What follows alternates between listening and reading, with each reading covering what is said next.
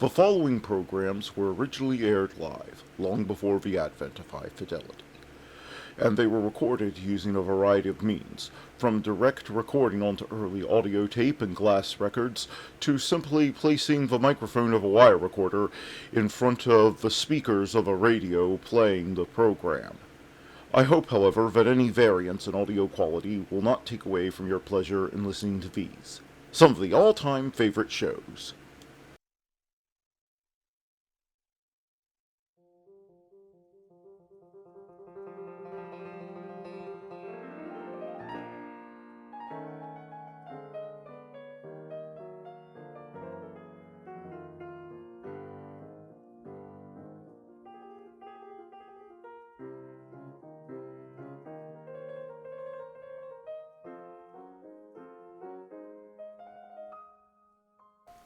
It's February 28th, 2024. Welcome to Nightly Old Time Radio Shows. I am, of course, your host, Matt from the Past, and let's get on with this day in history. In 202 BC, coronation ceremony of Liu Bang, Emperor of Yanzhou of Han, takes place, initiating 4 centuries of the Han Dynasty rule over China.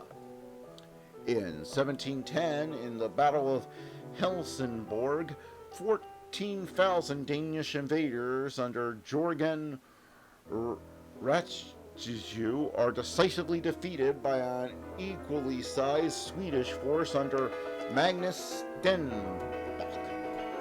In 1854, Republican Party formally organizes in Ripon, Wisconsin.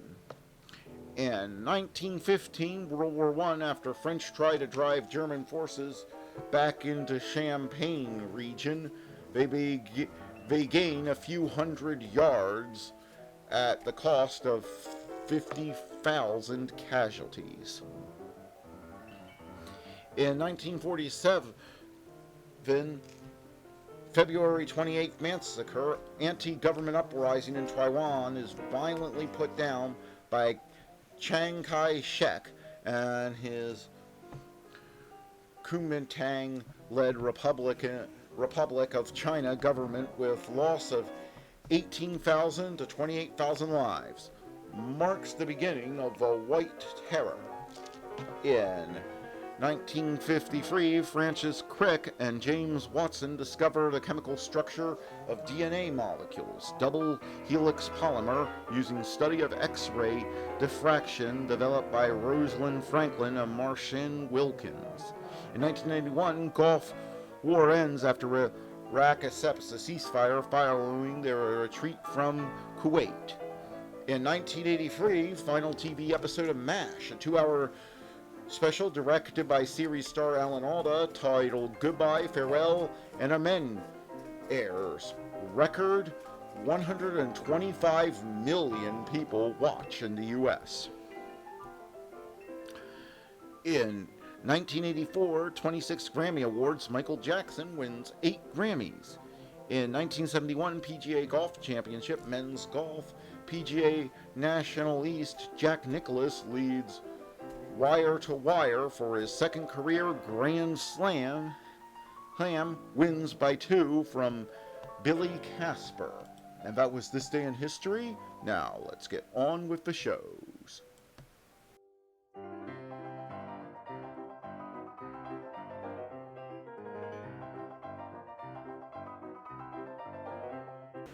Who's on first? Why, it's Bud Abbott and Lou Costello. Coming up next.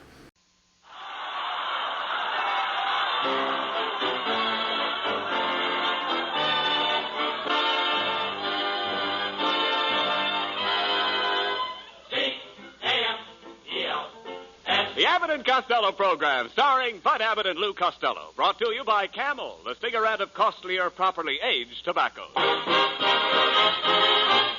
The Abbott and Costello program, with the modern rhythm of Will Osborne and his orchestra, Iris Adrian, our singing star Connie Haynes, and spotlighting that chunky, chubby little cherub who, when caught putting a red tail light on his Uncle Artie Stebbins' pajamas because he heard he walked in his sleep, calmly said,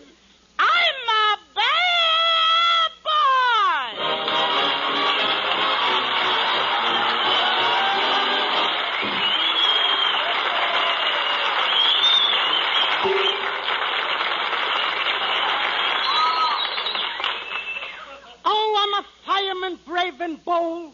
I'm always on the alert. I put out the fires with my water pistol because I'm a little squirt. Costello, do you realize that we are working in a firehouse? What's the idea of walking in here late for work? Oh, well, Abbott, I couldn't help it. You remember the fire went to last night, and you told me to take pictures of the burning building with my candid camera? Yes, what about it? Well, when the fire truck went around the corner, I fell over backwards, and I swallowed the candid camera. Well, why should that make you late? I had to sit up all night in a dark room and see what developed. Look, Costello, there's going to be no nonsense around this firehouse. And for your information, I have just been appointed captain. Oh, you're the new captain. Uh-huh. Yeah, but I heard about it. You I did? brought you a present. Here's a beautiful fire extinguisher, and it's guaranteed to last 200 years. A fire extinguisher that lasts 200 years? Mhm. I don't expect to live that long. Where you're going, you can take it with you. Hiya, Captain. Never mind now. There you go. What kind of a fireman are you? Do you realize this week is Save a Life Week? Oh, sure. I know it's Save a Life Week. I did my share yesterday. Who did you save? I had a date with 2 girls, and I saved one for tonight. I thought so. You're in no condition to save anybody. Just look at your stomach. Oh, what's the matter with my stomach? Oh, you ought to diet. Why should I diet? I like the color it is now. I'm not talking about the color. Abbott, I am very proud of my stomach. Oh, you should be. Now, every day I lay out in the backyard, and I let the sun shine on my stomach. What's the big idea? It always makes me feel good to see a nice pot roast.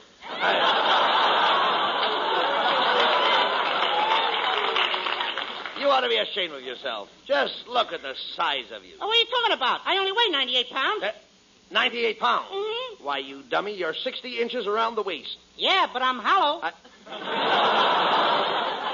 Costello, I've had enough of this. If you're going to be a fireman, you're going to get busy and exercise right now. Oh, Abbott. Ma'am, come Please, on. Abbott. No more exercise. Yes. I'm weak now. I don't care. Look at me, Abbott. I know. I'm so weak I can't even stand up straight. Why are you leaning to one side? I parted my hair off center and it throws me off balance. Talk sense, will you please? Did you do as I told you? Did you get out and play handball this morning? Oh, play hit? No. My hands were all blistered. Did you take your 10-mile hike? Nope. No. My feet were all blistered. Did you go horseback riding? Nope. I couldn't find a saddle. Look, will you quit your stalling, please? Now, you're going to do your exercises, nevertheless. Now, get in there and take your clothes off and get dressed for gym. Get dressed for Jim? Jim who? Gymnasium. Why should I get dressed for him? I don't even know the guy.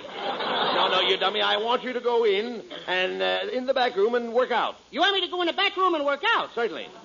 How am I going to work out if I'm in? What are you talking about? You can either stay out and work out, or you can stay in and work out. Make up your mind. Am I in or out?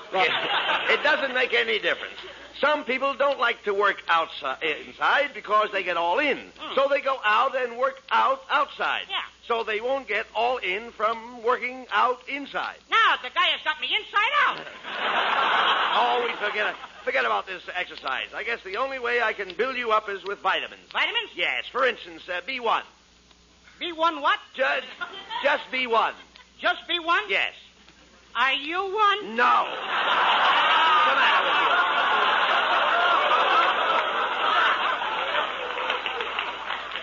Said no. Then why should I be one? If it ain't good enough for you, it ain't good enough for me, Captain. Look, never mind that captain. Look, you idiot. I'm trying to tell you about something that's good for you. Be one. And I tell you, I don't want to be one. I wouldn't be one if I was the only one that could be one. Look, I don't want you to be one. No? No. When I say be one, I don't mean be one. I mean be one. Oh, when you say B1, you don't mean B1, you mean B1. That's right. Let me smell your breath. Look, Costello, do you know anything about vitamins and calories? Oh, vitamins and calories. Sure, I know the both of those guys. Paul Vitamin and Cab Calories. No. I'm talking... Look, I'm talking about vitamins that contain thiamine. Contain what? You know thiamine. Thiamine? Yeah. Oh, I know thiamine well. You do? Yeah, simple thiamine. Look, will you shut up? I'm trying to tell you what vitamins are. Vitamins are pills.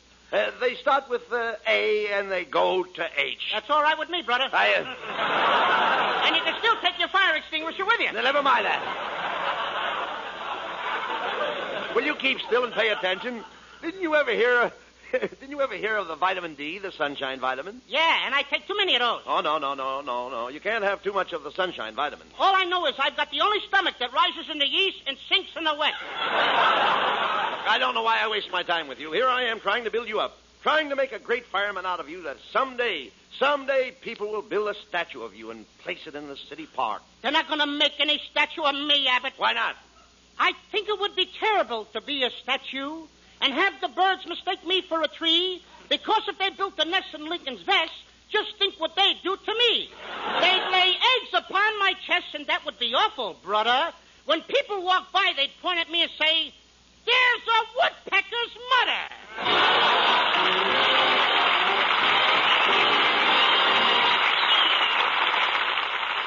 Thank you, Bud and Lou. And now, friends, let's go back about 25 centuries to a man named Aesop. Experience is the best teacher. Yes, experience is the best teacher. When cigarettes were very scarce not many months ago, most smokers took what they could get. One day, one brand, another day, some other brand. What did that experience teach? Well, let's ring in Aesop again. Actions speak louder than words. Yes, actions speak louder than words. And the actions of today's smokers speak louder than any words about any cigarette. Here are the facts. After more experience with different brands than ever before, more smokers are asking for Camels than ever before. Yes, factory orders show that the preference for Camels today is the greatest in all Camel history. C-A-M-E-L-S. Camels are the choice. Will Osborne and the Camel Orchestra bring us a tune from Will's new picture, The Swing Parade of 1946. Oh, brother.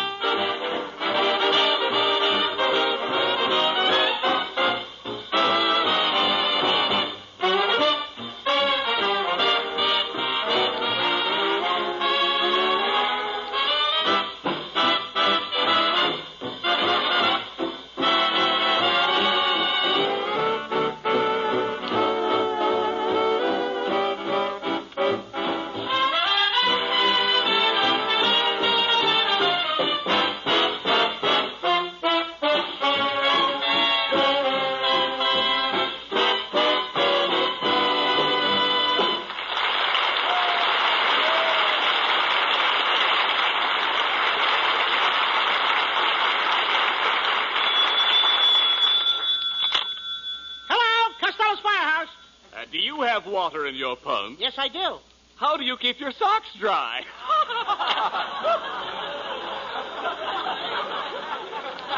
That's a very funny joke, and I think I'll pull it on Abbott. Hey, Abbott, do you have water in your pumps? No, but I've got oil in my crankcase. Now, what am I going to do with these wet socks? There you go with that silly talk. I'm through with you. Get your hat and coat and go home. Go ahead. Wait a minute, Abbott. Never mind. You can't fire me. I need this job. Every week I send my pay envelope home to my dear old mother. Oh, well, now that's different. I didn't know that. Mm-hmm. Oh, I didn't know that you sent your pay envelope home to your mother every week. Well, that's fine. At the end of the year, she has 52 envelopes, and I got all the money. That does it. That does it. Get out. You and I are all washed up. Go ahead. Abbott, no. Get out. Please watch out where you're walking. Don't step on me. Oh, please don't step on me. Do you hear? Don't step on me or you will squash me. Who are you? Oh, just a little firebug. Costello, there's a young lady in the car outside. Let's see what she wants. Hello, boys. Oh, it's the famous actress, Bessie May Mucho. Gee, that's a lovely swimsuit you're wearing, Miss Mucho. Oh, do you like it? Oh, yeah. I made it out of a bandana. A bandana? Oh, Abbott, you know what a bandana is. That's what a farmer wears hanging out of his paunch pocket. All the movie girls are wearing these handkerchief shorts. They're wonderful for sports and playing games. Oh, I like to play games. Last night I played a game called Puss in the Crooner. You mean Puss in the Corner? No, Puss in the Crooner. I got up and sang like a crooner. Somebody hit me in the puss. Look, I just stopped by to ask you if this was the right road to Hollywood. Yes, this is the right road for Hollywood. I have to hurry. I'm playing on the baseball team. I'm the catcher. Catcher? Yes, I think the most important one of the team is the catcher. Don't you? No, I'd say it was either the pitcher or the shortstop.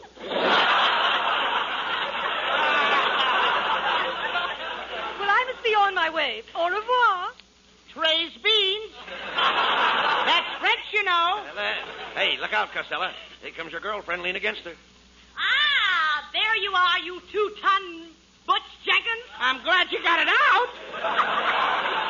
I saw you flirting with that woman in that car. No, I wasn't, Lena. You're the only girl that ever turned my head. Yeah, I should have turned it further. I can still see your face. Please don't talk that way, Lena. Come, Lena. Come fly away with me to my little love nest. We will fly away together. Fly? With that fuselage, you couldn't even get off the runway. I'm through with you anyway. Every blonde you see, you think is pretty. I don't think every blonde I see is pretty. No, I don't, Lena. I don't think every blonde is pretty. Now, name one. Nelsonetti. Please, Lena, I'm crazy about you. Can't you see the two of us married? Yeah, I can see the man tying the knot. The preacher? No, the warden. I'd hang before I'd marry you. Goodbye. Hey, Costello, there's a 3-alarm fire. Jump on the truck. Okay, Abbott. Get everybody off the street. Hey, Abbott, tell that man to get out of the way. Get out of the way, huh? Oh, I can't walk on the public streets, huh? Oh, it's Melonhead. Get a load of this guy Costello. Me, one of the most respected citizens in Glendale. Look. What's the matter with Glendale? I didn't even mention Glendale. There's nothing wrong with Glendale. Go on back to Glendale. Oh, I should go back to Glendale, get thrown in jail for vagrancy again, huh?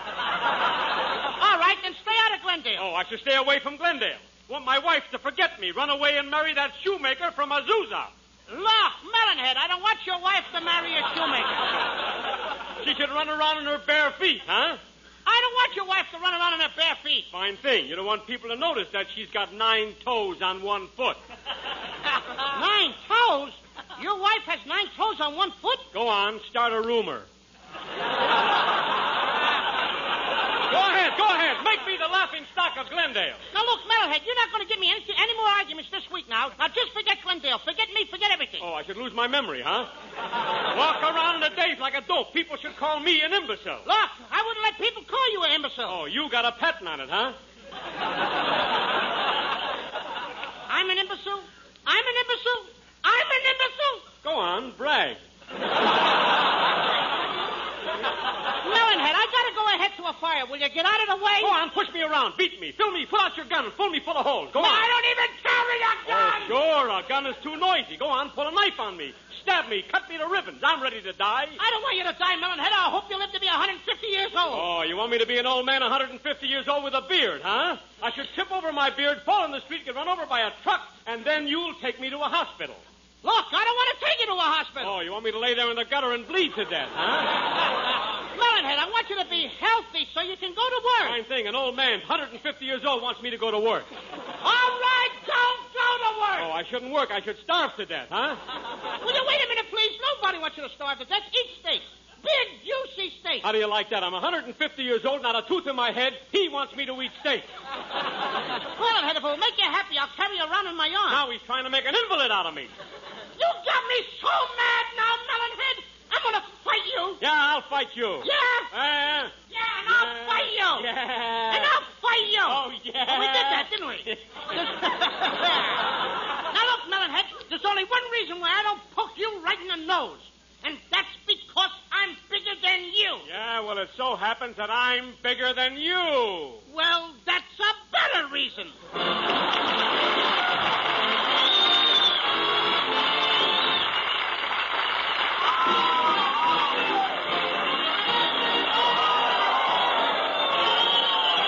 For his first performance on the air, Camel's lovely Connie Haynes introduces Rip Van Winkle. 7,300 days is a long, long time to sleep. But Rip Van Winkle slept for 20 long years. Then he woke one day. Rip's red hair had turned to gray. Rip Van Winkle hurried back into town, and to his dismay, Rip's hometown had stopped to play. He found to his surprise a thing called swing was king, and he liked it. It opened up his eyes, and Rip got hip. Rip Van Winkle's wrinkles faded away, and he shed his beard. Rip the rage since he reappeared. So if you wanna swing and jive at the age of 95, start counting sheep and sleep like Rip Van Winkle. He found to his surprise a thing called swing with king, and he liked it. It opened up his eyes, and Rip got hip. Rip Van Winkle's wrinkles faded away, and he shed his beard. Rip the rage since he reappeared. So if you wanna swing and jive at the age of 95, don't be a drip. Come on, get hip. Take a tip from Rip Van Winkle.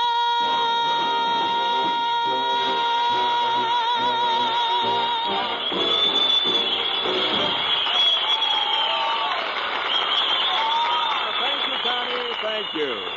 You know, your voice is as soothing and tasteful as the smoke of a Camel cigarette, and just as difficult to describe. You can't describe music, Ken. You have to experience it. Exactly. And you can't describe the smoke of Camels either. Each smoker must experience it for himself. Only his own T-zone to tell him how soothing and tasteful a Camel can be. The T-zone. T for taste, T for throat. The zone where smokers test the smoke of any cigarette. Yes, the T-zone. How the smoke on your tongue tastes, how the smoke in your throat feels, only your T-zone can tell. And millions of smokers, forced by the cigarette shortage to try many brands of cigarettes, quickly discovered that only Camels truly suited their T-zones to a T. That's why today, after more experience with different cigarettes than ever before, more smokers prefer Camels than ever before. Yes, for the most pleasant taste on smokers' tongues, for the most soothing smoke in smokers' throats, it's C-A-M-E-L-S. Camels are the choice. Hey, Costello. That alarm is still ringing. Answer the phone. Hurry up. Hello, Costello Firehouse. I sent in a fire alarm 5 minutes ago. This is Mrs. Hugh O'Leahy. Who? Hugh O'Leahy. Hugh O'Leahy. Would you mind yodeling that again, and I'll join you in the chorus? Oh, you fool. Send the fire ranger over to my house right away. Well, why didn't you call us yesterday? We were in your neighborhood. Oh, you dummy. My house wasn't on fire yesterday. I know, but why wait until the last minute? Of all the fools, will you please get over here? I think we have a terrible fire. How high are the flames? 40 feet. Do they go crackle, crackle, crackle? Yes, they do. You got a fire, all right. Oh, you idiot. I know I have a fire. Is your furnace on? Yes. Well, turn it off. There's no use wasting coal. Oh, will you please hurry over here? I've been putting water on the fire, but it doesn't do any good. Well, what are you calling us for? That's all we can put on it. Costello. We've got to get to Mrs. O'Leahy's house right away. Hey, wait a minute, Abbott. Wait a minute. What's the matter? Hand me my asbestos pants. Oh, here they are, right here. Now hand me my asbestos coat. There they are. Now hand me my asbestos gloves. All right, here, come on. Now I'm completely fireproof. Right. Now hand me my copy of Esquire.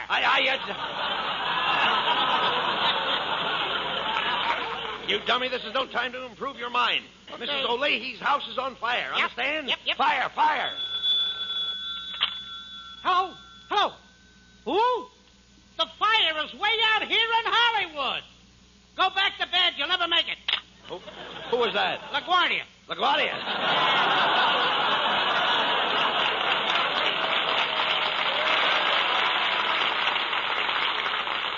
Come on, let's drop that phone and grab your helmet. Grab what? The helmet, the hat. That's what I say. Come on.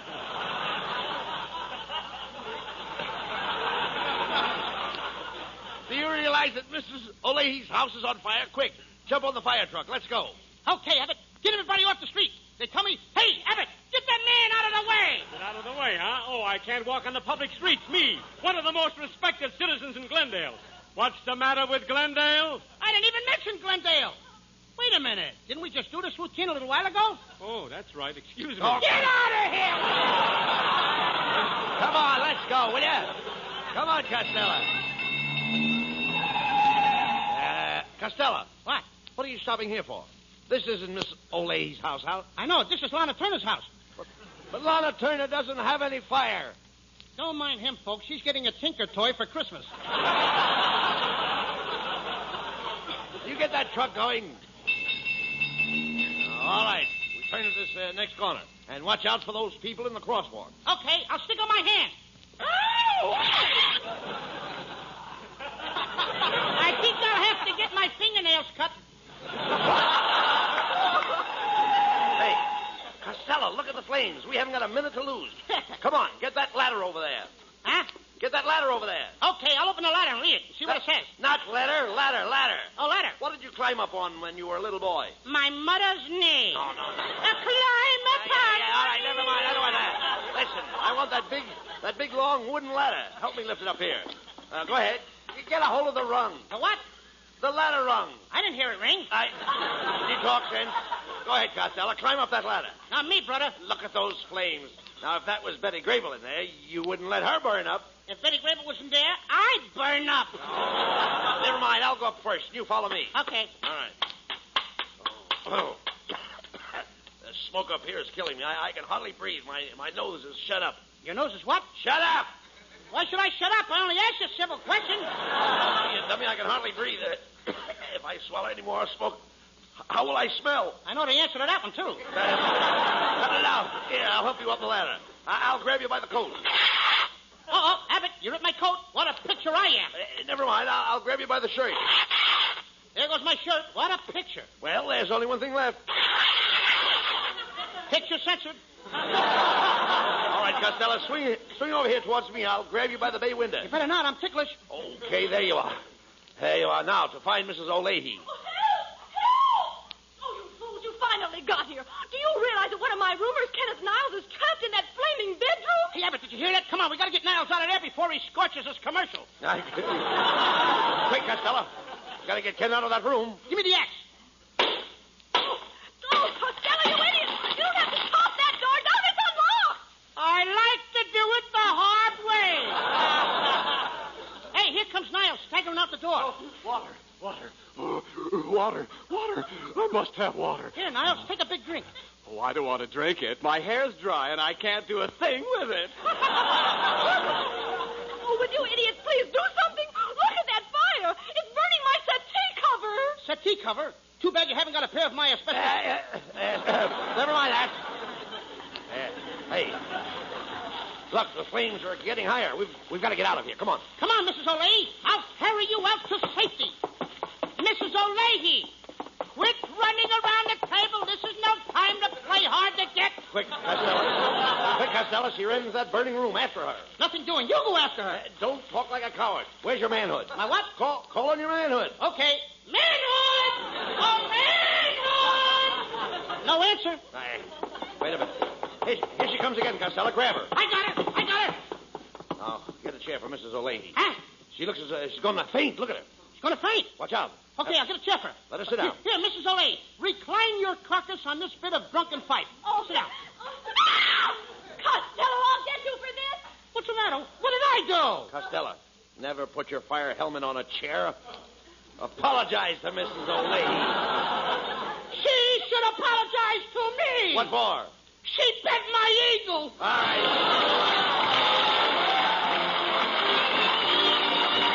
Abbott and Costello will be back for Camel Cigarettes in just a moment.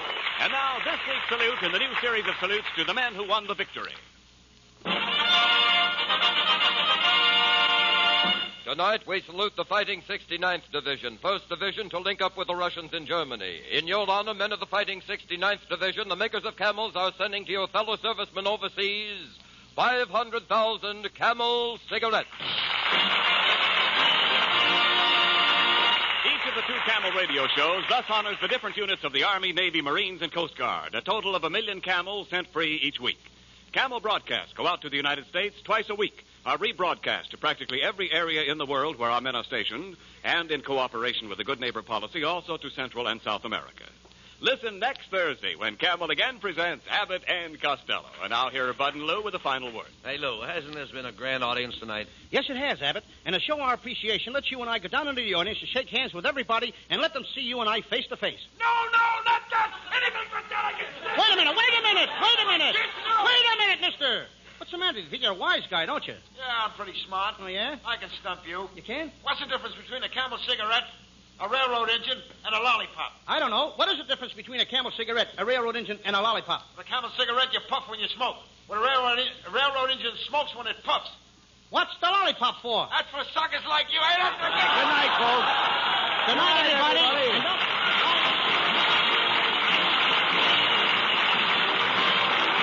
Be sure to tune in next week for another great Abbott and Costello show brought to you by Camel Cigarettes.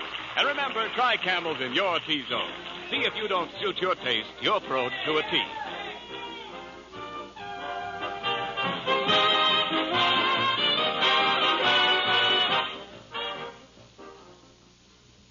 Are any of you pipe smokers breaking in a new pipe? Well, part of the secret is to smoke a slow-burning, bite-free, crimp-cut tobacco that quickly forms a good cake in the bowl. And that means Prince Albert. It burns slow and cool. Bite and sting are removed by Prince Albert's famous no-bite treatment. Yes, in brand new pipes and old pipes, Prince Albert ranks first with pipe smokers the world over. Try it. Learn why. And be sure on Saturday night to tune in the great Prince Albert radio show, Grand Ole Opry, coast to coast on NBC. The Abbott and Costello show for Camel Cigarettes will be back at this very same time next week. Don't miss it.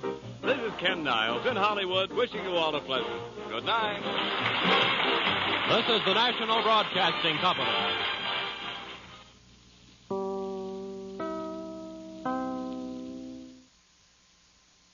Now let's join a true legend of American comedy who also entertained troops for nearly 60 years, Bob Hope. The Bob Hope Show.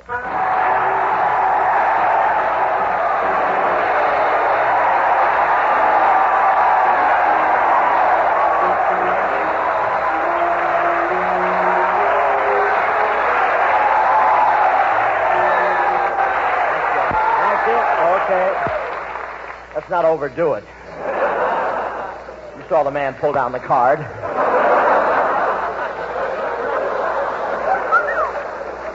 Got your gears squared away, boy. How do you do, ladies and gentlemen? This is Bob broadcasting from the Naval Training Station at Corpus Christi, Texas Hope. Well, here I am starting my 8th year for the same sponsor. I re-enlisted. But, you know, I'm really thrilled tonight because they requested me to keep appearing before military audiences. What I didn't like about it, the request came from civilian audiences. But it's great to be back. Coming home is really something. When we flew over New York, I felt a real tug at my heart. My girdle had caught in the Bombay door.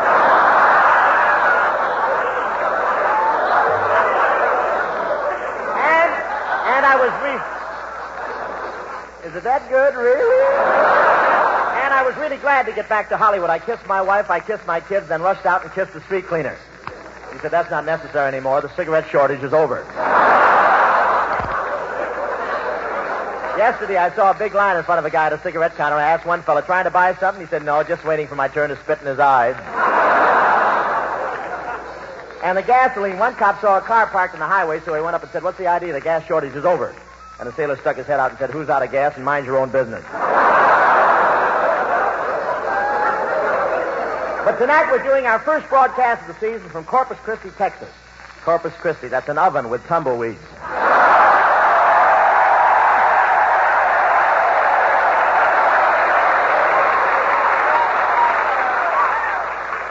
I got them now. We're getting close to home now.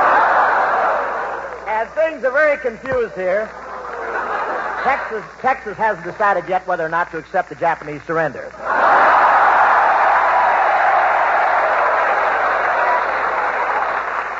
Oh, I'm getting into the solid stuff now.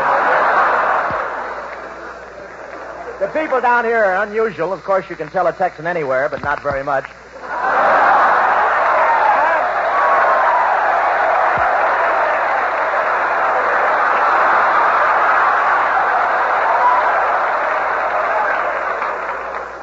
I got to look up that writer again. And there are a lot of tourists down here. Tourists, that's the guy who thinks the Golden Triangle is a problem in geometry.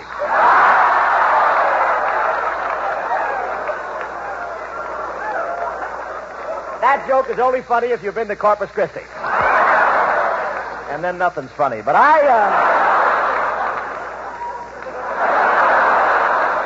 But honestly, I'm just kidding. I was thrilled by the welcome these Texans gave me. I was walking on air. In fact, I'd still be walking on air if somebody hadn't come up and cut the rope down. But this is a great place here. I don't know if it gets hot here or not, but this is the only place I ever saw where they get in a crap game and try to lose their pants.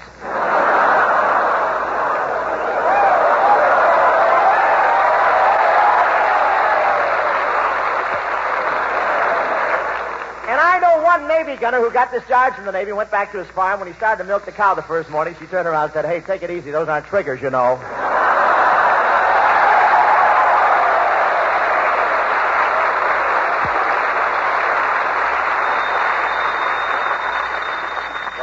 Hello? Just a minute, Mr. Hope. Paris calling. Deposit $184, please. Will you please deposit $184? Hello, will you please deposit $184? What's the matter? You crazy or something? Well, it's Professor Corona.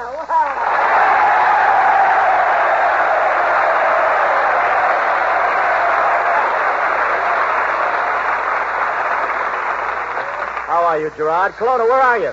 Well, Hope, you remember the time this summer when we ate in that little French restaurant in Paris and you couldn't pay the bill, so you left something for security? Yes, what about it, Kelowna? Well, come and get me out of here. Kelowna, how do you manage to live with those holes in your head? For piccolo lessons, what's your system? Kelowna, are you really in that Parisian restaurant? No, Hope, I'm on top of a high tower looking around the city. Eiffel? No, all the shades are down. Say, where are you now, Hope? Oh, I'm out in Texas, the brush country. Fine. Say hello to my relatives. Say, Hope, I was out with a French girl last night. You were out with a French girl last night, Kelowna. What was her name? Fifi. Did you like her? Oui, oui. What happened? Woo-woo.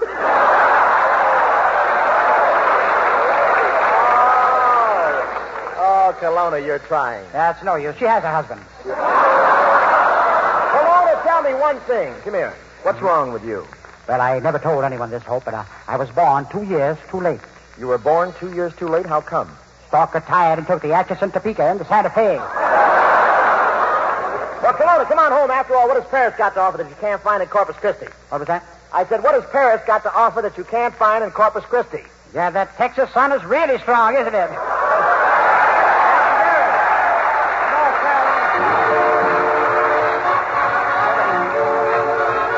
All those folks down in Salisbury, North Carolina, is waiting for you, boy.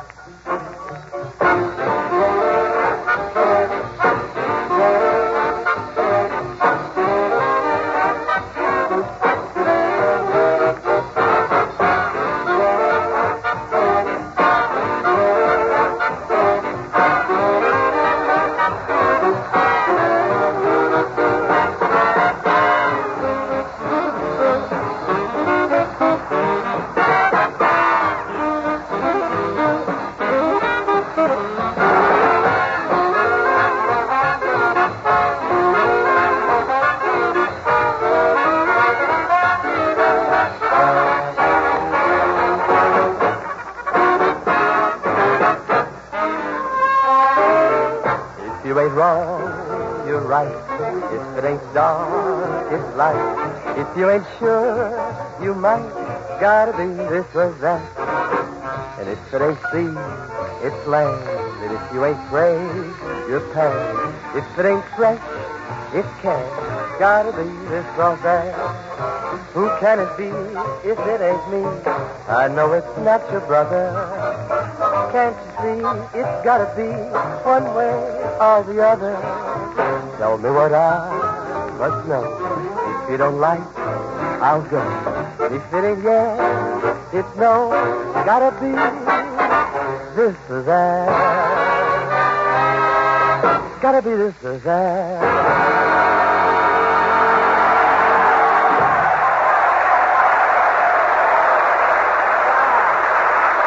Good, Kenny. That's on that. Getting out.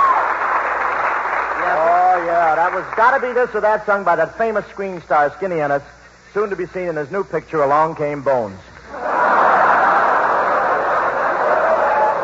Hey, Bob. Yeah. You can't kid me about my physique now. I put on a lot of beef this summer. You did, huh? Yeah, just feel that muscle. Mm-hmm. Well, look around. It's there somewhere. Skinny, is that a muscle or is your Adam's apple out on the USO tour? But isn't this a great state, Texas skin? Oh, it sure is. You know, Ann Sheridan, Linda Darnell, and Ginger Rogers all came from Texas. Yeah, and it's such flat country, too, isn't it, huh?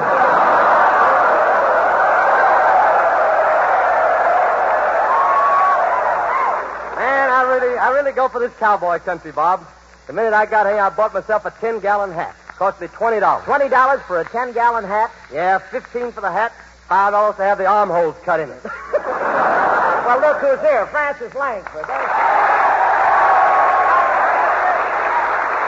Bob. Hello, Stan. Well, hello, Bamboo Blonde. How are you? Look at that. Francis, here we are back in the air again. Yeah, that's right. Another year, another dollar. Tell me, Francis, how did you like it down here? You know, this is Texas, where men are men and women are women. I know, Bob, but if you get a haircut, nobody will say anything to you.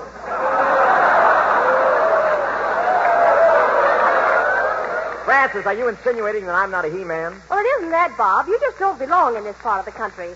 You know, down here, they shoot from the hip. So what? I can shoot from the hip. I know, Bob, but the shooting would be all over by the time you reached way back there. Watch your lines. Never mind. I guess there's enough guys out there doing it for you. Say, you know, Francis, this is wonderful grazing country down here. I know it is, Bob, but gee, you make pretty good money. Why don't you eat in a restaurant?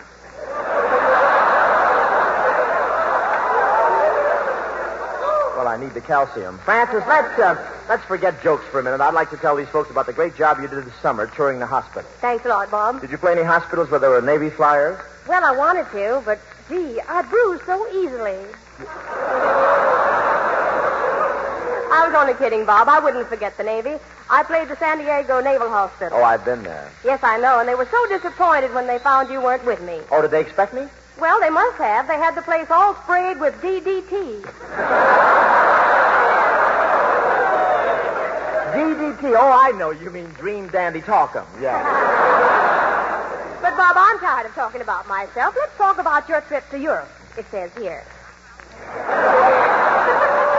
Well, there really isn't much to it. I could tell the whole thing in a few days, but all in all... You played army camps in France, didn't you, Bob? That's right, Vance. I even brought you a little something from Paris. Here. Oh, Bob, this is wonderful, but you didn't have to do this. Oh, it's nothing, Francis. Go on, open the bottle and smell it. Okay. Mmm, real French dressing.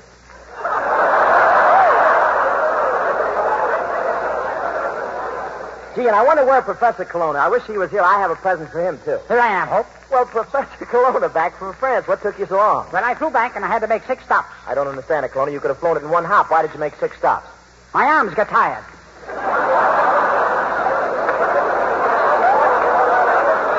Well, here's your present, Colonna. Well, thank you, Hope, and I brought you a present, too. Nothing special, just an atom bomb.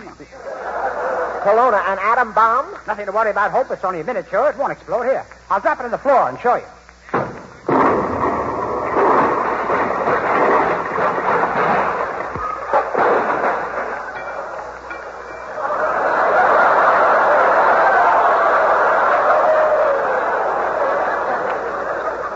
Oh, well, they were going to close Corpus Christi anyway.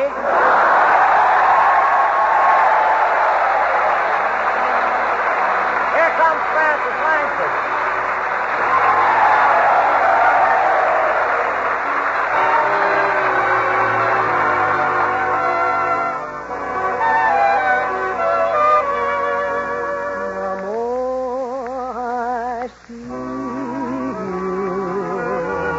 The more I want you, somehow this feeling just grows and grows. With every sigh, I become more mad about you, more lost without you. So it goes. Can you imagine how much I love you? The more I see you as years go by, I know the only one for me only be you. My arms won't free you. My heart won't try. Can you imagine how much I love you?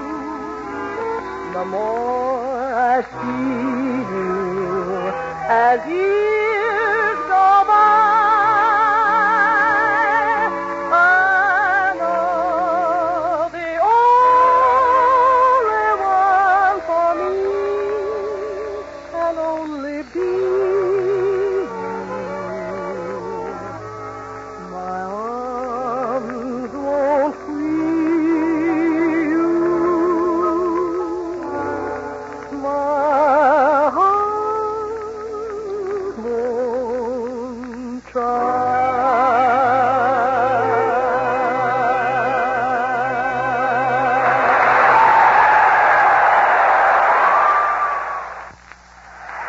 Here's Jimmy Ennis.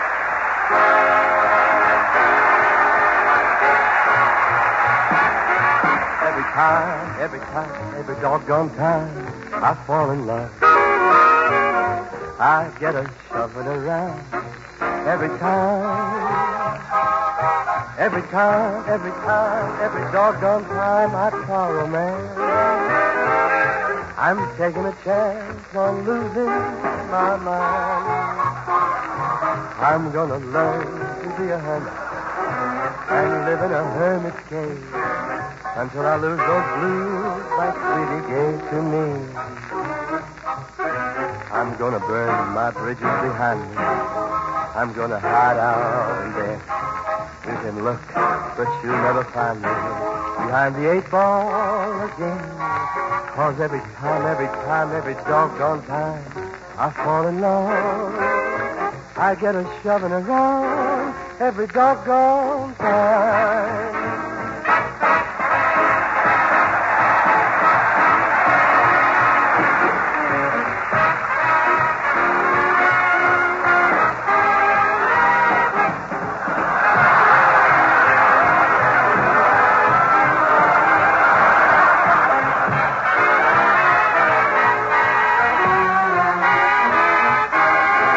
I'm gonna learn to be a hermit and live in a hermit's cave until I lose those blues my sweetie gave to me.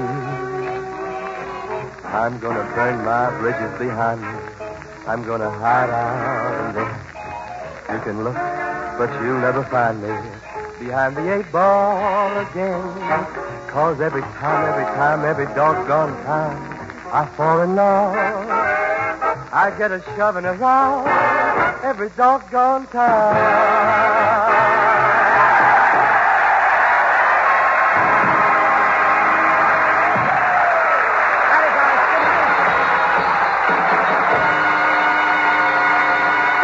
Ladies Ladies and gentlemen, may I at this point salute Hollywood for its wonderful contribution in helping bring about VJ Day.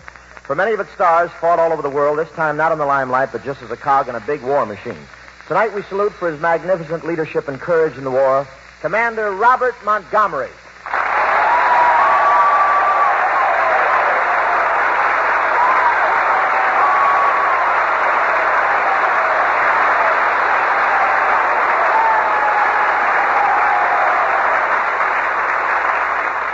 Thank you, boys. Thank you, Bob. Well, Robert, you can tell by that applause that these boys are all intensely interested in your Navy career. They're very eager to hear about it. Well, I got in. No, skip that. How'd you get out?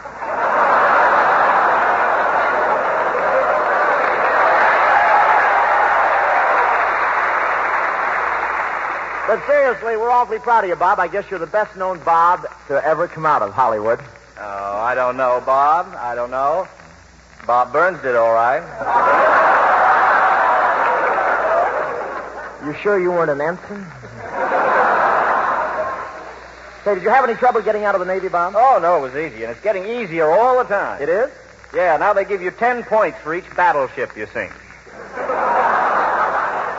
Well, anyway, Montgomery, you're looking grand. That Navy food must have agreed with you. Tell me, did they have menus? Yes, but it's a little different in the Navy, Bob. You get the menus after you eat.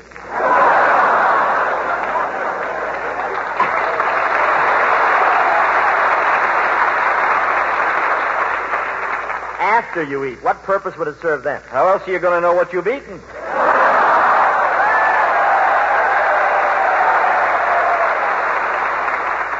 Well, these fellas are in the Air Force here, Bob. You were in another branch, weren't you? Yes, I was on a destroyer. Oh, boy, that's what I love, the open sea. Really, Bob? Yeah, you should have seen me yesterday with the wind blowing in my face and the big guns blasting in my ears. At sea, on a fighting ship? No, I was standing in front of a theater where they were showing Anchors Away and the usher left the door open.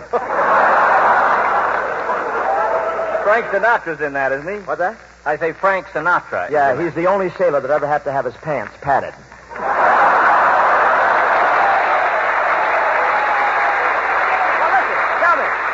Tell me, Bob, you still wear your uniform occasionally, don't you? I should say not. You know, when a fella finally gets that uniform off, he just hangs it up in the closet and then sits around all day saying to the moths, eat it, eat it.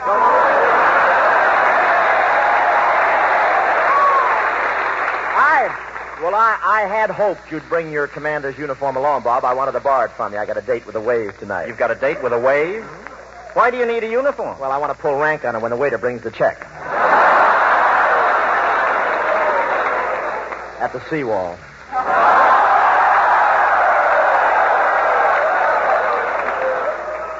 That's the local sanitarium. Say,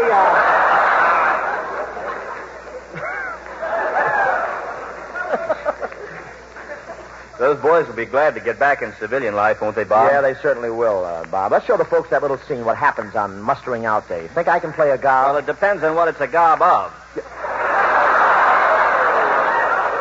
Well, let's do a little sketch for the fellas, showing a couple of sailors just getting ready to leave the boat for the last time. They're on their way to kiss the Admiral goodbye. Come on, let's go.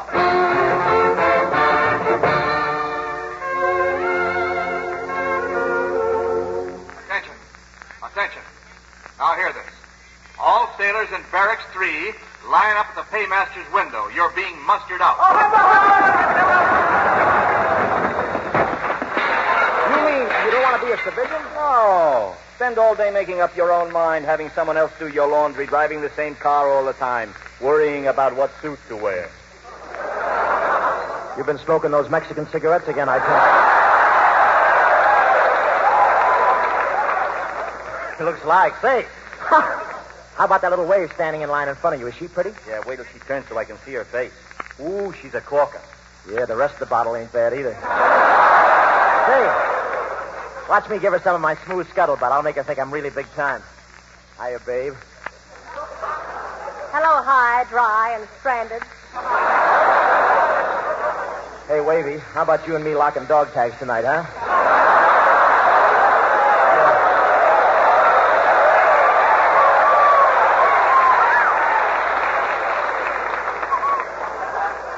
All stateside talk.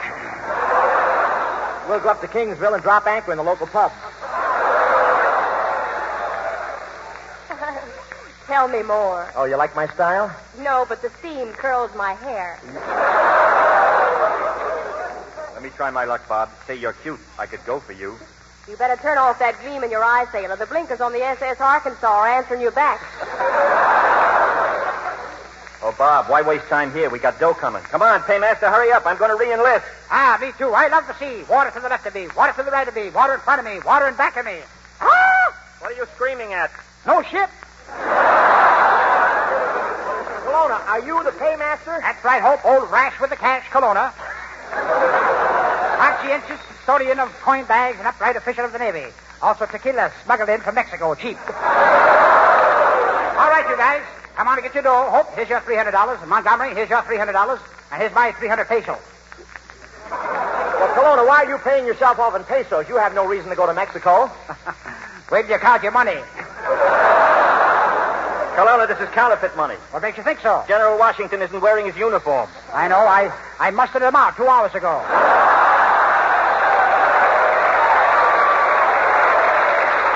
Kelowna, aren't you afraid with all this money around? Of course not, Hope. I keep this rifle by me at all times, and I'm an expert shot. An expert shot? Yes. See the Admiral over there? Watch, I'll shoot the feather off his hat. Shoot the feather off the Admiral's hat. Be careful, Kelowna.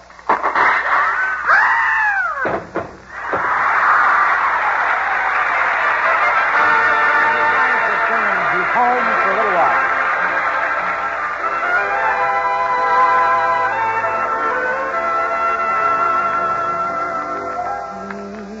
He's home for a little while. He's mine once again. No need to tell, but it feels simply swell when he's close to me, where he's supposed to be. He's home for a little while. I live for his kiss. I hit the sky when he looks in my eyes, and my knees grow weak with bliss. He's sort of changed. He's kind of different from the boy I used to know a while ago. Strange how much he says without a word, and when he holds my hand, I understand I'm his, but forevermore. He's mine, mine alone. We'll have to part, but he's close to my heart for the little while he's home. He's sort of changed. He's kind of different from the boy I used to know a while ago. Strange how much he says without a word, and when he holds my hand, I understand I'm his, but forevermore. He's mine, mine alone. We'll have to part, but he's close to my heart for the little while he's home.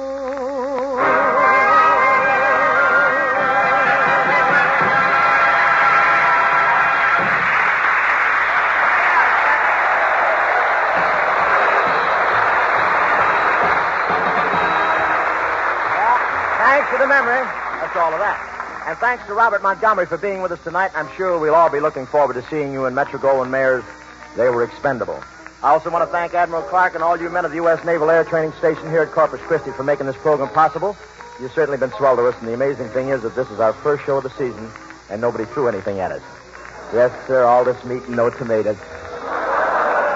And it was mighty generous of you, Bob, to drop in on us older civilians. After all, this was quite a letdown to you after winning the war. You did win it, didn't you, Robert? Me? Heck no. I thought you and Kelowna won it on your last USO trip. Win it? We couldn't even find where they kept it. But seriously, there's a lot of talk flying. Well, of course, it's human nature, Bob.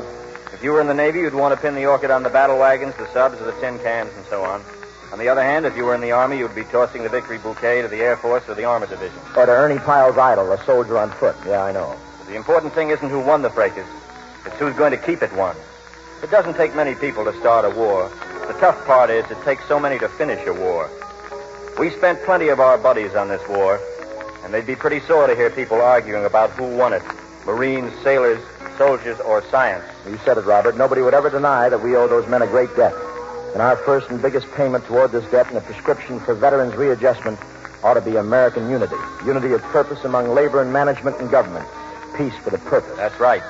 You know, folks, in this war they had guys whose only job was wrapping wristwatches and wallets of the men who got killed. And if we don't fight to keep the peace as well as they fought to get it, war will be open for business again, taking applications for that same old job. Good night, Bob. Good night, Bob. Goodbye. Goodbye.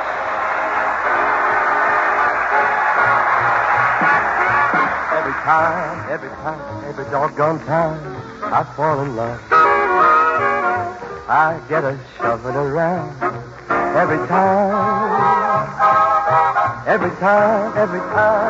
doggone time I call a man, I'm taking a chance on losing my mind. I'm gonna learn to be a hermit and live in a hermit's cave until I lose those blues my sweetie gave to me. I'm gonna burn my bridges behind me. I'm gonna hide out and dance. You can look, but you'll never find me behind the 8 ball again. 'Cause every doggone time I fall in love, I get a shoving around. This is the Armed Forces Radio Service.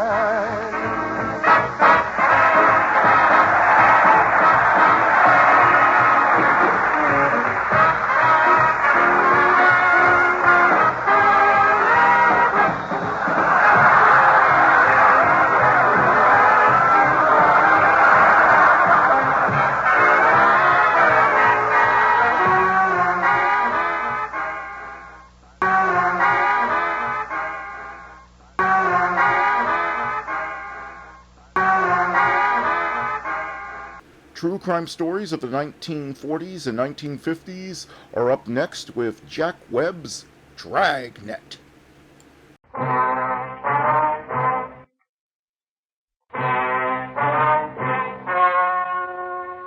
The story you are about to hear is true. Only the names have been changed to protect the innocent. Fatima Cigarettes, best of all long cigarettes, brings you Dragnet.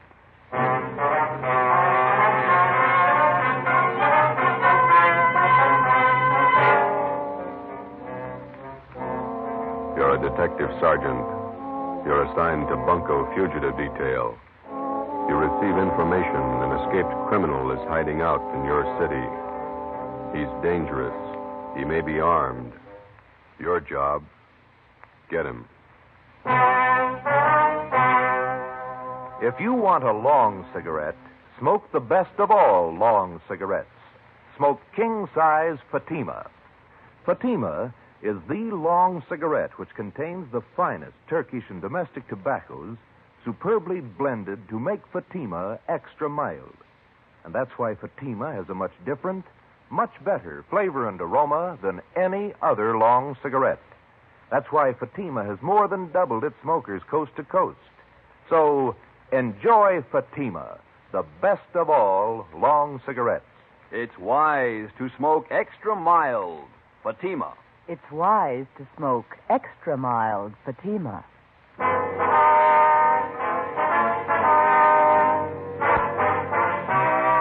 Dragnet, the documented drama of an actual crime. For the next 30 minutes, in cooperation with the Los Angeles Police Department, you will travel step by step on the side of the law through an actual case from official police files. From beginning to end, from crime to punishment, Dragnet is the story of your police force in action. It was Thursday, April 27th. It was warm in Los Angeles. We were working the night watch out of Bunko Fugitive Detail. My partner's Ben Romero. The boss is Blaine Steed, captain of Bunko Fugitive. My name's Friday. I was on the way back from communications. It was 6:45 p.m. when I got to room 38.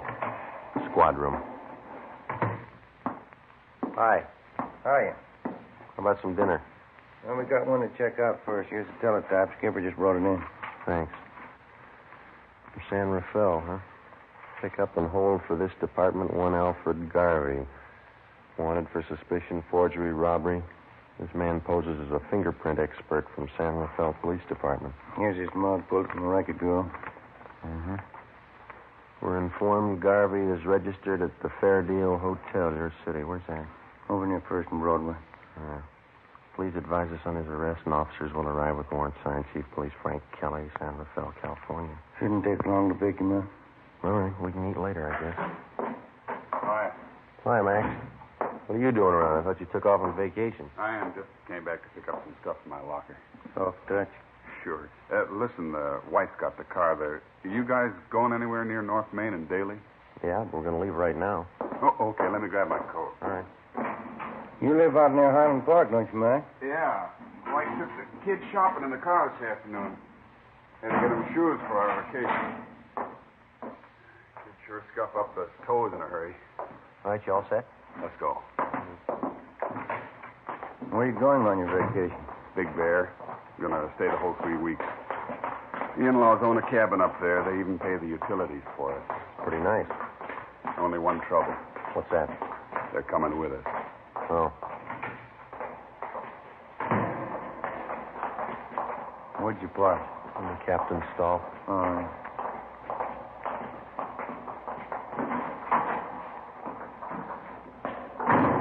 All right, in the back. Okay.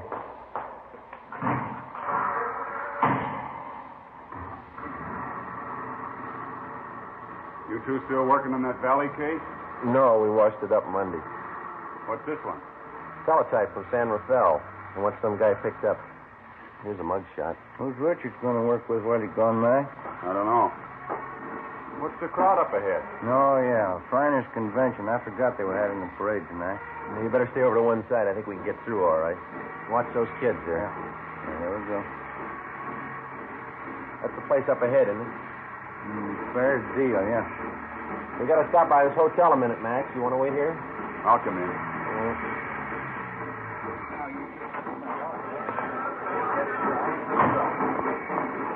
Big turnout for the parade, huh? Yeah, it's a big crowd. Fair Deal Hotel. Look at those rates. 35 cents a day, $2 a week.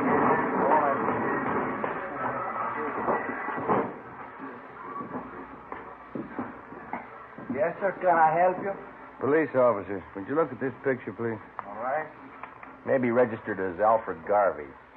Garvey sure came in yesterday. The picture makes him look old. Is he in now? Well, let's see. Garvey, room 307. The key's gone. He must be in. Thank you. Yes, sir. Elevator's down there at the end of the hall. Okay. The elevator's in use. Let's take the stairs. I'll wait for you here. I want to see the parade. Okay, man. I've never seen it to fail. Stairs. Every time my arches hurt, we get a thief to check who lives upstairs. Just one more flight. Yeah.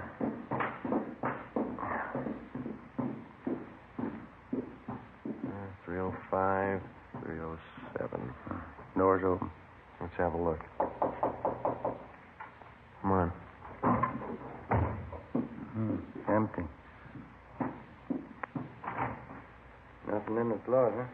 Yeah, pretty fast checkout. Came from downstairs. The lobby. Come on. Yep. Come on, hurry up. Yep. Hey, stop him! Stop that guy, police! The police! It's Maxwell. Max, are you all right? He went out the door, blue suit. It was Garvey. He shot your friend. Call an ambulance. He ran out the door and shot your friend. Come on, Ben. Call that ambulance, will you?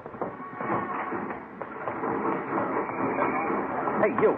Did you see a man come out of this hotel? Did you just see a man come out of this hotel? I don't know. All right, Ben, you go that way. I'll check up this way. Yeah, right.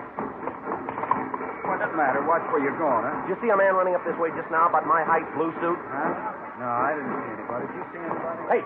Hey, boy. Yeah, you want a paper, mister? No, listen, did you see a man running by here a minute ago in a blue suit? Oh, maybe. I didn't notice it. You want a paper? I'm sorry. Sorry, lady. Ben, over here. Did you spot him? No, we're going to need help. All right, come on.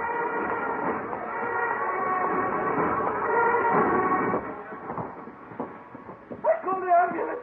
You better help your friend. He's bleeding. I don't know what to do. Ben, get a hold of communications. Get some help out here. Right.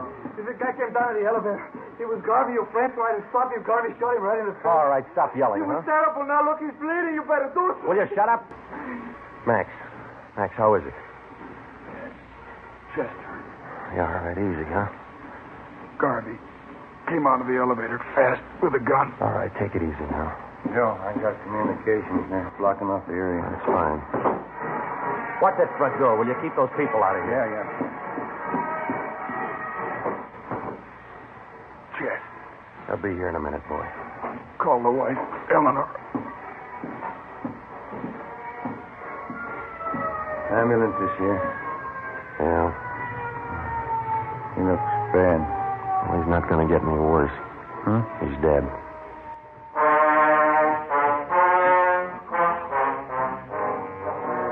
The name on the personnel report said John Warren Maxwell, Sergeant, Los Angeles Police Department, badge number 10377. Nearest living relative, wife, Eleanor Jean Maxwell. Dependents, John Maxwell, Jr., 6 years. Deborah Lee Maxwell, 2 years. Death in line of duty, April 27th, 7:15 p.m. John Maxwell's body was removed from Georgia Street to the county morgue. At 7:45, a special detail of men from homicide and bunco fugitive were on the scene to aid in the investigation of the killing. The neighborhood where the Fairdale Hotel was located was covered for a half mile around. By 9 o'clock, the parade was over and the area was cleared. We had a single lead to work with. In checking out the different taxi cab stands in the neighborhood, we found out that 3 separate fares had been picked up within 2 blocks of the hotel 4 minutes after the shooting. Ben and I went to the offices of the taxi cab company. The cabs in question were called in and the way bills were checked. The times of the 3 different trips were listed, and so was the address of each destination. We copied down the addresses and then interviewed the drivers. We're going to give each one of you half a dozen pictures. Like to see if you can identify any of them as passengers you picked up tonight near the Fair Deal Hotel. All right, here you go. There you are. 4, 5, 6. Check them carefully, please. Here are yours right here. Take a good look at each one of them. Okay, thanks. Now, fellas, take your time. Look them all over real good before you make up your mind.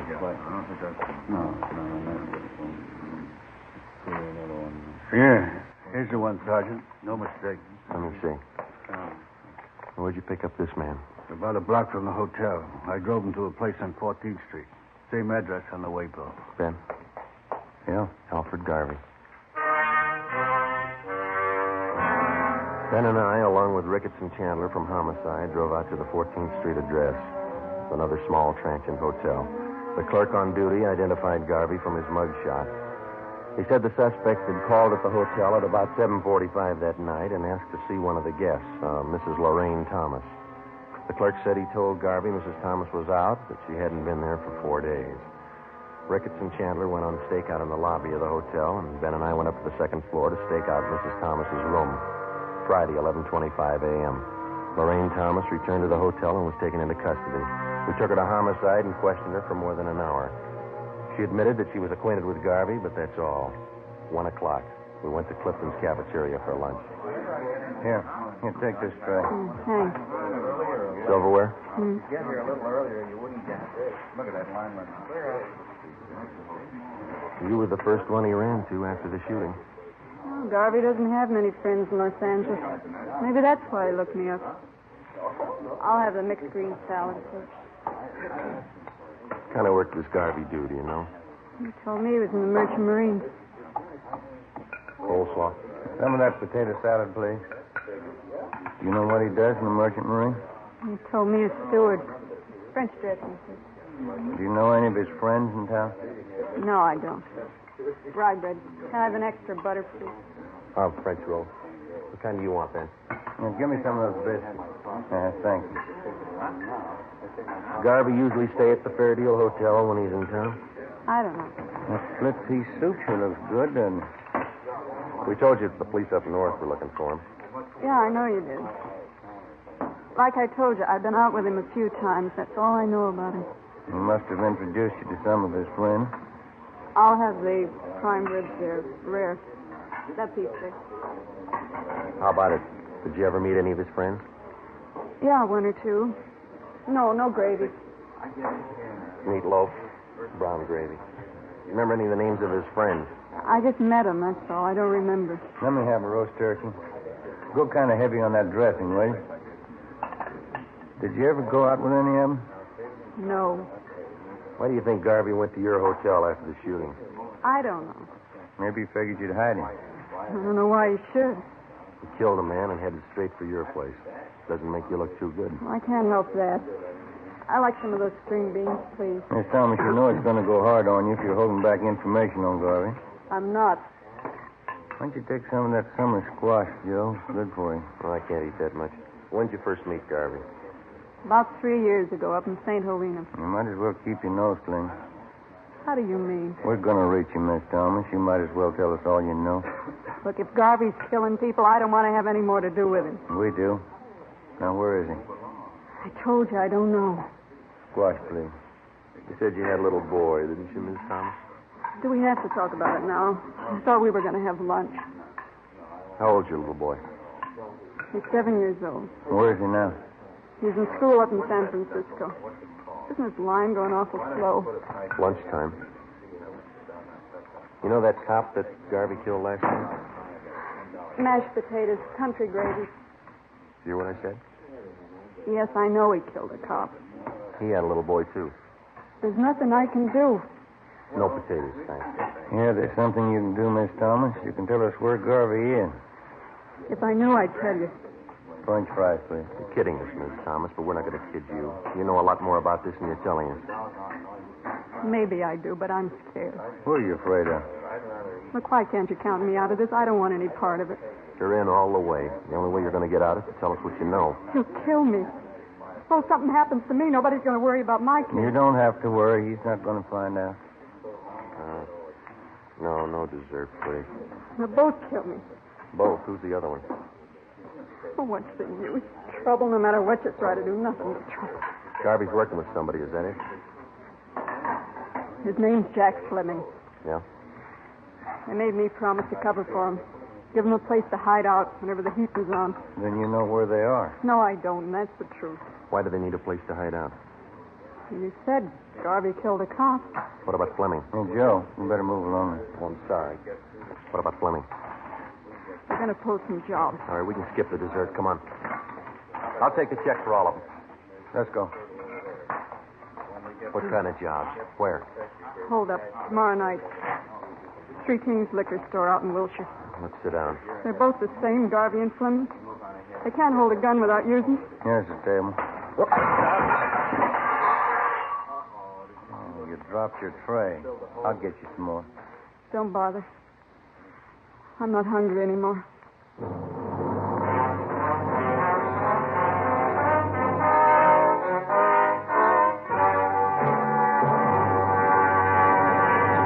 You are listening to Dragnet, the case history of a police investigation, presented in the public interest by Fatima Cigarettes.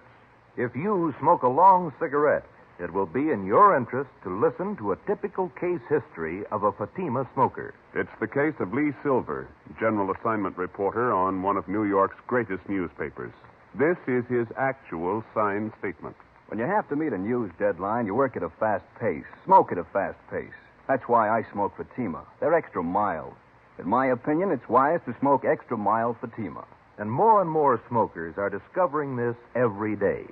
Actual figures show Fatima has more than doubled its smokers coast to coast. So enjoy Fatima yourself. The long cigarette, which contains the finest Turkish and domestic tobaccos, superbly blended to make it extra mild. You will prefer Fatima's much different, much better flavor. You will agree. It's wise to smoke extra mild Fatima. It's wise to smoke extra mild Fatima.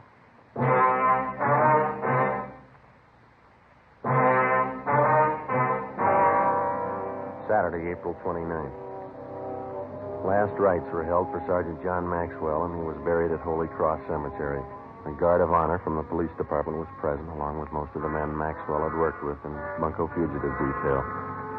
The chief of detectives delivered a short eulogy, and then one of the men from the department band sounded taps over the grave. We got back to the office at noon, checked in at the record bureau. The photocopy room had taken negatives of Garvey's and Fleming's coming out mugs and made duplicates that were distributed to all officers. The stakeouts continued at the Fair Deal in the 14th Street Hotel where Lorraine Thomas was staying. She was put under protective custody. Ben and I, Ricketts and Chandler, went on stakeout at the Three Kings Liquor Store on Wilshire Boulevard. It was a large, modern place that did a volume business, especially on Saturday night. Ricketts and Chandler covered the store from the outside. Ben and I were stationed in the supply room at the rear of the place, where we had the main counter and most of the store in full view. We set up a prearranged signal with the clerk on duty, and if and when Garvey and Fleming showed up, the clerk was to accidentally knock an empty bottle off the counter. We waited until midnight. Nothing happened. The first customer in half an hour is kind of slow. Yeah. Wait a minute. Here comes another one. No sale. It's a woman. The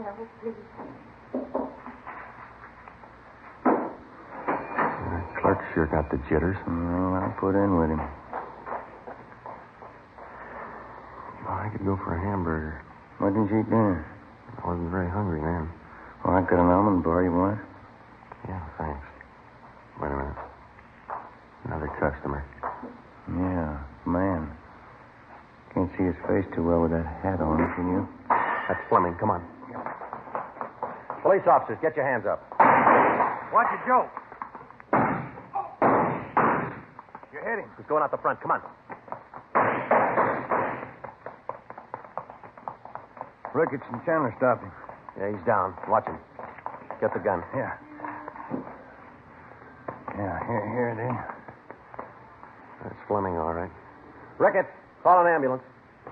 What's the score? Well, looks like one in the shoulder and legs, too. What about Garvey? I don't know. What do you think? Fleming stopped all the slugs. Yeah. Let's ask him.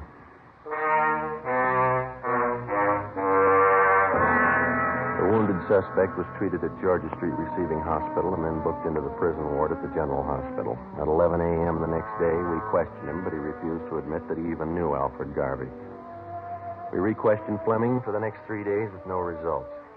The stakeouts continued. The search went on. There was no response to our APB. Garvey was still at large.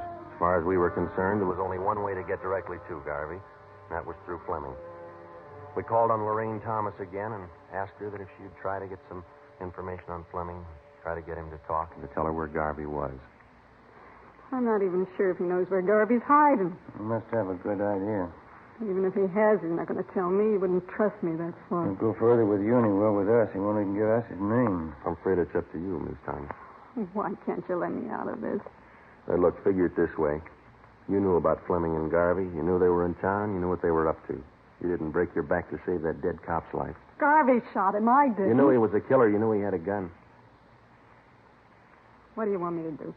Get close to Fleming. Visit him every day till he talks. He doesn't trust me. I told you. Then get him to trust you, will you? Do favors for him. He wants to contact friends to raise money for a lawyer. Help him do that. Run errands. Do anything for him within reason. Suppose he finds out about the holdup. But I told you about it. He's got a long stretch ahead of him. He won't bother you. They'll kill me if they find out. They wouldn't wait a minute. They won't find out. All right. Won't be my fault. Al did the shooting. He killed the cop. Let him square it up. He'll square it with the court. There's only one trouble. Yeah? Maxwell's wife and kids. How does Al square it with them? On the morning of May 8th, suspect Jack Fleming was removed from his private room and wheeled down to the X-ray lab on the pretext of treatment. While he was absent, a dictaphone was placed in his room by a sound crew from the crime lab. Fleming was then returned. That afternoon, while Ben and I listened in on earphones in the next room, Lorraine Thomas paid her first visit to Fleming. We had briefed her on how to proceed in getting the suspect to talk, in particular, to reveal Garvey's hideout. It was a slow process. For the next 15 days, between the hours of 2 and 4 in the afternoon, Mrs. Thomas visited Fleming while Ben and I monitored their conversation in the adjoining room. For 15 days, despite all her shows of confidence, Fleming refused to confide. He was sullen and close-mouthed. Some afternoons he would hardly speak to her. On the 16th day, his mood seemed to be improving. Here. Let me fix that pillow for you, Jack. There. Is that better? Yeah. That's good. Thanks. I got in touch with Dave and Johnny like they asked me to. Huh? What'd they say? Well, they said they could get you the money for the lawyer the day after tomorrow.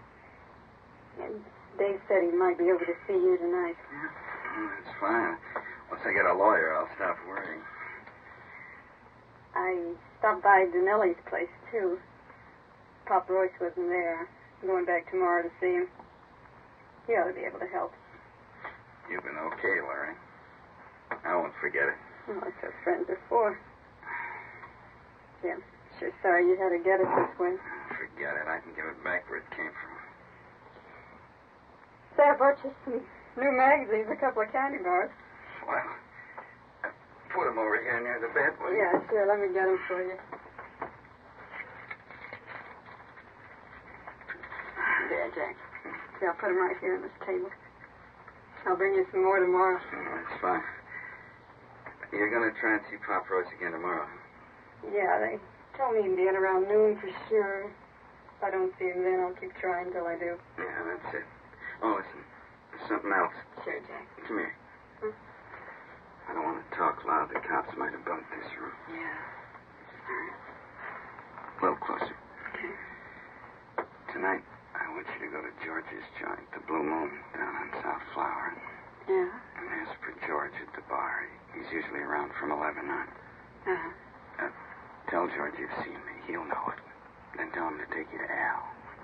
Take me to Al? Yeah, Al Garvey. George knows the place. Yeah. Okay, Jack. And keep your mouth shut. Don't talk to anybody but George. He knows the place. All right, Jack. He'll help you out. Well, Yeah. a long wait. It paid. Let's go. 10:45 p.m. A detail of 3 cars followed Lorraine Thomas to the Blue Moon Tavern on South Flower Street. We parked down the block and watched her go in. At 15 minutes past 11, she came out with a small fat man in a dark blue suit. They got in a tan-colored coupe and drove south. The cruiser cars, using 3-way radio, tailed the coupe alternately out through the Echo Park area and then back to the starting point at the Blue Moon Tavern. Lorraine Thomas went back into the bar with a man and 20 minutes later came out, caught a taxi, and took it to her hotel on 14th Street.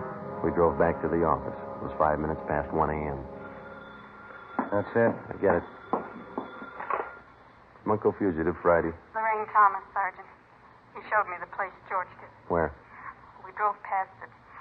1032 Alamo, apartment 3. Garvey there now? No. George said he's supposed to be there tomorrow in the afternoon, 5 o'clock. George said I'll have to go alone. Are they watching the place? I think so. Garvey's staying with another man. They got guns. Do you know where Garvey is now? George wouldn't tell me. We can't afford to tip our hand. How do we know Garvey will be there at 5 o'clock tomorrow? That's just it. We don't. May 9th, 3 p.m.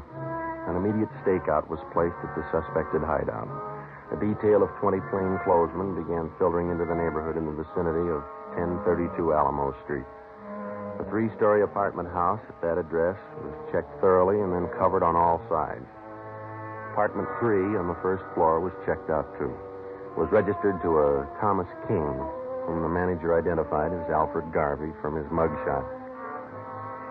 To avoid pedestrian casualties, we toured the immediate vicinity between 3 and 4:30 that afternoon, advising residents and storekeepers to clear the street and stay inside. At 4:35 p.m., the men in the detail took up their assigned positions. We waited. Hold that light, will you, Jim? Yeah. Thanks. Awful lot of trouble for that punk Garvey. Be more trouble if he doesn't show. No search left. Tan coupe coming down the street behind her. Same one we tailed last night. A girl driving. There's 2 guys with her. Yeah, Garvey's one of them. They're pulling up. Ready? Now, wait a minute. All right, let's go.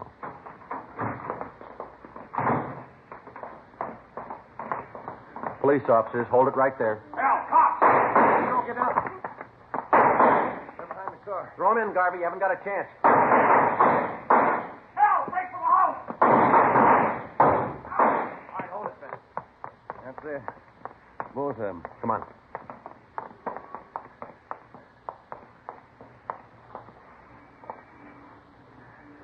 Both dead. Garvey. The other guy. Rotten case. Rotten business.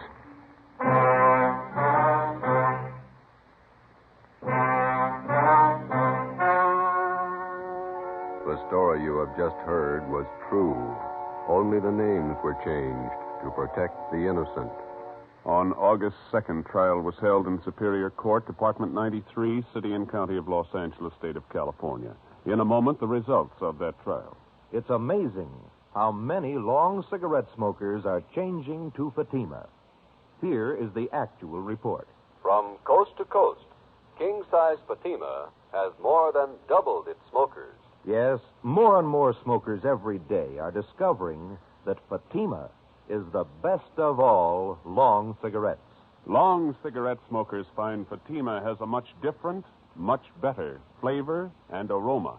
Long cigarette smokers find that Fatima is extra mild because it's the long cigarette which contains the finest Turkish and domestic tobaccos superbly blended to make it extra mild. So enjoy extra mild Fatima. Best of all long cigarettes.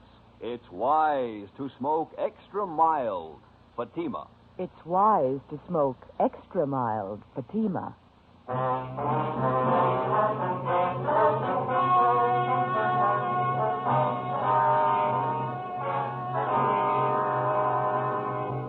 Jack Fleming, the only survivor of the hold-up gang, was found guilty of several counts of armed robbery. Garvey's accomplices who aided him in hiding out were tried and convicted of being accessories.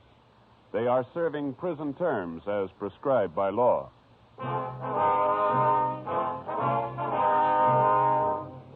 You have just heard Dragnet, a series of authentic cases from official files.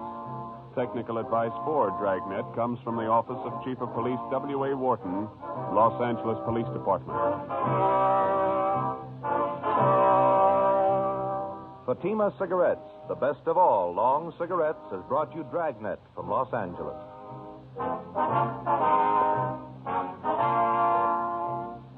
The Halls of Ivy is pleasant listening tomorrow on NBC.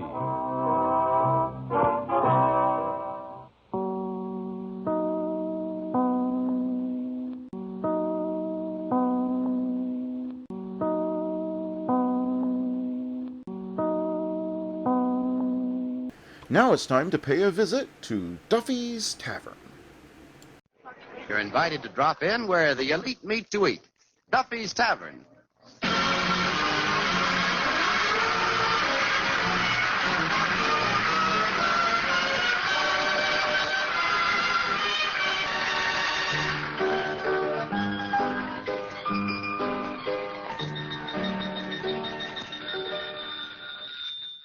Hello, Duffy's, where the elite meet to eat. Archie, the manager, speaking. Duffy ain't here. Hello, Duffy. Tonight, Phil Baker. Phil Baker from the Take It or Leave It, you know, the guy with them fountain pens. Huh? No, not one of the ink spots. No, this is the guy that runs it. You know the program. They ask you who wrote, Wuthering Heights, you know. So you say David Copperfield.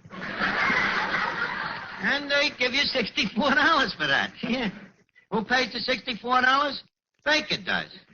Yeah. You see, it's a bribe, so the people will stand there while he tells them crummy jokes. No, he don't only tell jokes, he plays the accordion, too. Yeah, that usually gets him more laughs than the jokes. Well, anyways, I'm going to try to win that $64 tonight, Duffy. Huh? Why can't I? Because I'm a what? Well, Duffy, it takes a jerk to recognize a jerk. Pleased to meet you, too. I'll call you back. Goodbye. You see, Eddie, I win the $64 from Phil Baker. I buy two $50 war bonds, and the other $28 I play around with pin money. Not only does this man count chickens before they hatch, he counts them before he can count. What makes you so sure you're going to win that $64? Well, listen, I heard that program. It'd take an awful dope to miss them questions. I think you could make it. Of course, I'm a little rusty on some of me facts. You know, after all, it wasn't yesterday when I went to college. Wasn't the day before yesterday, neither. Do you mean that I never went to college? That's what I mean. How about high school? Junior high? Gee, the education is disappearing before me very eyes. Now, Mr. Archie, not having an education is nothing to be ashamed of. Why let it bother you? You got a lot of other things to be ashamed of. But education ain't one of them. Ask me any question. Okay. How many states is there in the United States? How many states? Quite a few. How many states? They used to be colonies, you know. How many states? All right, wise guy. How many are there? 48. Right. But mind you, that is only since Alaska seceded into the Union. Hi, Eddie. Those guys need an extra mind in this discussion. Why, no, not at all. Finnegan, come on in. Eddie and me just agreed that the United States has 48 states. Can you name them, Finnegan? Not quite all of them, Arch. How many can you name? 3. Which ones? New York, New Haven, and Hartford. Finnegan, there's others beside them. Huh? You know, not many right around here, but you go out west and the country is full of states. Do tell. So, Arch, you must have a mental brain to know them things. No more mental than yours. You see, basically, Finnegan, you got the same number of gray matters as I have. Oh, that's very nice to you, Arch, but you'll be surprised to learn that many people get the impression that I'm a dope.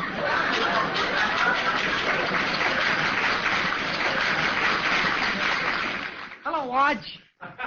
Look who's here, Crack. Oh, look who. The forger. I'm no longer a forger, Arch. I am now a salesman. A salesman, huh? Yep, Arch. I have went straight. Well, that's fine, Crackpot. I'm glad to hear it. What are you selling? Oil stocks. Here's me card. CPO Tool, field representative of the Take a Chance Oil Company. Take a Chance Oil Company. Sounds like a good, reliable firm. Arch, as an old pal, I wouldn't let you in on this thing if it wasn't reliable. You mean there's a chance for a little guy like me to get in on it, to become a big oil maggot? Right. Gee, thanks. Tell me, Crackpot, where is this oil well of ours? Could you confide me? Arch, this'll surprise you. Where would you say was the largest and richest deposit of oil in the whole world? Well, I figure down west. Nope, you're wrong. The largest and richest deposit of oil in the whole world is at the bottom of the Great Salt Lake. Oil at the bottom of the lake? Now, wait a minute, Crackpot. How are you going to drill through the water? How are you going to drill? That's the big secret, Arch. We wait until wintertime when the lake freezes over. Oh, good idea. Yeah, the idea originated with our president and founder, Mr. H.G. McGonigal. McGonigal, hmm? Yeah, you remember him, Arch. Slippery McGonigal. He was me roomie in Sing Sing. Oh, the con man? Yeah. Oh, and he's the president of the company. Yeah. Is that so? I'm glad the guy got a break. Well, tell me, Crackpot, how much of this stock can I get? Well, how much dough do you want to put in? Well, I don't know, maybe $32 or $64. I'll leave you no later. Well, can you let me have a deposit now, say about $5? $5. What's the matter, right? Well, you see, now that there is actual cash involved... Well, what's bothering you? McGonigal. Not that I got anything against Sing Sing, mind you, but I wish that you had met McGonagall someplace else. Arch, I don't think that's very kind of you. After all, I am a crook, too. Crackpot, I don't like to hurt your feelings, but after all, you know, McGonagall, you, Sing Sing, makes a person think that maybe, who knows, there ain't even any oil in the bottom of the Great Salt Lake. You don't have to take our word for it, Arch. I have here a geologist's report. Did you, by any chance, have a room with this geologist? Arch, I swear he was a perfect stranger. The biggest geologist in New York. Let me read you what he says. We have investigated the claims of the Take a Chance Oil Company, and our findings are as follows. The existence of petroleum in the bottom of the Great Salt Lake is a fallacious supposition which is scientifically inconceivable. Well, I'm sorry, Crackpot. I owe you an apology. What? What about the $5 deposit? Well, Crackpot, I've been trying to think where to get it, but, wait a minute. There's one place I ain't tried. Of course, I can get it from Duffy.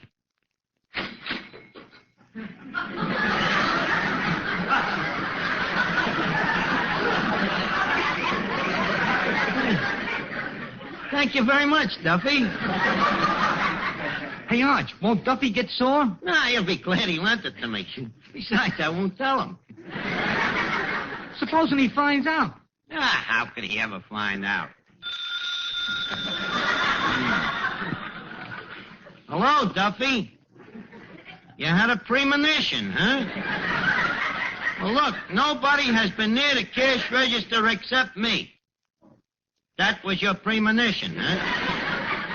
Duffy, do you know that is tantamount to calling me a crook? Now, listen, Duffy, if you think that I'm a crook, why don't you come right out? Look, can't you wait until I'm finished? Ah, shut up. That dirty Duffy. Accusing me of taking his money. Here's the $5, Crackpot. And as soon as I win the $64 from Phil Baker, I'll give you the rest. Okay, Arch. I'll be back for the balance later. Oh, boy. Oil. Golden liquid petroleum. Yep. Oil, and you is over the barrel. Miss Archie, you must be crazy thinking you can find oil in the bottom of the lake. And why, pray? Praying is the only way you'll get that petroleum. Look, let's not talk about it now, Eddie. Here comes Phil Baker. Hello, Phil. Hello, Archie. Sorry I'm late. I had trouble finding the place. You did? Well, you didn't have no trouble the last time. I know, but this time I've got a cold in my nose.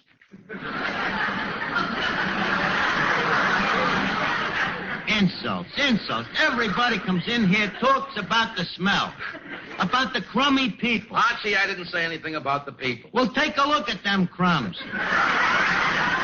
You ain't blind. And you forget the good things about the joint. You know, this place is consistent. You take them fancy places like the Stork Club and the Copra Cabroma. One day the food is good and the next day it's bad. Here you know what to expect. That's why Duffy's will always be famous. The last word in food. Yep, famous last words. Right. Another thing, you can trust Duffy's menu. You know, you go to them high-class places. You order a hamburger. What did he do? They call it tutti shore fromage. Fromage, Archie, that's cheese. See, and you ordered a hamburger. Mr. Baker. Yes? 1492 and 1812. What's that? Two answers. You think of the question. Why is it people like that always look like that? I don't know, Phil. I guess it's just for appearance's sake. Look, Phil, how's about starting with the take it or leave it quiz, huh? No, Archie, not on my night off. I thought we'd relax tonight and have some fun. That's why I brought my accordion. Yeah. Your accordion. I was afraid of that. Look, Phil, please, don't play it. Don't put it on, Phil. Phil, you're going to hurt your shoulders with that thing. The people here don't like music too Oh, much. They ain't no- they'll enjoy this, Archie. In addition to playing the accordion, I'll also tell jokes. Baker, two wrongs don't make a right. Look, Archie, no accordion, no quiz. No quiz, no oil well. Any particular song you'd like to hear? Well, there is a song that I wrote. You mean you want me to play that horrible Let Us Face It? Baker, the song you are referring to happens to be that horrible Leave Us Face It. Okay, but after this, I'll have the only accordion in the world with ulcers. All right, here we go. Let us face it.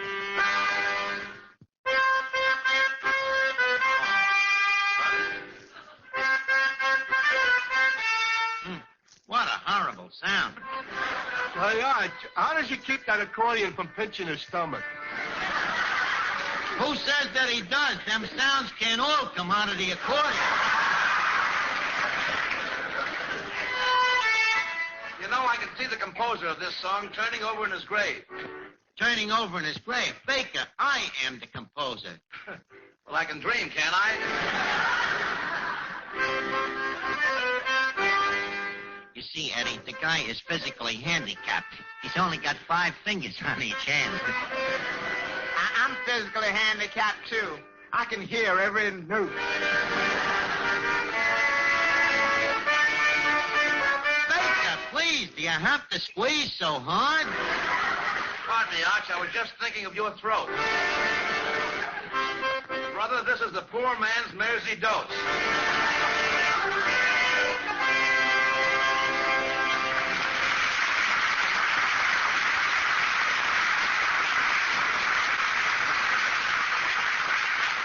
Well, how'd you like it, Archie? Enough said, the better. On the other hand, what did you think of my song? Well, strictly tout de chaud fromage. Oh, turning the other cheek, huh? Well, leave us get on with the quiz. Mr. Baker, pray down the podium. And now our first contestant of the evening is Archie. Okay, Archie, what is your category? Would you mind to repeat that? I said, what is your category? Oh, I'm the manager here. That's right, for $1. For a second, I thought I didn't know what a category was. Well, Phil, so far I'm not as dumb as you thought I was going to be. I still have confidence in you. And now for $4, what invention was known as Fulton's Folly? The fish market. No. Oh. Fulton's Folly. The radiator? You're getting warm. Now turn on the steam, Archie. Steam. Steam. Archie, steam. Well, why are you complaining to me? Why don't you complain to the landlord? I'm giving you a hint, Archie. Fulton. Steam. Let's see. Steam. Clams. Steam bats. Shovels. Boats. Right. Which one? Fulton invented the steamboat. He did. He did. Of course he did. Certainly. More credit. Amazing how his ears stay apart. Okay, Archie, do you want to go for $8? Okay, $8. Right, for $8. Who's buried in Grant's tomb? No help, please. Who's buried in Grant's tomb? Baker, that's insulting. I don't want the money that way. Who's buried in Grant's tomb? That's an insult. Give me a real question. Okay, you asked for it. Name the tributary branches of the Mississippi River. General Grant, I accept the insult.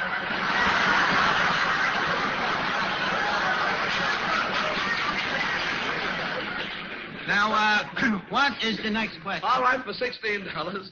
What was the name of the beautiful princess who was befriended by the 7 dwarfs? 7 dwarfs. These little dwarfs or big dwarfs? Oh, just normal dwarfs. Normal dwarfs. A princess and 7 dwarfs. No, white. No, white. I got it. All right, Archie. I'll give you $16 for recognizing the tune. Now, you've got $16. You want to go for 32?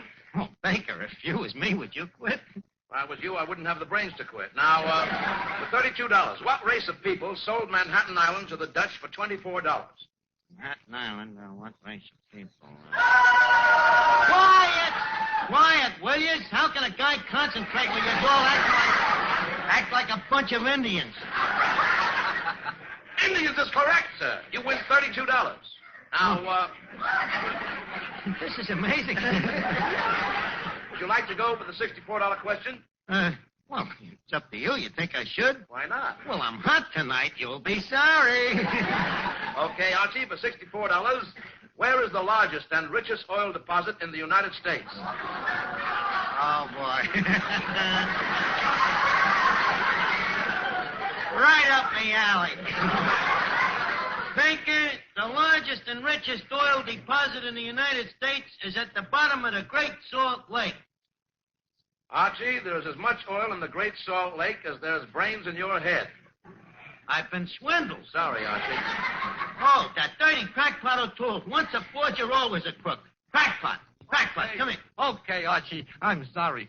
I confess, I tried to clip you and I'm ashamed. I should have never got into this racket. Yep, crackpot, you was a much honester guy when you was a forger. You're right. And I think I'll go back to fortune. And Archie, I'm going to see that you get back not only your $5 deposit, but also the $64 you are lost on account of my crookedness. I'm going to give me the 64. Oh, well, gee, that's nice of you, crackpot.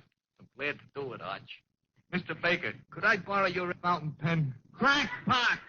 The checkbook! Take it away!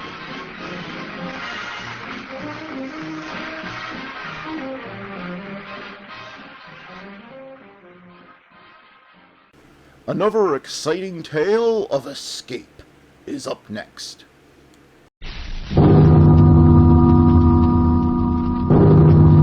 Escape.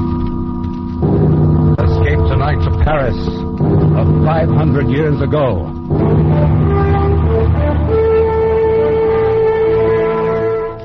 The Columbia Broadcasting System and its affiliated stations presents Escape, a new series of programs of which this, the fifth, is The Sire de Maltois d'Or by Robert Louis Stevenson, produced and directed by William N. Robeson.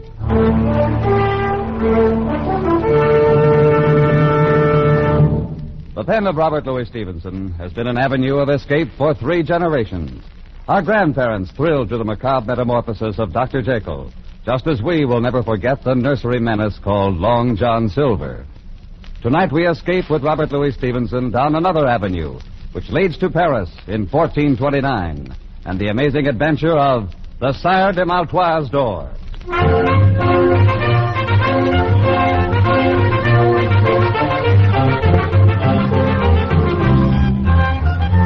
Dark of the Moon, 1429, Paris. The House of Burgundy holds the throne of France, and English men-at-arms patrol the narrow streets. Troublous times for any man to be lost, on foot, at night.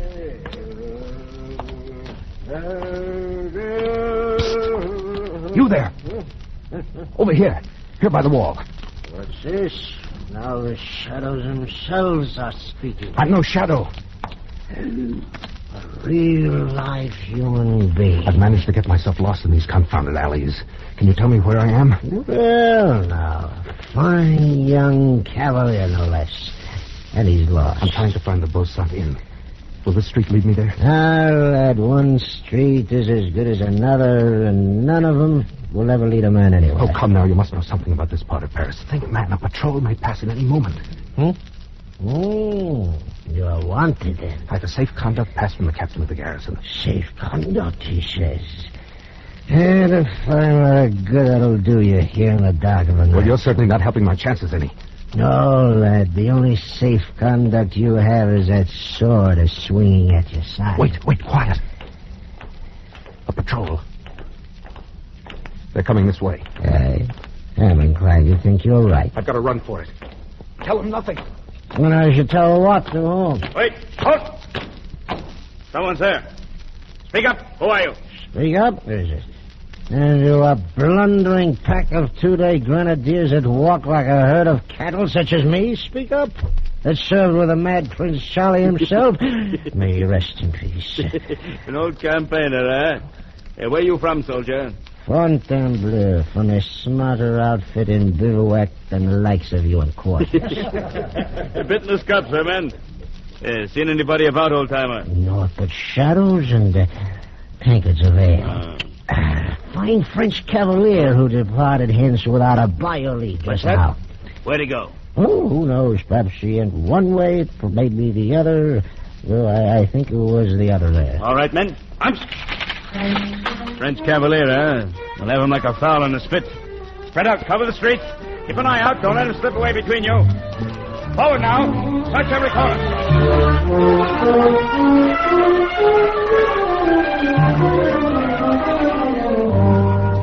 Oh, the fool. The drunken fool. I'm for it now, all right. This cross street. There's a bare chance they'll pass it by. If I can only get through here. Oh, no. Oh, no. It's a dead end, unless this leads... No, it's only the door to a house. Caught like a rat in a trap. All right. If it's so written, then so be it. With a bit of luck, there'll be 2 or 3 go with me. Huh? The door. It's unlocked. I can push it open.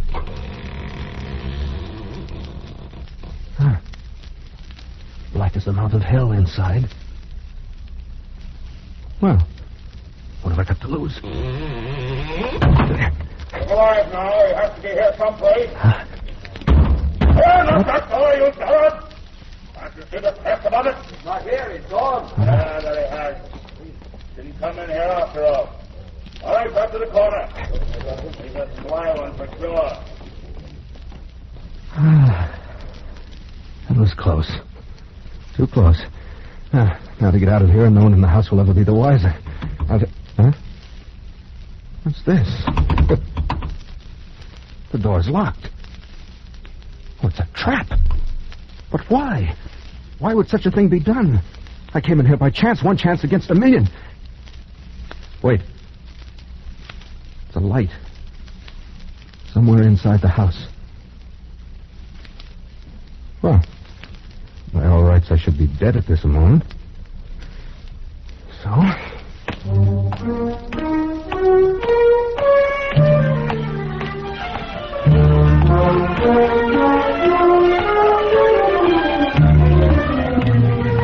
Come in, young man. I've been expecting you all evening. I fear you must be mistaken, sir. My visit is quite unexpected for both of us. Good. That's very good. For the both of us, you say. Well, no matter. You're here, that's the main point. Take a seat, my boy. Put yourself at ease. We'll arrange our little affairs presently. There seems to be some misunderstanding. You see, your door was standing... Oh, the door. That was a little piece of ingenuity, don't you agree? So you must know that I had no intention of intruding without an invitation. Without an invitation, is it? Well, we old people are used to such reluctance. When it touches our honor, we cast about until we find some way of overcoming it. And so, my boy, invitation or not, you are, believe me, most welcome.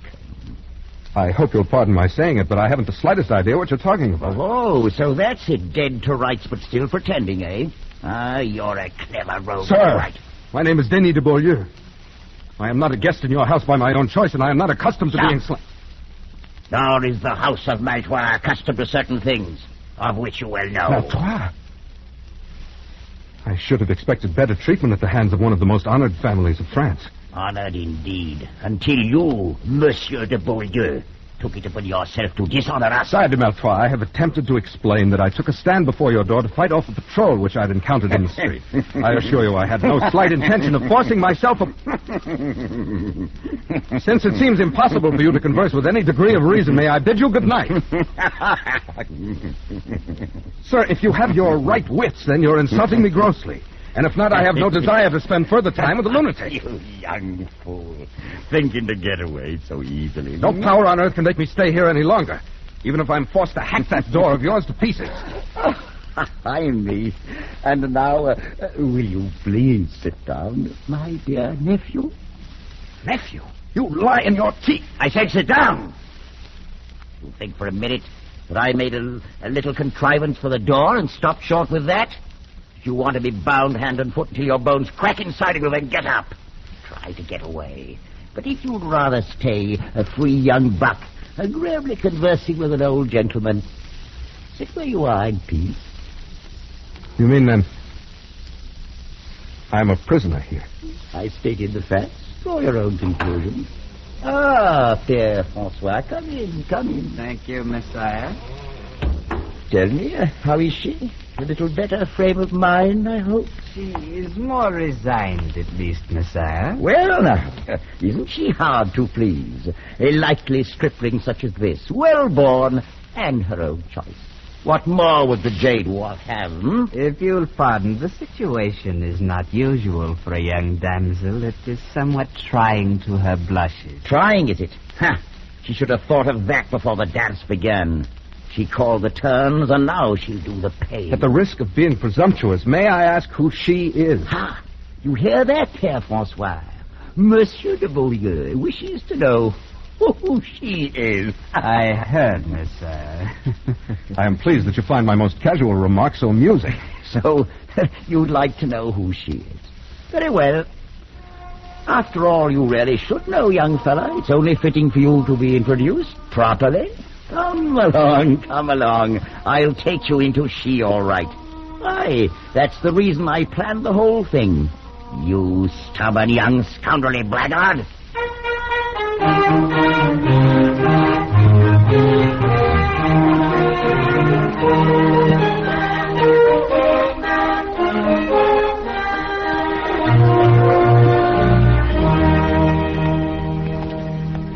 Come along, my boy. Right through this door. After you, sir, if you don't mind. Oh, no. It's not that kind of a trap. Here we are. How are you, my dear? Oh, please, Uncle. Please, have some pity on me. Pity? But I do a great deal more than you've shown for the name of Malchoir. Come now, up off your knees and look at the friend I brought you. It's good to be devout, but it is also necessary to be polite. I have no understanding how you can be so vicious. Oh, that's very unkind. And now, Monsieur de Beaulieu, since we've decided to keep up this farce, allow me to present my niece, Blanche de Malchoir. It's such an inhuman thing, surely heaven itself. He's not the man. My uncle, this is not the man. Expected you to say as much, my dear. Is it so unfortunate you couldn't remember his name? It's true. I swear by the Blessed Virgin, I do not know this man. Never laid eyes on him before. Please do tell him. Tell him we've never seen each other before. For myself, at any rate, I've never had that pleasure. Sire, I've not met your lovely niece before this moon. Oh, now isn't that too bad? But it's never too late to begin. Quite often these impromptu marriages turn out very well in the end. Marriage? Sire de Malchoir, would you please be kind enough to explain what you mean? Aha, now, surely you've heard of the custom of marriage. It's quite widely practiced. At least, sir, I've never heard before of such a maniac as I perceive you to be. And I've no intention of marrying anyone. Then may I ask what were your intentions, my boy? Oh, well, no matter now. Père Francois is looking forward to performing the nuptial rites. Oh, he's quite properly ordained, you know. So, shall we say, in 2 hours? Meanwhile, I suggest you become better acquainted. Wait. Uncle, you can't be in earnest. I swear to you I'll kill myself before I'll be forced on this young man. Forced? Now, come now, my dear Blanche. Is it possible that you think I'm lying? That you still believe this is the man? Frankly, I do. And then you're wrong. I refuse utterly even to consider... Enough, my dear. You took it upon yourself to dishonor the name of our family. You forfeited all right whatsoever to question my designs. I consider it a duty to see that you're married with as little delay as possible. Out of the goodness of my heart, I've attempted to find the man of your choice. And I believe I've done so. But if not, then I care not one jackstraw. Is that perfectly clear? It's clear, sir, that you're a madman. Perhaps. My dear nephew. I'm not your nephew, nor will I be. I'd sooner die 1,000 times. Oh, such a fury against the inevitable. But at any rate, you have 2 hours to compose your differences. Père Francois, bring the clock. Very well, Messiah. Thank you. Place it there. This, Monsieur de Beaulieu, is another of my little contrivances, and one that is hardly less ingenious than my door. Messiah, your accomplishments are of no interest to me whatsoever. Oh, I think you will find this one most interesting. You will notice that the upper container is filled with water. In exactly 2 hours, all of the water will have dripped into the lower vessel, and at that time, I shall return. Remove the plug, Père Francois. Clever, isn't it? Well, genius is so rarely appreciated. And now I'm quite sure you'd sooner carry on your interview without an audience.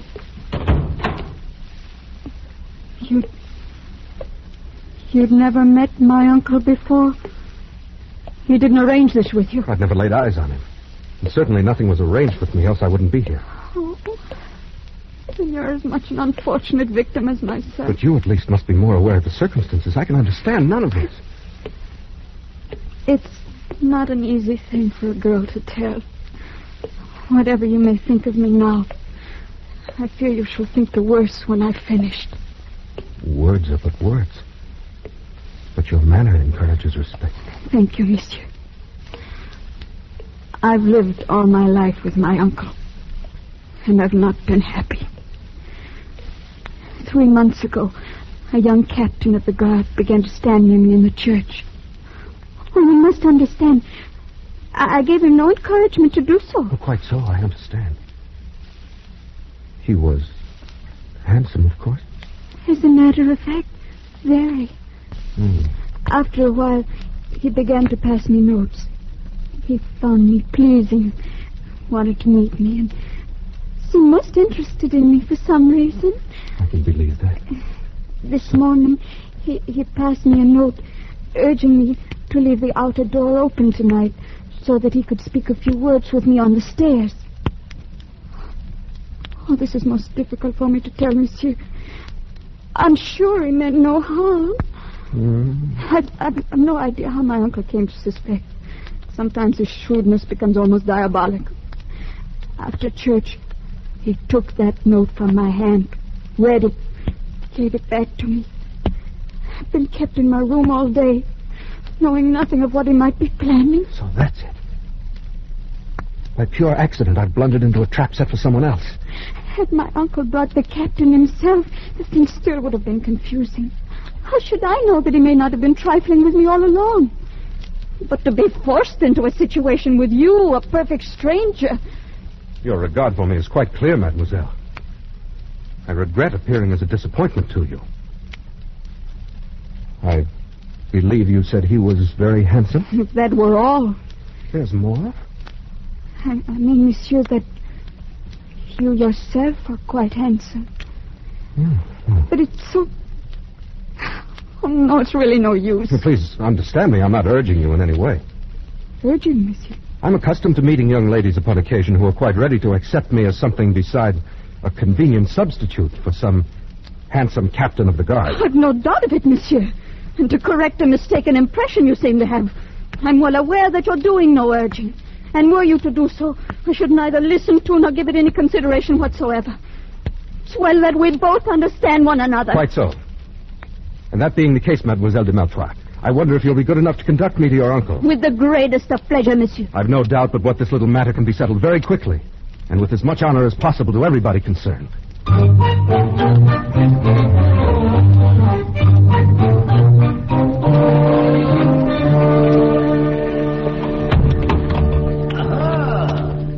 The full 2 hours weren't necessary. Already harmonious accord rises triumphant. On the contrary side, de Maltroit. Your assumption is entirely false. Oh, what a pity. Well, Père Francois, there's nothing to it. We'll simply have to wait a while longer. As you say, Messiah. I fear it may be much longer than you think. In fact, forever. That's a very long time indeed. And you, my dear niece, What are your sentiments in the matter? I will not marry this man. Do what you may, Uncle, I will not marry him. Right back where we started. Can it be that our young friend is lacking in perception, Père Francois? It is possible, Messiah. I'm not, at any rate, lacking in a sense of honorable conduct. Dragged in here against my will, I've addressed your niece in the manner of a gentleman. I found her charming, lovely, delightful. Monsieur. But now I have the honor of declining your offer of her hand. Let that end the matter.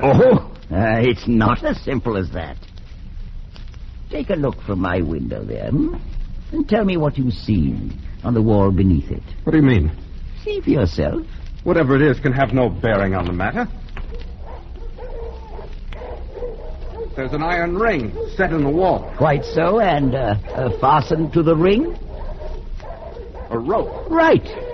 So we have two elements. And to complete our little diagram, we need a third one. That element is, at the moment, firmly attached to your body. I'm referring, sir, to your neck. Uncle, no. And may I inquire the purpose of the dogs there in the courtyard below? Are they also a part of your devilish plans? My dear young man, a body doesn't hang in ropes forever, you know. You maniac.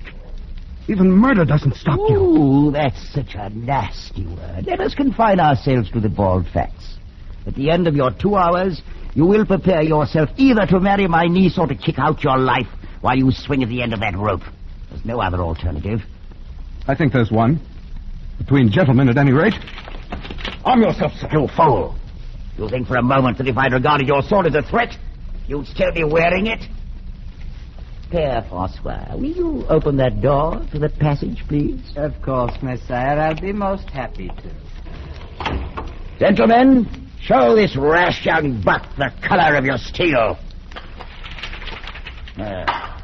Whether he likes to admit it or not, Monsieur de Beaulieu, one day a man grows too old to fight his own battles and must hire others to do it for him.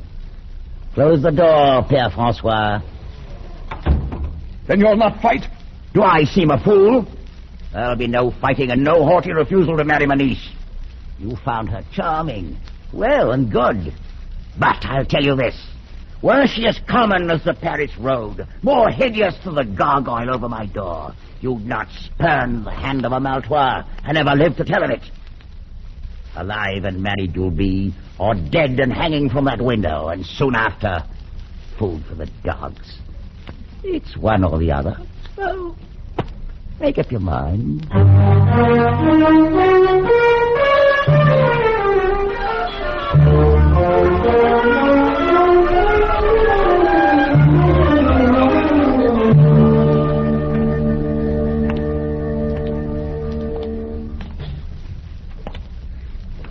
Please, Monsieur de Beaulieu, why do you not sit down? Your concern is most gratifying, mademoiselle. Since I have such a short time to live, I doubt that I'll grow very tired. If the time be short, then why do we waste it in formal speech? As you will. Listen to it.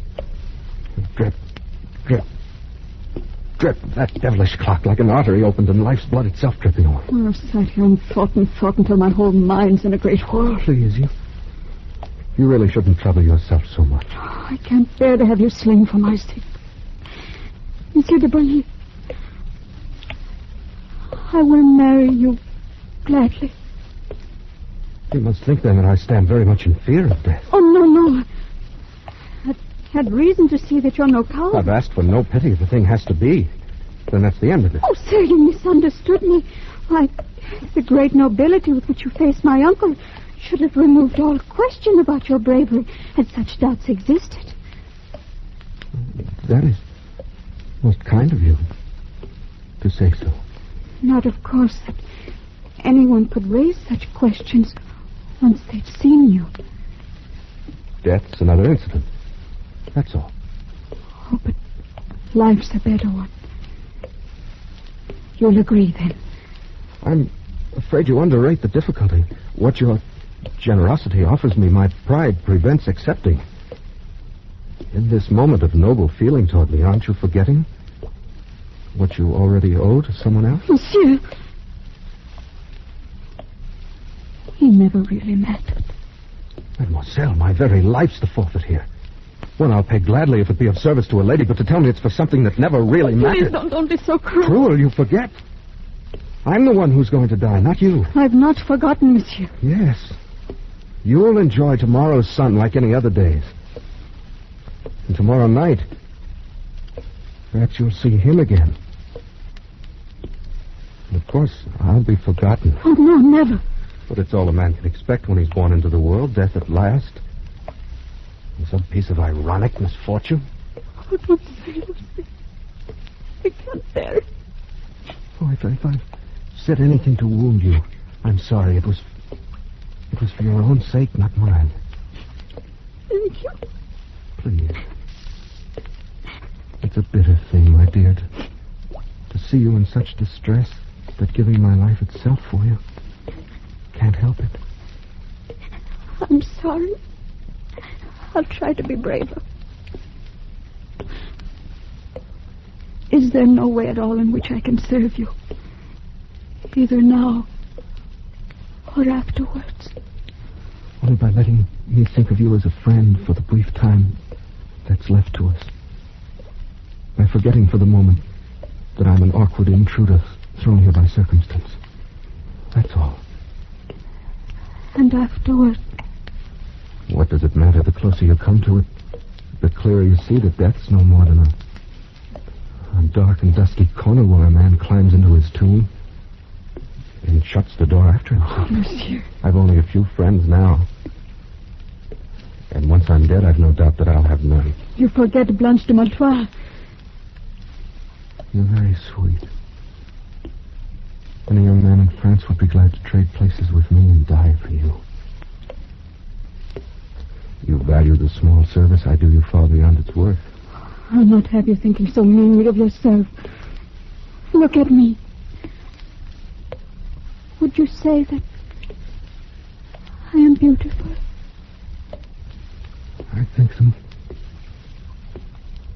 I think the most beautiful girl I've ever seen. I'm glad of that. Tell me, is there a man in France who can say he's been asked in marriage by a beautiful maiden, asked from her own lips, and refused her to her face? Oh, no. I know you're a man and half despise such a triumph. But any woman knows more of what's precious in love. But remember, you asked me out of the pity of your heart, not for love. Oh, you're so sure of that. Must I bear my very soul like a merchant showcase? You're very good. As good as you're beautiful. I'll not forget it for the time that's left. Very well. I, too, have a pride of my own. If you turn back now from your word, I'd no more marry you than I would any stranger off the street. It's a small love that shies at a little pride. The dawn's starting to break. Yes. My uncle and his men will come here any moment. What shall we say to him? Anything you will.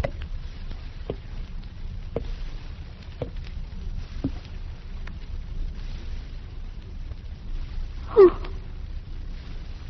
All of my life I'll weep for you. And weep the more because it was you. If I'm wrong, it's a great price I'm paying for it. One I'd not pay if I didn't care for you so dearly. Careful. Oh, no, it's you who are being It kind. was in the moment your uncle brought me into you and you raised your face to look at me. That's when I knew. Oh, strange. For it was then I felt it too. You've seen already that I'm not afraid to die. Oh, you're not. I know it. Blanche, is it really true, not something born of pity? I swear by all that's holy. I love you, Dennis. Oh, my beloved. And I can tell you now that I love you, too. Even after all you've I heard. can remember none of it. The captain's No name. matter. I love you. Oh, my I darling. love you more than my life and my soul. Blanche, my darling, I love you. I love you, Blanche. Well, Uncle. Well. It's most gratifying to see this little matter settle in such a congenial fashion. Good morning, my dear nephew. I have nothing to say to you, sir. You're a vicious and unprincipled old man. Oh, that's most ungracious of you. No. At the very worst, I'm no more than a very wise old man. One who's lived a long time and seen a great many remarkable things. An old man who's learned all about such mysteries as the love of life and love.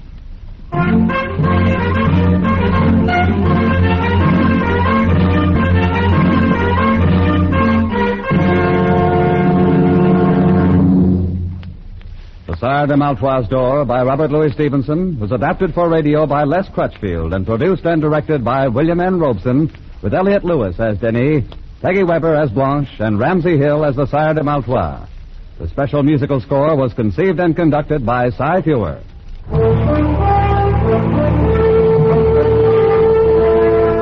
Escape is presented by the Columbia Broadcasting System and its affiliated stations each week at this time. Next week, we invite you to escape to Egypt of 3,500 years ago with Arthur Conan Doyle's fascinating tale of the Ring of Thoth. And so good night until next week at this time, when again it will be time to escape.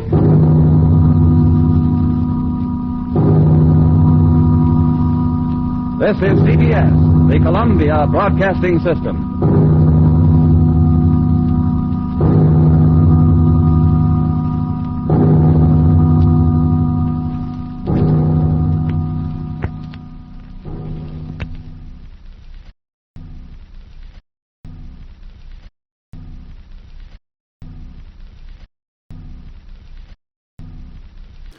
Now let's see what Fibber McGee and Molly are up to. The Johnson Wax Program with Fibber McGee and Molly.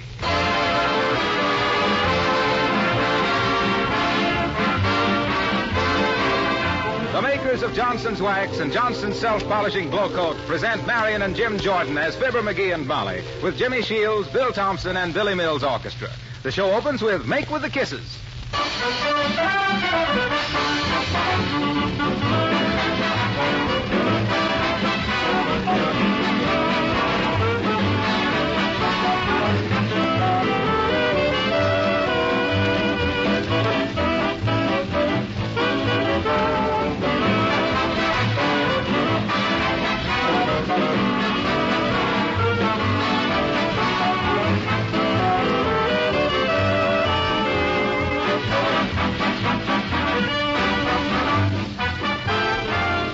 When you're making out your shopping list this week, be sure to write down Johnson's Self-Polishing Glow Coat. No modern home should ever be without this labor-saving floor polish. It's the easy, safe way to have beautiful, sparkling floors with practically no work. Glow Coat is self-polishing. It shines as it dries without any rubbing or buffing. You simply apply and let dry, and in 20 minutes your floors have glistening new beauty. Glow Coat brings out and preserves the colors of linoleum. And besides saving you hours of work, this famous polish saves money, too. Many users write that Glow Coat actually makes their linoleum last 6 times longer than when unprotected. So you see, it will pay you in more ways than one to protect your floors this easy, modern way with Johnson's Self-Polishing Glow Coat.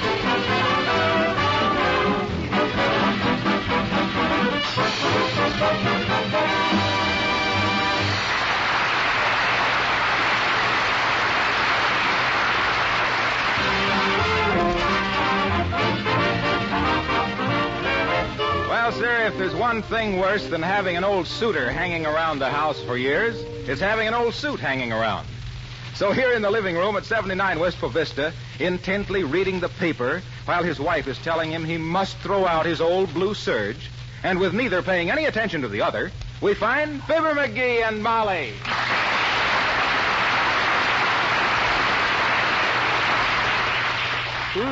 Joe DiMaggio still a holdout.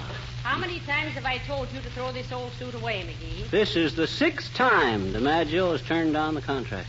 There's no use keeping it. The seat of the pants is all gone. I'll just sit here at home then, says Joe, till I meet my terms. Let's see, where's the weather forecast? Have you ever looked in these pockets, McGee? Oh, it's a foregone conclusion that there will be no change, the weather forecaster predicted. And I know that the pants won't fit you. Local corporation expands. know how you'd expect to get into them. By adding 7 vice presidents. Why, McGee, you're hopeless. You're perfectly right, Molly. What did you say? I want you to throw this old suit away. Why, of course, I'd be glad. What? Throw away my lucky blue serge? What's so lucky about it? Why, don't you remember, Molly? I won that suit on a punch board. I punched out your name. Oh, that's right. Sure. And I remember how proud I was the first time you wore it, dearie. That was the night we went out dancing and won the Charleston contest. Yeah. And do you recall the prize they gave us? Yeah. Oh, I can still see you carrying home that case of near beer. That was Bevo, Molly. I wonder whatever become of Bevo. I don't know. Gee, Molly, I hate to throw away this suit. Oh, now, McGee, after all. Well, let me try it on, huh? Here, give it here. What's that? That's them bell-bottom pants. There. How does it look, Molly? Why, that suit is all in rags. Oh, it isn't. Oh, well, I'll admit it's worn a little thin from having so many moths to feed. But... Hardly worth the effort. Yep. Now remove that suit from your carcass before those moths take you for a test flight. Yeah, all right, but shucks, Why don't you throw it out in the alley? What, throw this suit away? Why, any old clothes man will be glad to pay me something for it. Give me the phone book, will you, Molly? Here you are. Let me see. Oh, here we are. Second-hand garments. The Robinson Crusoe Castaway Clothing Shop. If you need money over the weekend, call our man Friday. Call him now. Oh, okay. Hello, operator. I want the Robinson Crusoe Oh, is that you, Mert? How's every little thing, Mert? Your father what? Oh, he came home early. What? Oh, broke, eh? And polluted. Oh. What happened? Mert's father rushed home last night to warn the family that the water main had broke. All the water was polluted, too. Hey, Mert, do me a favor and tell the Robinson Crusoe to send over their buyer, will you? I've got a big deal for him. Thanks. Well, if this is a big deal, dearie, all you hold is the joker. That can't be them already. Ah, dear, oh, dear. Come in. Why, hello, Mrs. Uppington. Well, hello, Mrs. McGee. And Mr. McGee. Hi, Uppy. Well, my dear, I want you to meet my new protege. This is Maestro William Randolph Mills, the celebrated orchestra conductor. One of the foremost exponents of classical music in America. Aren't you, Maestro? You tell him, Toots. Did you call Billy a maestro, Uppy? But of course. I always thought a maestro had to have a big shock of bushy hair. No, dearie, a maestro is a drum major for highbrow music. Oh, well, Billy qualifies as a highbrow, all right. His forehead stops just short of his back collar button. Well, it is our intention, Senor Mills and I... Senor? ...to make Wistful Vista a center of culture by organizing a lovely concert orchestra. Oh. What is it you call it, Maestro? Professor Mills' Silver Cornet Band. I'm using the Elks as a nucleus. Isn't he just marvelous? Oh, such savoir-faire. Oh, cut it out, kid. Oh, my, he's so modest. And to think that all these years he's been hiding his light behind a bustle. What? Oh, I mean a bushel. Oh, my. But anyway, I'm putting the two of you on our list of patrons for Dr. Mills' first concerto. Now, let me see. When will that be, Doctor? Just as soon as you give me the dough to get the horns out of Hot Cookie. Oh, my. The professor's so helpless in money matters. Why, just today he told me he was so pale and overdrawn at the bank that I'd have to give him a transfusion. Or am I being just a silly girl? Yes, I think you are. Yes, I think I have to... What? Well, goodbye. Come, Randolph. Okay, Abigail.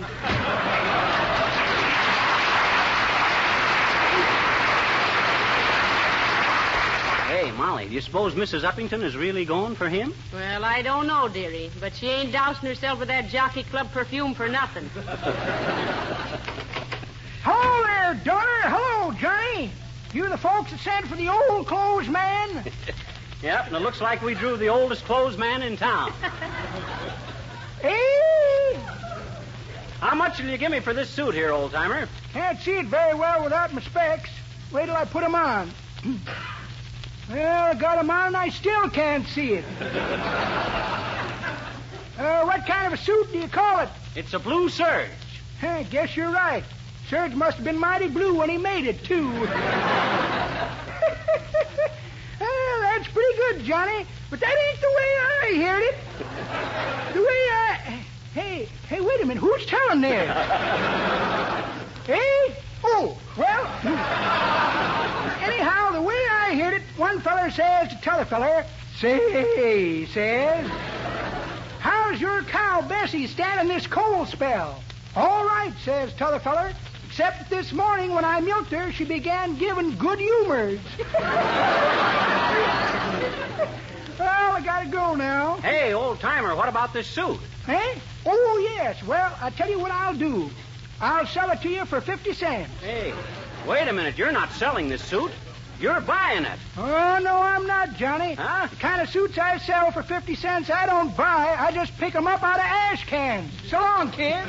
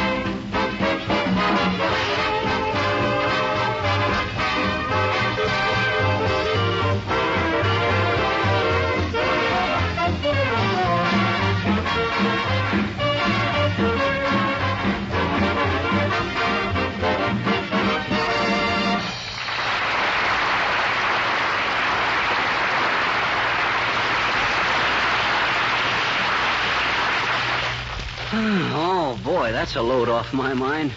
For a minute there, I was afraid Dick Tracy was a goner. Well, now for Popeye. Let's see.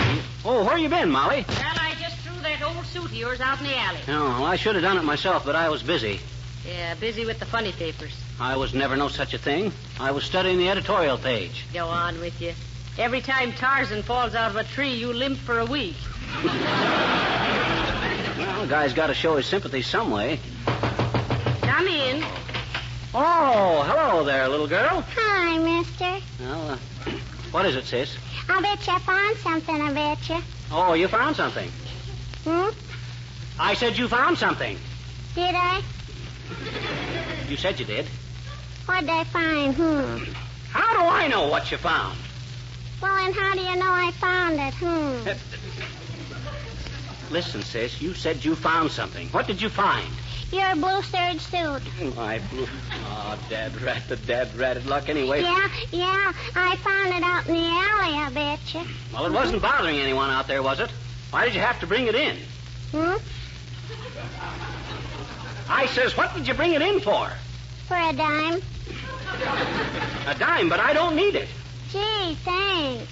For what? For the dime you don't need. Oh, I give up. Okay, here's your dime. Okay, here's your suit. I bet I know what you're going to do with that dime. I bet you're going to buy chocolates. Oh, no, I'm not. Oh, yes, you are. Oh, no, I'm not. Oh, yes, you are. Oh, no, I'm not. Oh! Oh, McGee, stop it. Well, shucks. Make her stop it, too. Let her spend the dime the way she wants to. All right. What you going to do with it, sis? Gonna buy some Mexican candy. Mexican candy? Sure. You gave me a Mexican dime. Well, so long, mister.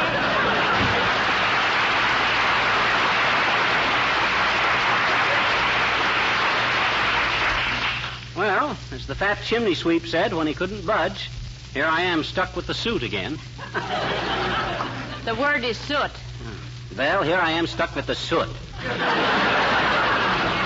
Say, there's Mr. Wilcox coming down the street, dearie. Maybe he can tell us what to do with it. Oh, no, not that guy. He'll figure out a way to switch the conversation around to that subject.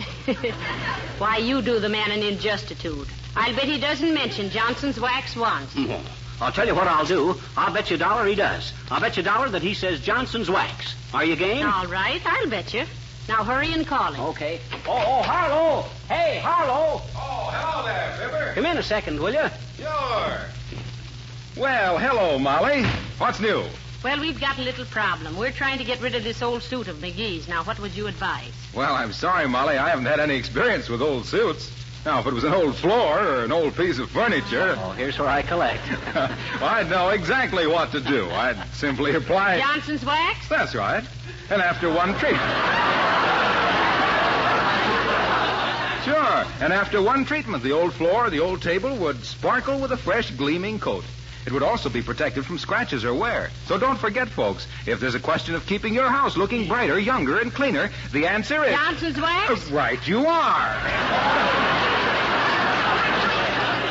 Well, say, I'm sorry I can't help you out about that suit, Fibber. Say, look, why don't you just cut it up into small squares and sell them for pocket mirrors? Well, so long.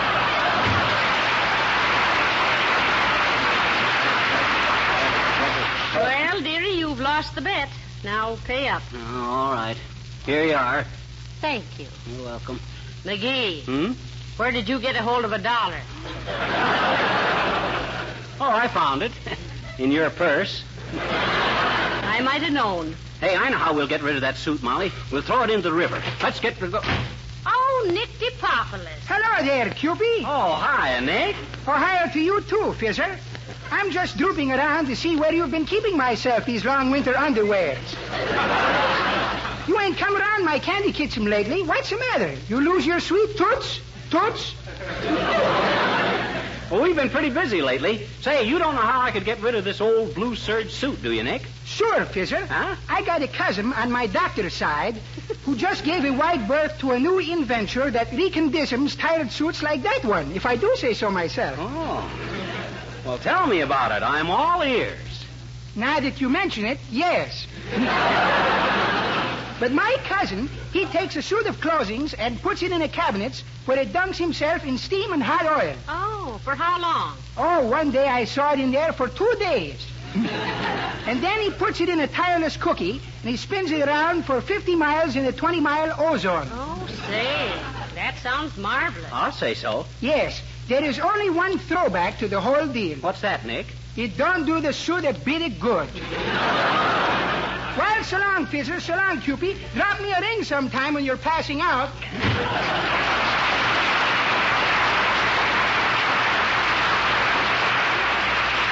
Poor Nick. I guess English will always be Greek to him. Well, come on, Molly. Get your coat on. We're going to take this suit down and throw it in the river. I'm going to get rid of it. Hi, mister. Look what I got for you this time. Hey, where did you get all those suits, sis? Who do those suits belong to? They're yours now. Why, there's 5 of them. What would I want 5 suits for? For 50 cents. 50 cents? Yep. 10 cents a suit. Like last time, remember? Haven't I got enough trouble trying to get rid of the one suit? Where'd you get these suits? From the neighbors. From the neighbors? You sure the people didn't mind you taking them? Oh, no. They were glad to have me take them. Glad to have you take them? Sure. Every single person gave me a suit just as soon as I started to cry and told them it was for poor old Mr. McGee.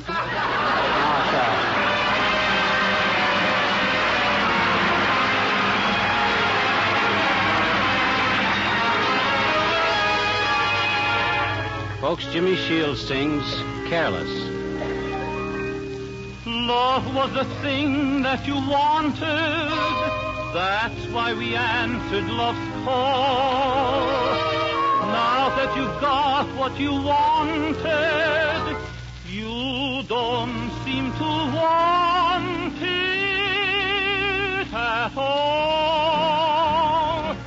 Careless, now that you've got me loving you, you're careless, careless in everything you do. You'll break appointments and think you are smart. If you're not careful, you'll break my heart.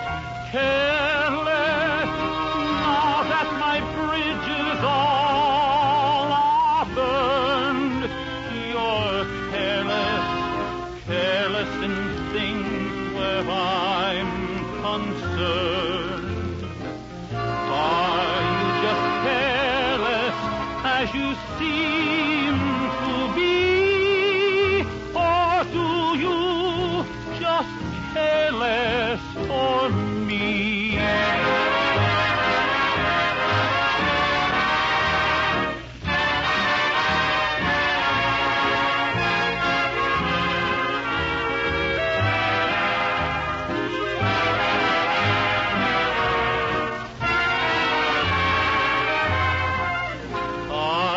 Just careless as you seem to be, or do you just careless for me?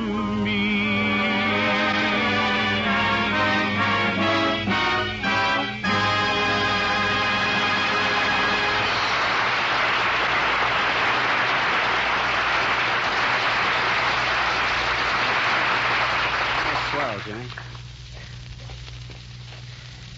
Well, now that we've thrown that suit in the river, where do you suppose it'll wind up? Oh, well, it'll return to its original place in nature, Molly. Is that so? Yes, it'll float and float down the river till it comes to the ocean. And when it gets to the ocean, well, that's where the surge of the blue sea meets the blue surge, see? Don't you get it, Molly? I said that. Ain't funny, McGee. It is a little far-fetched. About 2,000 miles. Uh-oh. McGee. Huh? What's the matter? Here comes that man again. You know, the one we can't think who he is? Oh, boy, and no place to hide. Hero. Hey, I'm going to find out who he is this time, Molly. Watch me lead the conversation around to where he tips us off. Well, hello there, Mr. McGee. Hello, Mrs. McGee. Oh, how do you do? Imagine meeting you here. Hi, Bud. Hi. I was hoping I'd see you around someplace. You were? Yeah. Why, may I ask? Oh, that's a silly one. Well, I got to thinking about you the other day, and how we don't see much of each other nowadays, so I thought it'd be nice if we had a picture of you for our album. You know, with your name signed to it and everything. What, do you want another one? You mean we already have... Oh, why, of course, McGee. How dumb of you. We already have a picture of Mr. Yeah, and it's a dandy one, too. Oh, shucks, I was just kidding. Oh, sure, I know. Same old McGee. Yeah, same old McGee. Well, I've got to be getting along, folks. Good day. Goodbye, Mr. Nice to have seen you again. Well, so long, fella. So long. Oh, wait a minute, Mr. McGee. Huh? Don't forget about old Charlie. Huh? Oh. Old Charlie? It's next week, you know. Yeah. Well, so long. So long. Who's old Charlie? Search me. I think he's a stand-in for the Invisible Man. Who in Tunket is that? Say, I got an idea, Molly. Next time we meet him, you accidentally knock his hat off his head, and when I pick it up, I'll sneak a look at the initials inside of it. Yeah. Find out who he is. Or you could knock him unconscious and take an impression of his bridge work. That'd really be something. Hey, look, Molly. There's somebody waiting for us on our porch. Oh, looks like a policeman. Why, it's my old pal, Officer Kelly. Oh, McGee. McGee, lad, it's you. All the saints be praised. Oh, I thought you were drowned for sure and all. Drowned? Drowned? Why, we just fished his clothes out of the river. My clothes? Yes, your blue serge suit. Oh. Look, I brought it with me. Here you are, McGee. Thank you, Officer Deary. Huh? Oh. Thanks, Kelly. Heavenly days, what's that? Oh, it's just the emergency squad. Dynamite in the river for your husband. I better run down and tell him to quit. So long, folks. Goodbye, Officer Kelly. The way this suit keeps crawling home, I'm beginning to think there's ants in these pants. Say, I've got an idea. Why don't you just mail them to somebody you don't know? I'm all fed up. I know what I'll do. I'll toss it over into Gildersleeve's yard. There. His dog will take care of it all right. There. That's the end of that. Come on, let's go in the house, Molly. Now, I don't want to hear another word about that suit. That dreaded suit's a closed book in my life, understand? Yes, dearie. Now, where's my paper and my slippers? I'll get them right away, dearie. And while you're about it, see if there's any apples in the cooler. All right. McGee! McGee! That sounds like Gildersleeve. Come in. Oh, hi, Gildy. Now, look here, McGee. I won't pay it. I won't pay it. Hey, wait a minute. What you all excited about? You won't pay what? You can't hold me up for an exorbitant sum just because my dog chewed up your suit. You're...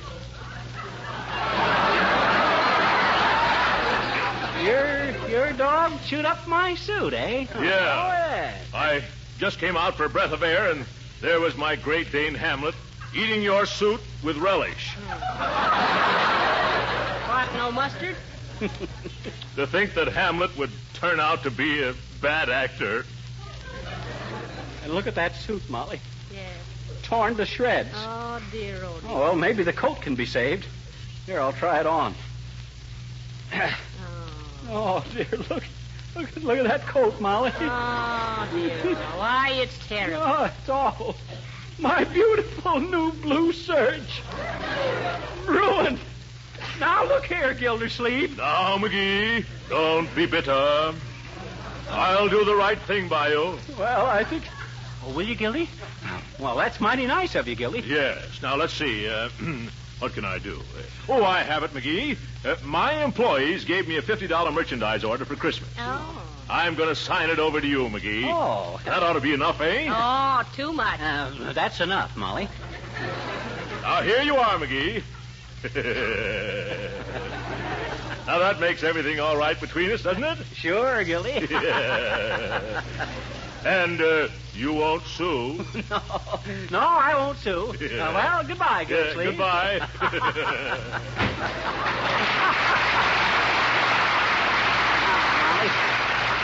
I'm going to get rid of this suit once and for all, Molly. I know what I'll do. I'll throw it in the fireplace. Oh, dear. There goes the pants. Let me get the coat. There's the coat.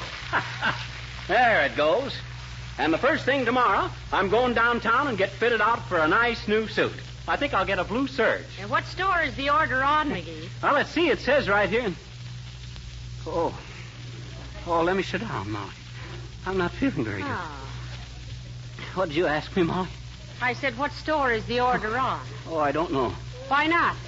It's in my pocket. Well, take it out. It's in the other pocket. What other pocket? In the other suit. What other suit? The one I burned up. Heavenly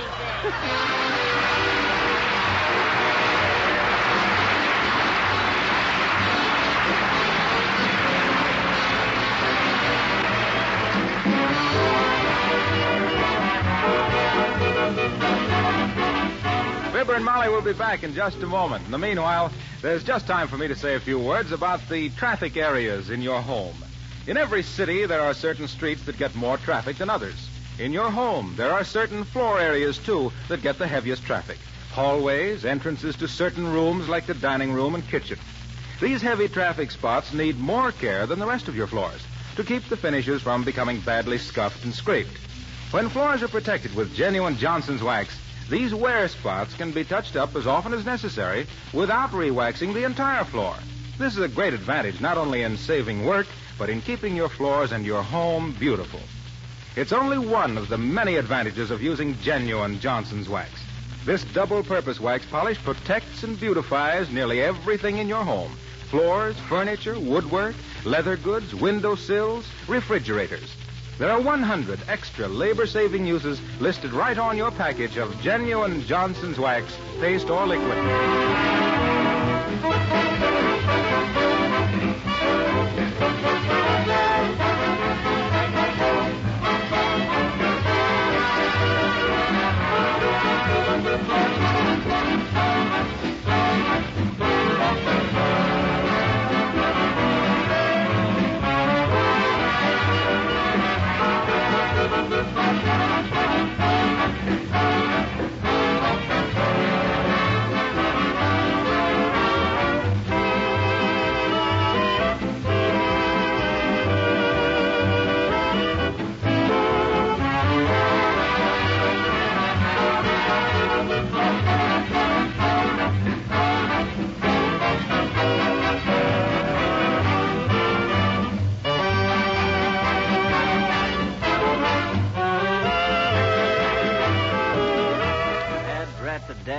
Oh, now listen, dearie. Are you still worried about that old blue serge suit? No, I'm just trying to remember who that guy is we keep meeting all the time.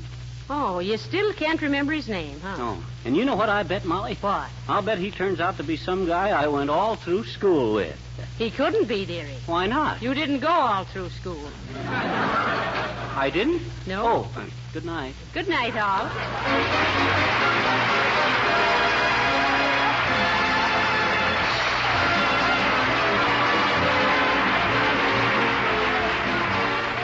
This is Harlow Wilcox speaking for the makers of Johnson's Wax and Johnson's Self-Polishing Glow Coat, Racine, Wisconsin, inviting you all to join us again next Tuesday night at this same time. Good night. This is the National Broadcasting Company.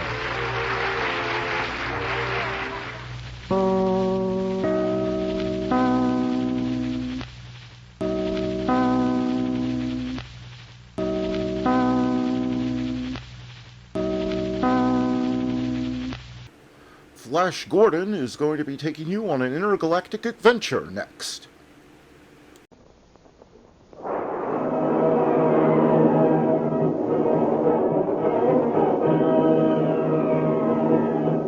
Presenting the amazing interplanetary adventures of Flash Gordon.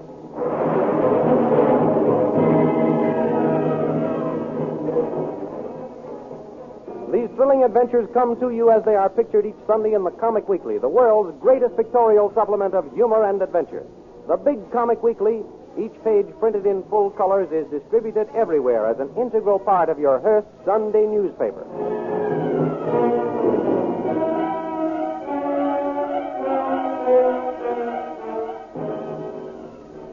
Last week, you may remember, Flash and Dale and Con, captain of the Hawkmen, flew in a rocket ship to the yawning mouth of Kira, the wild and forbidding cave world. While they were escaping from a fierce band of lizard men who attacked them during a scouting expedition, they were seen by Tall, the chief magician of the Blue Magic Men. Tall hurried with the news to his beautiful queen, Azura, who, attracted by Flash's blonde hair and wonderful physique, decided to get acquainted with him. By means of magic sleep gas, Azura captured the three friends.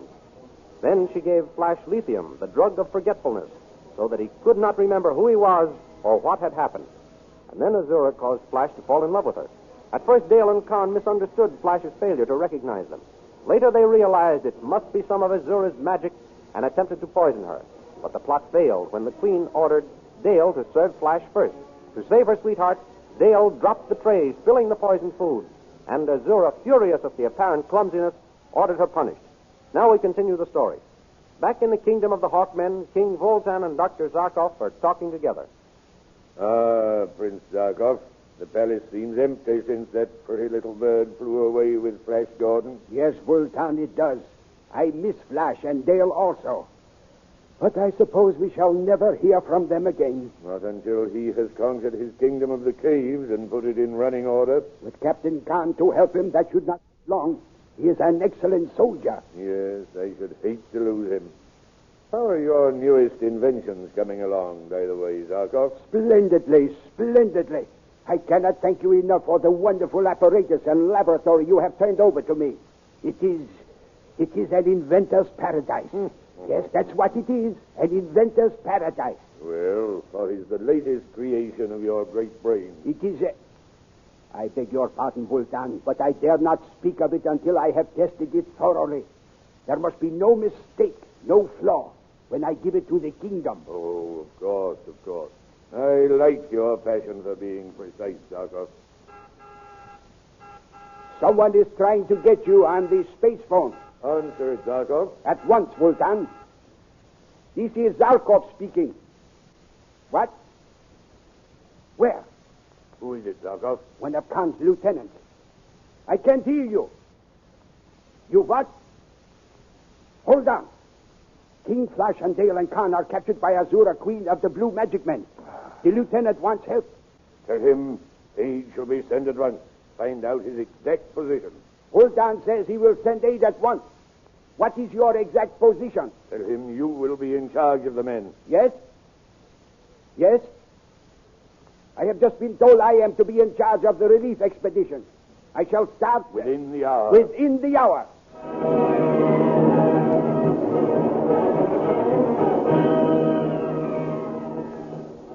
In the kitchens of the Palace of Azura, Queen of the Blue Magic Men, we find Dale and Khan. Come on now, move along after that. Cheer up, Princess Dale. After that. I can't be cheerful the way things are, Captain Khan. If only Azura hadn't asked me to save the food to Flash first. Well, she did, so there's nothing to be done about it. It wasn't your fault, Princess. It was the fate of the gods. I'm glad you feel that way about it, Khan. We must figure out a way to foil her magical power. Stop your whispering. Stir that soup. At once, guard. Carry that over here. Come on now. Hold on. I don't see how I can help you to spoil the Queen. She's had me chained to the stove as punishment. Now I can't even see Flash anymore. Yes, you can, Princess. How? The chain on your manacles will permit you to walk to the end of the galley stove there. From that point, you can look out the grilled window into the garden. No doubt Flash will sometimes walk by. With the Queen. Yes, I'm afraid Azura will be with him. She seems to have claimed him as her own personal property. Khan, Yes, Princess. you don't think that Flash has really fallen in love with her? By my sword, I swear King Flash is bewitched. He doesn't know where he is or what he's doing. I know he wasn't pretending when he failed to recognize me. What makes you so sure? His eyes had a dull and glassy look. Why, yes. I remember. I saw that, too. When he looked at me, it was as though he looked through me instead of at me. If only I could reach my men. If there are any left. I don't know what happened after Azura broke that gas bomb in our faces. Captain Khan, Yes? if you obey all the guards' orders, they may put you on parole or something. That may give you the freedom of the palace. An excellent idea. Excellent. Thank you, Princess. Thank you. I will be the most obedient slave in the kitchen and see if that will earn me some privileges. I will obey, too. Oh, Captain Khan, we must do something to save Flash from that wicked woman. Do not worry, Princess. We will find a way somehow. Here, you. Carry that kettle over to the table. Certainly, guard. Let me take this one also. Huh?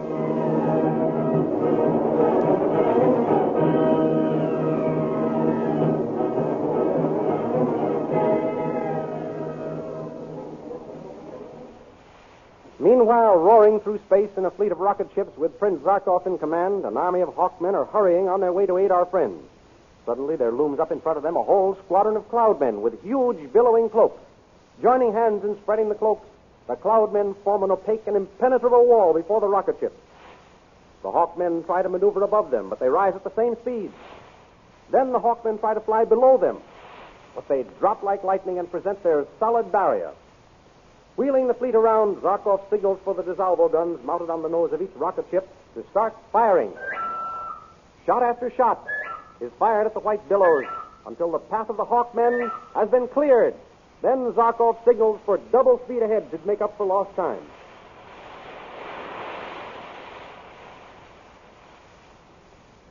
At the same time, in the Palace of Azura, Flash is entertained by the Queen. That gold armor isn't worthy of you, my prince. I must see to it that my armor and make something more fitting. My beautiful Azura, is but a symbol of your service. Even if it were made of the most precious and rare metals to be obtained and studded with jewels, my loyalty to you and your cause could not be greater. You do love me, don't you, Flash? I know of no one in the past, present, or even the future for whom I have felt such a deep love, my gorgeous queen. No one, my handsome prince? No one. It is you and you alone I love. It is sweet, very sweet to hear you speak those words. As long as you do and mean them, I will reward you well. To be with you, to be allowed to serve and love you is all the reward I desire, my darling. I shall have to think of some special privilege for that pretty speech. Then let me kiss your hand. Here, my prince. Fair hand. So delicate, so shapely. Ah, how many men have lost their hearts and heads trying to gain you. Flatterer. I only speak from my own reactions, Azura. I know that I should be willing to risk everything to win you for myself. We shall see. We shall see. Flash, I must give some orders to the servants. Go out into the garden and wait for me. I will join you presently. Your slightest wish is a command, my beautiful one. Flash! Flash! Eh? Who's calling me? It's Dale. Dale Arden. Oh, there you are. I see you now. There in that grilled window. What are you doing there, girl? I'm a prisoner here, Flash. Ever since I dropped that tray of food. Oh, yes. I wondered where I'd seen you. You tripped, and Azura ordered you punished. He has had me chained to the galley stove. My chain just reaches to this window. Are you all right, Flash? Am I all right? Of course I am. Why shouldn't I be? Did you think Azura had punished me for something, too? No. I just wanted to know how you are. Well, that's very kind of you, girl. And since you have taken such an interest in my welfare, I'll take an interest in yours. How can you? You're too young and pretty to be made a prisoner in the kitchen. I'll ask Azura to free you. Oh, no, you mustn't. Mustn't? Who says so? I shall ask Azura at once. Oh, no, Flash. You mustn't.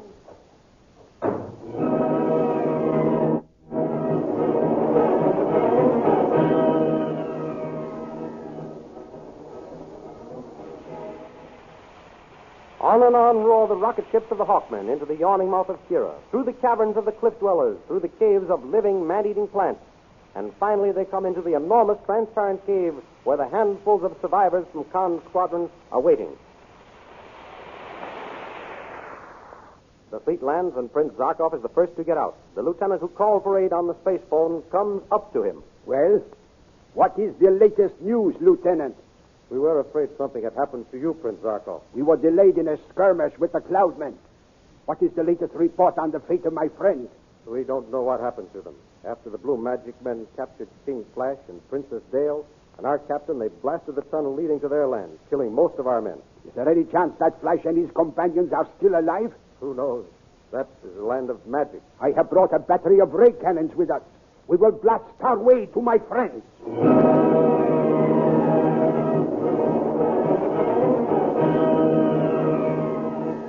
Unaware of their impending danger, Azura and Tal confer in the palace of the Blue Magic Men.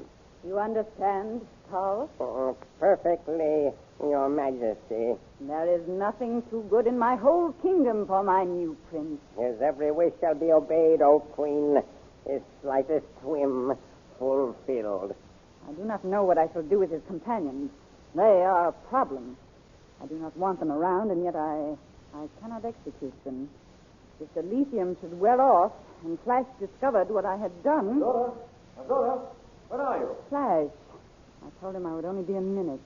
The dear boy is so mad about me, he cannot bear to have me out of his sight. Azura! Open the door, Tor. At once, O Queen. Here I am, Flash. Azura, will you do... Oh, I beg your pardon. I didn't know you were still busy. Tal, come quickly. I am summoned, Your Majesty. Have I your permission? Yes, Tal. Go. Your Majesty. Well, Flash, were you lonely without me? Is that why you came calling for me? Azura, you're good and kind. This sounds like a man who has a favor to ask. I have, my queen. Ask it. It shall be granted. Thank you, Azura. I knew you were kind and good. She will be so grateful. She? Who? The girl who tripped while serving us food the other night. Dale. Was the favor you asked for her? Yes. She called to me from a window of the kitchens and told me she was chained to the galley stove. Well? I promised to ask you to free her, and you have. Wait. I thought the favor was for yourself, Flash, not one of my prisoners. Well, there's nothing I need for myself, Azura, and the girl is too young and too pretty to deserve such a fate. I thought you just and kind. Do not cause me to change my mind. You make it hard for me, Flash. I've never freed a prisoner in my life. Your Majesty. What does this unceremonious entrance mean, Tal? I did not send for you. I humbly crave your pardon, Your Majesty, but I have news of the most extreme urgency. Speak, then. Our land is being invaded by the Hawkmen. Hawkmen. We must go forth to war. The army must be called out. I will press the signal.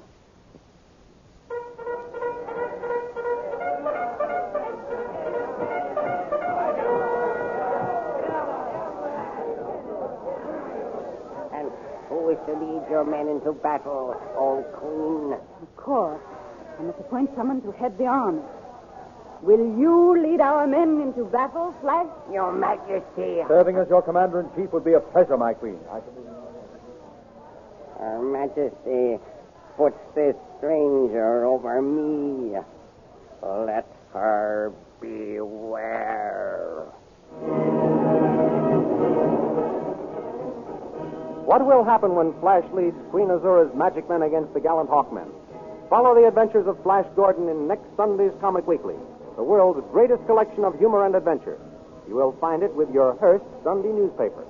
See for yourself in full-colored pictures Flash Gordon, Queen Azura, Howl, her chief magician, and all the other characters you have just heard. Then, of course, you'll want to see Skippy, the Captain Yammer Kids, Jungle Jim, Bringing Up Father, and the Little King. You will find them waiting for you in next Sunday's Comic Weekly, the only Comic Weekly. Be sure and get the big, full-colored Comic Weekly with your Hearst newspaper next Sunday. And don't forget to listen again next week at the same time to another chapter in the amazing interplanetary adventures of Flash Gordon.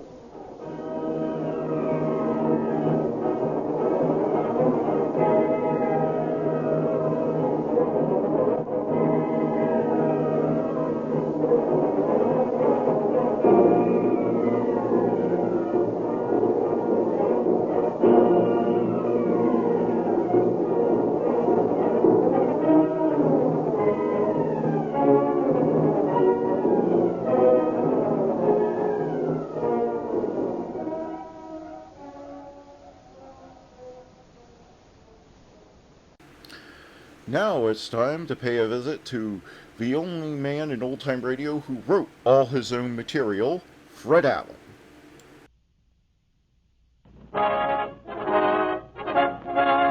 The Fred Allen Show. Brought to you by Pana Toothpaste for the smile of beauty, Sal Hepatica for the smile of health.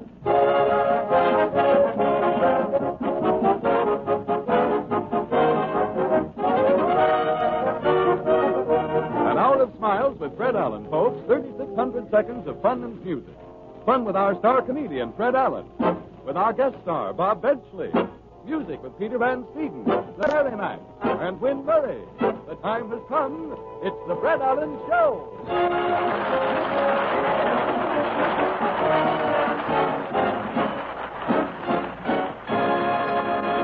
The curtain goes up, Peter raises his baton for overture, and it's good morning.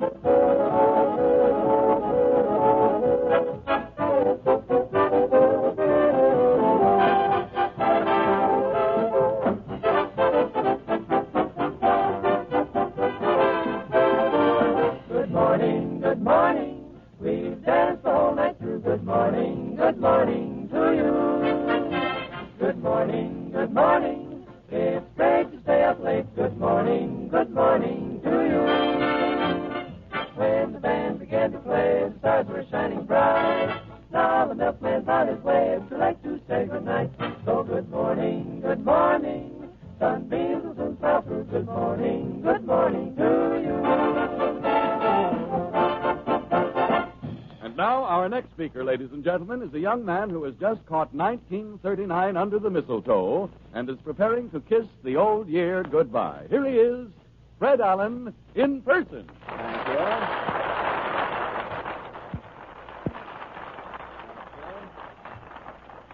Thank you, and good evening, ladies.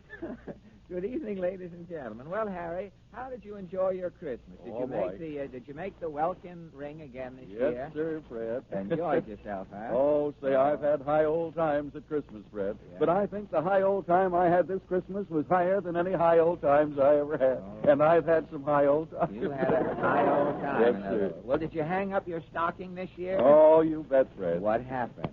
Well, nothing. I just put it back on again in the morning. Hey, you're lucky.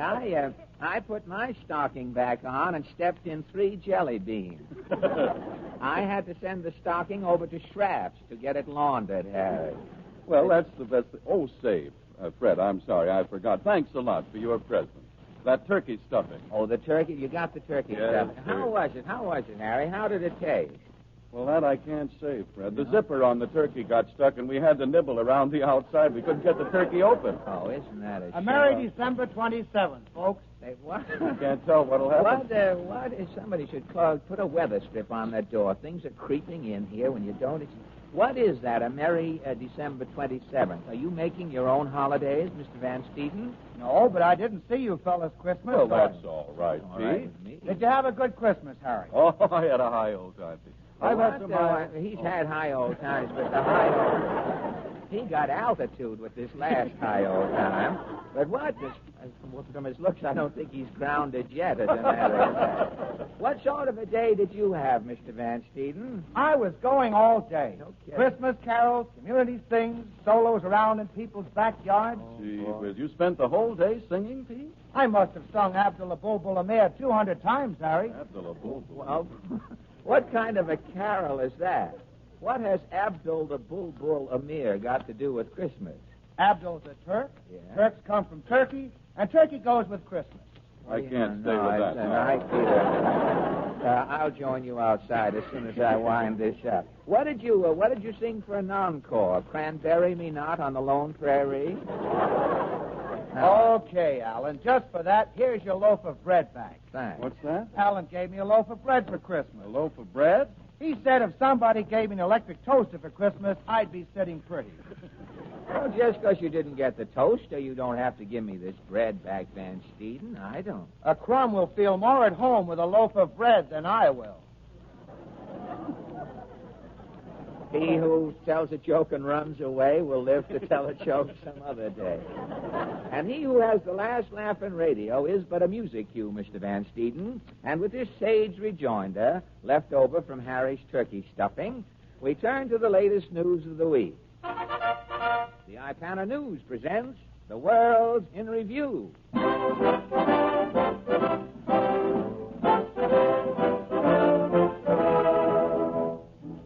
New York City, New York. Selznick International production of Gone with the Wind, the motion picture eagerly awaited by millions who read the book, has triumphant opening in New York City. Celebrities involved in making a picture are acclaimed by press and public. Ipana News interviews some of the little fellows whose names didn't come up at the opening, but whose activities made Gone with the Wind possible. First, Mr. Mervyn Nard. What about this sensational picture, Mr. Nard? Why, if it wasn't for me, Gone with the Wind would never have been made. Well, I didn't see your name among the screen credits. Mr. Selznick produced the picture, didn't he? Yes. Victor Fleming directed it. Yes. Max Steiner wrote the music. Yes. Walter Plunkett designed the costume. Yes. And still you... Yes. I maintain that the man who really started the ball rolling was little old yours truly, Mervyn Nard. You? Yes. I, Mervyn Nard, said the one word that made the picture possible. Well, how did it happen? Well, it was 3 years ago in March. Mr. Selznick buzzed for me. You flew to his office? Yes. And? Mr. Selznick was reading the last page of a book. I stood at attention. Mr. Selznick finished reading. He put the book on his desk.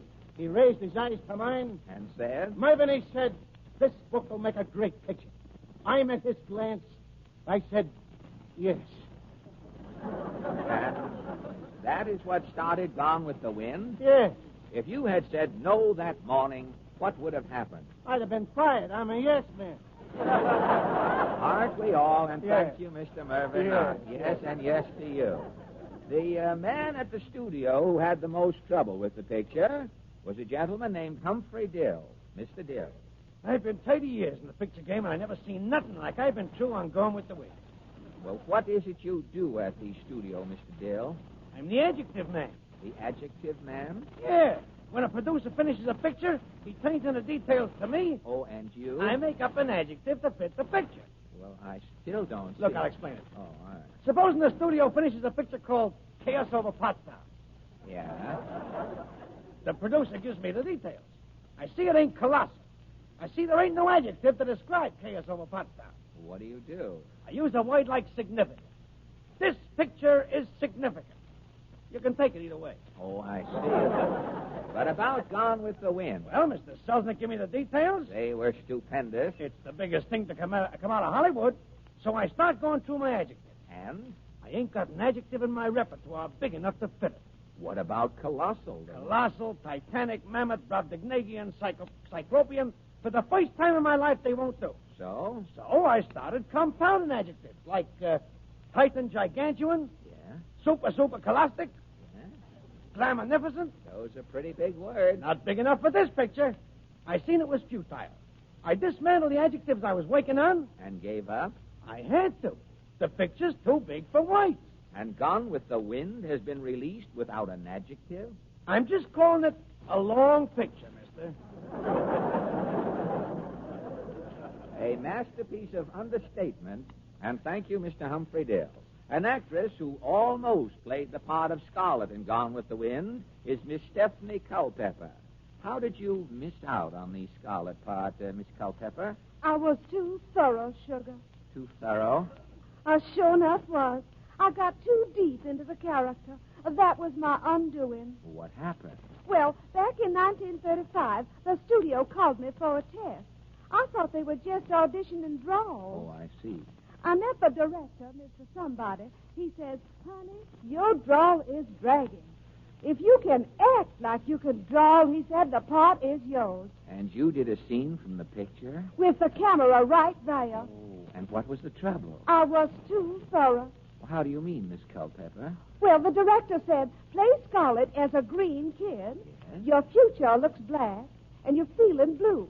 Yes. Lose your courage and turn yellow. Mm-hmm. Then steel yourself and show you're in the pink. A complicated bit of acting, I must say. Yes, Scarlett was green, black, blue, yellow, and pink. That's the way I played her, but I was too thorough. How do you mean? Well, the test was in Technicolor. I come out plaid. Oh. Condolences, and thank you, Miss Stephanie Culpepper.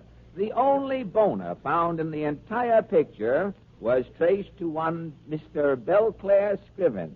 How did this boner possibly creep in, Mr. Scriven? It was my fault. It was a fatal literary lapse.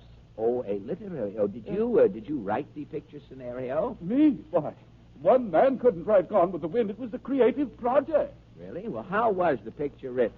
60 workers, writers, working day and night in 12-hour shifts. You don't say. Yes, I do. The script passed along on an assembly line. Yes. Hack writers put in verbs and conjunctions. Yes. Literary big shots bolted on sentences. The chap who did whole paragraphs was a Pulitzer man. And your task was? I was a suffix clincher. Oh, you just added the suffixes. Yes, for instance, if the word child passed me on the assembly belt, I would add hood. Childhood. Yes. Sweet, I'd add nest. Sweetness. Nut, I'd add ing. The word nut. Don't mean a thing if it ain't got that ing. But about this single boner in Gone with the Wind. It is a missing suffix. It was my fatal lapse. How did it happen? I had been working 27 days and nights without sleeping. I was suffix happy. I can imagine. We were coming into that scene where Scarlett meets Rhett for the first time. I was sitting at the assembly belt. I started nodding. Yes. But came by, I added the ler, butler. Yes. Scar came by, I added the let, Scarlett. Yes. Then she spoke, and I must have dozed off. You missed the suffix? I did, yes. Scarlett said hello. I didn't add the O.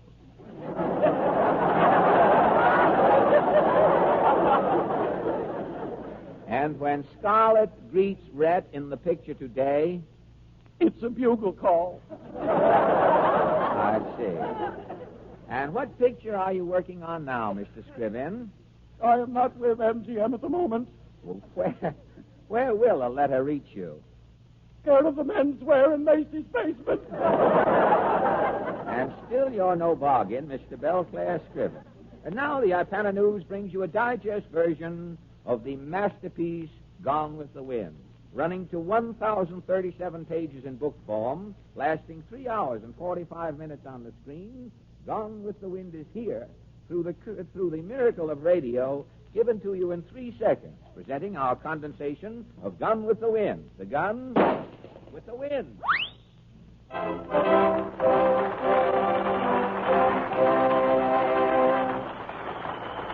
Thank you. Thank you. We have some fife players in here cheering tonight. And now as long as the drum corps doesn't show up, we're all right. And now, ladies and gentlemen, the Merry Macs, who have picked up a sideline and are singing at the Paramount Theater this week, close in on our microphone to render Santa Claus's theme song, Jingle Bells. Dashing through the snow in a one-horse open sleigh, o'er the fields we go, and we're laughing all the way. Bells on bobtail ring, making spirits bright. What fun it is to ride and sing a sleighing song tonight. Jingle bells, jingle all the way. Oh, what fun it is to ride in a one-horse open sleigh. Oh, jingle bells, jingle all the way. Oh, what fun it is to ride in a one-horse open sleigh. It was a day or two ago I thought I'd take a ride. Soon I had Miss Penny Bride seated by my side. The horse was lean and lanky, and misfortune seemed his lot. He ran the sleigh, we were drifted back, and we got a stop. Jingle, jingle, jingle, jingle all the way, all the way. Oh, what fun it is to ride in a one-horse open sleigh. Jingle, jingle, jingle bells, jingle all the way, all the way. Oh, what fun it is to ride in a one-horse open sleigh.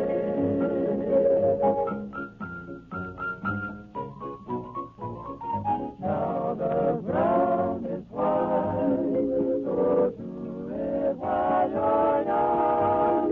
Just take the girls tonight and sing this sleighing song. Jingle, jingle, jingle, jingle, jingle, jingle bells, jingle all the way. What fun it is to ride in the one-horse open sleigh. Jingle, jingle, jingle, jingle, jingle, jingle, jingle bells, jingle all the way. Oh, we have a lot of fun riding in a one-horse open sleigh. Jingle, jingle, jingle all the way. Jingle, jingle, jingle, jingle, jingle, jingle all the way, jingle all the way.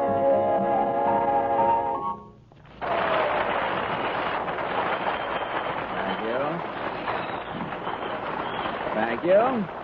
Thank you. And now, ladies and gentlemen, since we are still knee-deep in the holiday season, this is a good time. Here it comes. Here it comes. Now we'll have a little more Merry Christmas and a big dash of Happy New Year. Personally, I'd like a little Arbor Day for a change. What's the trouble, chum, if I may call you chum? Oh, no trouble at all, only I don't like holidays. Oh, come now, not even this in-between time? Especially this in-between time. The more I think of the presents I got, the madder I get. Really? Some neckties that'd come in handy if you had a flag of tripe. Pardon me. Some cigars that are guaranteed to rid the house of termites, and a lot of bills that'll take me to spring. Don't look now, but I'm getting a cold for New Year's, or maybe you've noticed. Well, if Fred didn't, I did. Chum. Seriously, I can tell you what to do for your cold. Take Sal Hepatica to help fight that cold faster. And to substantiate that statement, ladies and gentlemen, I'd like to pass along the results of a recent impartial survey among physicians conducted by leading medical journals. In this survey, it was found that 7 out of 10 physicians prescribe a saline laxative when treating a cold. And Sal Hepatica is, we believe, the outstanding saline laxative in America. There are 2 very good reasons for this, which you can check with your own doctor. First, Sal Hepatica acts quickly, yet it is exceptionally gentle. And remember, since the progress of a cold is quick, this greater speed of Sal Hepatica is especially important in fighting it. Second, Sal Hepatica also helps nature counteract the acidity that so often accompanies a cold. So you see, Sal Hepatica helps in 2 ways, and helps faster. Get an economical bottle of Sal Hepatica from your druggist before another day goes by. Then, whenever a cold threatens, just take 2 teaspoonfuls of Sal Hepatica in a glass of water. Help nature get you through the new year with less time out for colds. With gentle, quick-acting Sal Hepatica.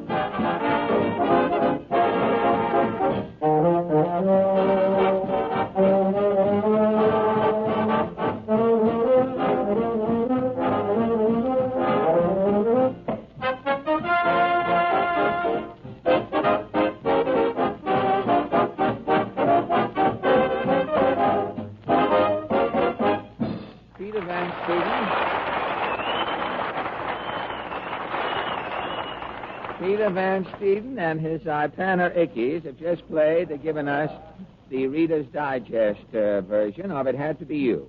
And now, ladies and gentlemen, before we present our guest star... Mr. Allen. Yeah, oh, yes, Portland. Mama sent this back. Sent what? Oh, what's this little box? It's that perfume you gave Mama for Christmas. Oh, doesn't your mother like perfume? Yes, but Mama said this kind was for throwing, not using. What does your mother mean, throwing? Mama said this perfume is generally put up in little glass balls instead of in bottles. Did your mother try it? Yes. Mama put some on her dress. And? Reed moths came out of her skirt and gave themselves up. What do you know? Then Mama got too near the candles on the Christmas tree. And? Her left sleeve exploded. Nothing else happened, I hope. Well, not till Mama rubbed some of the perfume behind her ears. And then what happened? Mama's right ear came off in her hand. Oh, that's ridiculous. That's what Mama said when her other ear came off. Your mother said what? It's ridiculous. Why, now, wait a minute. This whole thing is getting ridiculous. Who is our guest star tonight? Well, all of the other programs are having guest experts sum up the old year and predict for 1940. Oh, and don't tell me that you have dug up a whimsy expert for us. Yes, he's America's foremost authority on wit and humor. To wit? Mr. Robert Benchley.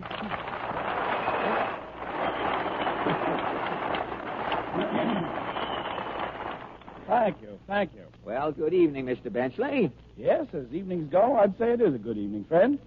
That is up to now. The thing that worries me is what happens from now on.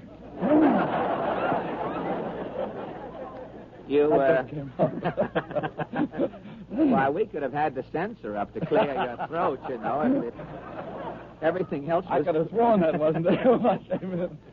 We had everything else cleared but your throat for this program. Well, you all ready? Oh, I guess as ready as I will be. I know. When the frog's away, Well, the purpose of this meeting is to dissect humor and the professional humorist. Now, tonight, Mr. Benchley, you are the guinea pig. Well, it's a character part for me, Fred, but I'll do the best I can. A guinea pig. Gosh, I wish you'd told me I'd have come in tails. That joke isn't a sample of your humor, Mr. Benchley. No, Fred, I was just feeling out the audience. That joke was sort of a throwaway, you know? Well, it's too bad you didn't throw it away before you got in here. Yeah, I'll know better next time, if there is a next time.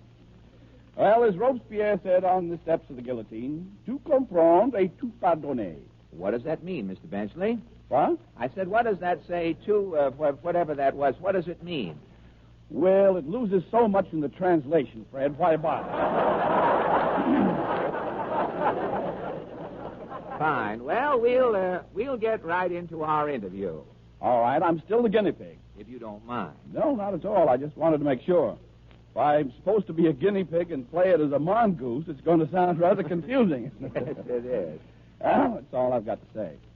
Oh, you must have more to say than that, Mr. Benchley. Well, just as a matter of fact, I have. What I meant was that's all I've got to say on this page. I'm turning now. Oh. Considerate of you, Mr. Benchley, I'm sure.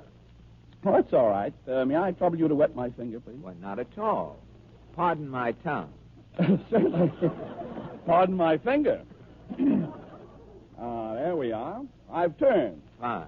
Now tell me, is it true that you are America's foremost authority on wit and humor? Well, I don't like to come right out and say it, Fred, but I'm not the one to make it unanimous either. But millions of people are saying it, and where there's so much smoke, there must be some fire.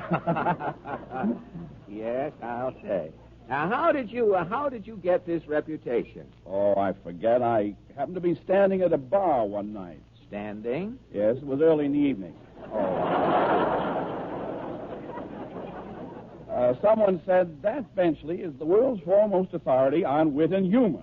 I forget who said it. It may have been me. I don't know. It started as a rumor, then. Yes, I picked it up and sort of blabbed the word around. The thing caught on, and overnight, you might say, I was made. Well, did you come from a funny family? Yes, I did. We used to get a lot of laughs around the house just looking at each other. My father was a belly laugh. Even as you today are no titter. As John Hancock used to put it on occasion, c'est la physiognomie. What does that mean, Fred? Well, it loses so much. But tell me, Mr. Benchley, when did you first start to get funny? My first bright remark, historians tell me, was made at a baby show in Worcester, Massachusetts in 1894. Do you recall it? Verbatim. Good. I'd won first prize at the baby show. The judge stooped over my cradle with the medal. Said, "You can't pin anything on me. My mother beat you to it." I must say. Thank you. That started you on your career as combination wit and Merry Andrew? Yes, Fred. The rest is history. I rested on my laurels for 20 years. And what happened? My spine blossomed. In 1930, I won first prize at the flower show, standing on my hands. Good for you. Now, since you are an authority, Mr. Benchley, I think our listeners might enjoy having you clear up a few minor things, including your throat. You want to take time No, out? I know it's okay. We'd like to have you clear up a few minor things about you don't think part of your mustache is down there. But I think our listeners might enjoy having you clear up a few minor things about wit and humor that tend to confuse the average person. Oh, I'll be glad to, Fred. What's on your mind? Well, first, what is a joke? A joke? Well, when you hear a man say, "Did you hear the one about?"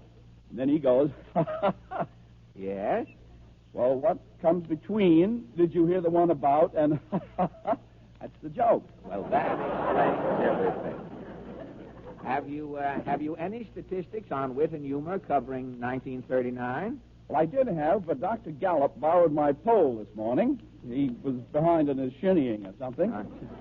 But I have a few loose ends in my head. Oh, I thought those were your sideburns.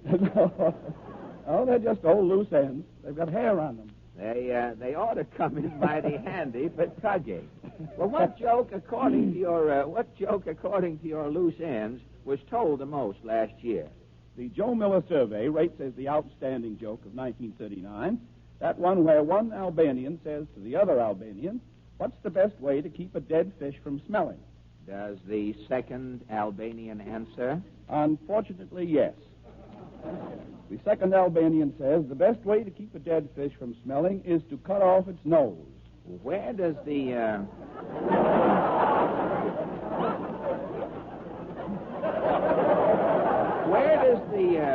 where does the joke come in? Well, no one seems to know. I've had a dead fish in my lab all year working on that joke. I cut off the nose. And does the fish smell? I doubt it.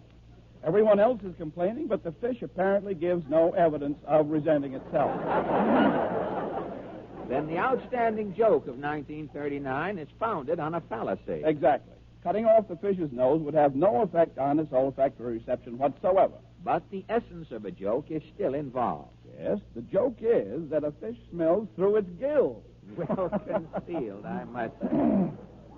Yes, the nose obviously is cut off as a come-on. But that's the trend. That joke is number one on the wit parade. Now, what is your favorite joke of all times, Mr. Benchley? Oh, I've said so many funny things, Fred. I know, but your favorite. Well, I guess it's that one about the little Indian boy who got his foot caught in his papoose bag and couldn't get it out. What happened? The boy had to go through life living on his mother. Very good. Thank you. Excuse me if I don't laugh, Mr. Benchley. We're pressed for time. I understand quite. Well, what would you say is the outlook for wit and humor in 1940? The outlook is pretty drab, Fred. I'm giving up the game. In fact, I've gone into another business. Christmas present consulting. What is a Christmas present consultant? Well, if you receive a Christmas present that presents a problem, for a nominal sum, I'll solve it for you. Well, how do you mean? Well, I got a call this morning up on Central Park West. A man received 20 pounds of putty for Christmas. Really? He didn't know what to do with it. He called you in? At 3 o'clock this morning. An emergency. What did you do? Well, I broke every window in this client's apartment. That 20 pounds of putty was gone in no time. Pretty soft for you. Yeah, I sure made an impression there. Good. I had another call. A man received a grand piano for Christmas. His apartment was too small. With the piano in it, the man was sleeping in the hall. What was your solution? I burned the legs of the piano in the fireplace, stood the piano up on end. Yes? Today, that man has a harp and a place to sleep.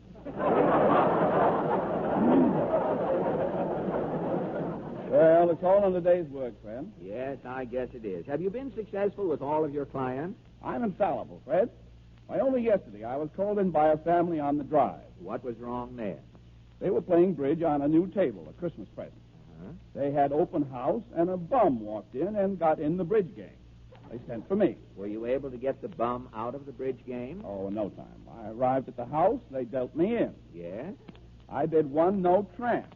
Yes? The bum blushed and withdrew. Amazing, Mr. Benchley. But this is a seasonal profession. I suppose when Christmas is over, you will return to your public. Yes, Fred. As a matter of fact, I'm leaving for Hollywood next week. Oh, are you going to make another picture?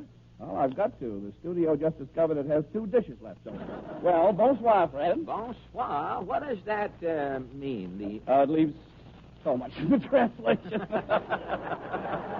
Why bother? Well, I get it. And thank you.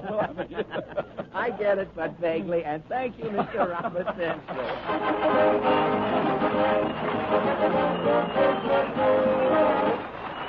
Thank you.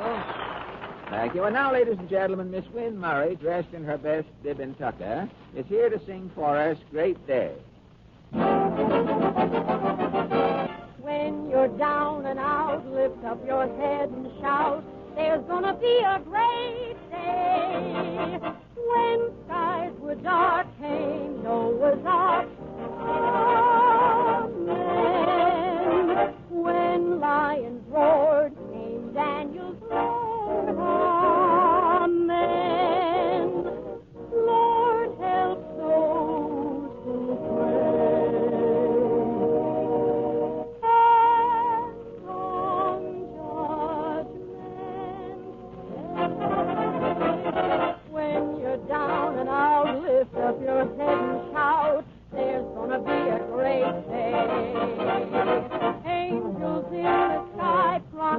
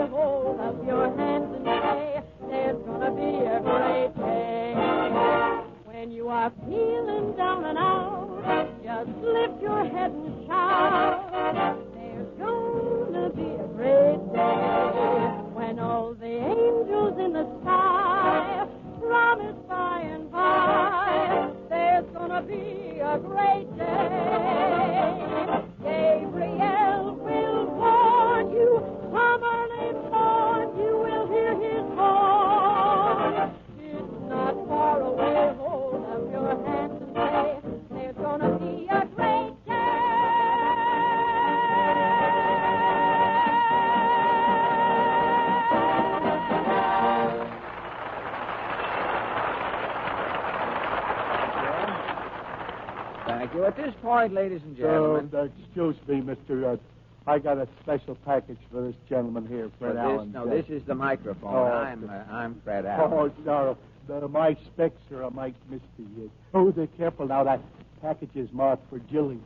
Well, I'll treat it tenderly. All right. Why, it's a phonograph record. To Fred Allen and Company from Harry Von Zell, a New Year's greeting. You mind if we play it now, Harry? No, of course not. Go ahead. Will you put this record on the machine, Ted? Here it goes. Fred, I sincerely hope you and Portland and everyone else on the show start 1940 happy and healthy, and that you'll stay that way throughout the year.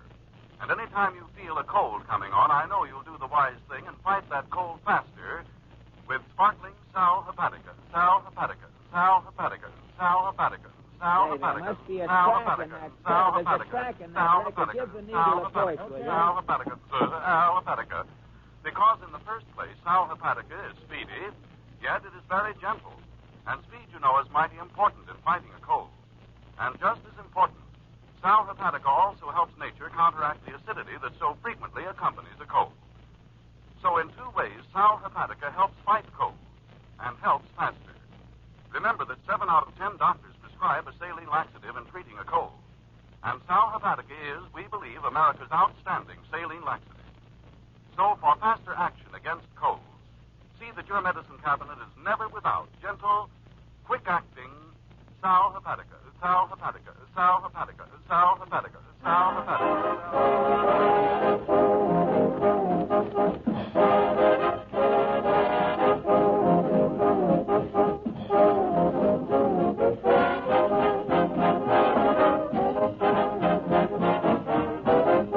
The Fred Allen Show will continue immediately following a brief pause for your station identification.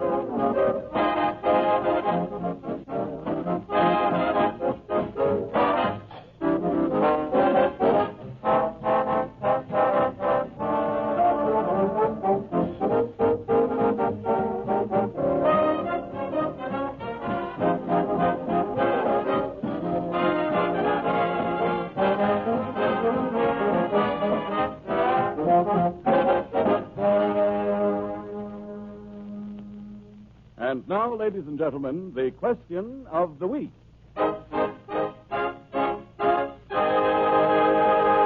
This is Mr. and Mrs. Average Man's Round Table, where 3 persons selected from our studio audience are invited to give their opinions on a question that concerns some prominent issue of the day.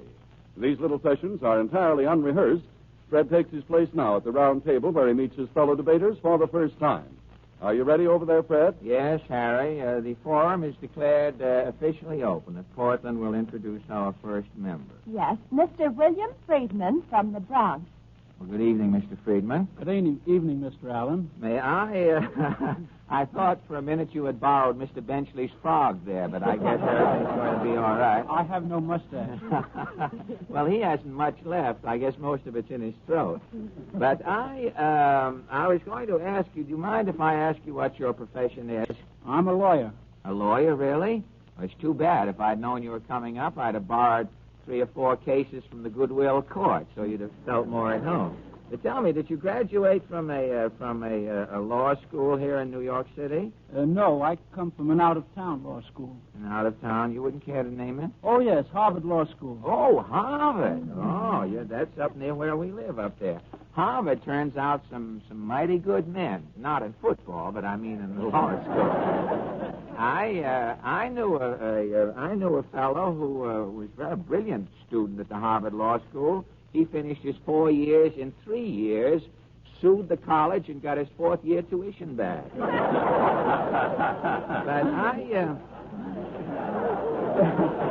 I was going to ask you, Mr. Friedman, would it be unethical if I were to ask you for some professional advice here in public? I'm not getting your fee ready. I mean, I have to take this out. No, I don't think it would be unethical. Well, I have a legal problem that's been bothering me. Did you hear Jack Benny's program last Sunday night? No, I'm sorry. I missed that one, Fred. Did you hear it the week before? Yes, the week before I heard it. Oh, you're one of the every other week Benny listeners. Well, the sooner everybody feels that way, the better off it'll be for me. He'll have to have his in. But what I was going to ask you, last week on his program, you know, Jack, Benny, and I are supposed to make a picture together next summer for Paramount. And last Sunday night on his program, he called up the Paramount Studios, Mr. Mark Sandridge, the producer there, and said that he refused to make a picture with me. Now, can I, by any legal rights involved there, can I protect myself? Why, absolutely. I'd sue him for everything under the sun. Well, I don't think he's got all of that yet. Of course, suing him for everything under the sun would take in all of his California holdings. I get those. But you think I can sue him? He can't run out on me, huh? No, I'd chase him through every state in the Union. Well, of course, I doubt if he'd last that long. It's uphill in Montana. But do you think, as long as I can sue him, do you think that if we make the picture that Paramount can sue Benny and me later? Well, that depends on the movie critics. That depends on the picture. Well, thank you a lot, Mr. Friedman. Now, Portland. Mr. Thomas Broadleaf from Brooklyn. Good evening, Mr. Broadleaf. Good evening, Mr. Allen. You, well, that's a nice. You brought your own studio audience with you. My whole gang. Well, that's the coming thing. A lot of the radio comedians have portable studio audiences they carry around with them. But I was going to ask you, what do you do over in Brooklyn? I'm the manager of a garage. Oh, a garage, are you? Well, what do you, how's business? Rotten. It is? Very bad. Well, don't you think there are enough cars in the country today? Yeah, there's plenty of cars, but they're not running them. Oh, you're just buying the cars and leaving them in front of the house? Well, that makes work for the policemen. They nicely come around and give everyone tickets. Well, thank you a lot, Mr. Broadleaf. The vice president is waving at me. My time is rapidly disappearing here.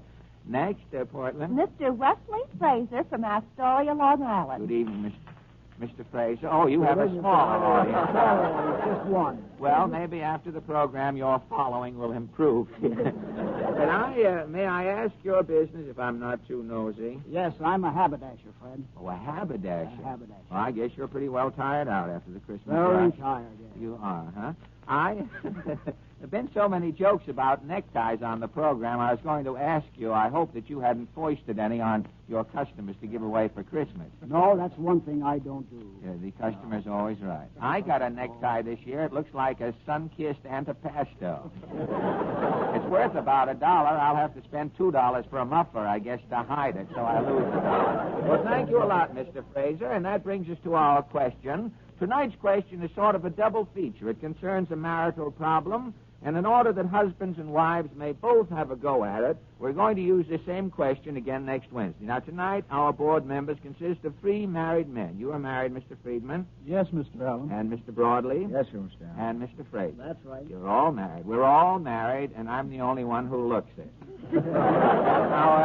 Our question tonight is, after living together 50 weeks each year, when the 2-week vacation period arrives in the summer, should husbands and wives take their vacations together, or should they go their separate ways and enjoy a real vacation alone? Now, Mr. Friedman, do you think married couples should take their vacations alone? No, I think they should take, Mr. Allen, they should take it alone. They should separate at vacation Absolutely. time. And why? Now the husbands had no trouble.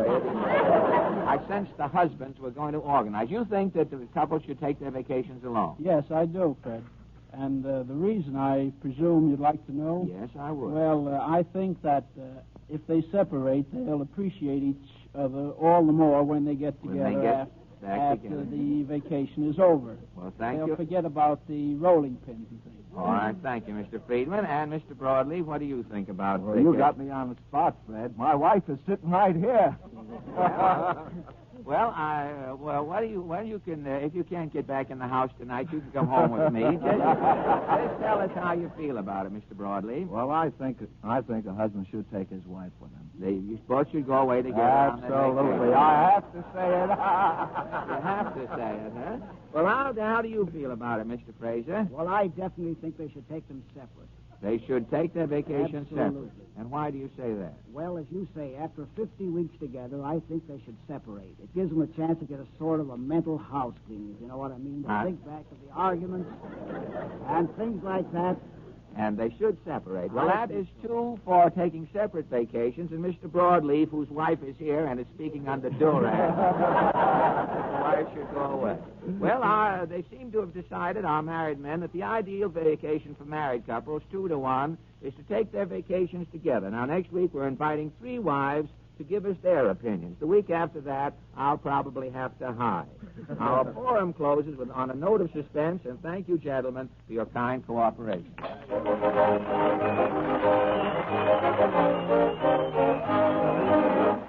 Thank you. And now, ladies and gentlemen, the Merrimacs, who, since we have heard from them early in the program, have done 4 shows at the Paramount, return to sing Oh, Johnny, Oh.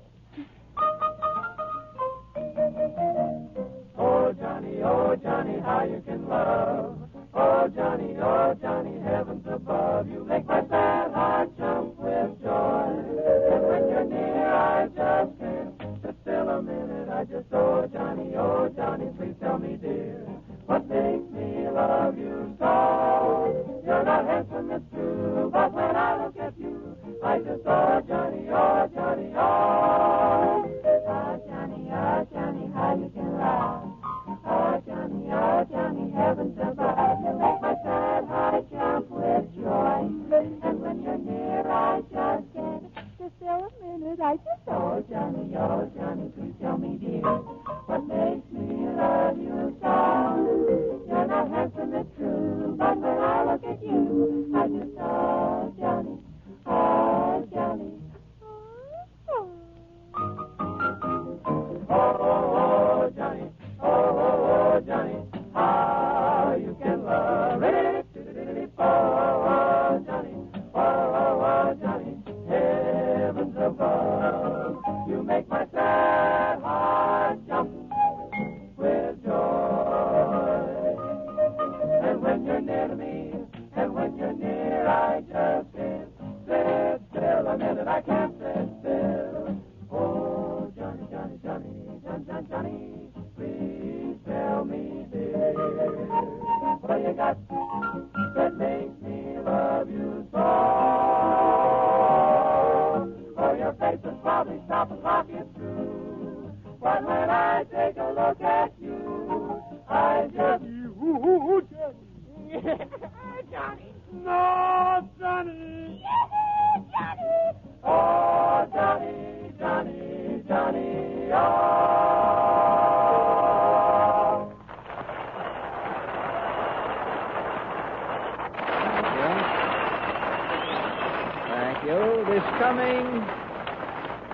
This coming Monday, in order to justify my sobriquet, public philanthropist number 1, I'm going to toss a little New Year's dinner for everyone on this program. Oh, thanks. Now, wait a minute. It won't be elaborate, you understand. Just a turkey so tender it will collapse gracefully at the mere sight of the carving set. Ruby red cranberry sauce, pearly creamed onions, mashed potatoes whipped to a frothy frenzy. Say, Fred, you aren't forgetting anything, are you? Well, I thought you'd take the turkey stuffing and the plum pudding for granted, Harry. No, Fred. What I meant was you're going to have so many soft, creamy, well-cooked foods. Well, what would you suggest, Herschel? Ipana toothpaste and massage. Not for New Year's dinner, Harry. No, of course not for New Year's dinner, Fred. For every day in the new year, because so many of the foods we all eat, delicious as they are too soft to give our gums the work they have to have for healthy firmness. And as a result, gums are apt to grow tender and touchy and flash a warning signal, a tinge of pink on your toothbrush. When you see that, see your dentist. Quite often, his verdict will simply be, your gums have grown lazy from lack of exercise. They need more stimulation to keep them firm and healthy. And very often, as so many dentists do, he will add, your gums will respond to the healthful stimulation of Ipana toothpaste and massage. So adopt this easy, modern dental routine. Massage with Ipana. Help to keep your teeth brighter, your gums firmer, and naturally your smile one of winning charm. Tomorrow, without fail, go to your druggist for an economical tube of Ipana toothpaste.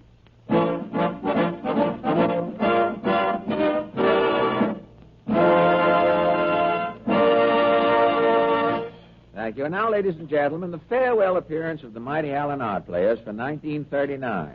Tonight, they dramatize an episode filched from the secret clinical files of a famous psychoanalyst. The sketch is called Moonlight and Neurosis. Or, the patient was the well-dressed man. His straitjacket had a belt in the back.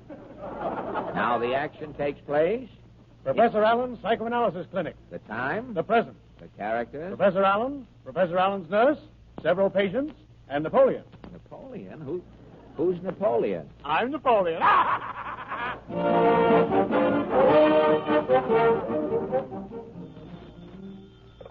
Professor Allen's mental clinic, Happy Inhibitions. Hello? No, Professor Allen just went out. He said he had to see a man about a dogma. Yes, I'll tell him. Goodbye. A Freudian good morning, nurse. And how are all my subnormal patients this morning? They're still subnormal. They're asking for you. Only a suppressed schizophrenic would attempt to belittle the world's greatest authority on psychoanalysis, nurse. Why, my cures have set the Ouija board back 20 years. What cures? What cures? What about Mrs. M. of Dallas, Texas? Mrs. M. came to me with an oolong fixation. She thought she was a tea bag. Well, I kept her in hot water for 3 months. She left here cured. She paid you for keeping her in hot water? I soaked her for $200, yes. Take my other cure, the Brothers J of Biddeford, Maine. What was the matter with them? The Brothers J thought they were bookends. They were going through life 6 inches apart. I walked between them saying, I am the Encyclopedia Britannica. The bookend fixation was shattered.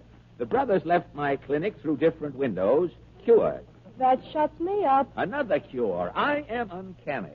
Excuse me, Doctor. Yes, 702. I feel the urge. Very well, 702. Here's your piece of bread. Thank you. Who was that? 702 thinks she's a hamburger. Has to have a piece of bread before she'll sit down. I keep slicing the bread thinner and thinner. She'll be on her own in no time. Take a note for the medical journal. Yes, sir. Case 648, a specimen of exalted ego inflation. 648 was under the delusion that he was the president. By degrees, I reduced him to thinking he was vice president, then Secretary of the Interior, then Saul Bloom. His ego was subsiding? His ego was subsiding rapidly. Yesterday, I had him down to thinking he was a Republican. He was practically cured. What happened? I must have gone too far with my treatment. This morning, he woke up thinking he was Jack Benny. Well, I took him to the isolation ward, a hopeless moron. This must be a new patient. Put on your shoes, nurse, and open the door. Yes, sir. Professor Allen. Be seated, please. No, hold on. Now, just a minute. I've got something... Yes. You are a victim of repressed... No, here. Let go of my tongue. I'm not a patient. No? No, you maniac. I'm Rodney Tate, manager of the Cosmopolitan Opera Company. But I'm not... Our opera season opens tonight, and I'm terribly worried about our star tenor. Lawrence Flibbit? Yes. He's a victim. A victim of recurring hallucinations. What form has Flibbit's phobia assumed? He thinks he's a chicken. A chicken? Yes, a chicken. His condition has been brought on by some foul experience. Am I right? Yes. Mr. Flibbit made a concert appearance last week. Yes? Variety, a theatrical weekly, ran a headline saying, Flibbit lays an egg. Yes. Now, Mr. Flibbit is an artist. He began to brood about this thing. That egg-laying phrase has perforated his subconscious. Exactly. Today at rehearsal, Mr. Flibbit started flapping his arms and crowing in a finale. He didn't follow through? No. No. Mr. Flibbit did not lay an egg, no. Good. Where is the patient now? He's right outside. I'll call him in here. Florence, come in. I'm a chicken. Isn't that pitiful? Dad, definite symptoms of poultry mania, a form of dementia peacocks. Now, look at me, Mr. Flibbit. I'm a chicken. No. Mr. Flibbit. You have no feathers, you see? That proves you're not a chicken, doesn't it? No, it proves I'm molting. Now, this is really terrible. Now, Alan, Flibbit has got to sing tonight. He's starring in Rigoletto. Don't worry, Mr. Tate. Well, I can't. I'll clear up, though. Peace of mind, Tate, old man. We have enough trouble with Flibbit here. I'll clear up Flibbit's condition in time for his performance. Can you guarantee a cure, Professor? Absolutely. Good. I shall start treatment immediately. I'm a chicken. Quiet, Mr. Flibbit. No bragging. Now, Mr. Tate. Yes, Professor. You take Flibbit inside to my clinic and squat him on an electric light bulb. Yes. When he sees he cannot hatch it, presto, the delusion will be shattered. Oh, yes. Flibbit will return to his normal senses. Indeed, yes. Come along, Torrance. Come on. Get me a nest. I want to sit down. I'll get you. An interesting specimen, eh, nurse? If that guy's a chicken, make mine pot roast. Your sang-froid is out of place in psychoanalysis circles, nurse. What is that letter on your desk there? It's from case 527. Oh, yes. 527 checked out 10 days ago, completely cured. Well, it's probably another testimonial. What does he say? Dear Professor Allen, 2 weeks ago I came to you obsessed with the idea that I was Al Jolson. Yes? You cured me in 3 days and discharged me. Go on. Now that I'm back in Hollywood, an embarrassing situation has come up. It seems that I really am Al Jolson. As a result of your cure, no one can make me believe I'm myself. What shall I do? Signed, Al Jolson. Yeah, the distortion of individuation. I treated Dr. Jekyll for the same trouble. Take a letter. Yes, sir. Dear Al, if you really are Jolson, get down on one knee. Say Mammy 50 times. It will all come back to you in blackface. Have you got that? Yes, sir. I'm a chicken. Flibbit, are you in again? Where's that manager of yours? I am right here, Professor. That confounded cure of yours didn't work at all. Impossible. Well, it didn't work. You sat Flibbit on the light bulb as I prescribed? Yes, I did, but the darn thing broke. He thought he'd laid a scrambled egg. Yeah, the yolk was on me. Quiet, Now, Flibbit. Alan, you have got to do something. I'm holding you responsible for this man. I'll come through, Tate. My next move is autosuggestion. What is that? Take Flibbit back to my clinic. Yes. Put some paper bloomers on him. He'll start thinking he's a lamb chop. We can proceed from there. Oh, yes, good. Very well. Come on, Tony. Put me in a kettle. I want to be frickin'. You're going to be a lamb chop. Now get in there. Gad, this Flibbit case is extending me neurotically. Professor Allen's Psychoanalysis Clinic, inhibitions especially. Hello? I want to speak to Professor Allen, please. You're speaking to Professor Allen, madam. What became of the man who answered the telephone? I am the man who answered the telephone. Oh, put Professor Allen on, please. I am Professor Allen. Really? Who was that other man who answered the phone? It was I. I am Professor Allen. One at a time, gentlemen, please. Hello? Who is this, please? Professor Allen talking. You're on a busy wire, Professor. I know it. You called me up, madam. So I did. Professor, I've got to see you. I should say so. When can I have an appointment? Let me see. Friday. Oh, I can't come Friday. I'm mad at Friday. You're mad at Friday? Yes, I like Monday, Tuesday, Wednesday, and all the others. But you're... Yes, I'm mad at Friday. Who are you, madam? I'm Mrs. Robinson Crusoe. Mad at Friday? That woman is crazy, nurse. Hello? That party reversed the charges. Gad, she isn't as crazy as I thought. Any patients waiting, nurse? No, sir. I'm still a chicken. A chicken, of course. That is awful, Alan. I've never seen anything like it. Confound him. Isn't he cured yet? No, Alan, Mr. Flibbit is not cured. Mr. Tate, You guaranteed to get Mr. Flibbit in shape to sing tonight. He's still a chicken. I'm suing you. I'll ruin your clinic. Hold on. I'll have you here for observation if you don't watch it, Tate. I will cure Mr. Tibbet, or Mr. Flibbit. I will cure him if he shows up, too. Come here. Come here, Flibbit. I'm a chicken. Of course you're a chicken. In fact, Mr. Flibbit, you're such a fat little chicken, I'm going to eat you for dinner. Come here, Flibbit. Wait a minute. What are you doing with that paperweight there, Professor? I'm going to kill a chicken. No. Flibbit, take this. Stop. Wait a minute. Alan, what have you done? You'll get 20 years for this. Quiet, Tate. I'll dash some water in the patient's face. We'll see how my shock treatment works. Here, Flibbit. Who's on? Where am I? Torrance, how do you feel? Well, I feel fine. Why aren't we at the opera, Tate? What am I doing here? No, it's all right, Torrance. You were a chicken, but the professor just cured you. Alan, you're a genius. Oh, it was nothing. Here is your bill, Mr. Flibbit. Oh, you get my check in the morning, Professor. I've got to rush over to the opera house. Yes, we must. Just one thing, Professor. Yeah? There's no danger of a relapse, is there? None whatsoever. Oh, good. Unless Mr. Flibbit is exposed to another sudden shock.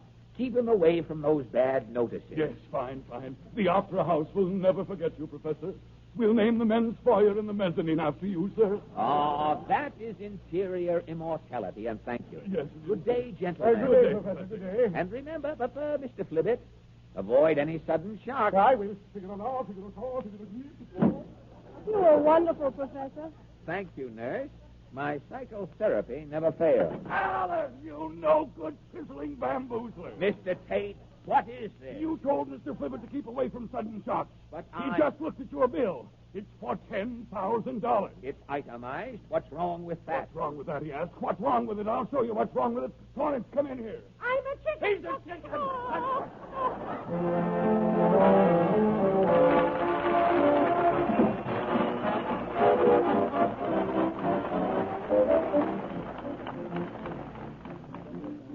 As we come to the end of another year, ladies and gentlemen, we want to thank every one of you sincerely for the part you have played in making Ipana toothpaste the undisputed leader in its field.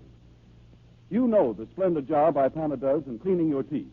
You know how Ipana and massage help strengthen your gums, makes them less susceptible to trouble. But do you know what goes on behind the scenes to assure you that Ipana will always meet your most exacting requirements? At the Ipana plant in Hillside, New Jersey, in one of the best research laboratories of its kind in the world, there is a staff of technical experts, including graduate chemists from the foremost universities here and abroad, to ensure the recognized high quality of Ipana toothpaste. In addition, the makers of Ipana employ an independent research laboratory and have even established a fellowship in one of our leading universities for further research in dental hygiene. That's why Ipana is so highly regarded, and why so many dentists recommend the daily use of Ipana and gum massage. So you can readily understand why your favorite toothpaste is America's largest selling toothpaste, Ipana.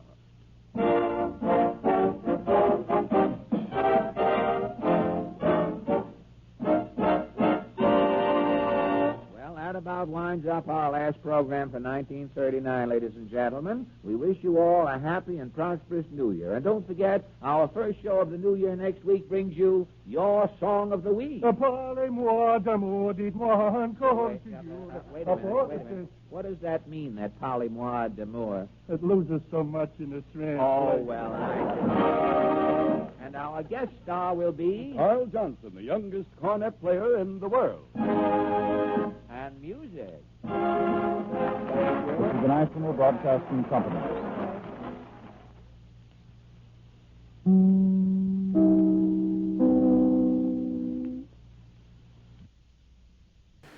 Take a trip back to Dodge City with Marshal Matt Dillon in Gunsmoke, coming up next.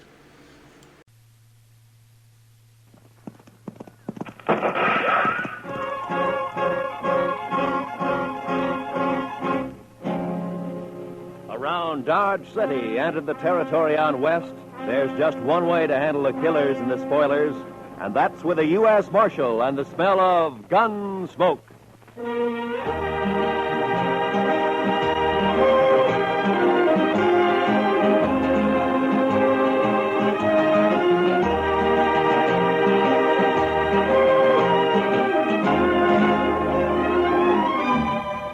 Gunsmoke, starring William Conrad.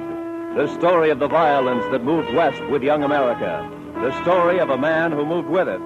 Matt Dillon, United States Marshal.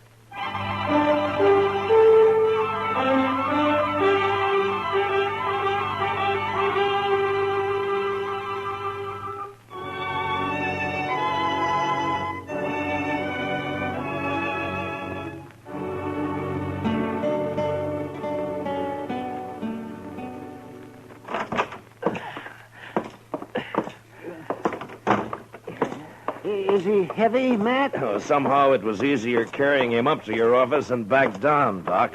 Where are you going to put me, Mr. Dillon? Yeah, well, on the couch here, I guess.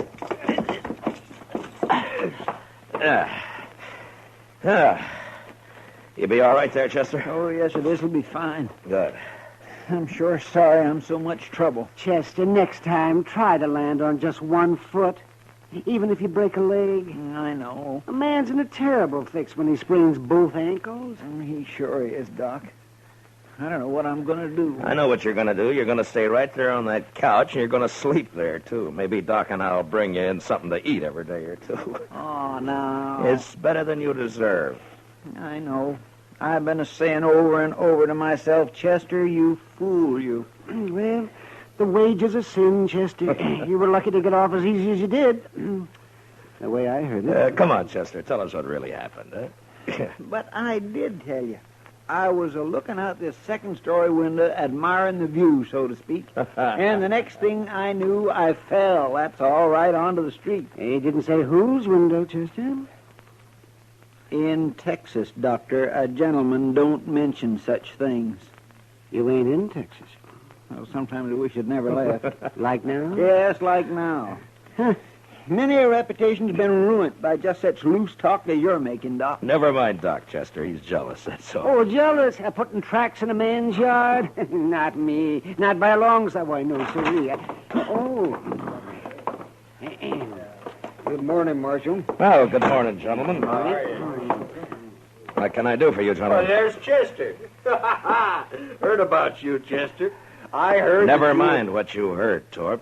Chester just got thrown from a horse, that's all. Yeah. All right. What is it you want here, gentlemen? Yeah. All right, you tell him, Summers. Well, Marshal, it's about tomorrow night. Oh? So, what about tomorrow night? Well, you know, it's the roundup. The sales season's over. There'll be 1,000 cowboys celebrating in Dodge. Well, they always do at the end of the season. What about it? Well, there's going to be more of them this year, and there'll be a lot of homesteaders in town, too. It's going to be worse than ever. Well, I expect that. There could be a lot of trouble, Marshal. Yeah, there could be, Summers. Just what is it you want? Well, we've talked it over, and we want you to get a lot of good, tough men together, maybe about 20 of them, and deputize them. That way, there won't be any trouble. Yeah. That's what you want, is it? Yes, we do. Look, Summers, my job's to keep the peace around here, and I'm going to do it, but I'll do it in my own way. Oh, I know, Marshal. Now, you turn 20 deputies loose in that crowd looking for trouble, and they're going to find it. As soon as the wild ones heard about it, they'd bunch up and shoot it out with every one of them. Why, it'd turn into the worst slaughter Dodge's ever seen. I think that's about the most fool idea I ever heard of. Yeah, no reason for you to talk like that, Marshal. I think it's a good idea. I sure don't want my place wrecked just 'cause you're mule-headed. You're a gambler, Torp. So you can take your chances along with everybody else. Now, if you don't want that, then close your place up tomorrow night. Lose all that Texas money? That's not likely. Now, we're not all gamblers, Marshal. They can wreck my dry goods store just as fast as a gambling house once they get started. And it's up to you. That's right. It is up to me. And we're going to leave it that way. Then you won't do anything. I'll do everything I can. I don't know, Marshal. Look, Summers, I know you've got your doubts about me. That's natural. Some people think I'm too lax with Front Street. Some think I'm too severe. But that's the way of it in any town. If a peace officer does his job well, he pleases nobody. Marshal, we didn't come here for a lecture. What did you come for, Torp? Maybe you had in mind to help me pick out those deputies. Is that it? A matter of fact, I could, Marshal. Yeah, sure. In a couple of hours, yours would be the only tables open for play. No, that's not what It's been done before, Torp. Is that true, Torp? We're not going to take his word for anything, are you? I don't know. But anyway, he won't listen to us, so it's his responsibility. Come on, men, let's get out of here. I hope you can handle it, Marshal. Goodbye, gentlemen.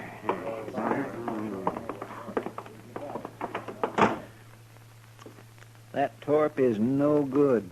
He is just plain no good, Mr. Dillon.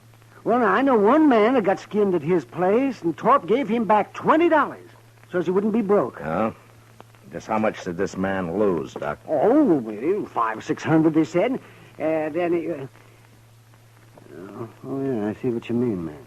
I'm sure not going to be much good to you tomorrow night, Mr. Dillon. No, you can watch the jail right here, Chester. I know, but you just got to get somebody to help you out on the street. At least one man, anyway. You can't be everywhere at once. Yeah, by tomorrow night, Dodge will be overrun with trail boys and homesteaders, all looking for satisfaction. No, I wouldn't ask any man to face that. I know a few fellows who'd do it, and so do you, Mr. Dillon. Yeah, maybe, but I wouldn't ask anybody. How many were killed last year, man? I don't remember, Doc. Well, I do. 6, that's what. We buried them all in the saddle blankets, all except one. I remember he didn't even own a blanket. Well, then he was sure out of luck all the way around, wasn't he? Come on, Doc, let's go get some dinner. Huh? All right. We'll bring you a piece of bread, Chester. Maybe. I want a steak. Rare. How come you're so hungry, Chester? Were you in such a hurry to get over there last night you didn't take time for supper? Mr. Dillon, I will answer no more questions about last night, and that is final. Well, we'll bring you something. Yeah, I don't know if we should, though, Matt. A man can think about his sins better on an empty stomach. Close the door, will you?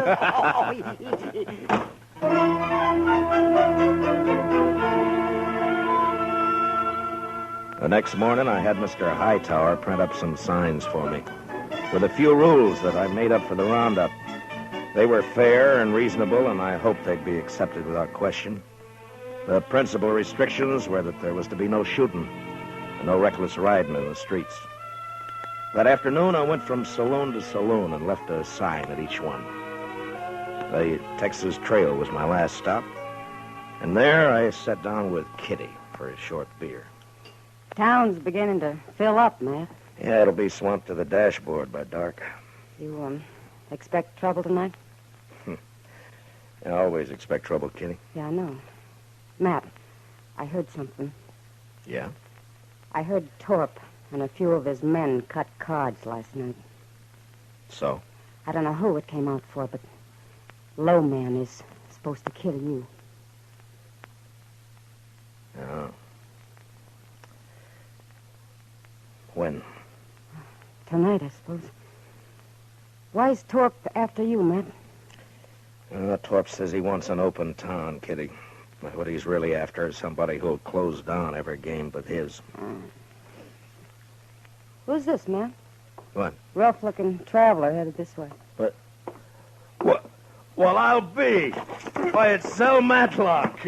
Zell! You old badger. How are you? Zell, it's been a long time. A long time. Here, come on over here. Sit down. Sure. I'd like for you to meet Kitty. Kitty, this is Zell Matlock. This is Kitty. Glad to know you, ma'am. Just rode into Dodge an hour ago. Yeah, it's your first time in it, Zell. Hey, would you like a beer? Huh? Don't mind. Good. I aimed to get drunk tonight, but before I got started, I thought I'd look up their peace officer and shoot him. I'd be sure to tangle with him before the night's out.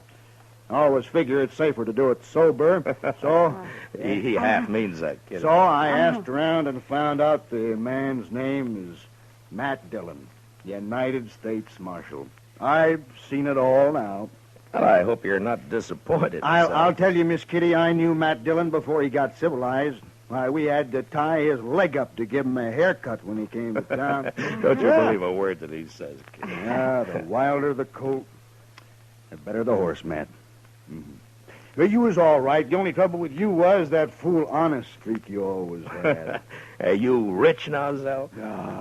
Nobody's rich on the Mexican border. Land of sunshine and pinto beans. I hired out to a general over in Chihuahua 3 years ago.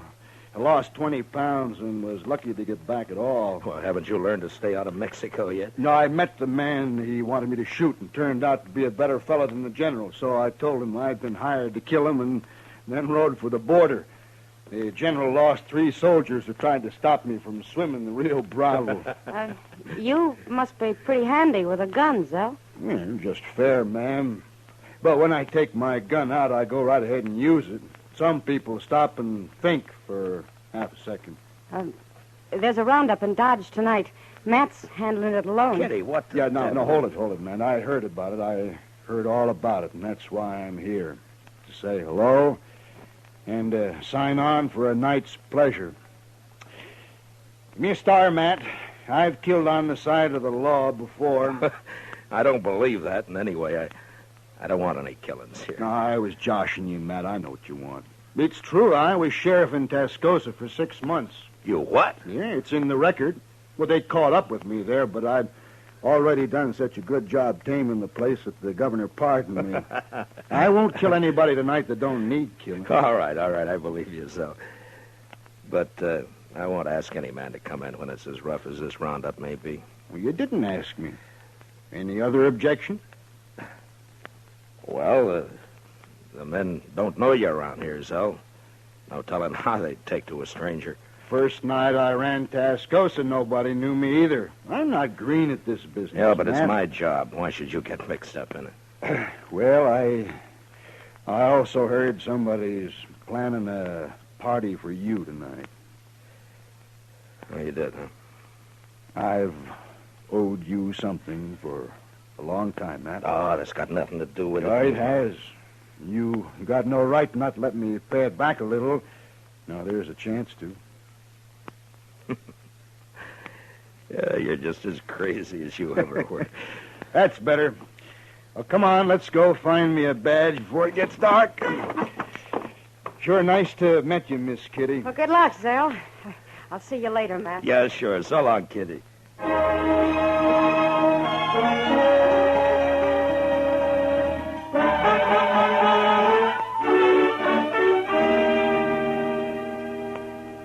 You sure been a long time coming to Dodge, Mr. Matlock. What do you mean, Chester? Well, I've heard Mr. Dillon mention you a lot, but the way he talked, I wasn't never sure you were still alive. Oh. Well, I was never sure either, Chester. You know, Zell isn't the most cautious man I ever knew. You think being a U.S. Marshal isn't asking for an early grave, man? Oh, maybe. But at least it's a way to do some good before you die. Whether folks think so or not. No, men like Torp, that's all. Oh, no, Chester. Even good men have got a strange twist that makes them suspect any man paid to handle the bad element. Hey, you just can't help thinking that some of its dirt is rubbed off on him. And I never thought about that before, Matt. Sure how it was in Tascosa. They wanted me there, all right, but they wanted me to keep my distance, too. It makes a man kind of lonely. Yeah. They just don't know what's good for him, that's all. Instead of a real lawman, they'd rather hire some killer with a lot of notches carved on his gun. Well, there are plenty of them around. You sure are. Bragging kind. I never did like a man who has to notch his gun to keep his courage up. Yeah. My goodness. Look yonder. The street's about full already, and it isn't even dark yet. Yeah. Zell, give me a hand here, will you? We'll move Chester's couch away from the window there. All right. There, that should do it. Yeah, you'll be safer here, Chester, in case somebody gets it in mind to shoot up the jail. Thank you, Mr. Dillon. I can watch both doors from here. Just hand me my gun belt, if you will. Oh, yeah. There you are. Well, come on, Zell. Chester, I'll get somebody at the Dodge House to fetch up some supper, huh? Thank you, sir. And good luck, both of you. So long, Chester. I see you, Chester. Well, how will we work it, Matt? I'll tell you, Zell, you take this side of the street. I'm going up to the Dodge House, and then I'll be on the other side somewhere. All right.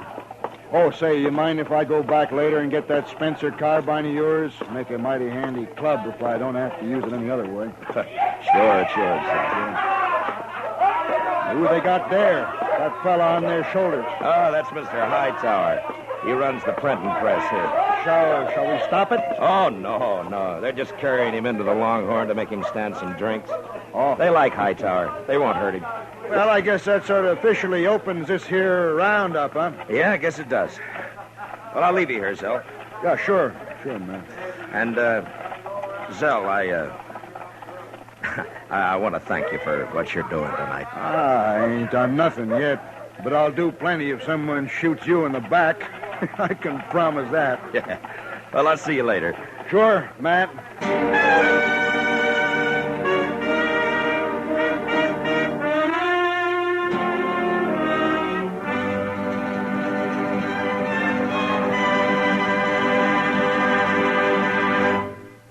We will return for the second act of Gunsmoke in just a moment. But first, Sunday nights, you're cordially invited to Escape via CBS Radio. Yes, every weekend for drama that will take you right out of this world. Listen for Escape at the Star's address. Also, tomorrow evening, CBS Radio brings you Lionel Barrymore on your Sunday night playhouse. Now, for the second act of Gunsmoke.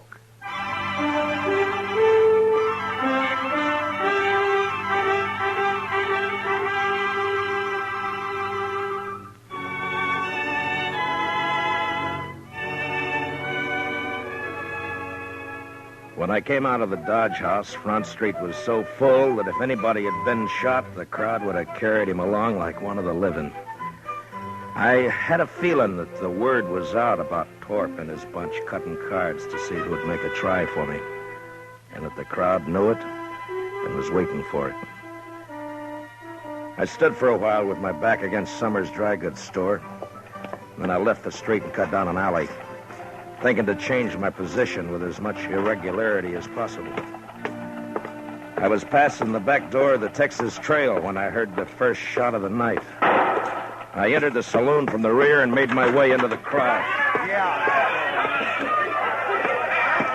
It's all right, Marshal. There's no fight. It's not all right, Sam. I made a rule that there'd be no shooting for any reason. All right. Who fired that shot? Oh, it's outside. It was Torp, Marshal. He just took a shot at the moon, that's all. Yeah.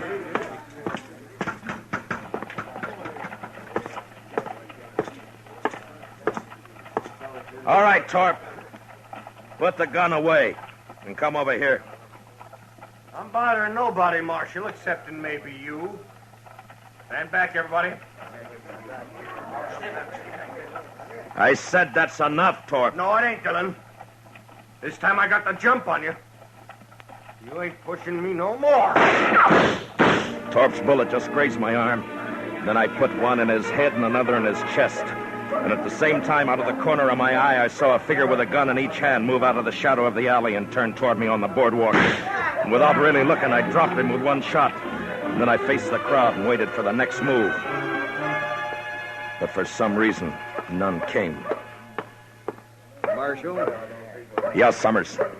That man you just shot, Marshal. Torp got what he deserved. Yes, I know. It's the other one that So did he. Marshal, you'd better go take a look at that man. He's dying. Who is he? I don't know him, Marshal, but you do. What? He's wearing a star. No. No.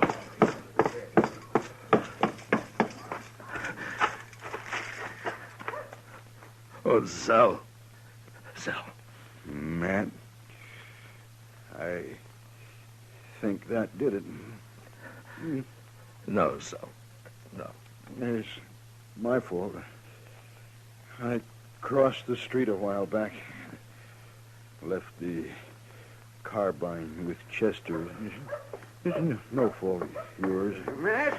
Oh, there. Oh, Matt. How is he? Oh, goodness. No use, Doc. Thanks. Zell, I Now, listen.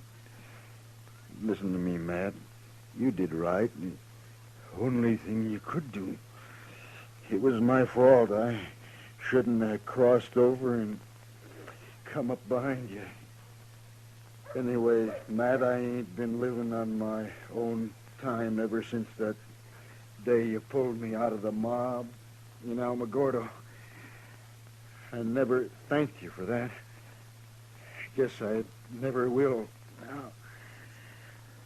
Matt, so long.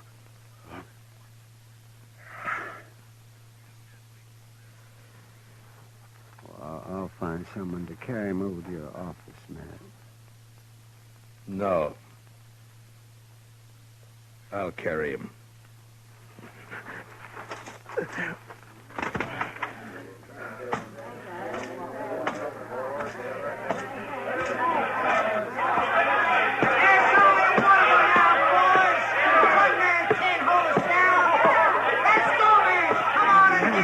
Never mind them, Matt. They're just windbags.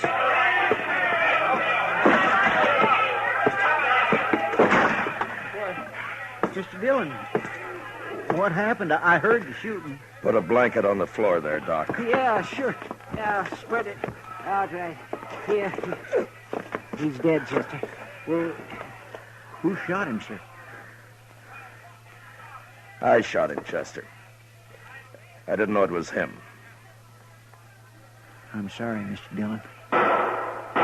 It sounds like they're going to hoorah the town after all, Matt. Sure does. No, they're not. It's going to be kind of hard to stop now, isn't it, Matt? Maybe. You taking a shotgun, Mr. Dillon? Matt, why don't you just let them fight each other? What are you going to do? I'm going to close Front Street. You're going to close... Oh, no, The what? party's over in Dodge. Mr. Dillon, you can't do that. There'll be trouble if I don't. The mob's tasted blood now. They'll shoot you sure as I'm a-laying here. Will they? All right, I can't stop you, but I sure do wish I could go with you. Yeah, Matt, I'll go. Maybe if they see me, they won't be so quick. Thanks, but this isn't your job, either one of you, but thanks.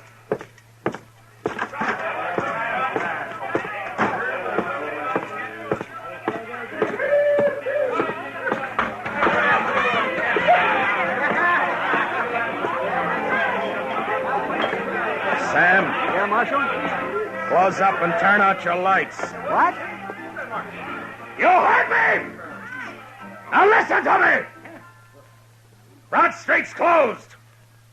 Now get out of here and go home, all of you. My home is in Texas, mister. If you ever had one. I ain't going home tonight. Not tonight, I ain't. Don't interfere, fella. You got no chips in this deal. I could buy in, mister. Now I'll use this shotgun for what it was meant on the next man. Well? All right, Sam, close it up. Yes, sir.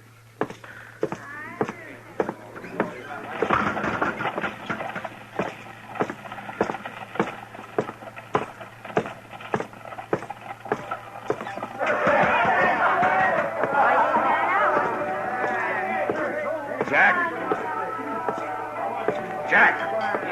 What do you want, Marshal? The street's closed. Put out your lights. Huh? You heard me. Lock the place up. No, I ain't going to do it. Now, don't tell me what you're going to do. All right, boys. We're closing up.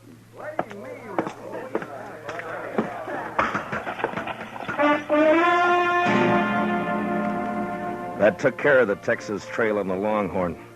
And I moved on through the Oasis and the Olive Fraganza, then to the smaller bars that infested the outskirts of town.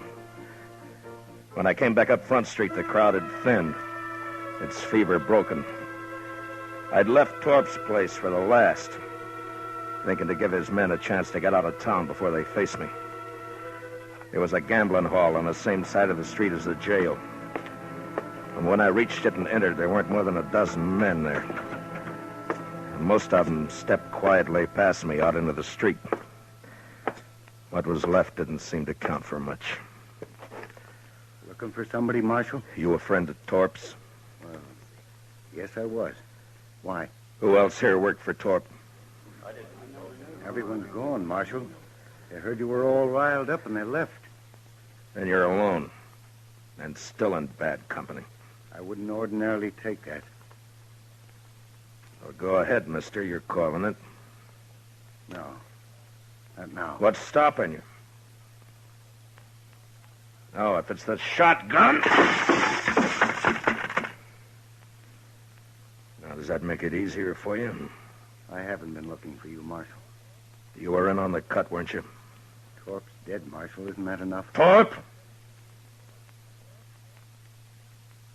Mister, one of the best men I ever knew died tonight. And I killed him. I'm not a gunman, Marshal. You wouldn't be proud killing me. What does a man like you know about pride? Now, you get out of Dodge, and you get out fast. But I don't... You want to die in this place right now? No, I'm leaving. All right, hurry.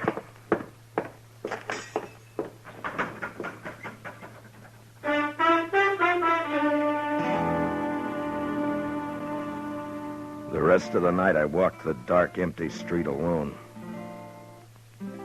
And just before dawn, I got a spring wagon and loaded Zell onto it.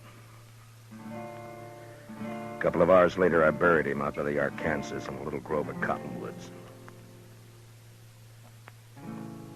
Maybe I should have put a marker on his grave, but I didn't.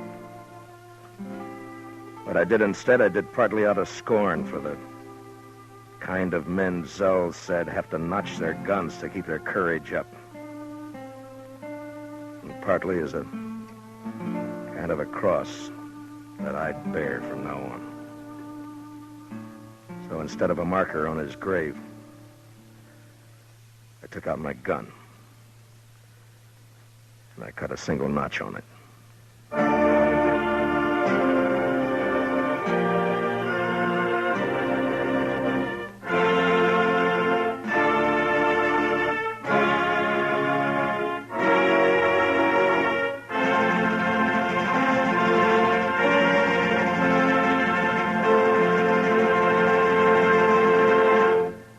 Gunsmoke, under the direction of Norman Macdonald, stars William Conrad as Matt Dillon, U.S. Marshal. Tonight's story was specially written for Gunsmoke by John Meston, with music composed and conducted by Rex Corey.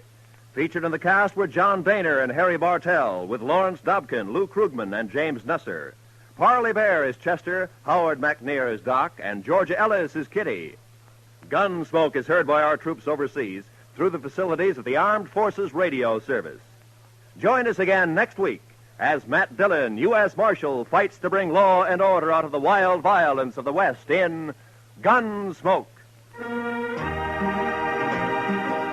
Listen to CBS Radio for Spring Byington as December Bride. And say, after you hear December Bride tomorrow night, listen for the important announcement about its new night and time on CBS Radio. This is Roy Rowan speaking. And remember, Amos and Andy are here every Sunday on the CBS Radio Network.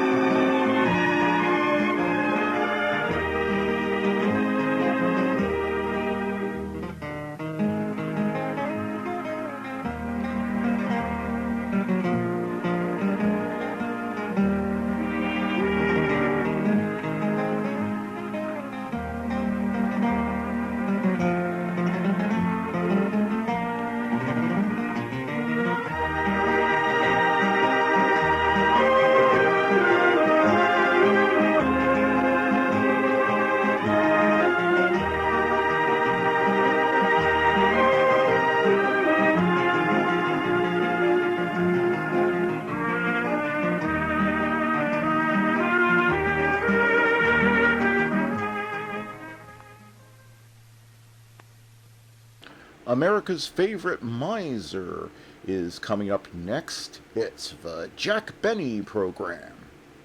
J-E-L-L-O.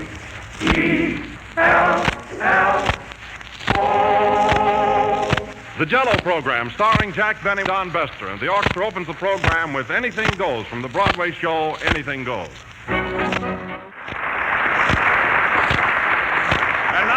In the year 1935, I present to you that famous, that well-known, a fellow whom you all, a man that's... Never mind, Don. Hello again. This is Jack Benny with my New Year headache gone and raring to go. Say, I haven't seen you since last Sunday, Don. Did you have any fun New Year's? Oh, I had a marvelous time, my friends tell me. Why? What did you do? Well, I remember leaving for Boston New Year's Eve. And then? A bellboy woke me up in Philadelphia yesterday. Well, that's what I call celebrating. Now, what'd you do New Year's Eve, Jack? Oh, I had a lot of fun, Don. I bought a tin horn and blew it unmercifully. Oh, that must be exciting. Didn't you go anyplace? Certainly. I walked up and down Broadway all evening. Oh, why Broadway? Well, it's so reasonable, Don. No cover charge. Oh, I see. Well, Jack, didn't you have anything to drink? Heavens, yes. I stopped in the first drugstore I saw, and I had 3 orangeades. Then I got silly and had 2 more. Well, there's no harm in those drinks. No, Don, but I started mixing them with frosted chocolates. And, oh, boy, wow!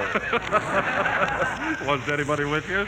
Oh, sure, Bester was with me. You should have seen him. Was he dizzy? Yeah, well, what did he drink? Well, he ordered a cherry phosphate and kept revolving around on the stool. Oh, boy, and did I have my hands full getting him home. How about it, Bester? Yippee! And then about 10 o'clock, we went up to Roseland and had a couple of dances. Well, where were you at 12 when the whistles were blowing? Oh, I was in bed by that time. You can't keep that pace up all night. Hello, Jack. Ray, how are you? Fine. Say, Jack, is January 6th a holiday? No, Mary. Then I guess I'll tear up this poem. Yes, do that, huh? Where were you New Year's Day, Mary? Did you go anyplace? Sure, I went to Jersey City 10 times. To Jersey City 10 times? Yes, I fell asleep on the ferry boat. Well, where were you on New Year's Eve? I was over at my uncle's house. You ought to see the place, Jack. He's very rich. Why, Mary, I didn't know that you had a rich uncle. Sure, he bought a 12-cylinder car the day before New Year's and threw it away the next day. Threw away a 12-cylinder car? Yes, he just wanted to use the horn on New Year's Eve. Oh. Yeah? You want to buy a bulldog? No. Okay, Mr. Benny. Say, Mary, come here.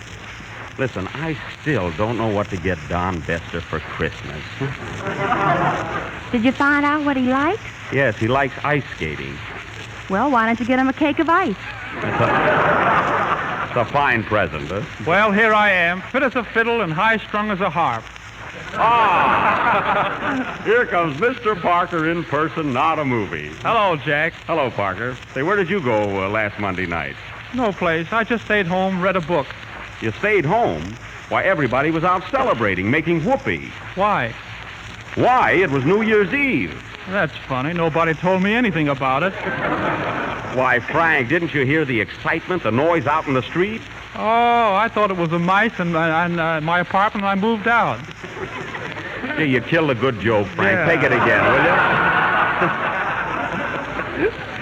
you? Well, listen, Frank. In about 6 months from now, if you hear any firecrackers, you'll know it's the 4th of July. Huh? I'll mark that down. Mm-hmm. And if you see a chicken lay an egg, you'll know it's Easter. That's right.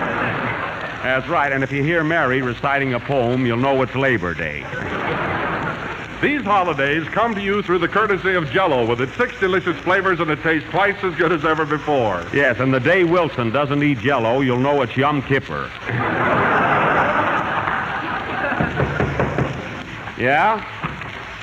Does your brother want to buy a bulldog? I haven't got a brother. Okay, Mr. Benny. Say, Jack. What is it, Bester? I want you to listen to this next number we're going to play because we have a new man in the orchestra. A new man? Which one? That violinist there on the end.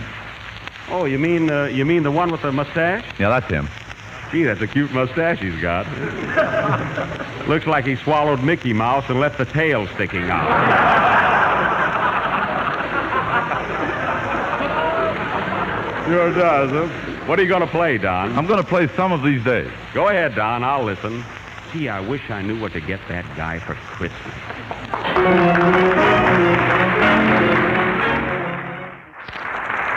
That was Don Bester and his new man in a moment of melody.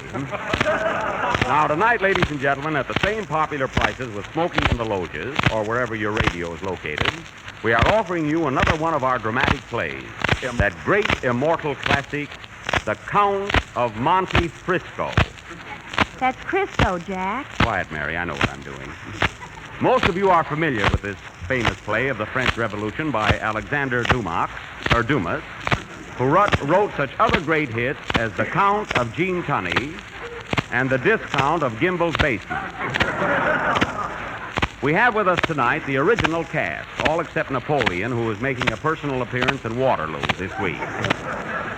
Now, you people who have seen this play will recall how Edward Dantes, the sailor, was wrongfully accused of being a spy by a rival lover, Mondego, and was thrown into a dungeon where he remained for 14 years with the same sponsor. After making his escape with the aid of a fellow prisoner who gave him a map of a treasure island, our hero, Edward Dantes, discovers the treasure, gets even with his enemies, and is signed for another picture by the Warner Brothers, who also have a treasure island in Hollywood. The part of Sailor Edward Dantes will be played by a promising young actor called Jacques Benny. Mercedes, his sweetheart, will be played by Miss Fifi Livingston. And the part of Mondego will be played by Monsieur Francois Parker. This play in 2 acts and 4 scenes will go on immediately after the next number, which will be sung by Monsieur Parker. Are you ready, Francois? Oui, oui, monsieur. Wait a minute. That's pronounced wee wee. Well, why don't they spell it right? Yeah? If you had a brother, would he want to buy a bulldog? No. Okay, Mr. Benny. Sing, Frank. What does he want, anyway? Very good. That was With Every Breath I Take, sung by Frank Parker, whose breath still reminds me of New Year's. And now for our play, The Count of Monte Cristo. The opening scene is a ballroom in Marseille, France, the year 1805 at 9 p.m., or 1806 daylight saving time. Curtains. Music, Don.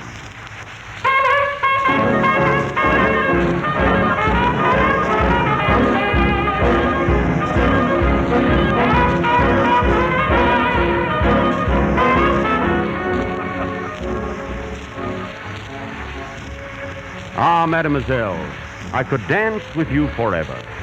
You shake a mean hip, sailor. What's your name? Edward Dantes. And your name, may I ask? Mercedes. Mercedes what? Mercedes Ginsburg, the apple of Paris. Ah, Mercedes, you are beautiful. Your eyes sparkle like rare jewels in the sunlight. Your lips are as red as a rose that blooms but for a day. Ah, Mercedes, you are divine. Thanks, Toots. I can take it. Now, this dance is over all too soon. How about the next one? Okay, sailor. Pardon me a moment. I'll go out and get 2 more dance tickets. I'll be right back. Hello, Mercedes. I see you're pretty sweet on that sailor. Well, what of it, Mondego? Well, that fellow's a foreigner and a dangerous spy. He is not. Yes, he is, and I'll take care of him. What are you going to do? I'll tell you what I'll do. I'll have him arrested and thrown in the dungeon for the rest of his life. As sure as my name is Frank P. Mondego.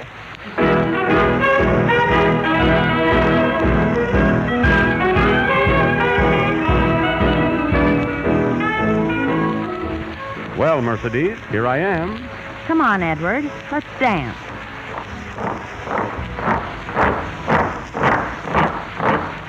Halt! Stop that music. Are you Edward Dantes? That's me. Want my autograph?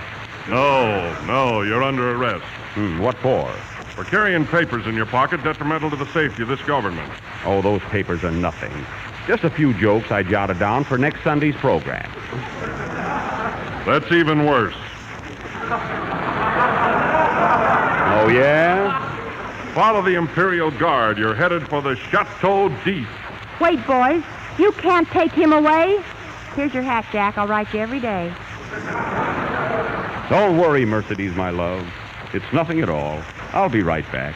That's what you think. Forward! Hi!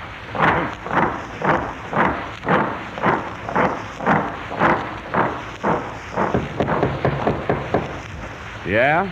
Now do you want to buy a bulldog? No. Okay, Mr. Benny.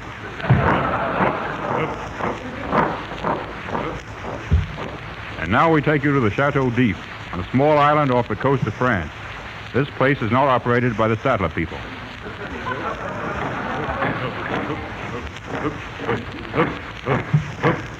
Halt! Here we are. Get in there. Looks like a one-way street to me.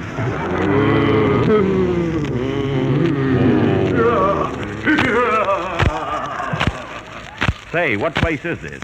This is the Dungeon Plaza. What can I do for you? Oh, I only want something for the night till my lawyer gets here. You're a permanent guest here, get me? Then give me something with southern exposure. You'll get exposure. Say, who am I to argue under these conditions? I hope they put me on the football team. Is there a bath in the room? You'll get a bath when we throw you in the ocean. Saltwater bathing. I love it. Oh, bellboy, show him to his room. Come on, you. We're very strict here.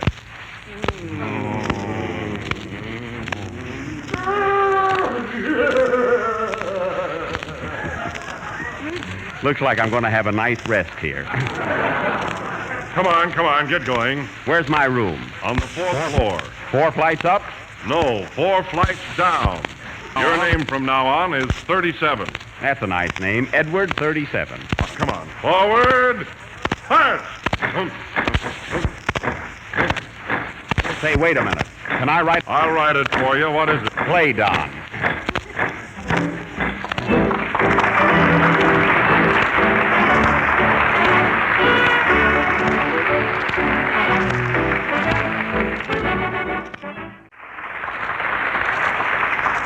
There was Don Besser and his orchestra coming to you from the grill room of the Chateau d'If.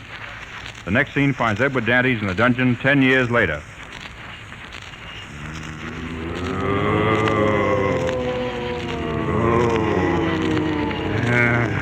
They double-crossed me, eh?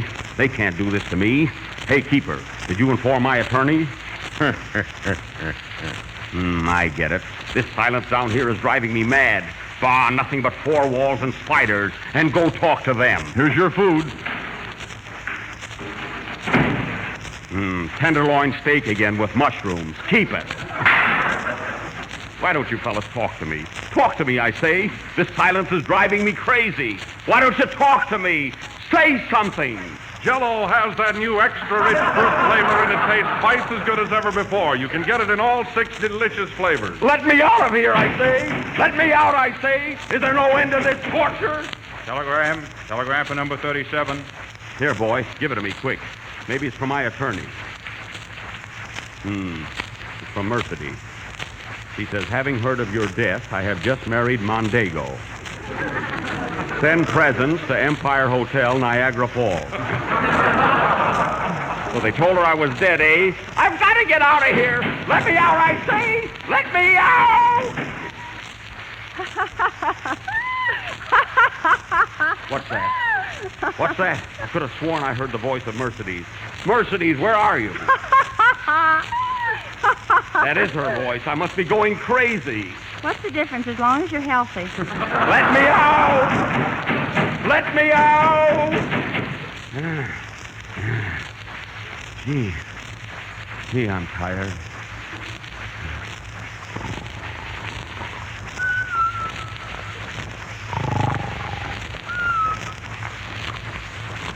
What's that?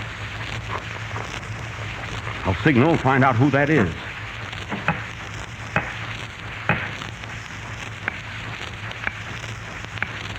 He answered me. I'll try it again.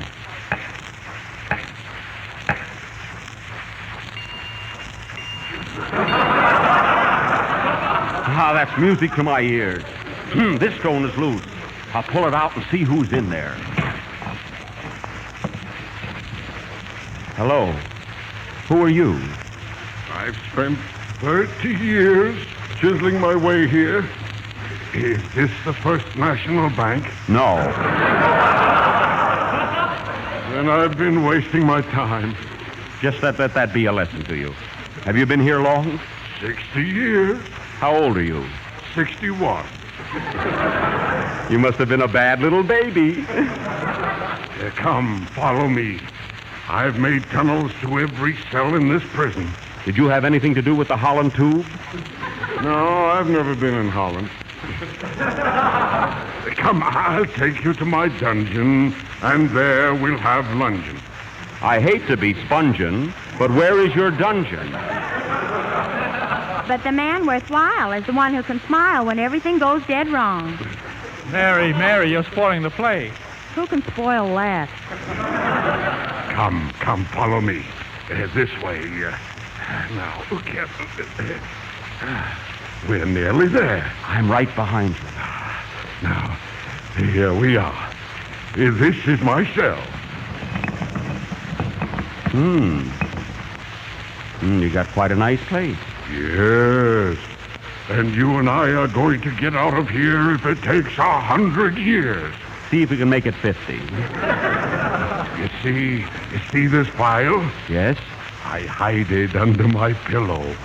This night, I hide in my toothpaste. And this piano... I know, you hide it in your beard. No, in my hair. What? Hair. I don't get that. Hair. What's on your head? An ice bag. I'm not over New Year's yet. Listen, how did you get here? Jake sent me.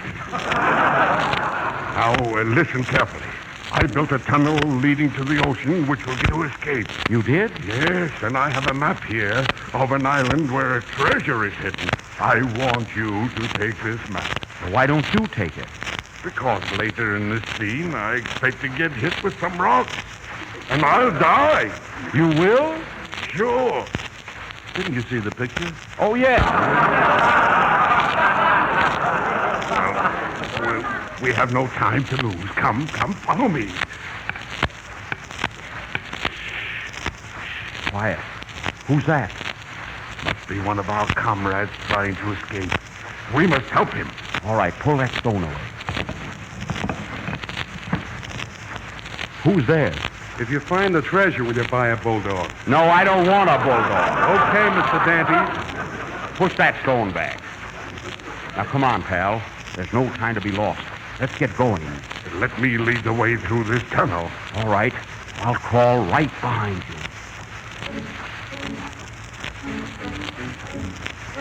Quiet. Are you all right? Yes. When are you going to get hit with the rocks? Any minute now. Well, hurry up. What's that? What's that? Who are you? Oh, just a bat flying around. Gee, it's dark in here. Can you see where you're going? Yes, it won't be long now.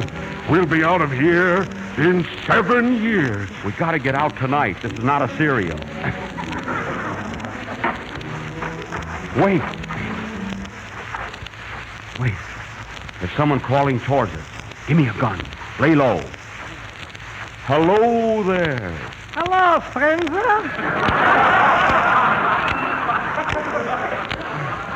Oh, you're trying to get away, too. Eh? No, I was looking for the Bronx subway and I got lost. Well, quiet. Come on with us. We're going to find a hidden treasure and we'll all be rich. Say, who are you in a hole? I'm Edward Dantes, the sailor. And who are you? Popeye, the tailor.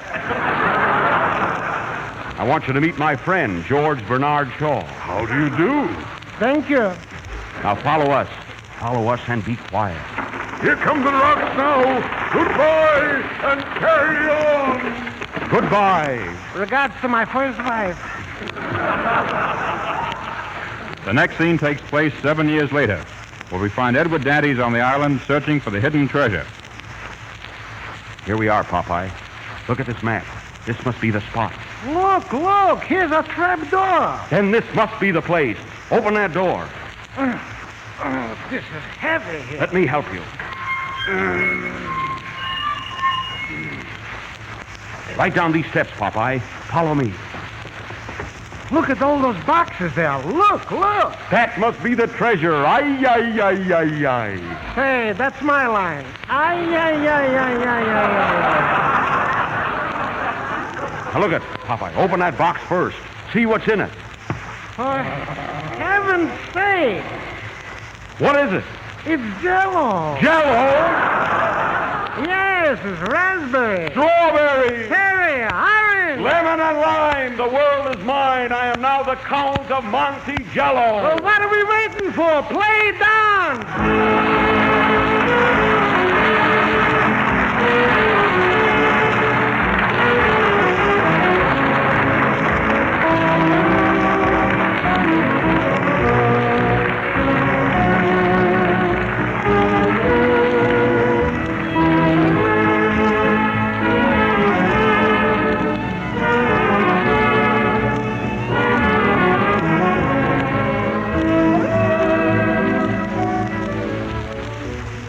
We've been settling up the books for 1934, and we find that Jell-O owes you folks a vote of thanks.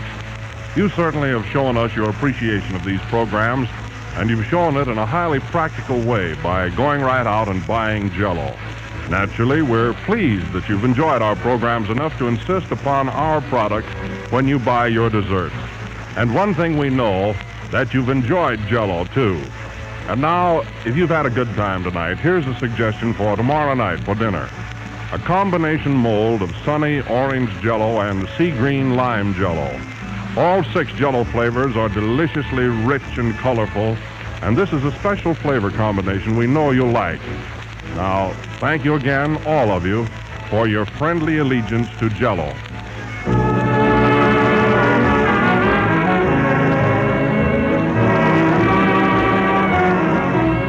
That was the last number of the 13th program in the new Jell-O series. We'll be with you again at the same time next Sunday night. I hope to see all my Pittsburgh listeners when I open at the Stanley Theater there next Friday. I'm going with you, Jack. I'm writing a poem all about Pittsburgh. That's the only thing I'm afraid of. Yeah? Say, Mr. Benny, what have you got against bulldogs? Nothing. Good night, folks.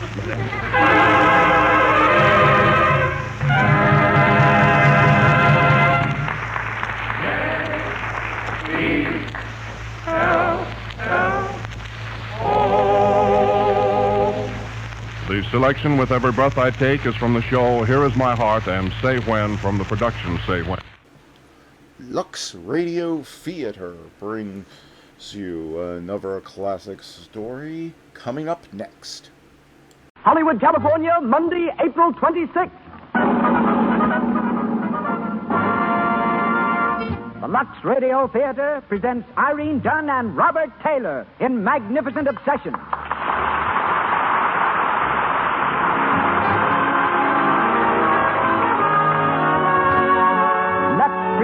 Hollywood. Our stars, Irene Dunn and Metro-Goldwyn-Mayer's sensational personality, Robert Taylor, with Pedro de Cordova, Sarah Hayden, and Barbara Kent.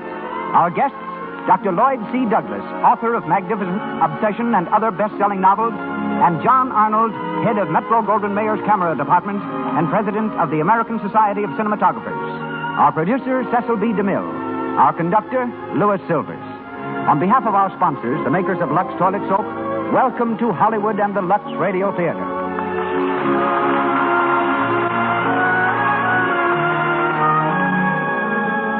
A girl can't be too young to start guarding her complexion. There's Deanna Durbin, for instance, the girl who made an overnight hit in Universal's Three Smart Girls. She's only 14, but already she's protecting her complexion the Lux Toilet Soap way. Here's what Deanna Durbin says about this gentle soap. I like Lux Toilet Soap, too. I see all the grown-up actresses using it, and Mother says I can't begin too young to take the best care of my complexion. Grown-ups use Lux Toilet Soap to guard against cosmetic skin, dullness, tiny blemishes, enlarged pores. Its active lather removes cosmetics thoroughly, keeps skin clear and smooth. Try it for yourself and see. And now, our producer, ladies and gentlemen, Mr. Cecil B. DeMille.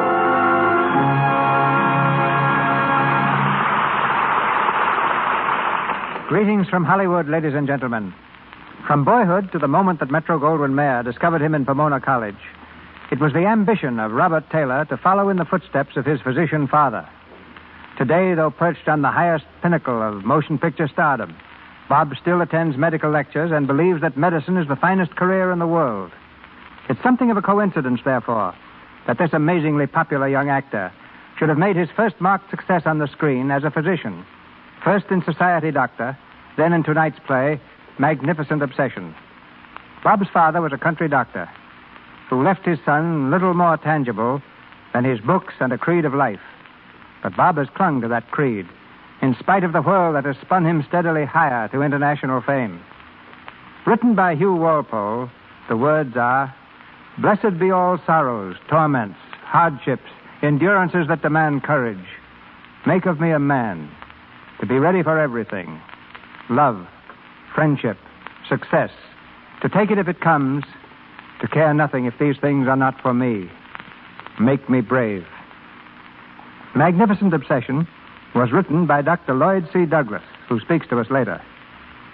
Playing opposite Robert Taylor, currently seen in Personal Property, and whom we hear shortly as Bob Merrick, is Irene Dunn in the role of Helen Hudson.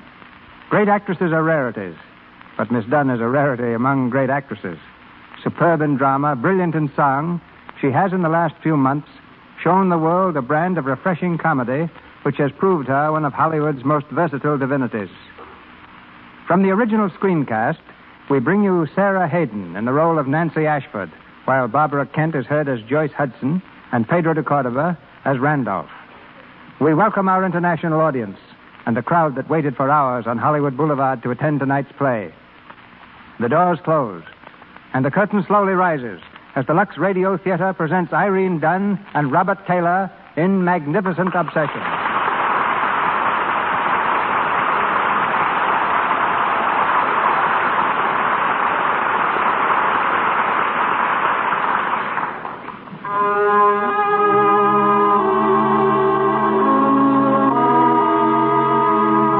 Dr. Wayne Hudson, an eminent brain specialist, died one midsummer evening. Died by drowning in the lake near his sanatorium. His death was a shock to the world, especially to those in the field of medicine. It's late at night now, and we're in an office of the sanatorium. Deeply conscious of a great loss, Nancy Ashford, the head nurse, is speaking to one of the younger girls.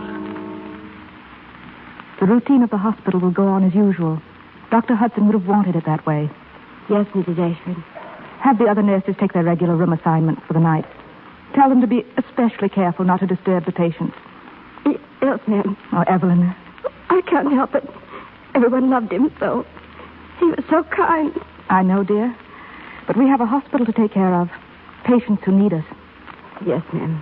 I want you to take room 417 tonight.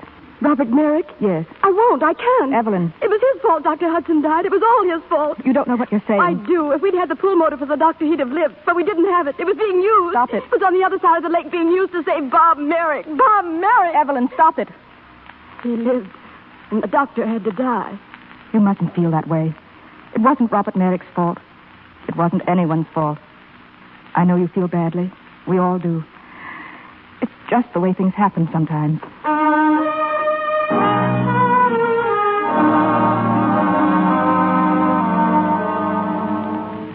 Mrs. Hudson? Yes?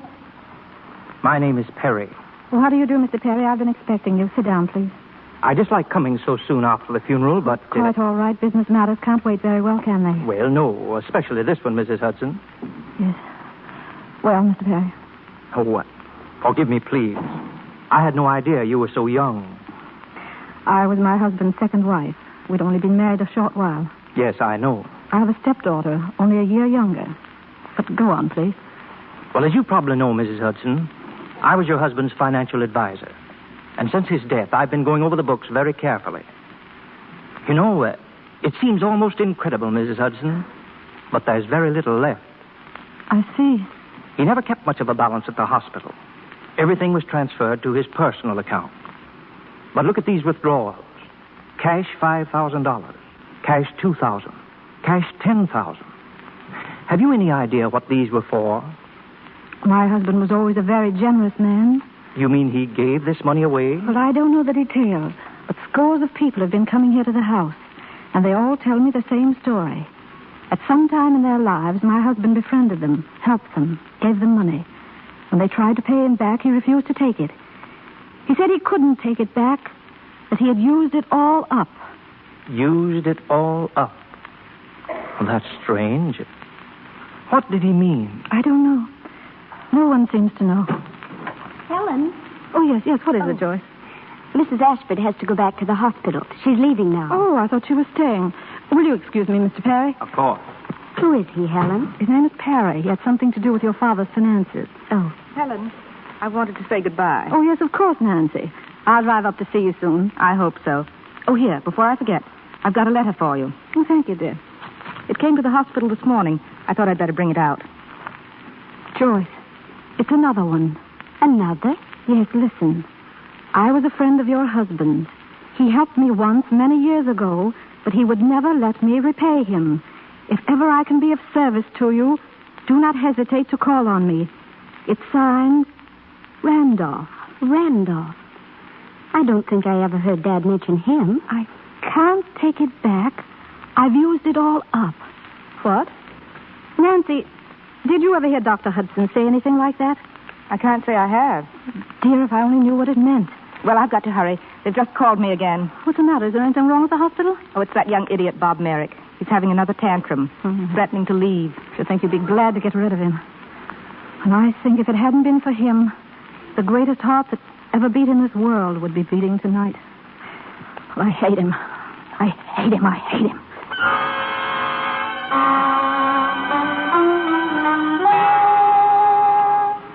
Look, nurse, I don't want to be inquisitive, but what's this on my breakfast tray? It's a poached egg. The doctor ordered it. Yeah, why didn't he eat it? Please, Mr. Merrick. It's the same breakfast we serve all the other patients. Sure, that's why they're still in here.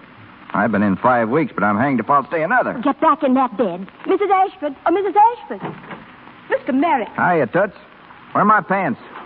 You can go, Evelyn. Yes, ma'am. Get back into that bed, please, or I'll have to call the house doctor. I want to be discharged. I'd love to be the first to pack you off, but your temperature is 101. Your pulse beat is abnormal. You're still very weak. And your grandfather, who pays all the bills, would be furious. Tell you what I'll do. I'll compromise. Bring me a highball. It'll raise your fever. Oh, tell me, Warden, what do they give nurses instead of a heart? An ice bag. You know I can believe that. Hey, Mrs. Ashford, you look like a pretty good sport. I want to ask you something. And I want you to ask yourself the same question. Is it my fault that my life was saved and Dr. Hudson was drowned? How did you... The nurses were under strict orders. Oh, no. They didn't tell me. They're not that human. But I have eyes and ears. And what I want to know is it my fault they were using their lung machine on me when they needed it for him? Of course not. But the staff has been under a strain. They loved and honored Dr. Hudson. We all did. I know. You're asking yourselves what right I have to be alive and Dr. Hudson dead, isn't that so? Well, then what right have you or anyone else to pass judgment on what kind of people have a right to live? That's true.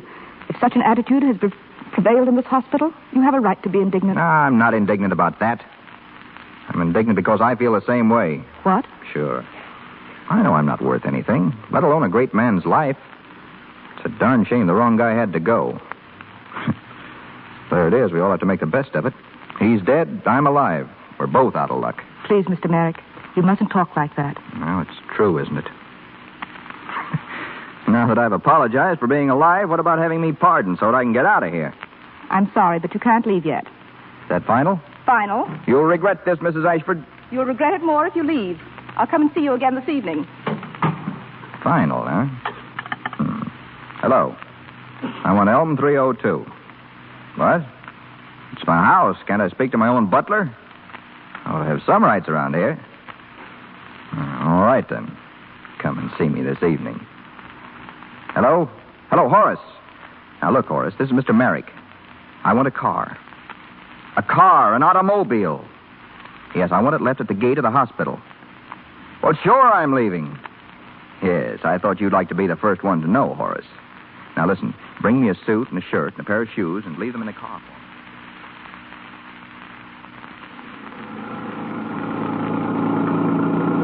Come on, Horace, come on, stop loafing. I want to get as far away from Brightwood Hospital as I can. Sorry, sir, but there seems to be a car stopped in the middle of the road up ahead. Oh, yes, and a damsel standing beside it. A damsel in distress, Horace. Shall I stop, sir? Well, how can I tell yet? Let me get a good look at her. Very good, sir. Whoa. What's the matter with you, Horace? Don't you know beauty when you see it? Good evening. Can I be of any assistance? I'm afraid I'm stalled. Well, you picked a nice spot. I think you've managed to find the last unpaved road in Westchester. And the exact spot farthest from a service station in either direction. Oh, I was afraid of that. What's wrong? Well, I haven't the vaguest idea. How about gas? No, it's not that. I just had the tank filled before I left town. What town? Well, New York, naturally. You're from New York? Well, now, isn't that a coincidence? So am I. Isn't it a small world? Really, I would like to get this car started. Do you think you could do something to make it go? Well, now, let me see. Anything I can do, sir? Yes, that's an idea. Excuse me a moment, will you? Of course. Horace. Yes, sir? Find a service station and take your time. Yes, sir. Very good. Well, that ought to fix it. Is your man going for help? Yes. And in the meantime, isn't there anything you could do? Well, I don't know now. How about taking out the spark plugs? Taking out the spark plugs? Well, you never can tell. I've heard certain mechanics say, your car will never be sound till you've had out all the spark plugs removed. You know, the spark plug is the appendix of a motor, an unnecessary thing. Have out your spark plugs now while your car is still in the pink. Don't wait for it to break down completely. Oh, I see. Oh, but I really have an appointment. Couldn't you do something? Maybe if you pushed it might kind of catch on. I'm ashamed to admit it, but I don't know a thing about motors. What do you say if we just sit here by the road and talk till the man comes back, huh? Well, I wasn't exactly counting on an evening of conversation in the open air. Oh, but what could be nicer? Where could you find a more completely charming spot than this? Look at that moon up there. I'll bet it's never been so round or so radiant as it is tonight. It is exquisite, isn't it? Exquisite. The moon. Oh, yes. I love nature. If you ask me, you were lucky to break down here in the center of Eden. I was lucky to happen along. Yes, you certainly were. You've been a big help. Well, I'm not much help, but they tell me I'm good company. Well, I'm sure of that. But you see, I'm expected somewhere else. Yeah, I could like you. Really? Mm-hmm. Of course, I'd have to see lots and lots of you for a while to make sure. Oh, sure, you wouldn't want to make any mistakes. No, I hate divorces. And then there'd be the children to think of, too. What's your name? Was that important? Well, of course names are important. Suppose we didn't have them. Think of the mix-ups with everybody going around yelling, "Hey, you!" Now, mine's Bob, if you're interested. Bob. If you're still interested, the last name's Merrick. Merrick. Sure, what's the matter? How far did you say it was to that service station? I didn't. Where are you going? I'm going to walk. Oh, now, wait a minute. You can't You do let that. me go. Here, what's the matter with you? What Please. Now, listen, you can't walk out on me like this. I don't even know who you are. Would you really like to know? Of course I would. My name is Hudson. Mrs. Helen Hudson. Hudson? Then, you're Dr. Hudson? Yes. Oh, I'm sorry. I didn't know. I suppose you hate me. I don't feel anything toward you. Let me go, please.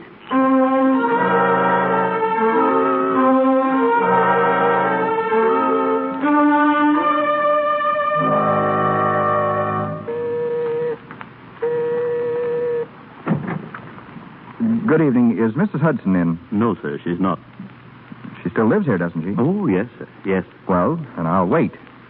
Oh, by the way, did you give Mrs. Hudson my note? Yes, sir. And that reminds me. I was unable to get an answer, so here's your $10 back. And the note, sir. Didn't you even open it? I don't know, sir. That's how I found it. In the wastebasket. Oh, I see. All right, thank you.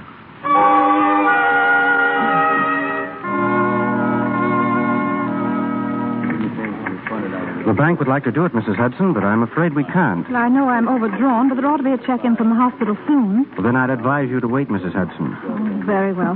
Thank you. Mrs. Hudson! Mrs. Hudson!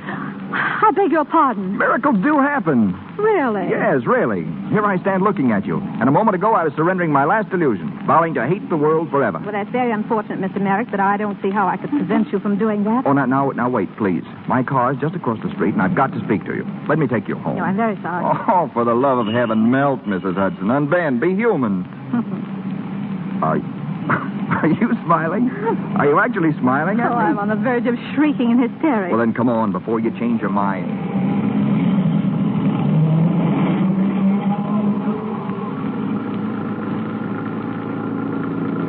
Are you sure you know where I live? Well, I ought to. I've been hanging around outside there for weeks, months. What was it you wanted to talk to me about? Oh, Mrs. Hudson, I had an amazing encounter last night.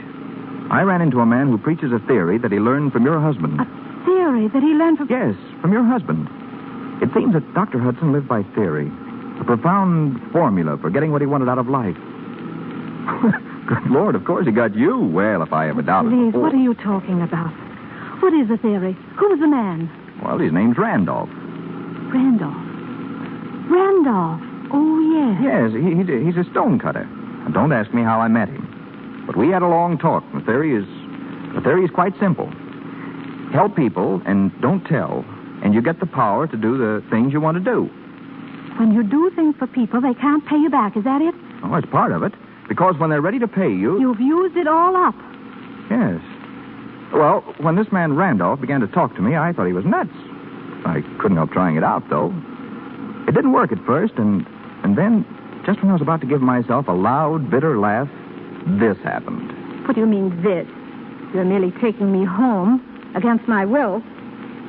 And it seems to me you're going out of your way. What do you mean? Did I take the wrong turn back there? Well, somewhere, that's obvious. No, that you speak of it, this is an unfamiliar street.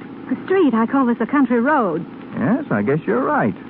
Yes, sir, there's a cow. That substantiates your observation. It is a road, not a street. Oh, now, come now, I really would like to get home if you don't mind. Certainly, but aren't you interested in what I've been telling you? Well, yes, I am. I'm terribly interested. Well, then, can I see you again very soon? Shouldn't we do something about it, really? Well, I'll see. I can't say now. Well, there's a road we can turn back on, I think. We don't have to turn back, do we? Yes, we do. Now, there's a nice thing. Oh, what's the matter? Stop me if you've heard this one, but I think we run out of gas. Oh, I should have known this would happen. What are you doing? I'm getting out. You're not out of gas, and I'm not in the mood for any more fooling. You're behaving just like all those indignant, old-fashioned girls in the anecdotes, the ones who walk home. Well, I am indignant. Well, at any rate, you're not bored, are you? Well, are you going to drive me home now, or aren't you? Sure I am, but look at the view. It's positively Arcadian. Excuse me? Oh, now wait, I'll behave. Get back in the car. No. Mrs. Hudson. Look out! Look out! Helen! Pick her up! Get away. Helen! Oh, my God. Oh, she just stepped out in the road. I tried to stop. Here, quick, help me. We've got to get her to the hospital. Yes.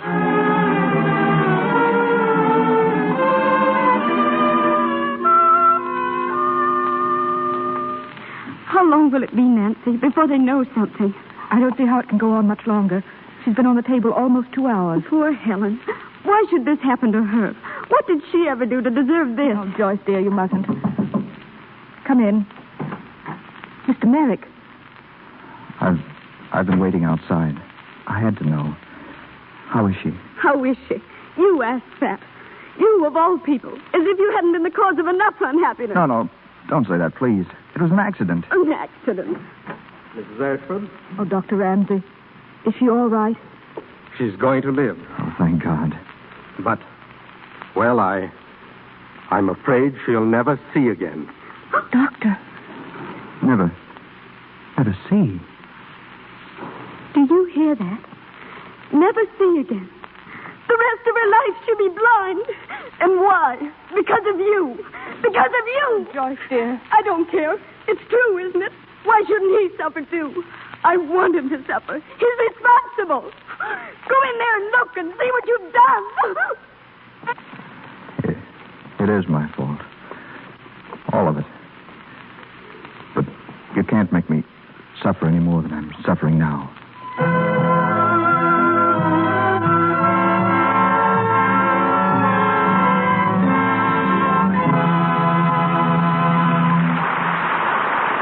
You've been listening to Robert Taylor and Irene Dunn in the Lux Radio Theater's presentation of The Magnificent Obsession. Now, before we go on with our play, let's step outside to the stage door a minute. There's a blue roadster in the parking place behind the theater, and a pretty girl is in it. She seems a little annoyed. Good grief, Arlene. Where have you been? I've been honking this horn for 20 minutes. Oh, bah. I tried to get in to see Irene Dunn without a ticket, but no luck. They're all filled up. Well, a fine state you've got me in, waiting. I'm going out with Bill at 7:30. Now, how am I going to make it? Phooey. You've got plenty of time. Oh, have I? I was going to take a nap. I'm dead on my feet. Gosh, I'm sorry. But look, I'll tell you something that's actually better than a nap. When I'm tired and I have a date to keep, I just slide into a warm, lathery Lux toilet soap bath and relax. You feel like a million when you get out. Leaves your skin so fragrant, too. Such a grand, expensive perfume. Eileen knows her beauty baths all right. The perfume of Lux toilet soap is a blend of 34 costly ingredients. Yet Lux toilet soap is so inexpensive that anyone can afford to use it freely. And here's another thing. Its active lather removes perspiration, every last trace of dust and dirt from deep in the pores. That means it makes you sure of daintiness, sure your skin is sweet. Why don't you make a Lux toilet soap bath your daily beauty bath? You're sure to love this soap 9 out of 10 screen stars use. Mr. DeMille takes us back to our play. We continue with Magnificent Obsession, starring Irene Dunn and Robert Taylor.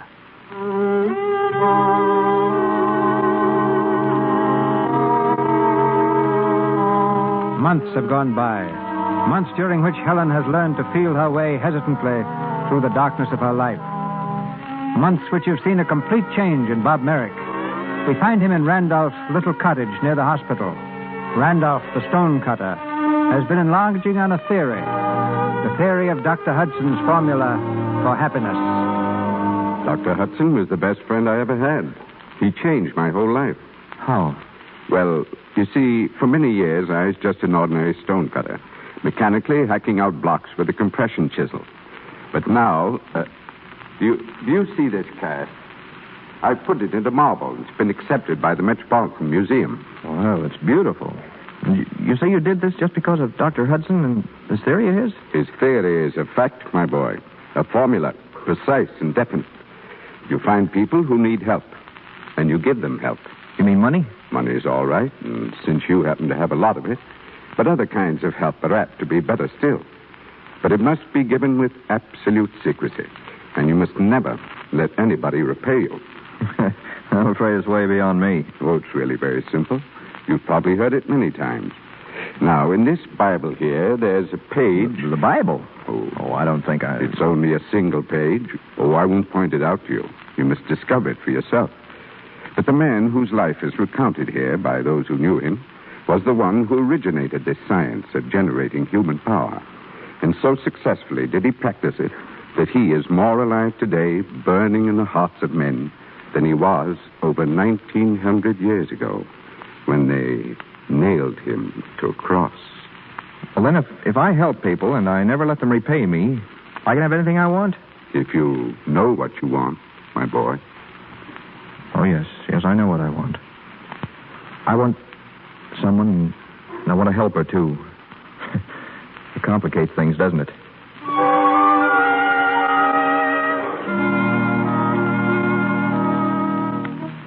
I've got to do something, Nancy. She can't go on like this, always in darkness. We've been doing things, Bob. There's somebody who can help her. There must be. If necessary, we'll comb the world. As a matter of fact, we were talking today about a man under whom Dr. Hudson studied. Dr. Brimmer. Do you think he could do something? There's a chance. Well, then get him, Nancy. We can't do that. He's in Berlin. Then she must go to him. She must go at once. That's not as simple as it sounds. It's very expensive. You can't stop on account of money. I can take care of that. Always ready to work your money miracle. Aren't you, Bob? What else about a Walter? Nancy, do you think I could see her just once? I don't know. She wouldn't have to know who it was. I just want to see her again. Well? She's teaching herself to read through her fingers. She takes her book to the park. She's there alone every morning. Thank you, Nancy.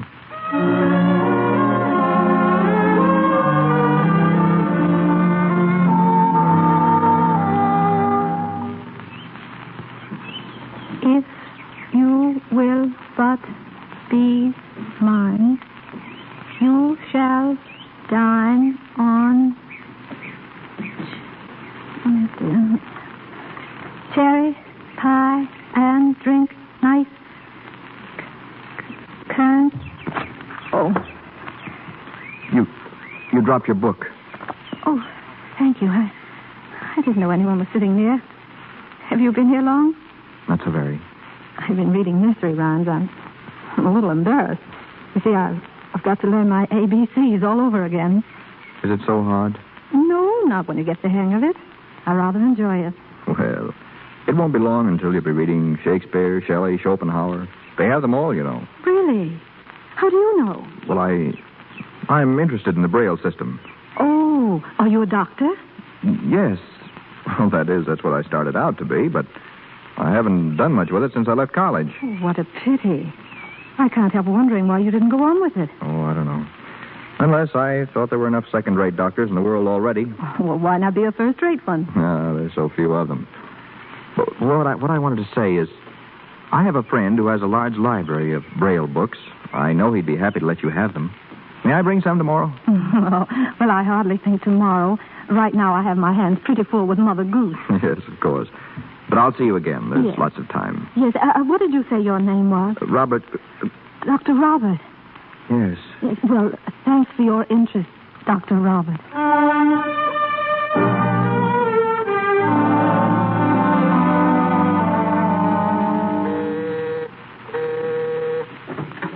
Good morning. Good morning. Is Mrs. Hudson in? Who should I say is calling, please? Oh, it's not important. I just wanted to know how she was. Is that Dr. Robert, Susan? Ask him to come in. Come in, please. Oh, I don't think I'd better.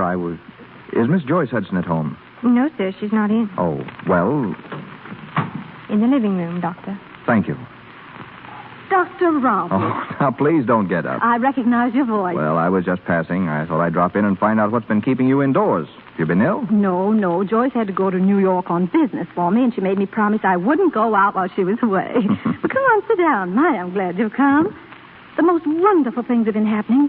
Really? I'm glad to hear it. You remember those bonds I told you about? The ones I thought were worthless? Yes? Well, they weren't. They're terribly valuable. And somebody's bought some from me. I don't know who. Anyway, Mr. Perry's invested the money in something else. Something that will give me an income for the rest of my life. Oh, that's fine. But that's not all. Listen to this. I'm going to Berlin. Are you? Yes. There's a man there, a Dr. Brimmer. He's going to look at my eyes. Of course, I could never afford to pay him. I suppose he's doing it as a tribute to what my husband stood for in the medical profession.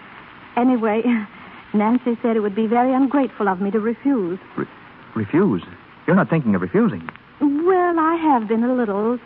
You see, I've had so many disappointments, and of course, if he agrees with the others that there's no hope. Oh, but he won't. A man like Brimmer doesn't have disappointments. He'll be able to give you back your sight, I'm sure. Has it meant so much to you? So much. Oh, I wish I deserved to have you say such a beautiful thing to me. You do. You might think differently if you saw me. Well, how could I? It wouldn't matter what you looked like. I see better now than I used to, really. I used to see only people's faces. Now I look into their hearts. Oh, but here, I'm getting maudlin. You'll still be the same kind friend. You won't change. I mean, if my trip is successful. No, I won't change, ever. Helen, where are you? Oh, it's Joyce. Well, I think I'd better go. Oh, no, please. In here, Joyce. Oh, I want you to meet her. She's heard me talk about you so much. Really, I just came.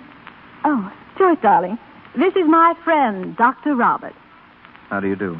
Dr. Robert? What's wrong, dear? Are you the man who's been meeting Helen in the park, helping her to read, seeing her home?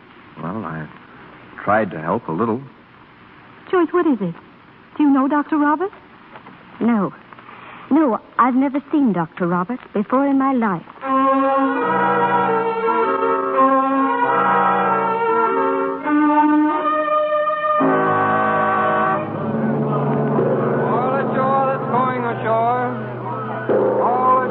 Goodbye, Joyce. Goodbye, Helen, dear. Goodbye, darling. Nancy, are you sure he hasn't come? Dr. Robert? I don't see him. Oh, perhaps he couldn't make it. Perhaps. I must go. Goodbye. Goodbye, Nancy. Bon voyage.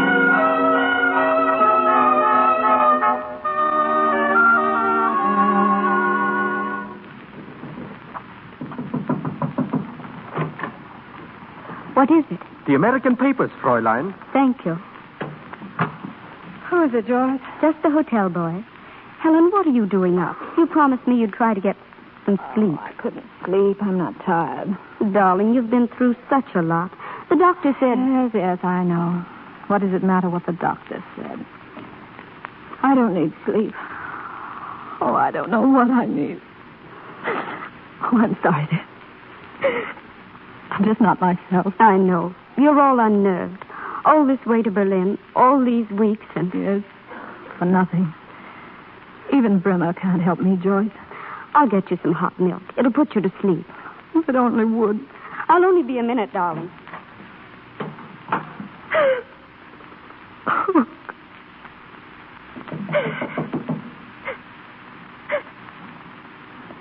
Come in. Who is it? Who is it, please? Is there someone there? Helen. Who is it? Is it Dr. Robert? Yes, dear. Oh, is it really you? I can't believe it. I hope you'll forgive me for just dropping in like this. Forgive you? How did you happen to come here? When you weren't at the boat, I didn't think I'd ever see you again. I had to see you, Helen. You didn't come all the way to Berlin just to see me. Yes. Are you glad? Glad. It seems as though you must have known how much I needed you. Has it been so bad? Days and days of waiting. And at last to learn there's no hope. I'll never see again. Oh, no, don't say that. You're going to see. With my eyes. That's why I came. Listen, you called me a friend once. Will you let me think you meant it? Will you let me sit with you, ride with you, be hands and eyes to you?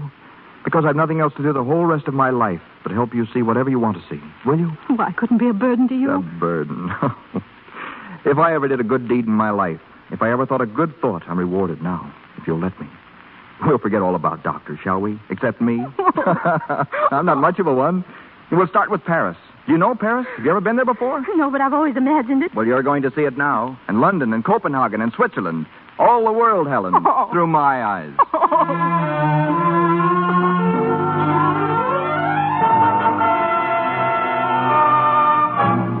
Bonjour, madame, monsieur. And the blue, and the blue. 23. Red.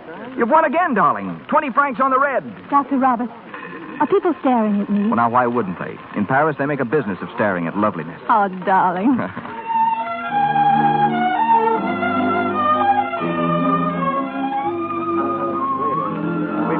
There's a crowd in the cafe, Helen, and tables with gaudy check cloths. Montmartre. I've dreamed of it. It's thrilling. And there's all Paris. Paris from the top of the hill, stretched out at your feet. Like a jeweled mantle. Yes. I can almost see it. Happy? Very. A moment like this on such a night. Could anyone say anything against the world? I couldn't. You couldn't hate anyone, could you, on such a night? No? You could forgive anyone, anything? I think so. Helen, could you forgive Bob Merrick? Yes. I forgave you long ago. You've known? I've thought so. At times, lately I was sure. Helen, I love you. You know that too, don't you? It's wonderful that you care enough for me to be so kind. I know now what you've done for me. Everything. About the money, the doctor. Well, it was only because I love you so much. You care for me, don't you, a little? You know I do. Then let me be with you always. Marry me, Helen. Marry you. And have you pitied because of me? No, don't say that, darling. Life with you is what I want. It's all I want. We'll be two of the happiest people in the world. I'm sure we ought to be. Oh, darling. How can I ever repay you for all this? You can't, darling. I've used it all up. What did you say? You've used it all up. No, it's nothing. Ellen, there's something I want to tell you. Something that'll make you laugh, I guess. Do you remember that day in the park, the day you took me to be a doctor? I remember. Well, that day I decided to be a doctor. To become what you'd mistaken me for. And I've been doing it. I've been studying again. You've been... And you thought I'd laugh at that. Oh, my dear, that's wonderful. Well, I'm going to try. There's no harm in that, is there? When you'll succeed, I know you will. Well, I'm going to stay in Europe and work. And with you to help me. Help you? We'll be together, darling. That's the greatest help in the world. What are you thinking of? Nothing, dear. We will be together, won't we? Of course. Let's go home, shall we, darling?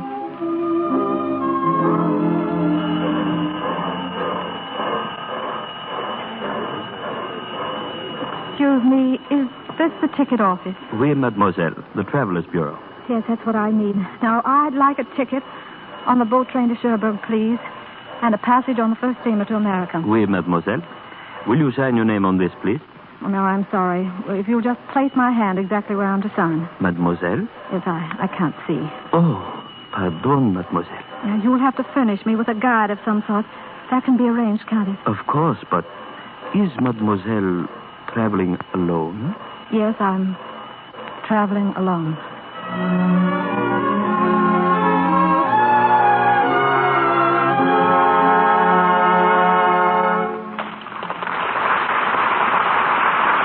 Pause for station identification.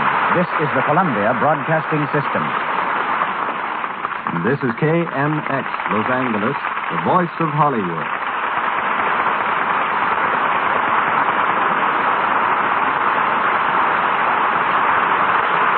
Robert Taylor and Irene Dunn continue with Magnificent Obsession shortly.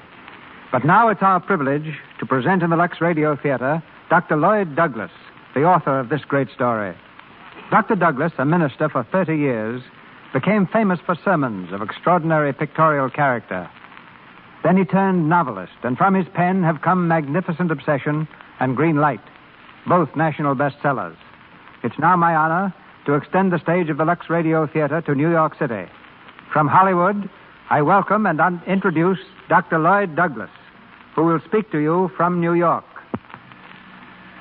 Good evening, Mr. DeMille, and thank you. I appreciate being asked to contribute to this program. I feel indebted to Miss Dunn and Mr. Taylor for their sympathetic and artistic interpretation of this book. And I'm also indebted to the Lux Radio Theater for wanting to pay this tribute to my story. Magnificent Obsession, while in no sense a tract, was not written solely for entertainment. It is a purpose novel. The book had a peculiar history. In 1928, while I was still in the pulpit, I became possessed of an idea that seemed to demand a wider hearing than I could give it through that medium, and resolved to put it into a story. Amateur novelists often rig up a plot dealing with things they know almost nothing about, so I did that. My story involved brain surgery, and what I didn't know about that was aplenty. For instance, in the story I wrote that Helen was in an accident and struck blind. That was easy, but to explain it, I had to call up a brain specialist and ask him where she had been hit. Casting about at random for names of my characters, I called one of the young surgeons whom I was sending abroad to do some scientific research, Dr. Dawson. I chose the name mostly because I knew no Dawsons. After the book had been out some months, my daughter Virginia met a young surgeon in Paris who was over there engaged in scientific research. Later, she married him. His name was Dawson. This novel brought me a great deal of mail, letters from all sorts of people. Invariably, what they wanted to ask was this: what can I do to build up my personal fitness by improving the personal fitness of others? Is it true that what I do for other people must be kept absolutely secret or the thing won't work? Do you believe this yourself, or were you just writing a story? And then I would tell them quite honestly that I wasn't just writing a story for the sake of the story, and that the thing would work if they gave it a fair chance. Hundreds wrote that they had tried it and found it practical. They were always careful not to say exactly what they had done, for that would have been telling. Perhaps you may want to try it sometime. Goodbye. Dr. Douglas, you have our thanks. We're back now on our stage in Hollywood, where Irene Dunn and Robert Taylor resume the story of Magnificent Obsession.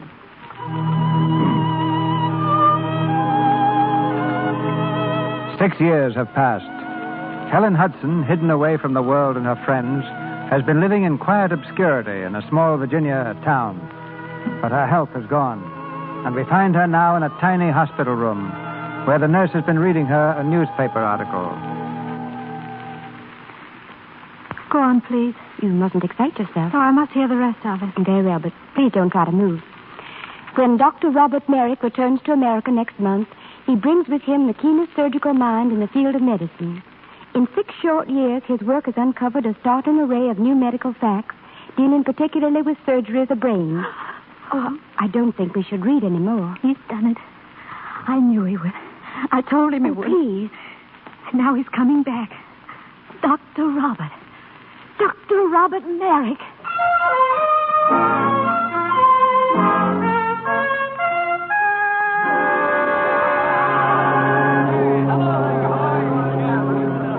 There he is, Nancy. There he is. Bob, over here, Bob. Nancy, Joyce. Oh, Bob, I'm so glad to see you. No more than I am to see you. Where's your luggage? Oh, it's on its way to the hotel. Hotel? You're coming home with us. Come on, the car's over here.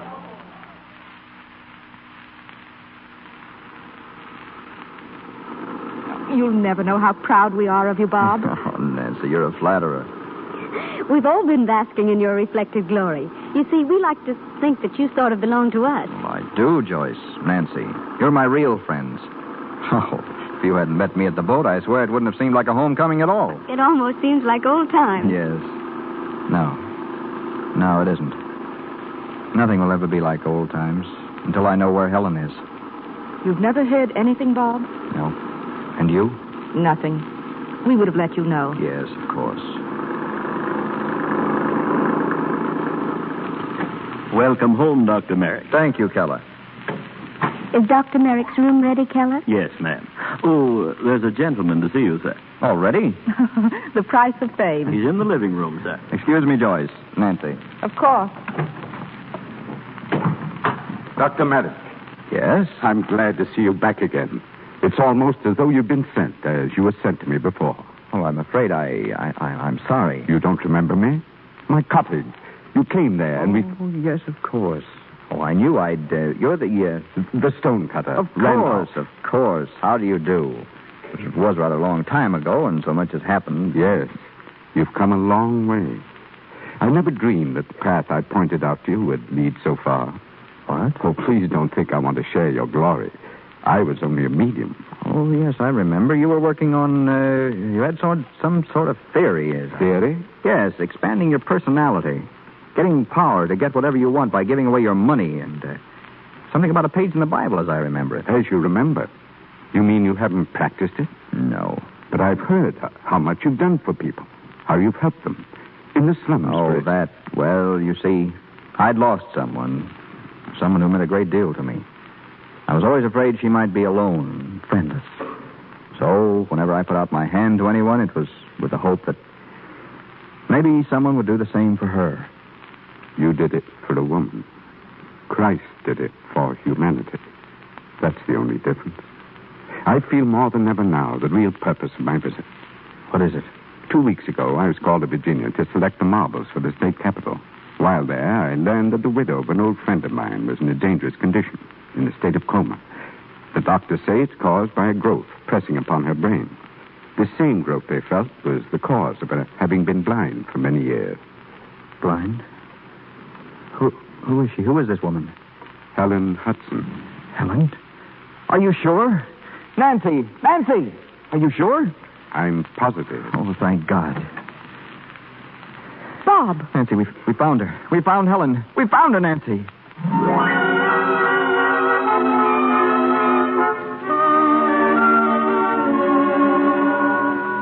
We'll be ready in a moment, Dr. Merrick. Let me know, nurse. Well, Bob? No, don't come near me, Nancy. We're almost ready to operate. Oh, who's going to do it? I am. Oh, Bob. Would you like to see her? She's still in a semi-coma. Come in.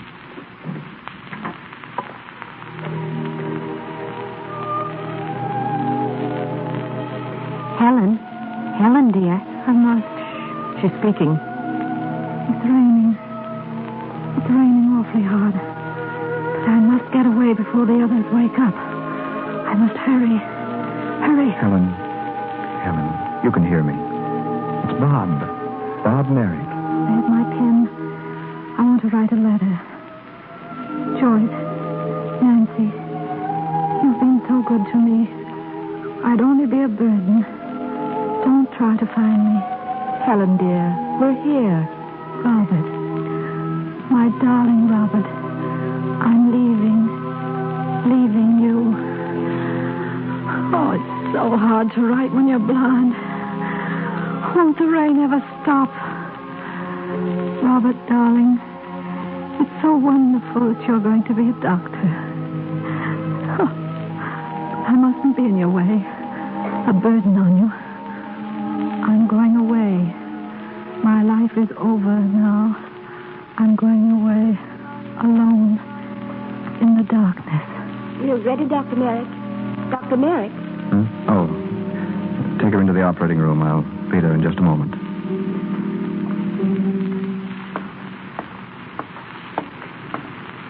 Dr. Merrick. Oh, Randolph. I've been waiting for you. Is it over? Yes. She's all right. She'll live. And her eye? I don't know. We haven't taken the bandage off yet. I'm going to do that now. God bless you, my son. Thank you. Oh, and Randolph. Yes? I found that page in the Bible.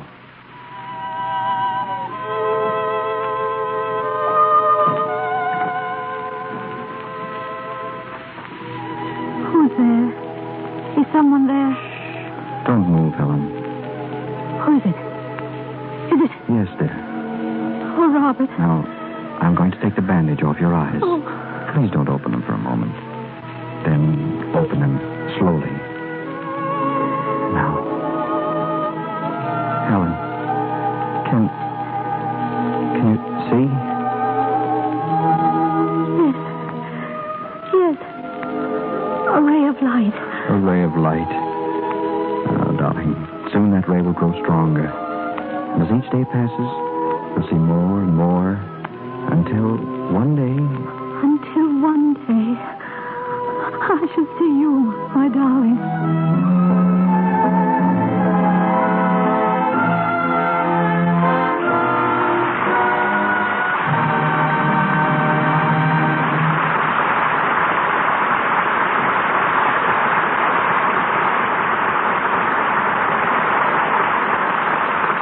We close the covers of our play, but our microphone will bring back Irene Dunn and Robert Taylor before this hour's over. Most people picture the ace Hollywood cameraman as a rough and ready sort of fellow who wears leather puttees and his cap on backward while he rushes about the studio breathing fire and carrying his camera over one shoulder. Actually, a head cameraman never operates a camera. His entire job and its artistic importance cannot be overestimated is to chart with a director the photographing of scenes and supervising lighting effects. Our guest, John Arnold, cranked his first camera for Thomas A. Edison back in 1903. Since then, he's figured in the shooting of more than 1 billion feet of film. And today is head of Metro-Goldwyn-Mayer's camera department, president of the American Society of Cinematographers, and one of the most valuable photographers the industry has ever known. Ladies and gentlemen, Mr. John Arnold. Thank you, C.B. The biggest job a cameraman has today is to photograph the stars' personalities, so to speak, as well as their faces. Now, will you explain why each star is a different photographic problem? Gladly. Take the matter of lighting, for instance. A star is presented at her best only through a carefully studied blend of lights, colors, and shadows. A blonde appears best against soft, diffused lights. A brunette against strong, bright lights. Dark clothes do not photograph effectively against dark backgrounds, nor light clothes against light backgrounds. Contrast, remember, is what enhances beauty. Psychology also plays a big part. The cameraman studies each star and also learns what color tone blends with her personality. For example, Jean Harlow, in Making Personal Property with Robert Taylor, was filmed under white lights, which go best with her fair complexion, and Myrna Loy under violet-tinted lamps in her latest picture, Parnell, co-starring Clark Gable. Lights also have great effect in creating mood.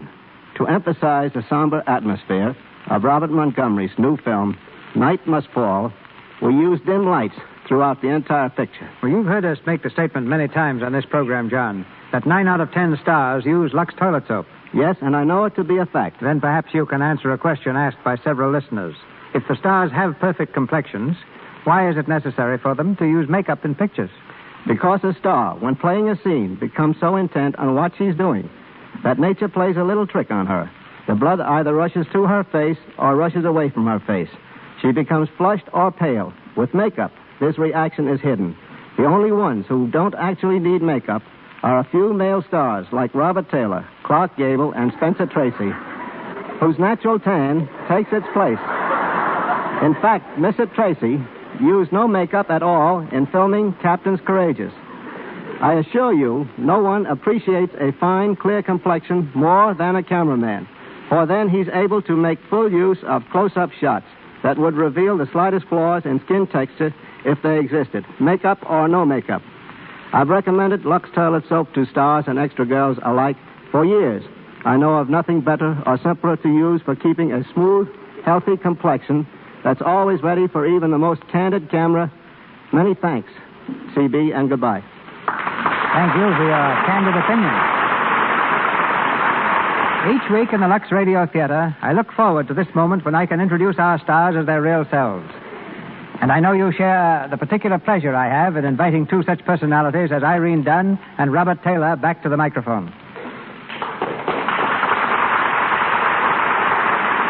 Thank you, Mr. DeMille. And as for you, Bob, I want to say what a great thrill it's been to have played up a session against you again.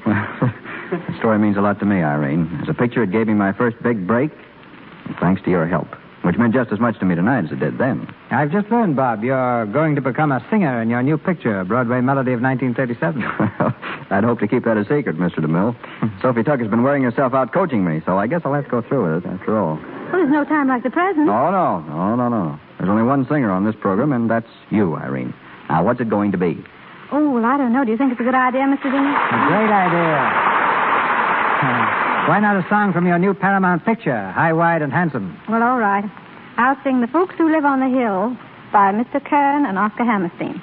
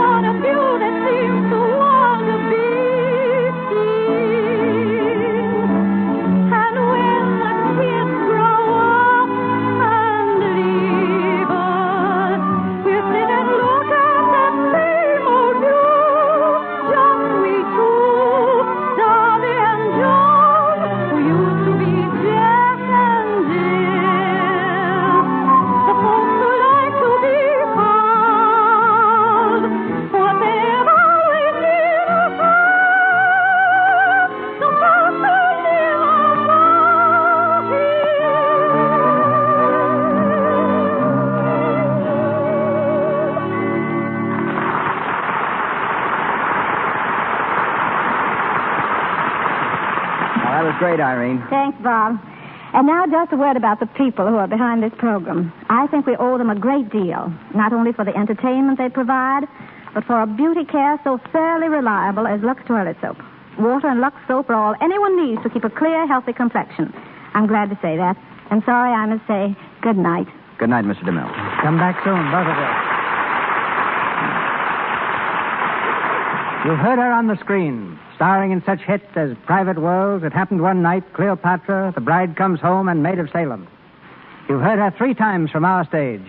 And next Monday night, your countless requests bring her back once again when the Lux Radio Theater presents Paramount's lovely star, Miss Claudette Colbert, in Hands Across the Table by Vinya Del Mar. With Miss Colbert in this delightful comedy is one of Hollywood's favorite sons, Mr. Joel McCrea.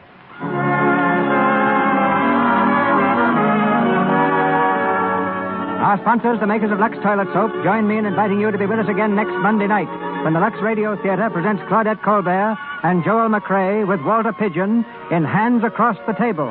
This is Cecil B. DeMille saying good night to you from Hollywood. The announcer has been Melville Ruick. This is the Columbia Broadcasting System.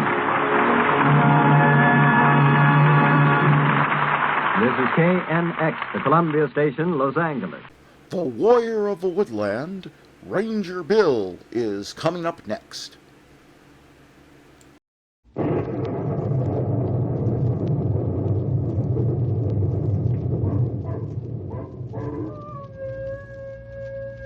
Ranger Bill, Warrior of the Woodland. Ranger Bill, Warrior of the Woodland, struggling against extreme odds, traveling dangerous trails, fighting the many enemies of nature. This is the job of the guardian of the forest, Ranger Bill.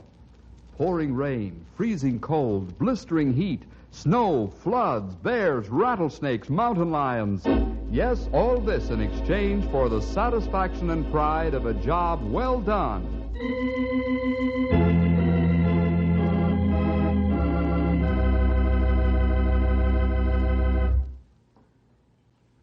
Hello, boys and girls. This is Ranger Bill. Have you ever stopped for a railroad crossing when the gates were down and waited for the train to show up, and then all of a sudden along comes a handcar putt-putting away? It's rather a letdown to what was expected, isn't it?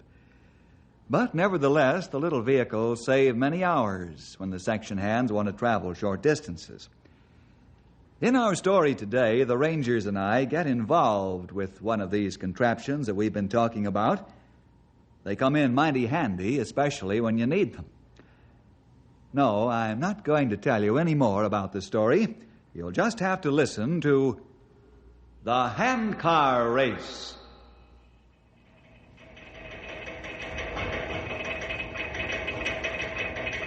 This is the railroad dispatcher's office at Junction City, the nerve center of the railroad for quite an area around, even as far north as Canyon City. Wilson McFadden, who's been nicknamed Unc, and his staff of highly trained men keep the trains rolling. And it's also their job to smell trouble and do everything possible to avoid it. Let's get a little inside view of Unc and his boys hard at work. Hey, Unc, here's trouble. Let me see the teletype. Roy, get me the station agent at Knotty Pine. Right away. Here, I thought we were getting a nice spring rain, and now we find out it's storming cats and dogs at Knotty Pine. And don't tell me there's poodles of water all over the place, or I'll throw you out the window. Okay, I'll save the corn. Pick up the phone. How are things up your way? Pretty nasty, dispatcher. We're getting cloudburst after cloudburst, and it looks like there's plenty left. Okay, thanks for keeping us informed. Goodbye. Do you think they'll have flash floods up there? I'd say there's a good possibility. Al, reroute the Fireball Express at Centerville. Put them on the southern route. It's too late. She's left Centerville. How about the freight route? No good, Jim. Stockman Special just pulled onto the freight line. They'll be dropping cars at every rancher's siding for the next day. Yeah, and we don't have a bypass siding long enough to take the cattle train till they cut out about 40 cars. Boy, get me the engineer on the Fireball. Righto. Seattle Limited's pulling out in 3 minutes. Which route? Over the high country. You'll be 2 hours late. That's better than ending up in the bottom of a canyon. Send her over the mountain. Okay. Jim, tell Carl and Pierce to get an engine and caboose and run up to Canyon City. I want all those trestles watched. I'm going to try and send the Fireball Express through on time and in one piece.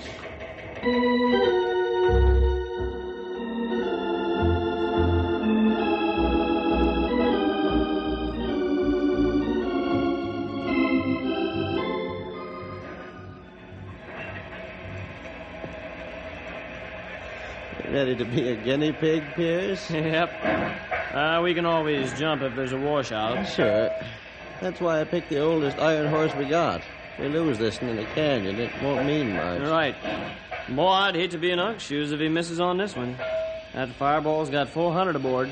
Well, he ain't missed yet, but well, I guess there's always a first time for everything. Like you say, I'd hate to be in his shoes if he makes a mistake. Well, Unc's been in his game a long time. I think he can smell a busted trestle 100 miles away. I hope so. Well, Otto and Keith are aboard the caboose. We'll shove off. Right. Full steam ahead and don't spare the horses.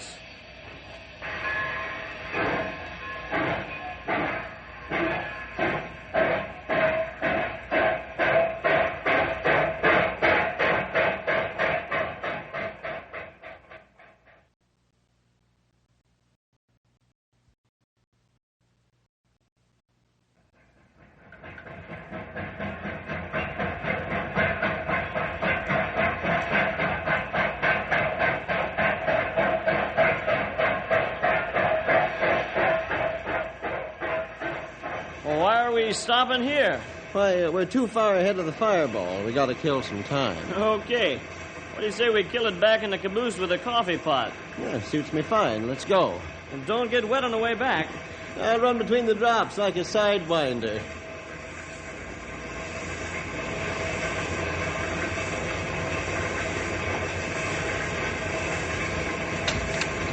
Well, look what we have here, Keith. Can't say as I recognize them.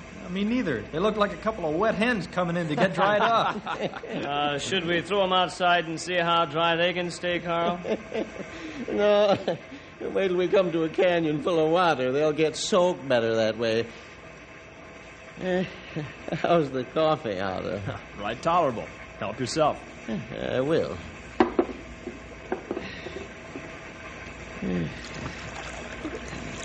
Here, let me fill your cup with this varnish, Pierce. Thanks.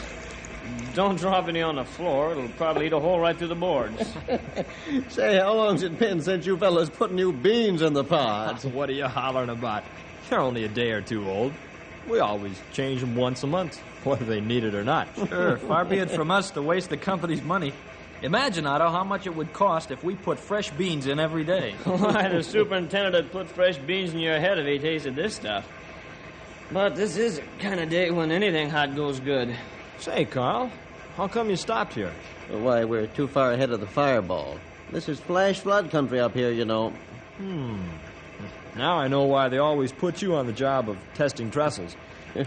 What do you mean? Well, we could go along testing trestles and be too far ahead of the express. And then if a flash flood occurred after we passed the trestle and before the fireball crossed it, man, what a mess that would be. You sure know your stuff, Carl. It's just that I'm such a moldy old codger that I've lived long enough to learn all the tricks of the game. This is rugged country up here, and many an inexperienced man's been caught short. If you don't believe me, talk to a ranger sometime. I can believe it. Every time we go over those trestles, I get the shivers. Yeah, it's a long way to the bottom. Yeah, sure is.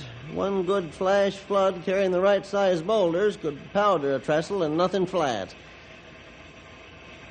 Well, we better get going. The old fireball will catch up to us if we don't.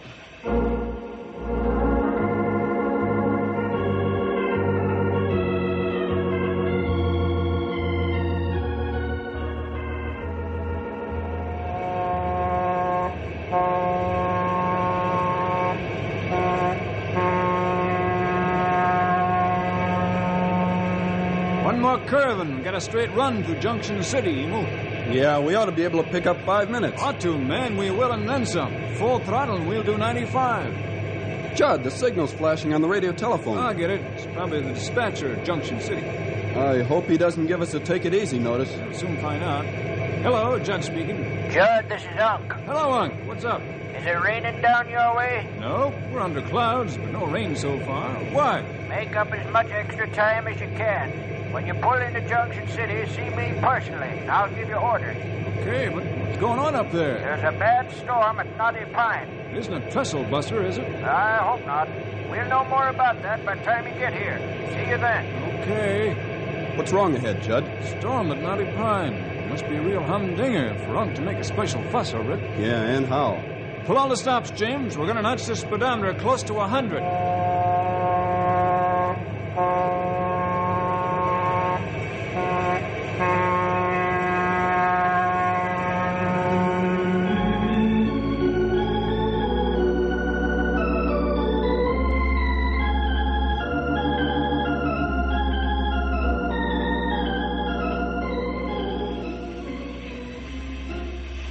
Sure hope we get to the cabin soon. If we don't, I'm going to be soaking wet, clean through to my bones. I said it, Stumpy. Come on, vessel girl. Let's push along. There's the cabin ahead, fellas. We'll put the horses on the lee side to give them some protection. Good idea. Even raincoat not help in this one.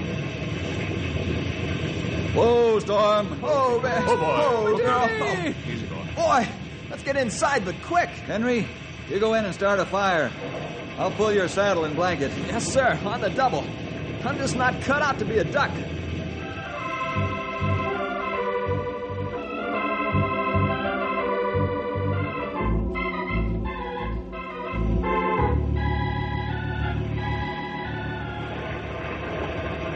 Well, sounds like the boom boom from the heavens is about ready to quit. Yeah, but listen to the rain. Wow. And there's plenty heavy downpour. Maybe more water than we need. It's beginning to look that way, Grey Wolf. I hope the railroad boys are out testing trestles, just in case there's a flash flood. Hey, we're not far from the main line track, are we? No. You can almost reach out and touch it from the cabin window. This is a good night to be home. It sure is, sonny. It ain't fit for man or beast outside, no siree. The only trouble with this is there's nothing to do. Huh? Who said there ain't? I did. Why? You got your New Testament with you, ain't you? Certainly. I intend to get a lot of reading done this evening, but it's still early. How about playing a game of Scrabble? That's a great idea. Who's got a Scrabble game with them? Henry, you know better than to ask a foolish question like that. Nobody carries Scrabble game in pack, Henry. I didn't think anybody would. We've got enough to carry as it is. Well, now, I think the feller who wouldn't carry a Scrabble game might be a little touched in the head. We're all touched, old-timer. None of us has one in his knapsack. Well, now, I don't allow how that's true, Sonny. How do you know none of us has one? Well, you've got me on that one. I don't really know. I'm just assuming. Okay, Stumpy. You can get the Scrabble game out of your pack and we'll play. What? He's got one? I sure have, Sonny.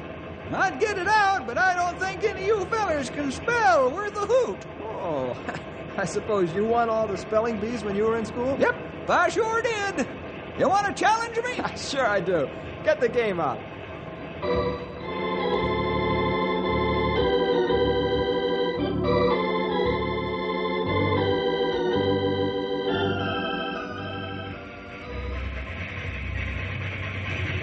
Well, so far, so good, huh, Carl? Yeah, but now we're getting to the high trestles, Pierce.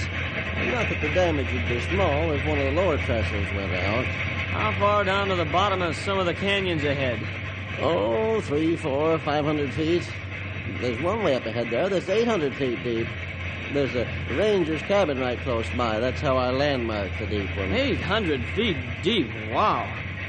Oh, we better look that one over carefully. Yeah. I'll give the passengers parachutes before the fireball crosses it.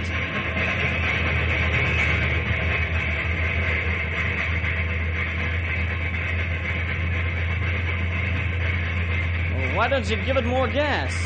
We'll never make it up this grade if you don't. Well, as long as you keep throwing coal in the firebox and we keep getting steam, we won't have a bit of trouble getting up this grade. Carl, why are you stalling? Something's on your mind and you're keeping it to yourself. Well, it's the big trestle, son, the one over Cougar Canyon. That thing's been up there since Hector was a pup. Well, shouldn't that be proof enough that it's sound? Perhaps it should, but I'm dragging my heels just the same. I don't want too much time to lag from the time we cross it until the fireball comes along. How are we going to get out of the way of that fast jog? Why, there's a short bypass siding about 5 miles other side of the canyon. We'll pull off on it and stand till the express goes by.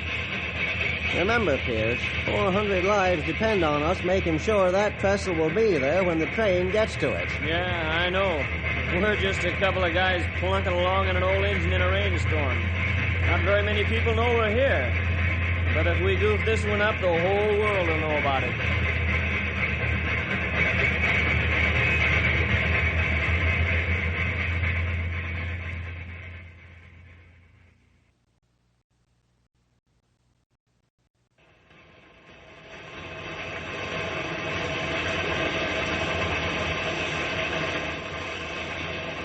Listen here, you Scrabble hounds. Let's call it a draw. It's getting late.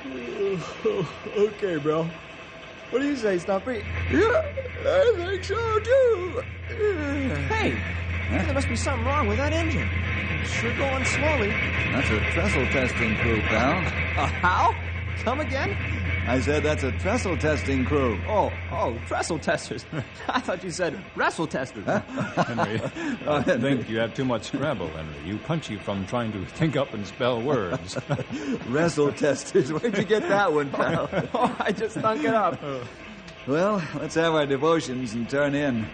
We got to be on our way up the trail first thing in the morning.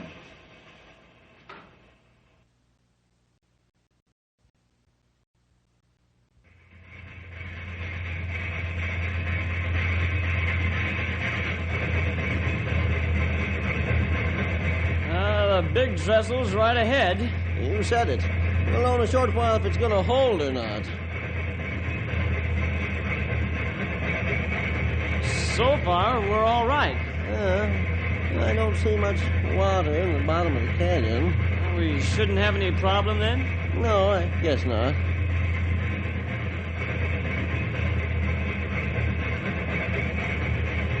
And we're over, and the old trestle didn't even sway. Oh, I feel better now. Well, so do I. That old fireball's gonna be safe and sound as she snorts over this wood pile a mile a minute or better. Yep. Well, we'd better head for the side and get out of the way. I sure wish we could go back and stay in the ranger cabin. This cab leaks worse than a paper bag full of holes. We'll be able to go back to Junction City in a couple of hours. As soon as the fireball zips by, I'll put this old relic back on the main track and give her full throttle.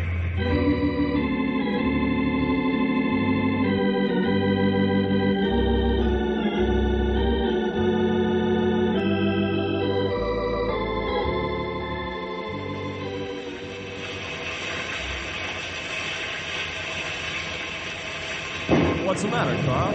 You're jumping. Yeah, you've been listening to that thunder and jumping with every crash. I don't like it. Why? It's only another squall line moving in. That's the whole idea. Another squall line means more cloud bursts. And that means more water in tremendous quantities. Oh, what's the difference? The trestle's sound as a rock. We just tested it. You've had that thing in your mind for hours, Carl. How come? I told you how'll come. That's an old trestle. It worries me. Oh, take it easy. We've done our job now. Let's relax until the express goes by. Then we can head for home. Sure. Don't worry about that pile of lumber. It'll stand. I'm not so sure about that. We're going back down there and make sure. Oh, no, come on. Yes, I want to satisfy myself that everything's all right. Well, we might get clobbered by the fireball. Now, don't talk foolishly. We'll be back up here on the side in plenty of time. Let's go, and that's final.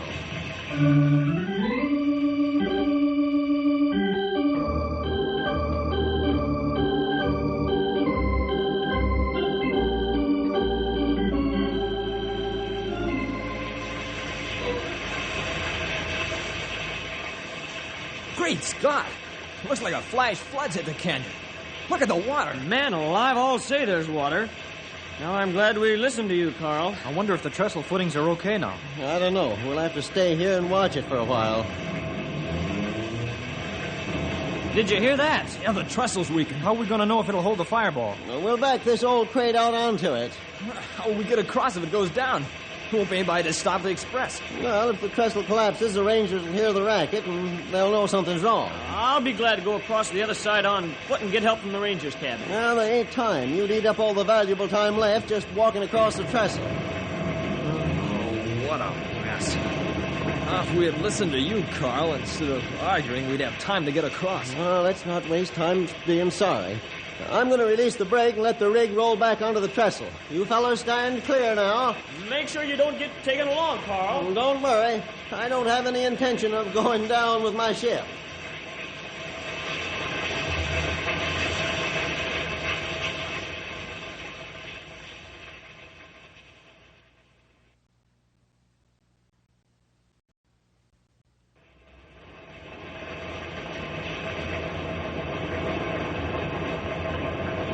You fellas ready for lights out? Yep. I just finished the Gospel of John. Oh, what a wonderful book. I'm through, Sonny. I'm about halfway through the Song of Solomon. You can put light out now, Bill.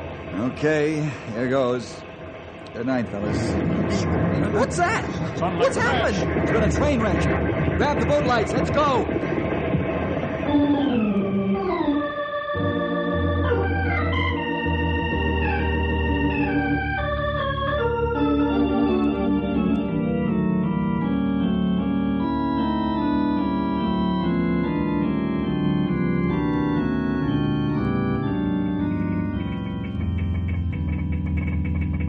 Well, what's the word, Unc? Can we take off with the fireball? Well, Judd, in this case, I'd have to say no news is good news. The trestle testers haven't reported anything wrong. Haven't heard a word.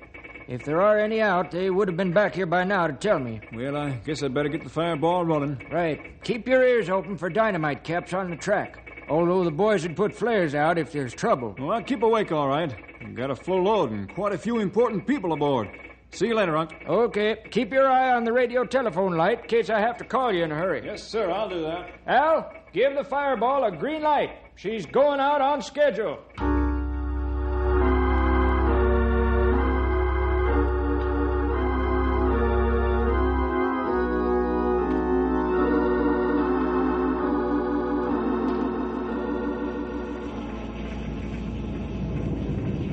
jumping catfish. The trestle's gone. And how it's gone. And so's an engine and a caboose. They're smashed to bits down there. That's plenty bad. I wonder if crew on train when it go down. That's hard to say. If they were, it won't make any difference now. Between the crash and the explosion, they didn't have a chance of getting out alive. Hey! Shine your lights across the canyon! I hear voices! There! That train crew! 4 men! How'd they ever get over there, safe and sound? What are they doing?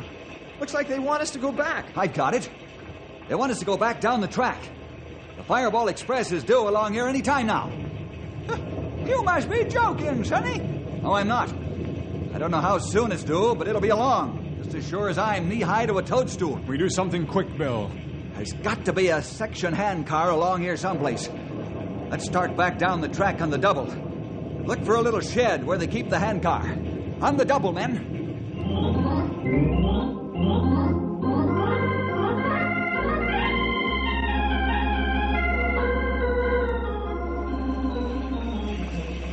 Oh, it worked, Carl. They're going down the track on the run. Boy, what a relief. I hope they get far enough. That fireball takes about 2 miles to stop when it's going full blast. It's a sharp upgrade to the trestle. That'll help. Yes, thank the good Lord for them Rangers. They've averted a terrible tragedy. I can't see their lights anymore. Well, I sure hope they make it in time. You know, fellas, we could be praying instead of talking. Oh, my heart gets pains when I think of that trainload of passengers.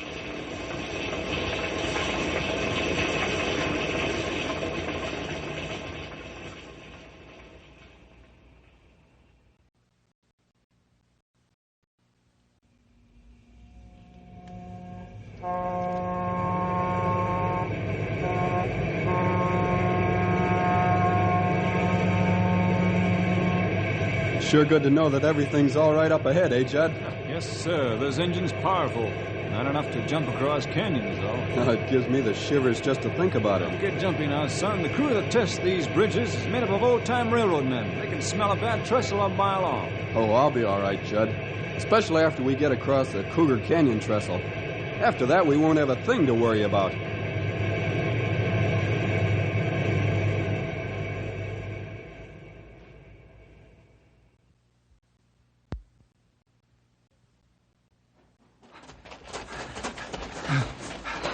There's a handcar shed. Oh, boy, am I glad we found one. Stumpy, stay out here on the track with your light. We'll get the handcar. Right!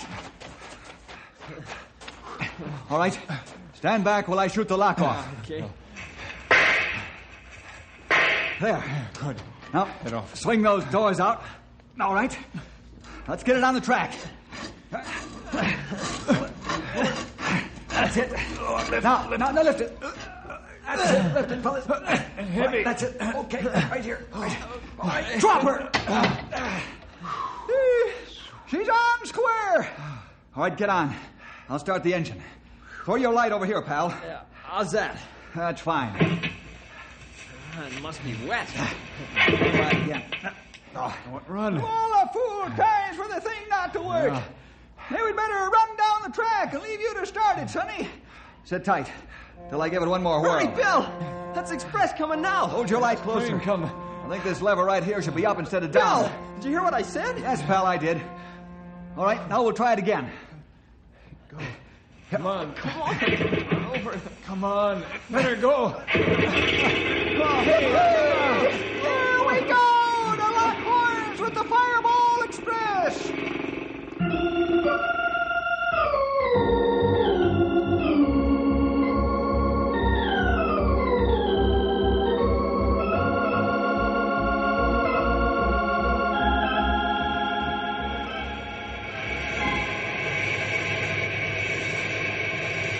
Well, we've only got 3 miles till we'll cross the big trestle, and then you can relax, Emo boy. Yeah, I'll be glad to... Hey, what are those lights on the track? Lights? Hey, there's 4 of them. Those are men in the handcar. 4 men? There are 4 men in the trestle testing crew. Don't get excited, son. We got plenty of time to stop. I know, but you'll hit the handcar. Sure, I can't stop any sooner without hurting the passengers. The boys will have to jump.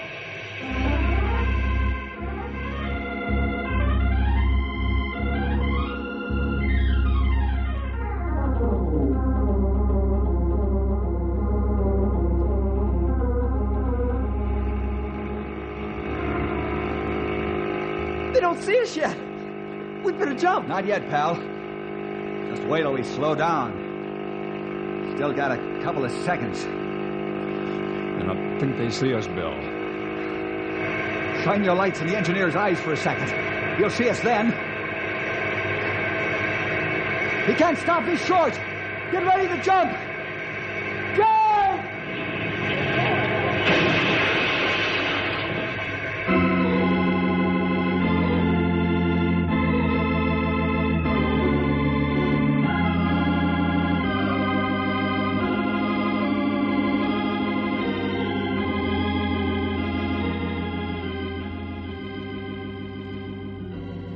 Well, gentlemen, I have asked you into my office to bestow honor upon you. Honor for your acts of courage that exceeded all expectations. Bill Jefferson, we're putting a new streamliner on this railroad in 6 months, and we're going to call it the Ranger in honor of you and your men. Thank you, Mr. President. We'll be pleased to accept this honor, providing the men who are employees of your railroad receive their share of praise and credit. Well, the employees involved have already received bonus checks and promotions for their part. Tell me, Bill, what compelled you and your Rangers to ride that handcar into the path of the Fireball Express? Surely you were aware that you could have been killed. Yes, sir, we were aware of that. But we weighed the value. 4 against 400. There was only one decision to make. No alternatives. That's right, Mr. President. We lost the handcar, but we won the race.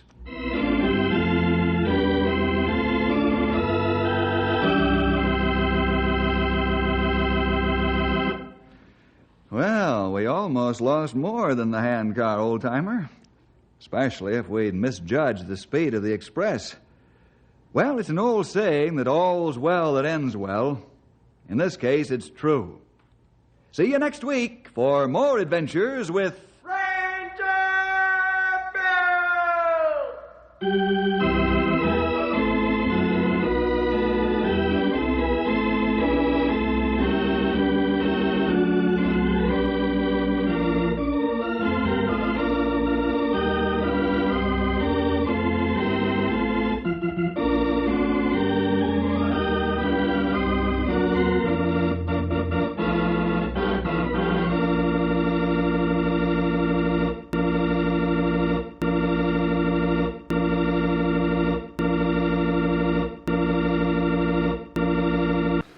The first couple of radio comedy, Burns and Allen, are up next.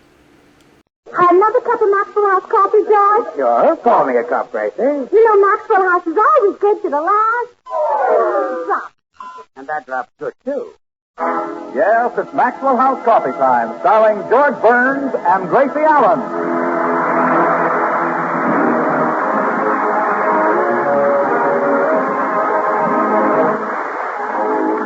But our special guest tonight, Bing Crosby, yours truly, Toby Reed, Gail Gordon, Hans Conried, Henry Blair, Meredith Wilson, and the Maxwell House Orchestra, and Bill Goodwin. For America's Thursday night comedy enjoyment, it's George and Gracie. And for America's everyday coffee-drinking enjoyment, it's Maxwell House. Always good to the last drop.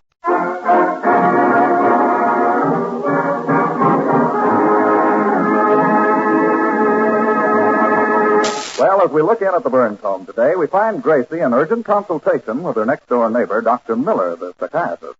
You know, it's George I'm worried about, Dr. Miller. He's in the other room right now, so we can talk about it. Well, what seems to be the trouble with George? Well, And if I call you Buttercup, the dandelions would eat you up. I'll ring and change your name to mine.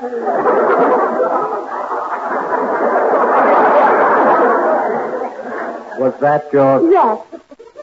Mrs. Burns, I'm only a psychiatrist. That man needs a physician. He's suffering. Oh, no, he was sane. And that's what I'm worried about. And with very good reason. You see, George has a complex about Bing Crosby. He's rude because Bing got all the singing jobs he should have had. I see. He feels that Crosby has usurped his rightful glory. And it's true. Who's the most popular man in show business today? Bing Crosby. And how did he get there? Over my husband's dead tonsil. What do you mean, Grayson? Bing Crosby has kept George from singing. Small wonder he's very popular in show business. How did Bing accomplish this endearing feat? Oh, well, it all started back in 1932 when George and I worked in a picture with Bing, the big broadcast. Now, George was supposed to sing, but someone opened the windows in his dressing room and he caught cold. So Bing got the song. I see. Now, mind you, I don't say it was Bing who opened those windows, but draw your own conclusion. Well, Mrs. Burns, Bing Crosby is a very fine and a very intelligent man. Therefore, I think it's safe to assume he did open the window. I knew it. That's how he kept George's voice out of pictures. Then came radio. In 1935, the Kraft program went on the air. They wanted a voice that would sell cheese, so George auditioned. What happened? Well, Mr. Kraft himself said that George Burns has the creepiest voice in America. What? Did he get the program? No. Crosby got it. Politics. You really believe your husband is good, huh? Oh, to my mind, George Burns is the greatest singer of all time. Go, Dr. Miller. I wish you could fix everyone's mind so they think like me. Unfortunately, by my oath as a psychiatrist, I have sworn to do just the opposite. However, your husband's complex is a very real condition, and we must help him. Well, how can we do that? By building up his ego. We must flatter him until his faith in himself is restored and he once more sings every day at his fullest power. Then he'll be happy, you'll be happy, and I'll keep my windows closed. I hear him stirring around, so we'll try it on now. Well, Gracie, Oh, Dr. Miller. Hello, George. Gracie and I were just saying what a beautiful singing voice you have. Really? Well, sit down, Doc. I'll sing you 14 or 15 numbers. From time to time, and every time. I have a patient waiting for me. Doc, some other time, George. From time to time. Nobody ever listens to me. Crosby is the one they want to hear. Oh, Prudy Crosby. You're twice the singer he is. I know, but he's the one they want to hear. Well, I can't understand why. All he ever sings is White Christmas. They ever change the color of Christmas, he's through.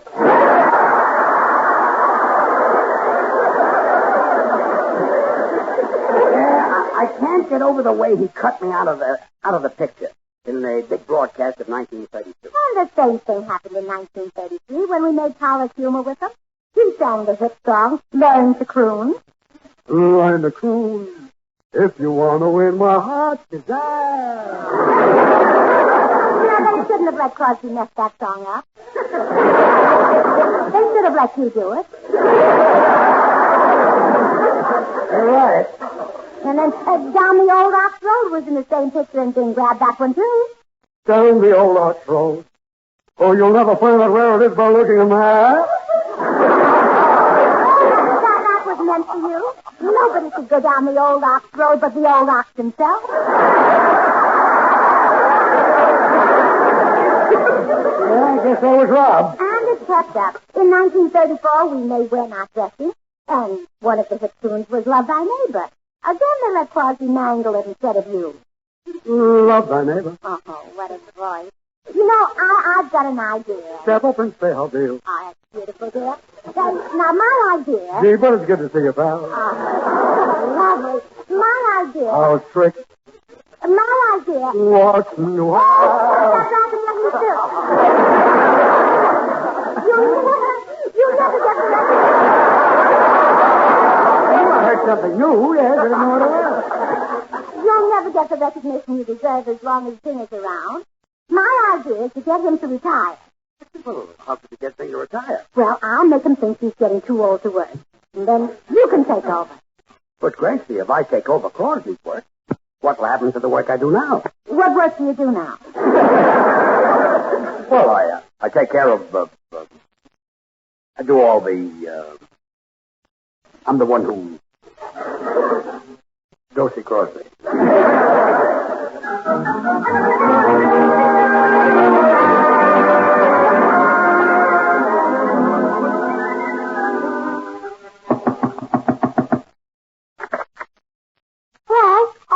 Sonny, is your father Bing Crosby at home? Yes, come on in. Thank you.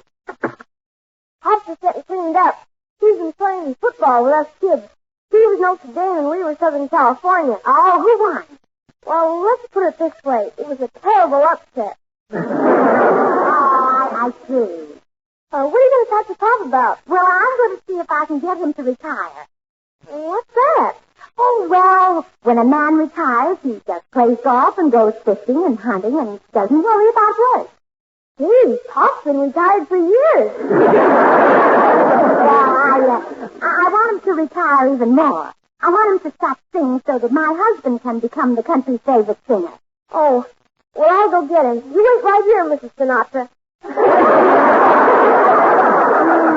Well, if Bing plays football with his sons, he must be in pretty good condition. Or really has to lay it on thick to talk him into retiring. Ladies to see me? Now, why, Gracie, how are you?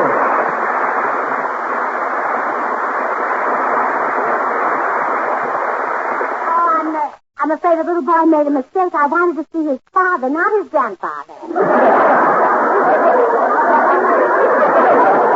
Grandfather? Yes. Haven't you got a son named Bing? No, we got him by just about any other name, though. Well, hobble back to your rocking chair, old timer. I want to talk to Bing Crosby, the singer. Gracie, don't you recognize me? Where the blue of the night meets the gold of the day. Bing! Why, it's you! Oh, you poor man. Here, lean on my shoulder. Yeah, now, what is this old age routine? You wouldn't be giving me the needle, would you? Well, gladly. Where's the adrenaline? Do I really look that bad? Well, Bing, I don't know now. I don't want to worry you, but you know that last picture you made with Barry Fitzgerald? Yeah? Well, it wasn't until you sang that I knew which one was you. Gracie, surely you're jesting. No, Bing. You're driving yourself too hard. Besides movies, you're a radio actor, and that must tire you out. Well, the radio program doesn't tire me so much, but I do get a bit bushed delivering those large filters, the big sets. The television they have. Yeah. We've got the 1201. And I know. The portable item, but the big set. Yeah. Well, Bing, there's only one thing for you to do. Yeah? You've got to retire before it's too late. Oh, that word retire. There's a lovely ring to it. Wouldn't it be wonderful if I could? Then I wouldn't have to care how I dress.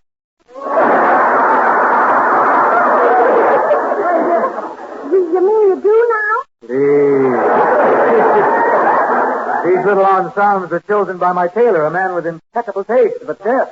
Huh? He can't see too well either.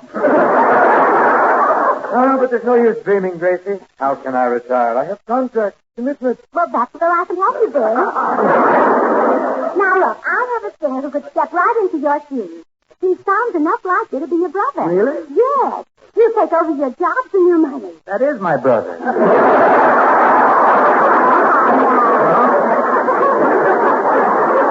then, this is someone else, a beautiful singer. Harry Coleman. No. Dick Haynes. No? Don't tell me it's, F-R-A-N-K. No. Forgive me for spelling, but I don't want the children to learn that word. Why, give up, Gracie. Who is this singer you've groomed to take my place? My husband, the Beverly Hills Nightingale, Sugar Throat Burns. I didn't know he could sing. Oh, yes. Really? That big, handsome brute is 110 pounds of solid talent. Well, this I must see and hear. Well, get your hat and we'll go see him right now. Good. Oh, Dennis. Yes, Pop? Run and fetch my red suede bowler with the green feather, will you? Tell your mother I'll be gone for an hour or so. Oh, gee, Pop, we wanted you to play cowboys and Indians with us. Sorry, laddie boy. This time you'll have to scalp your mother. Come along, Gracie. Oh, yes, Sonny. It's too late to scalp your father.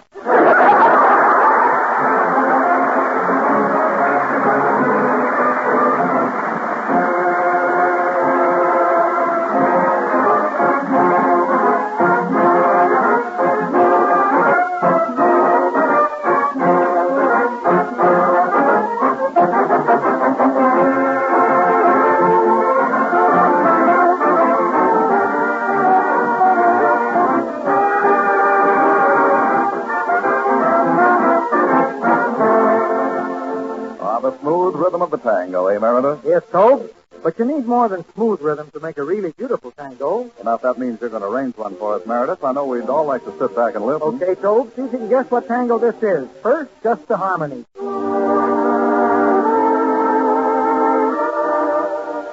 Now we'll add a counter melody for richness.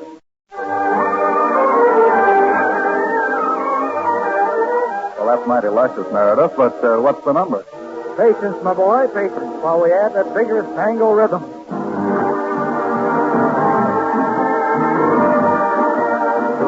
And now we'll combine the melodies to complete this blend of tango music at its very best.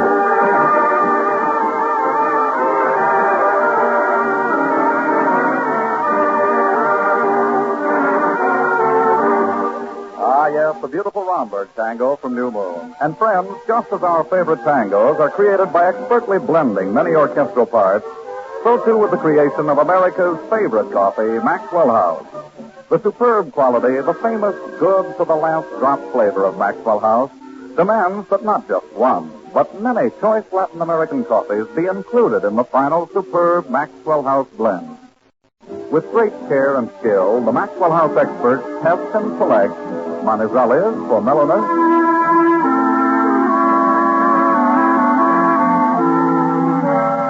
for richness, they add Medellin. For vigor, they choose other choice coffees.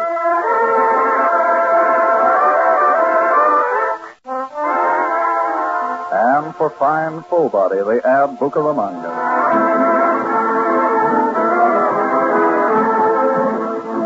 The sum total is the flavor perfection of America's favorite coffee, Maxwell House. A blend so flavorful, so completely satisfying, it's bought and enjoyed by more people than any other brand of coffee at any price.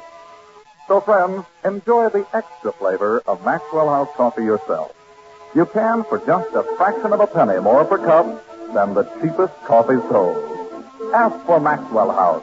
Always good to the last drop.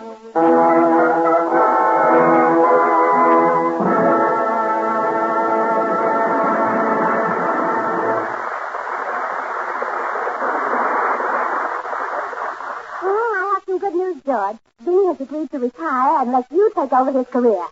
Really, Bing? Well, I have the matter under consideration.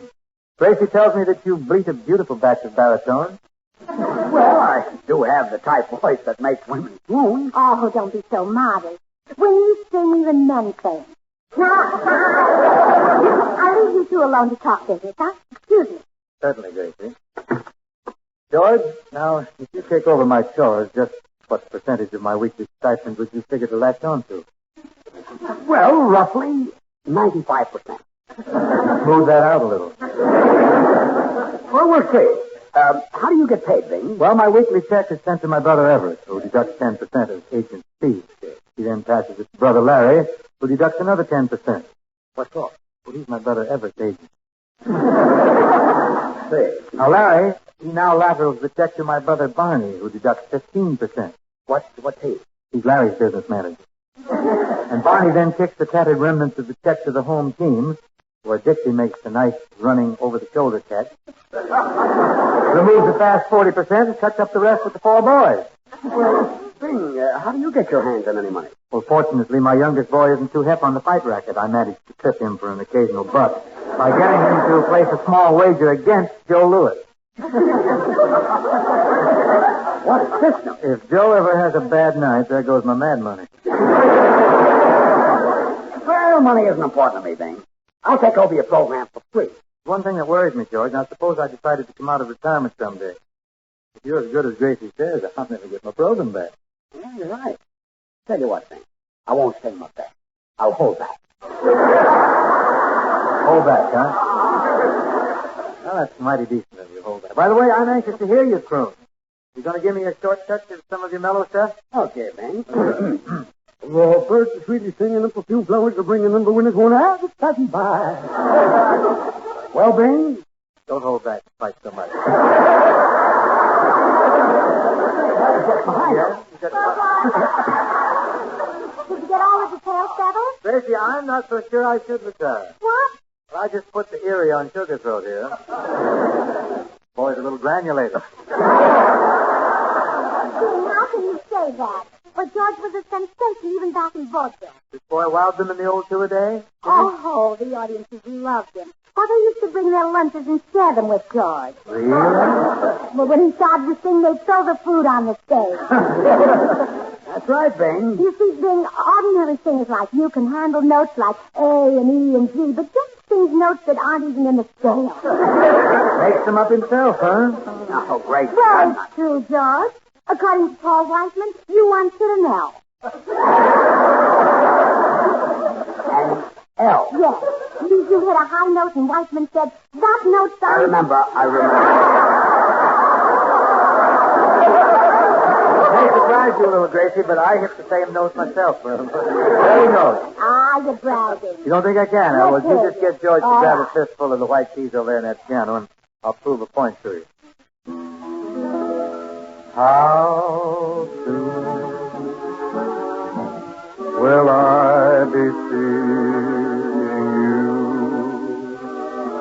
How soon?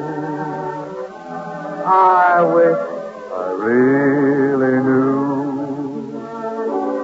And when will I be saying words you want to hear? Tender little love words, story old, meaning clear. How soon will I be close to you and dance the way we used to do? I see your star eyes gleaming. Don't mind me if I'm dreaming. Tell me, darling, now how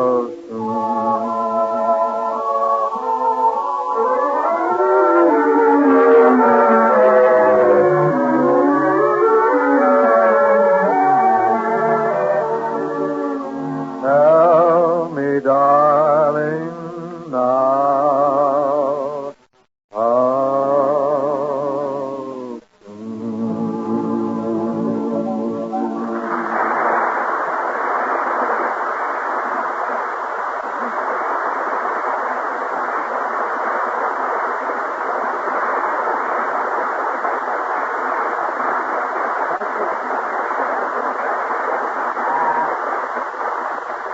Bing, that was beautiful.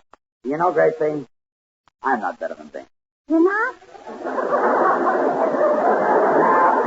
He's just as good as I am. Come in. Hi, Burns. Hello. Well, Bing. Oh, hi, Bill boy. This is Dave. You two seem to know one another. Why, everyone knows this ladies' man.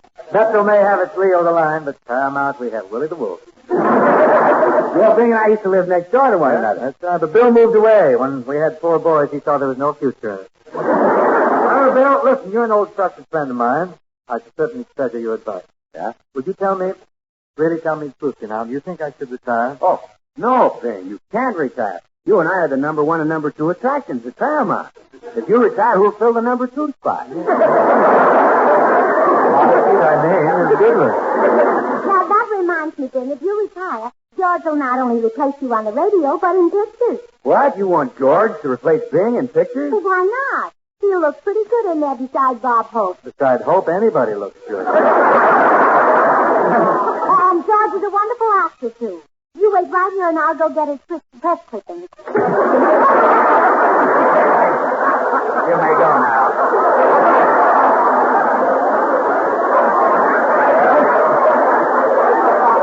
If we have the repeat broadcast, you can straighten these things out.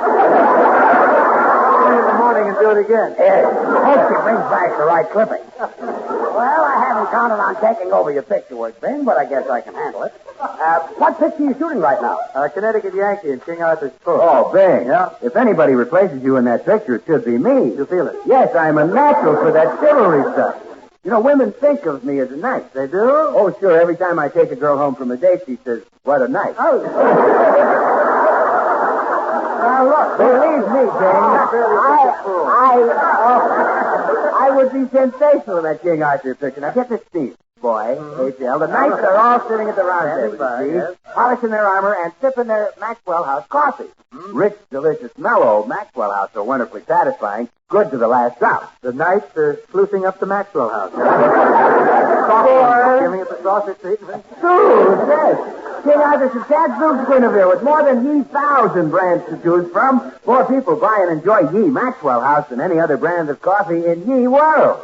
Bill, I hate to break ye heart. There was no Maxwell House coffee in King Arthur's time. Really, George? What did you fellas drink back in those days?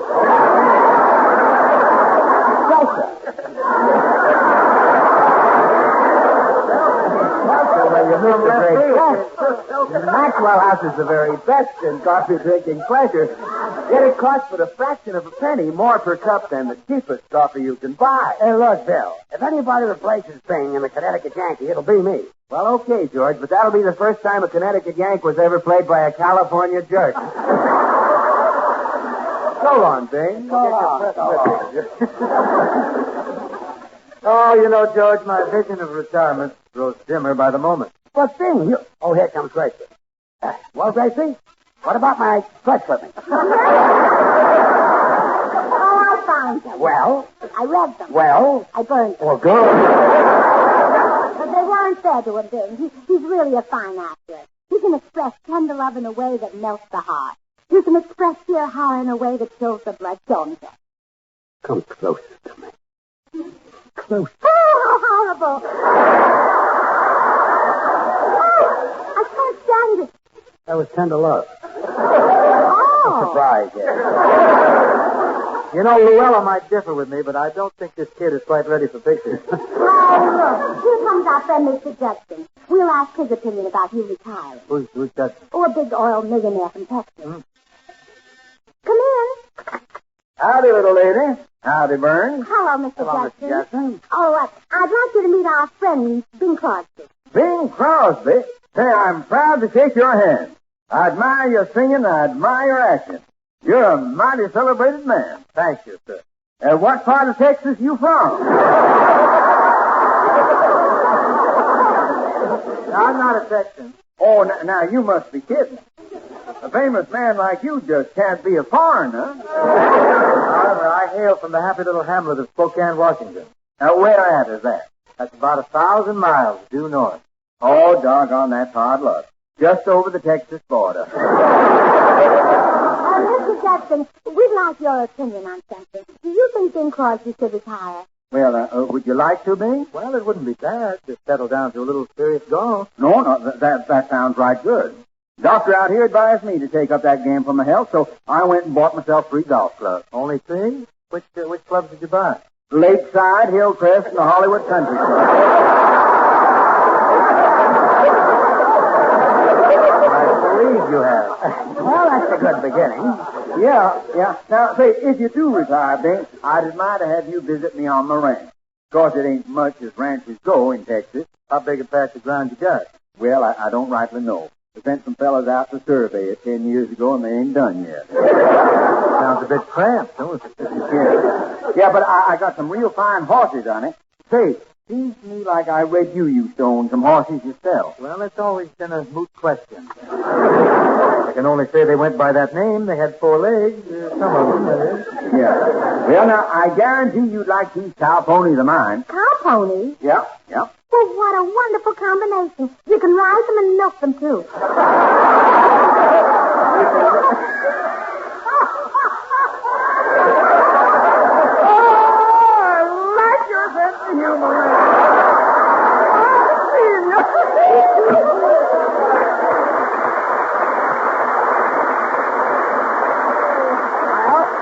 Come on, Bing, let's have a decision. Are you going to retire and let me take over your career? Well, George, in all fairness, I haven't heard you sing at your best. You rascal, you held back on me, you know. Well, I'll give you another sample. Okay. This time don't thin it out. Now, lay it on to me the full depth. Oh, yes, George. Pull the trigger on the shotgun of your throat and let the bullet of melody blast Bing right into retirement. Okay. Boom, boom, boom, boom, down in the garden where the red rose goes. My heart, oh, mine. They love me, they love me like a flower. They don't get it a holler. The Lord, they call me red, the red rose red. Hey, what do you say, baby? Oh, that does it. I'm going right home and get my golf club. You're going to fire. No, I'm going to burn the clubs. I've got work to do. George and Gracie will return in a moment. Join us again Thursday when we'll all be back. George Burns, Gracie Allen, Bill Goodwin, Meredith Wilson, and the Maxwell House Orchestra, and yours truly, Toby Reed. And now, here are our stars. Gee, I can't believe that Crosby turned me down. I feel awful. Oh, don't you fret, Silverthroat. You're still going to take over Bing Crosby's career. If you'd like to back that opinion, Free will get you fired. Well, Bing, you'll have to retire someday. It may be 50 or 60 years from now, but George will be waiting. 50 or 60 years. Let's see, that'd place Sugarthroat well over the century mark. Think he can capture the public's fancy at such a ripe old age? Why not? Al Jolson did it. That's right. I forgot about Al. I'll see you in about 50 or 60 years, George. That's the day, Bing. Boom, boom, boom, boom, down in the garden.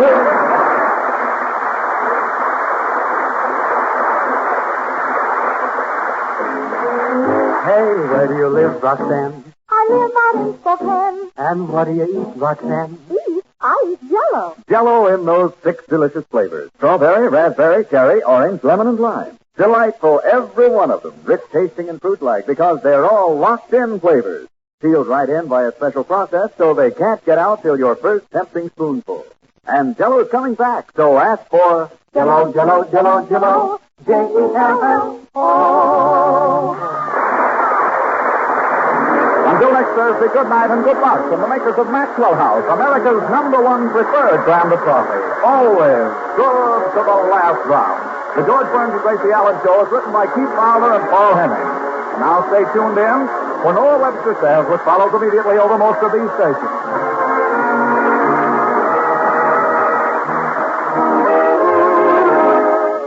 This is NBC, the National Broadcasting Company.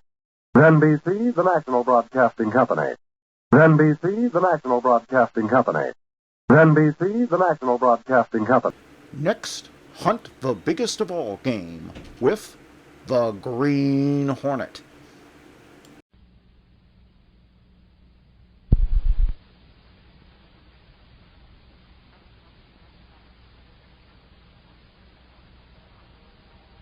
The Green Hornet.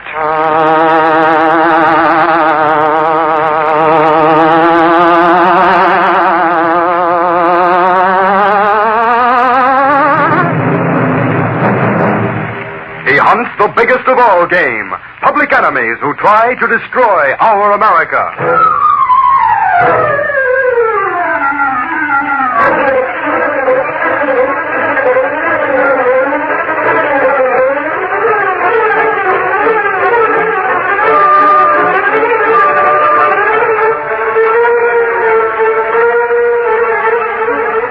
With his faithful valet Cato, Britt Reed, daring young publisher, matches wits with the underworld, risking his life that criminals and racketeers within the law may feel its weight by the sting of the Green Hornet. Ride with Britt Reed as he races toward another thrilling adventure. The Green Hornet strikes again. Hurry, Cato! Here's where we smash a Union racket!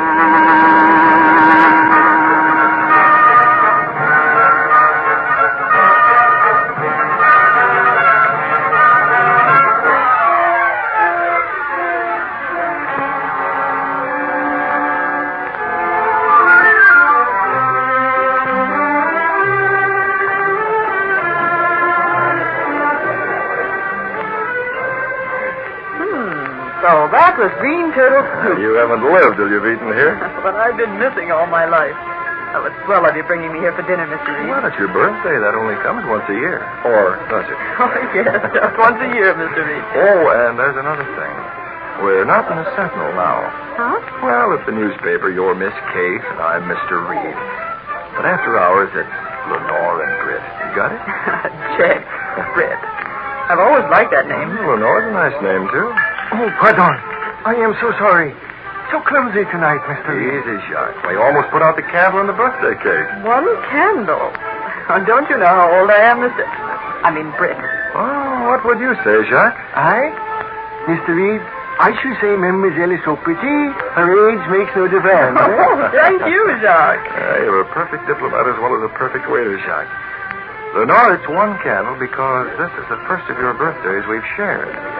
And that cake is staying on the table right through dinner. Oh, the newspaper was never like this. Mr. Reed, shall I carve the roast here, or shall I... Well, Jacques, what is it? You look ill. Oh, it is nothing. Jacques gets old, that is all. Oh, you look so pale.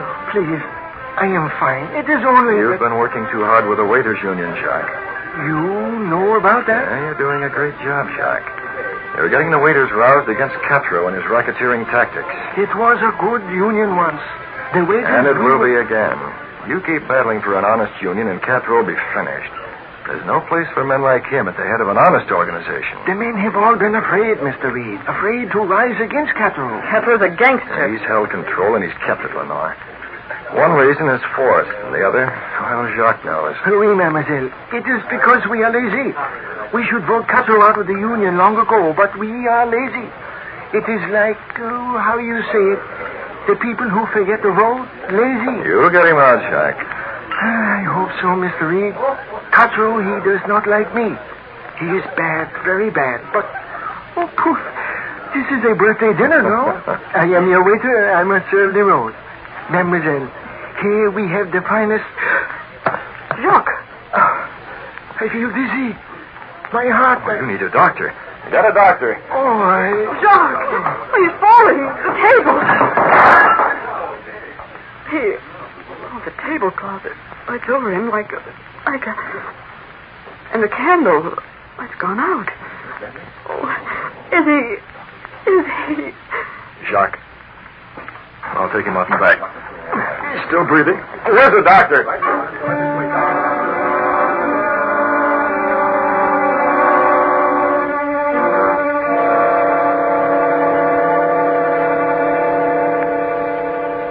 There's nothing more I can do for him, Mr. Reed. Poor Jacques. It's too bad. He's old, you know. His heart... Can I talk to him? Yes, if he can hear you. He has only a few moments left at most. Jacques. Who? Who is he? Can you hear me? This is Mr. Reed. Oh, Mr. Reed, your dinner, the roast. No, don't get up, Jacques. I am so weak, so tired. You'll be all right soon, Jacques. We'll be in for dinner again many times, and you'll serve us. We wouldn't have another waiter. Mademoiselle is so kind, huh? And so pretty. But no, Jacques will serve no more dinners. No more... Oh, of course you will. It is too bad. Always I work so hard for the waiters' union to get Catro out. Now... Catro will be out. It is a good union. All the waiters, we work to make it good. To keep it good. Then Catro... Jacques, you must... Oh, you've got to rest. It is funny. One man should have so much power. One man. How can he be stopped now? The waiters, they look to me as a leader. It is almost like Catro wanted me out of the way. No, that's all, Jacques. You're using up your strength. You've got to rest. You mustn't talk anymore. Huh? Yes. I must talk no more. Yes, Mr. Reed. The mademoiselle, she is very pretty. I must talk no more.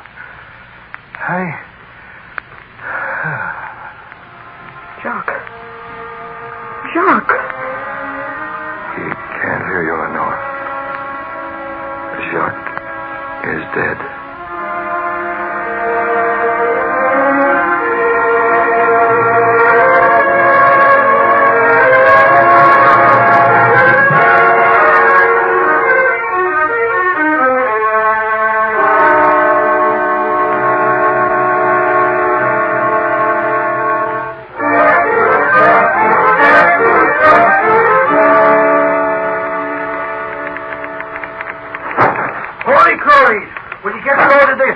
It's in again. Well, never mind those letters, Miss Case. We'll take them up later. Golly, Casey, you don't have to glare at me. I tell you, I got some real dope for Reed this time. I wouldn't be surprised. Dope. It's about... Hey, I didn't like the way you said that. I thought I did it pretty well. All right. This is a newspaper office, not a name-calling arena. What is it, Axman? Reed, That poor old waiter last night. Jack? But do you have to... Sure I got to, Casey. Reed, I just come from headquarters. The coroner's office says that Jack was murdered. Murdered? What are you talking about? Well, it can't be. I tell you, he was, Casey. Actually, you sure? Sure, I'm sure, Reed. You see, this old guy Jacques was taking pills for his heart, and the coroner found out he took a double dose. A double dose? Oh, but he could have done that by mistake. No, Reed, it wasn't no mistake. No? Reed, every one of them capsules Jacques was carrying had been opened up. There was a double dose put in every one of them. Well, you can't call that an accident. Good grief. Deliberate murder. Oh, but who in the world would do a thing like that? It's apparent, Miss Case. Don't you remember what Jacques was talking about last night before he keeled over? Capra ruled the Union not because the men wanted him, but because they were afraid to get rid of him. That's it, And Jacques wasn't afraid. He fought back because he'd been one of the founders of that Union. He'd made it grow. He was just getting the rest of them worked up, getting them aroused so they'd toss Capra out in the gutter where he belonged. After all, it's just a matter of voting. So Cattrall stopped him. Stopped him cold. The police are investigating Cattrall right now, Reed. And I guess now that the murder come out, there ain't nobody who don't know Cattrall done it. Now, there's a difference between knowing it and pinning it on him, Axford. Miss Case. Yes, sir? Bring Gunnigan in here. We're going to headline this on page 1. Big. Yes, Mr. Reed. He may be busy with the early edition. Tell him to hand it over to someone else. This is important. Golly, Reed, it's a crying shame. The Union guys was all set to toss Cattrall out. What are they going to do now? And with Jacques gone, they haven't got a leader, Axford. Yeah, that's the trouble. Take that, Axford. I got it. Publisher's office, Daily Sentinel. What do you want? Who is it, Axford? Huh? What? Yeah. Wait a minute. Suffering snakes, Reed. Well? It's Sergeant Moran over to headquarters. I told him to give me the tip-off when they got through with Cattrall. Now, they got no place, eh? No, they had to leave him go. They asked him a lot of questions, but he says he didn't touch Jacques, and that's that. Well, thanks, Moran. If you can't pin it on the slimy rat, you can't, and that's... All right, Axford. Huh? Let me have that phone. I want to talk to Moran. Just a second, Moran. Reed wants to talk to you. Moran, this is Reed. Has Cattrall left yet? We're still there, eh? Good. Will you do the Sentinel a favor? All right, here it is. I want you to bring Cattrall here. Holy crow, Reed. Yes, you heard me. Here to the Sentinel. Well, I don't care what you tell him. Tell him anything. You'll get him here? Good, Sergeant. Yes, as soon as you can. Oh, and Sergeant, if Cattrall should act tough, get him one for me, will you?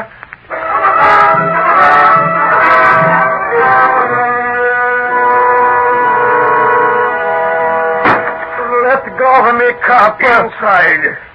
Here he is, Miss Case. I brought him. Take the hands off of my car. Sure I will. Now. So that's Cattrall. Well, he looks like something that belongs under a rock. Sister, I don't like people that talk to me that way. Not even a cutie like you. Yeah? Who's this monkey? The name's Axford, Cattrall. And Casey's kind of particular about who calls her cutie. You want me to flatten him, Casey? As much as I want you to, Axford, I don't think you'd better. Mr. Reed wants him fit to talk. I'll let him know it's here.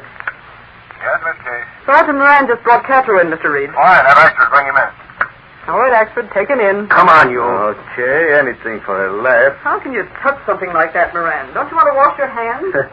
Always a kid of that dame, huh? Here he is, Reed. Come in, Cattrall. Why not? I thought we might have a little talk. Oh, Axford, I won't need you. Oh, now, Reed. Just close the door. From the other side. Okay, Reed. I'll be out there if you want help. What's the matter? Is that big ape afraid I might get tough? No, Cattrall. He knows I can take care of you. Maybe. Axford used to be on the police force. You see, if a fight starts, he wants some fun himself. Fight? What kind of fight? Axford is poison when it comes to taking care of bandits like you. Although I noticed Moran didn't use gloves. Yeah? I'll have that guy's stripes. He comes off me. Besides, I don't have to stick around here. I know my right. Now, much as I hate to, we'll forget the fight. We were talking about poison, wasn't it? Now get it this straight. Now, don't worry, Cattrall. We won't talk about what happened to Jacques last night. Even though the whole city knows who engineered it. I told the cops I have nothing to do with it. Ever hear about what they call evidence? You're an expert at concealing it, aren't you? Look, you got a newspaper. You ain't no cop. Stick to reporting. And you stick to the Waiters' Union, eh? Yeah, that's right. Yeah. Cattrall, the Waiters' Union is giving you the gate. A sense of humor. You don't think so, huh? It's a laugh. Jacques was trying to arouse the union members for that very purpose, wasn't he? That's why you had him murdered, to scare the rest into submission. I don't like talk like that. But it won't work, Cattrall. Those men may be scared now. I'm ahead of the Union, and they know it. Jacques may be dead, but the Daily Sentinel isn't. Yes? Yes. The Daily Sentinel is alive, Cottrell. Very much alive. You thought by removing Jacques you'd stifle all opposition to your racketeer rule. Well, if you think so, here, take a look at this paper. What's this? The early edition of the Sentinel, Cottrell. The ink isn't dry yet. I ain't heard about this. It hasn't hit the streets yet. But you'll hear about it plenty, Cottrell, from now on. This headline, that's about the Union. That's right, Cottrell. All about the Waiters' Union. Jacques died because he was doing his level best to stir up the Union to get you out. I don't like this. Men like you work on one principle, Cottrell, the gangster principle of fear.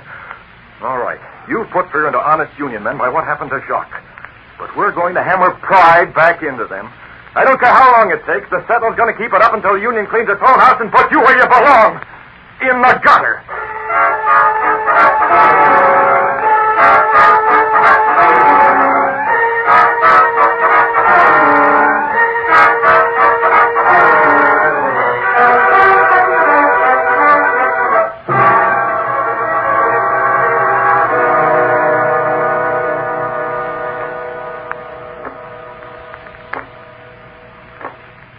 Cut that out. Yeah? What are you doing with your fist? All that tapping on the table. Cut it out! Didn't notice. What's the time? 10. 10 o'clock. How long is that Union meeting going to last? Don't you told Dutch he should call me up when they take their vote? Sure, I told him. He'll call. Maybe it's like I said, Cottrell. Yeah? You should have gone to the Union meeting yourself. You're boss of the Union, ain't you? After the way that newspaper's been blasting of me? Don't be a sap. Them guys would have ripped me apart. What's got into the Union, Cottrell? I used to do a lot of squawking, but that was all. A leader left. A leader? Well, all they had was Jock, and we took care of him. I'm talking about this Sentinel. Oh. Well, them Union guys ain't even afraid of getting beat up anymore. Like last night, a couple of the boys muscled up to one of the Union members in an alley, see? Then they give him a going over so he'll vote right. And what happens? 2 more Union members show up and give our boys a licking. You want I should take it? I got it. Hello. What's the answer, Dutch?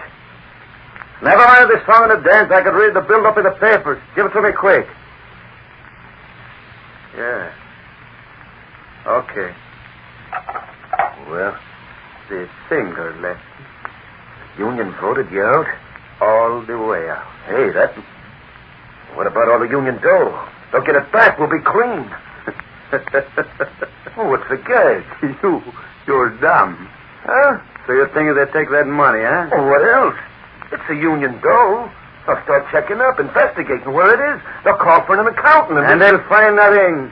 Huh? You may be dumb, but I ain't lefty. Let them keep the Union. I cleaned up all of the dough that paid for dues and stuff. And I got it stocked away. Let them look. They'll never find.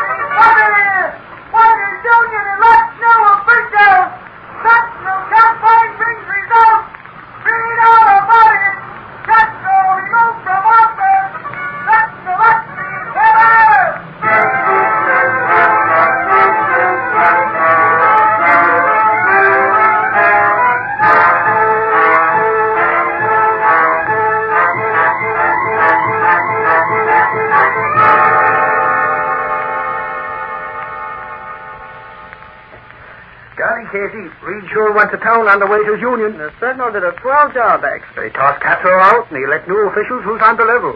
And when they get the Union dough back, they'll be sitting pretty with... Huh? What do you mean, if? They'll have a hard time checking up. But golly, Casey, them waiters paid out dues and assessments for years. Have they got any record of it? Record? Remember, Castro was collecting that money. And from what the Union told Mr. Reed, they can't even locate any books to show how much was taken in. That's what they told Reed? He's over with the union officials now, this morning. Carly, don't tell me Reed joined the union. He did. Sure, I know he didn't. I was just saying that. What for are you shaking your head? I said Mr. Reed did join the waiters' union, Axford. Holy crow, is Reed going to be a waiter? Well, not exactly, Axford. Because of the help they got from the Sentinel, they made him an honorary member. Oh. He came the door, well, that's why he's with them now. They wanted his help to check up on the money the union's supposed to have, if they can find it. Oh, now don't you get so gloomy, Casey. It's the union's money, and there ain't nobody else can touch it. The money's gone, Axford. Reed, you heard me, huh? Yes, I heard you, Axford. Same question every waiter's asking. You came from the meeting, Mr. Reed? The money's gone, Miss Case. All of it? Practically. There's about $5,000 in the bank and the union accounts. For the rest... Well, what about Castro? Sure, Castro took it. He's been taking it for years, systematically plundering the treasury. Then they can have him pinched, Reed. On what? Well, the books. They know how much dues they paid in. That's the difficulty. There are no books. Castro claims they're missing, and he doesn't know anything about it. It'll take him a month before they even get an idea of how much money they should have. A whole month for Castro to cover his tracks so completely they'll never get him.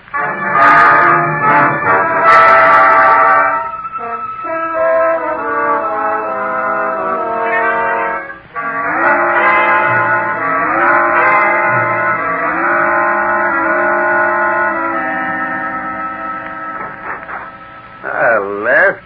What's the angle? You got another week, Castro. Yeah?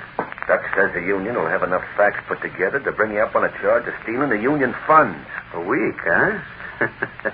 Yeah, that's plenty of time. I figured just a couple of days more. Ain't you worried, Castro? Do I look like... You never look nothing. That's because I figure things out, see? What are you going to do? I'm going to get out of town. With the dough, I spend plenty of it all along, but there's still $500,000 I got left. Yeah, that ain't the hay. $500,000? You can't get the money out of the bank even if you're using a phony name for the account. Bank? He figures I'm soccer, Lefty. Yeah. It ain't in no bank, Mac. As soon as the union starts to get worked up, I pulled it out. But I thought... Yeah, I know. Banged it is safe. Nobody can swipe at the door. But sometimes it's hard to get it out when things get hot, so I already got it. Sure, it's hid away with no... Shut up. Well, I was only going to say... I said to shut up. Okay. Anytime I want a Max to know where the door is, I told him, see? The less he knows, the better. If Lefty knows, why don't you... Because I don't want you to know. I know and the Lefty knows. What's the difference to you anyhow? As long as you get your cut, we better get busy, Castro. Yeah. Getting late. Hey, where you going? Me, I ain't going to nowhere. I'm staying here. Lefty, you're going to buy a couple of tickets for that 8:20 train tomorrow night. Right. 2 tickets. Say, what about me? The 2 tickets are for you and Lefty. You get off at the first stop. I have a car there to meet you. I get it. You don't want any of them union men to see you hop a train. Yeah, they might be watching. And what else? After you get her the tickets, go to the spots in Bud. Yeah, where the door is stashed away. Get it? Bring it here in an hour. On my way. And there's no crossing me up, Lefty. That's a lot of dough. But if it won't do you any good, 6 feet under. Now get going. That guy's too smart. Someday somebody is going to cross him up. 2 tickets on the train and then the door. All right, Cato. That's the man we're going to trail. Come on.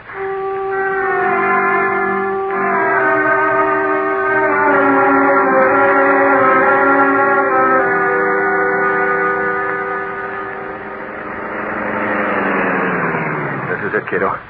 There goes Lefty up the stairs into that old building. Take the black beauty around to the side in the alley. This is one job I can handle alone.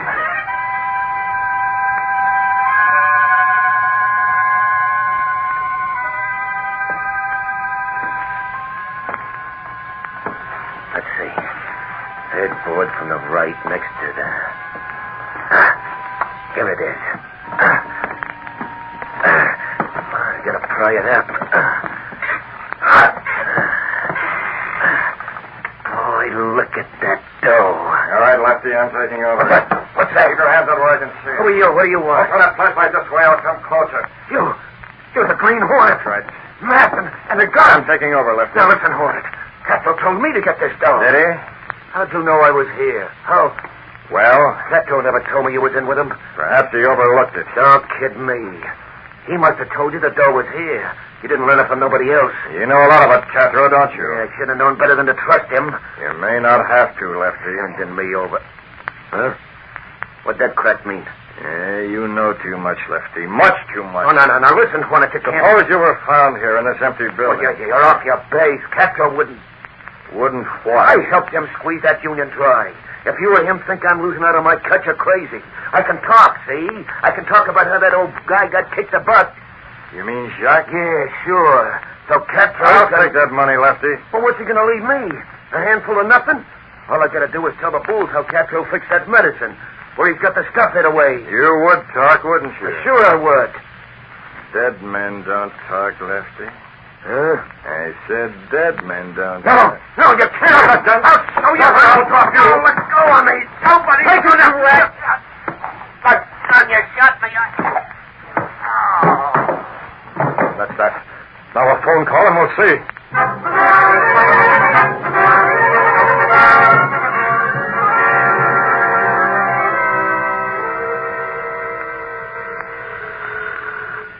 Ain't that your phone, Moran? What did you think it was, Action? An alarm clock? Hello? Give me that phone. Suffering snakes. I was only trying to help you. Yeah? Well, this is the police station, and you're not a cop anymore. Just remember that, lame brain. Hello? Police headquarters. Sergeant Moran talking. There's been a murder at 1640 West 82nd. Huh? What do you mean, murder? 1640 West 82nd. A man named Lefty. I got the address. Wait a minute. Did you say Lefty? Lefty? Holy crow, that's one of Catro's hoodlums. Shut up. Hello? Who is this calling? You better get there. The Green Hornet car was seen there. The Green Hornet? Who is this? Hey. Gone. Suffering snakes. Was it about the Hornet? Yeah. 1640 West 82nd. Hey, wait a minute, will you? I got a phone Gunnigan. You can do your phoning later. It's murder, Axford. Whoever called, it's murder. Your newspaper can wait. Or maybe you don't want to come, eh? Don't want it. I'd be right behind you.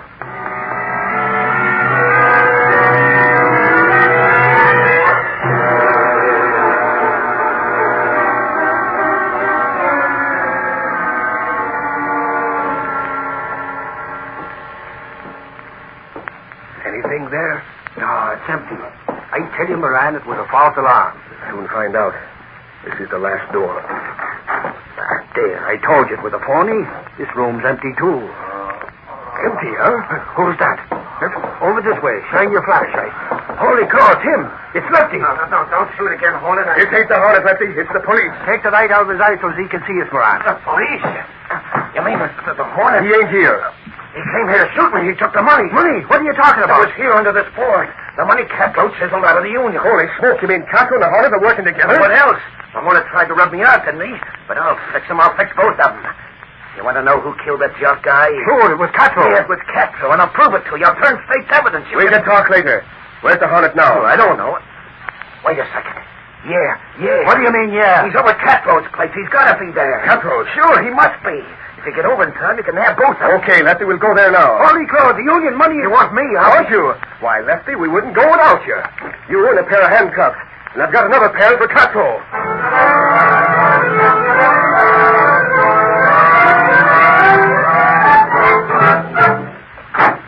It's about time you got here, Lefty. I said an hour. Where's that door you... Surprise, Catro. You ain't Lefty. You're masked. The Green Hornet, huh? Nice crisp bills you had under that board, Catro. I don't know what you're talking about. Sure you do. You needn't cover up. You see, I followed Lefty and took the money away from him. You took it? Where is it? Right here. Lefty might have considered taking a powder, Catro, so I thought I'd bring it over myself. What's the aim? Where do you fit in? I thought we might make a dicker. Split. No, we'll discuss it later, Catro. Hey, wait a minute. Where you going? I'm leaving. Of all of it. Hey, that's the police van. They're coming here. Come on, I go with you. Can't have them find this door. No, you're not, Catro. I'm going alone. Get away from that door, Hornet. I gotta take the money. You're not taking the money, Catro. You're taking this. Hey, gun, you fool. I can breathe. Police. That's right, Catro. You're heading for jail.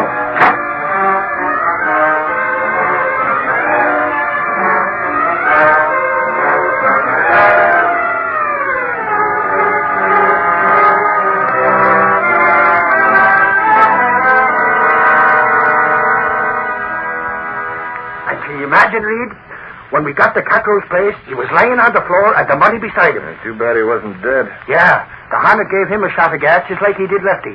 I guess the Hornet wanted to cut. Only we got there too fast for him. He got away, didn't he? I thought I'd wake you up to tell you the news, Reed. Yeah, the Hornet got away, but Catro's behind bars. Lefty spilled the whole works. Catro's facing the murder rap. And the Union got its money back, huh? Well, golly, Reed, ain't you even excited? Holy crow, it all happened while you was here in your apartment, sleeping your head off. You mind, Actor? I'd like to get back to sleep. I can read about it in the morning paper. Okay, Reed, if that's the way you... Holy crow! What's the matter? Dunnigan's going to boil me in oil. Where's the phone? I forgot all about calling the Sentinel.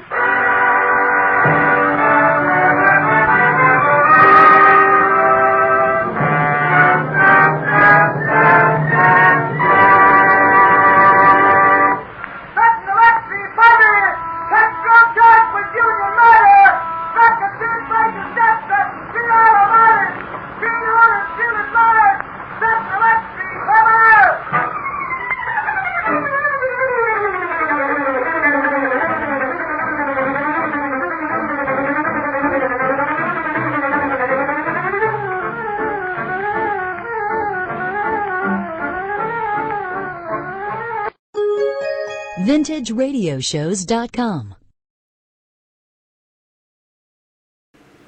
Hi-ho, Silver! Away to those thrilling days of yesteryear with The Lone Ranger.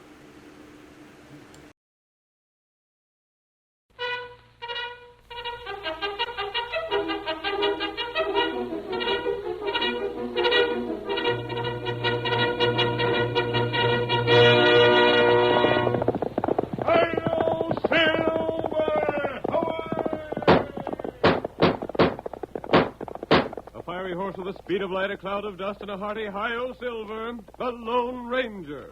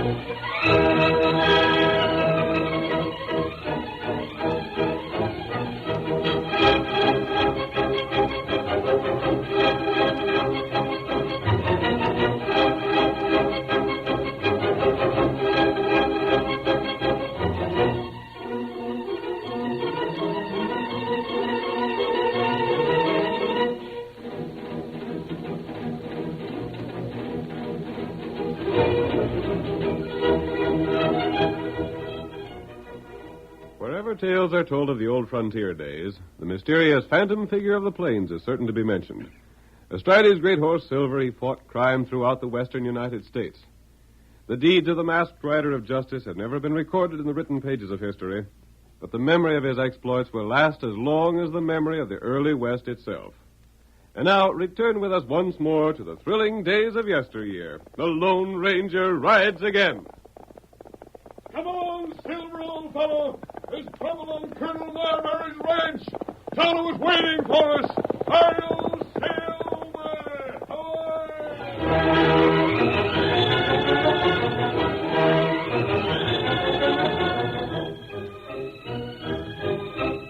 Old Colonel Marbury retired from Army life to take up ranching. But wounds suffered during his military career made it difficult for him to get around. His chief interest was his daughter, Betty. His main hope was to see her happily married. When Bart Benson arrived, with credentials showing him to be the son of one of the colonel's friends in the East, he was made welcome. As the weeks went by, Benson took over more and more of the duties of the ranch, relieving the colonel, who was almost a cripple. As our story begins, we see Colonel Marbury and his daughter in the ranch house. I sort of hoped you'd get to like Lieutenant Benson real well, Betty. He's an Army man, and I was his dad's best friend. I don't know why he still calls himself a lieutenant. He's not in the Army now. Well, honey, same reason folks still call me Colonel, I suppose. But tell me, how do you like him? He's all right, I suppose. That's the ticket. That's what I like to hear. I was talking to him this afternoon. We had quite a session. Yes? Yes, sirree. He didn't figure on staying around here for more than a couple of days when he arrived, but I persuaded him to stick. He's a big help to me. Mind if I come in? Oh, Bart, come on in. I was just speaking about you, son. Yeah? Mind if I go to my room, Paul? Hey? Well, Don't let me drive you out, Miss Betty. You're not. Girls are funny, ain't they, Colonel? I don't know why Miss Betty don't seem to like me. Oh, she'll learn to like you. It takes time. I hope you made your mind stick around, Benson. Well, I wouldn't like to make myself a burden, but if you feel I can help you... Land's sakes, yes. Ain't you helped me plenty already? Being a soldier instead of a cowhand, men don't like to do what I tell them. I give you leave to fire them that wouldn't take orders. I know. Did you do it? Couple of them. That foreman of yours resents my being here, though. Lem? Mm-hmm. Let him. Anytime he and you can't get along, then he can go. That's the way I feel about it. Reckon he'll be telling things about me. What sort of things? I don't know. He's been saying things to the men, though.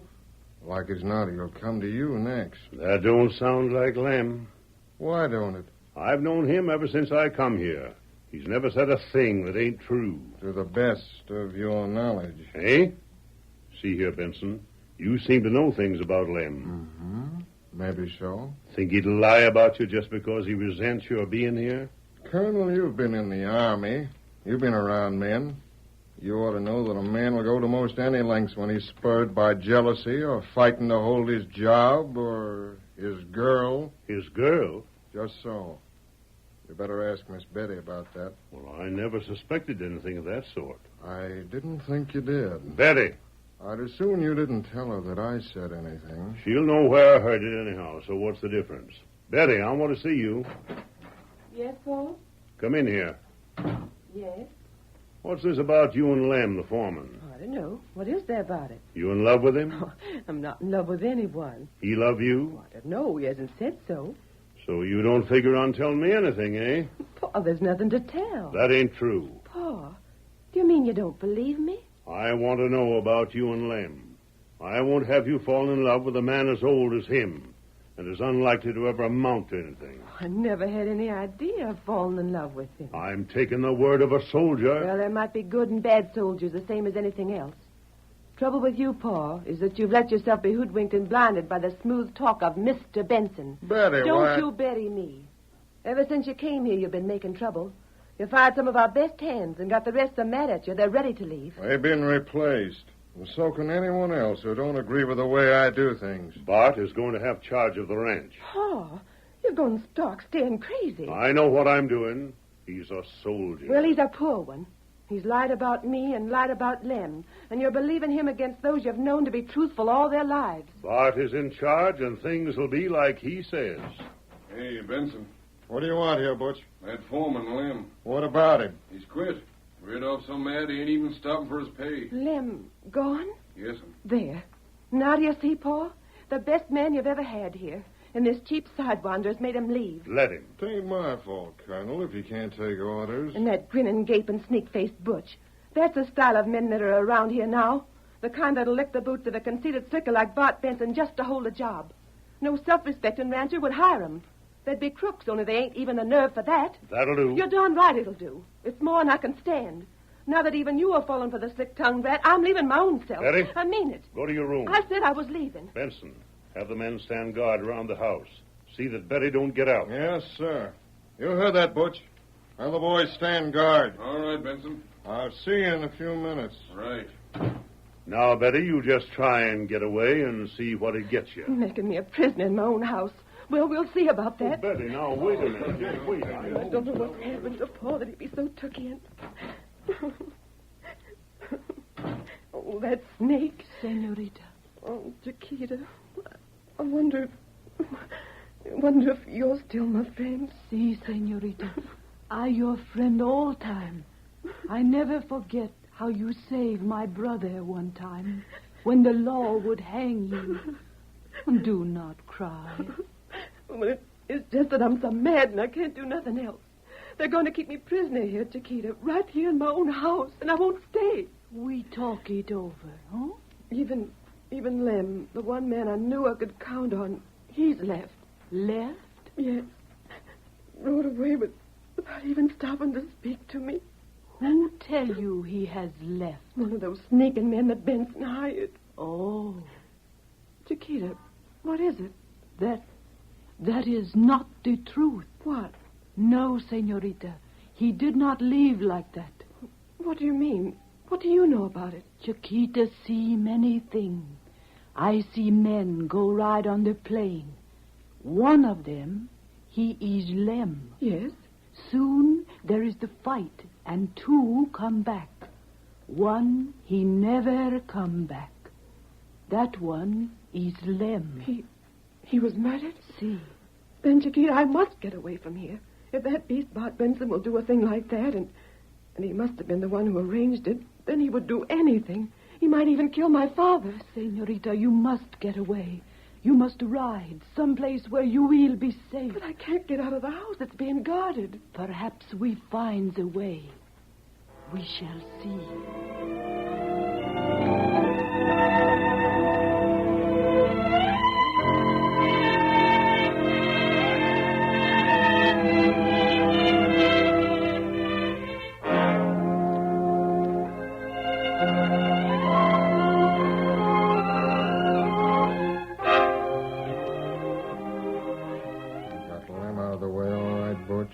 Sure thing, Benson. Just like what you said. Good. That removes the last chance of anyone squealing on us. Yeah. It's his own tough luck his ears was so big they heard more'n was healthy. Yeah. Now be sure the girl don't get away. I will. There ain't a chance of her escaping. Our taking over the ranch depends on me marrying her. Savvy? Sure. After she's my wife, it won't matter much what happens to the old man. He can die off any time he wants. And maybe we can help the matter along some. No reason why not. What's that? Horses. Something's going on by the corral. Come on. We'll see who's there. Stand where you are. Don't make a move or I'll shoot. The girl. It's the girl. Grab her. I got her. Not so fast, sir, Miss Betty. Hold her. I got her. Thought you'd try and run away, huh? I got her now. What do you mean by this, Betty? Thought she'd run away like you threatened, huh? Stubborn as a mule. She won't open her mouth. Well, I'm taking you back inside to your father. I have a sight of explaining to do to him for disobeying orders. Besides, it ain't wise for a girl like you to be riding off alone this hour of the night. When you hanker to ride, just let the boss know. He'll see you get the proper escort. Fool, pig! What the? This ain't Betty. No, I am not the senorita, you fool. For why you stop me? You're wearing Betty's clothes. Where did you get them? The senorita gave them to me. Is it business of yours? Get up there. Hey, boss. There's Betty. She's getting away. You fool. Stop. Stop or I'll shoot. Get after her. We can't let her escape. Get horses. Come on, Butch. Get horses and get going. She ain't got away. Our scheme, she worked. You little spitfire. You stalled us to give her a chance to get away. To be sure. And I hope the senorita, she never come back. I'll deal with you later. Hurry up, Butch. Get after her. Get moving. Here's the horse for you, boss. We'll overtake her inside of 15 minutes. All right. Oh, get up. Get up. Get up.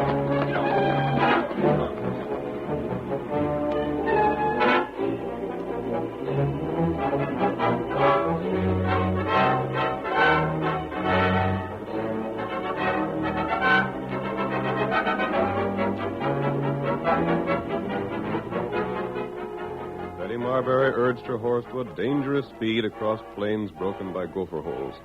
Behind her thundered the horses of Bart Benson and Butch. It was only a matter of time until the stronger horses of the two men would overtake Betty's smaller mount. The men knew it and rode steadily in pursuit. There's Skipper in sight. That's all we need to do. Ain't but a matter of time, Benson. Her horse can't keep that pace for long. I know that paid hers. Blame fool. How'd you ever think to get away with this sort of trick? We're closing in on her. Get up there. Get up. Come on. Get up. Get up. Get up. Get up. Hey, Betty. You better stop. There ain't no use keeping on. We've as good as got you now. Come on, Butch. Faster. Come on, boy. Get up. Who's that cutting in from the west? I know. He's heading Betty off. Don't let him do it. Shoot him. Drill him. Don't let him get her. Don't shoot the girl. Come on, get her before that man does. Come on. Come on, boy. Come on. Get up. Get up, boy. Get up there, boy. Come on, boy. Get up, boy. Come on, boy. Come on.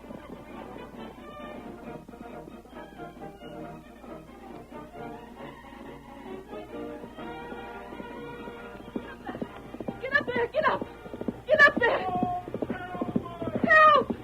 Help me, stranger. They're after me. Don't let them get me. Keep the horse steady. My horse is tired. Get your feet out of the stirrups. I have. Hang on to me. Can your horse carry both of us? He will. Come on, Silver. Now we'll show them our heels. I'll Silver. Away!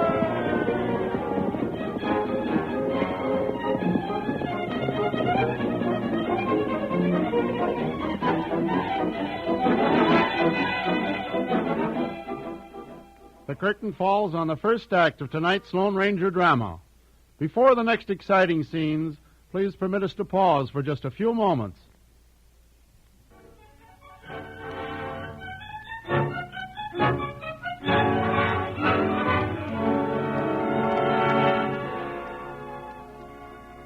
Now to continue our story.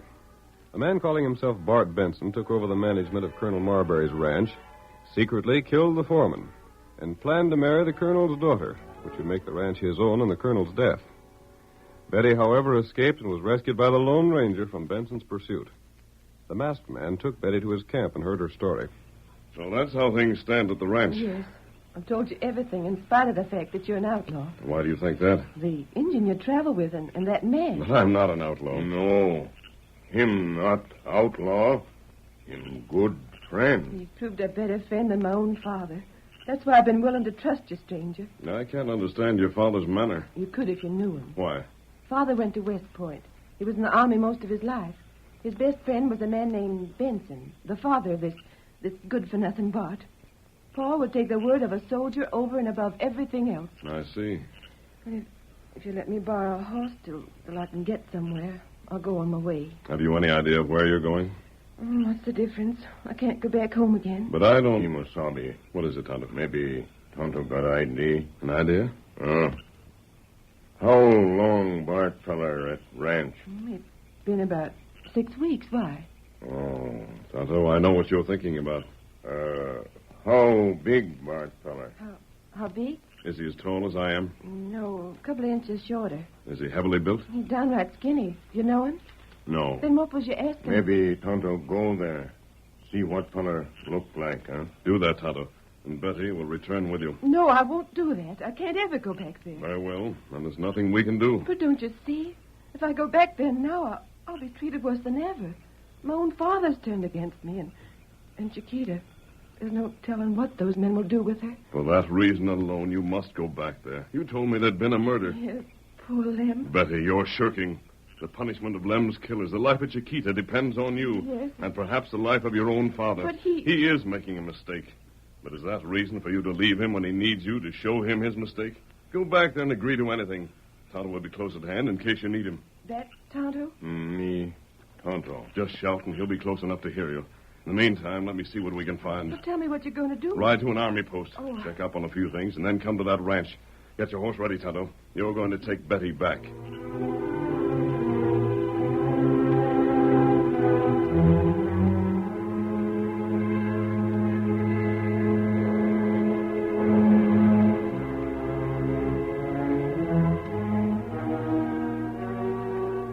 Accompanied by Tonto, the Lone Ranger's faithful Indian companion, Betty returned to the ranch.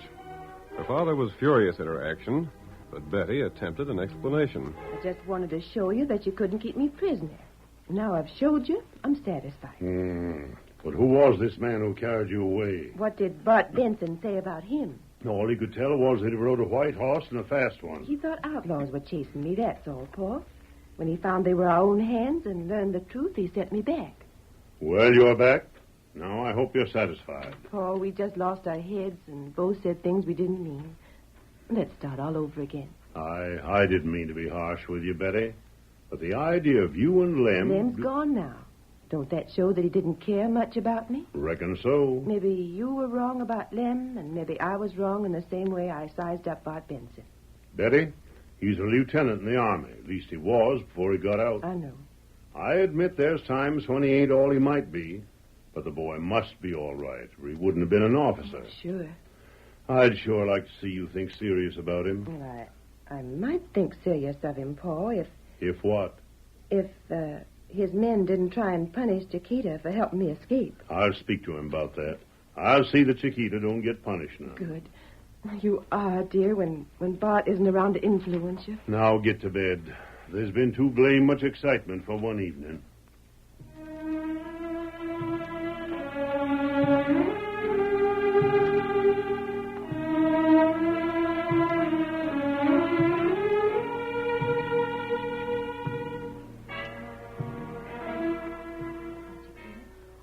Do is wait and act the part. Si, senorita. And pray for that masked man to help us.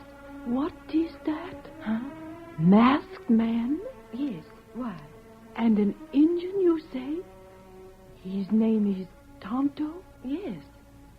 Senorita. Senorita. It will be all right. You wait and see.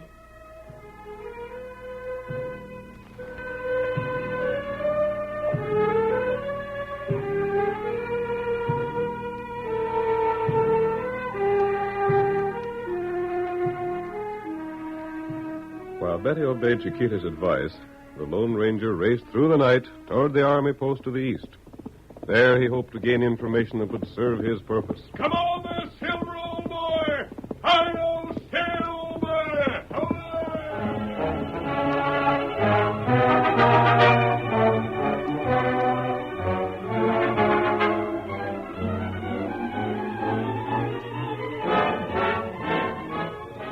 Little happened for the next few days. Tonto, remaining in hiding, was secretly supplied with food by Betty. In the meantime, she adopted a more friendly attitude toward Benson, who was deceived by her seeming change of heart. It is night as our next scene opens. Benson is standing alone beside the corral, awaiting the return of Butch, who has gone to the house with a message for Betty. I'm for a showdown. Looks like Butch coming back now. Right here, Butch? Yeah, it's me. I told the girl you wanted to see her here at the corral. She coming? She wanted to know what it was about. I didn't tell her. She'll be along in a minute, as soon as she puts her wrap on. The horse is saddled and ready? Yep, all set and waiting. Good enough. She may put up a fight, but it won't get her no place. When we're on the way to town, I'll tell her she better go through with the wedding for her old man's sake. Uh-huh. Meanwhile, me and the rest will see if the colonel don't make trouble. That's the idea. Maybe the girl won't put up no fight at all. I hope she doesn't. But if she does, it won't help her any. It's high time we were married. Well, I'll be in complete control, especially when the colonel dies off. Yeah. And that won't be long. There she comes. Go meet the rest of the boys and see that they don't interfere. Right. I'll tend to things. Why couldn't you come to the house, Bart, if what you had to say was so important? Well, Betty, the truth is, this is where we had to start from. The horses are waiting for us. Horses? For what? We're going to town to get married. Tonight? No. With your father's consent, and he figured this would be the best way. I don't believe it. Hold on now, Betty. Take your hand off my arm. No, we're heading for town. Please. Bart, listen to me. I'll tell you what we'll do. Well? Wait a few days. Let me get ready. I must get a lot of clothes fixed up. So you do care about me, huh? Well, that's all that's needed. I'll get married tonight. No. Yeah. What's the difference? Maybe you're just stalling for time to give you another chance to run away. Let me go. Come on. Paul, help me. He won't be interested in helping you. I don't want to marry you. I won't marry you. You've got nothing to say about it. Now stop your struggling. Tonto, help. Me stop him. Who's this? Get him, you. Oh, you. Oh. Thanks, Tonto. Look out, Tonto. There's others coming. Hey, Butch, get that redskin.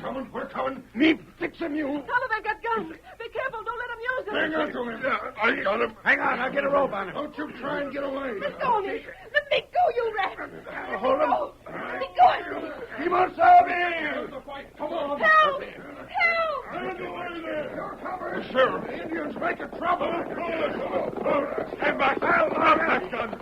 We'll take charge here. Do what the law says. Drop the gun, Steve. All right. Are you all right, Tonto?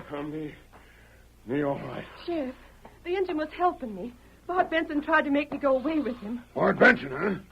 Is that Lieutenant Benson of the cavalry? That's me. You better take orders from me. I'm in charge of this outfit now. Yeah? What's the colonel say about that? He'll tell you. Can you prove that you're Lieutenant Benson? Of course I can. Well, we want to see that proof, Benson. Came here for that reason.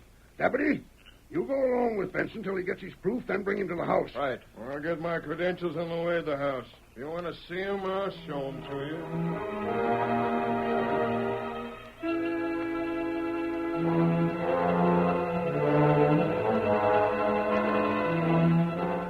Benson went after his credentials, confident that Colonel Marbury would defend him and go on with the plans for the marriage. We see Benson after he joined Betty, the sheriff, the masked man, and Tonto in the living room of the ranch house. Colonel Marbury is speaking. I don't know what's behind it, Bart, but the lawman here seems to want proof of who you are. Well, I can supply that same. There you are, Sheriff. Take a look and then clear out. But, Father, I don't want to marry Bart. You won't force me to. Let's get rid of the lawman and this masked man before we discuss that, Betty. Well, you satisfied with that proof? Yep, I'm satisfied. Step forward, Deputy. Right. Lieutenant Benson, I put you under arrest for the murder of Private Simmons and effecting your escape from military prison. You what? I'll take that gun. Wait, you can't do this. Murder. Here's the warrant to back it. The masked man brought it to me. I'm just serving it. I suspected as much. I can't believe it. The son of my old friend. You can't take me in for murder. Let me explain. Then explain to a court-martial. I'm not Bart Benson. Oh, do you hear that? I'm not. Butch and Steve and half a dozen other men around here can prove it. You ain't Bart Benson? Then who are you? Bill Slade is my real name. I found Benson. Found him dead. Seen his credentials and a letter from you, Colonel. My boys is with me. They'll back up what I say. I ain't done no murder. You came here as an imposter. Yeah, anyone would have done the same. Anyone that's as ornery as you might do the same. Please don't take me to jail. Very well, Slade. We knew you weren't Bart Benson. But the only way to convince the colonel was to make you admit it yourself. Then I won't have to go back with the law? Not for Benson done, you won't. But you'll go back for what Bill Slade done. What? Chiquita saw the murder of Lem. Murder? Lem? Yep. And we already have the confession from Butch and Steve. Got that as soon as we faced them rats with a charge.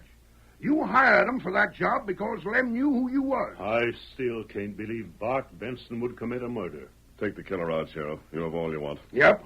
Come on, Slade. Come on. Me go get horse ready, huh? Yes, Tonto. I'll be right along. Oh, stranger, how can I thank you? I thought you'd be late in getting here. But just who is this man?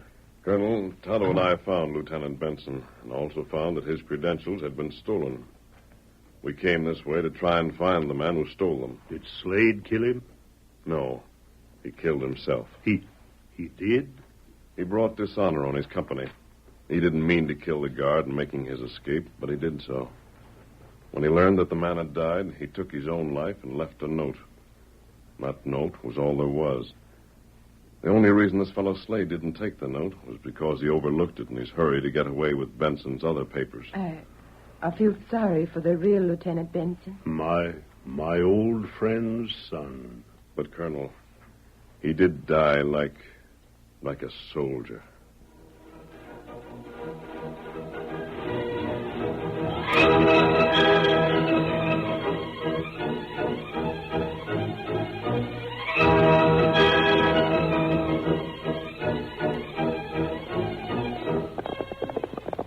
Come on there, Silver, old boy. Stretch out those great legs of yours. I'll Silver.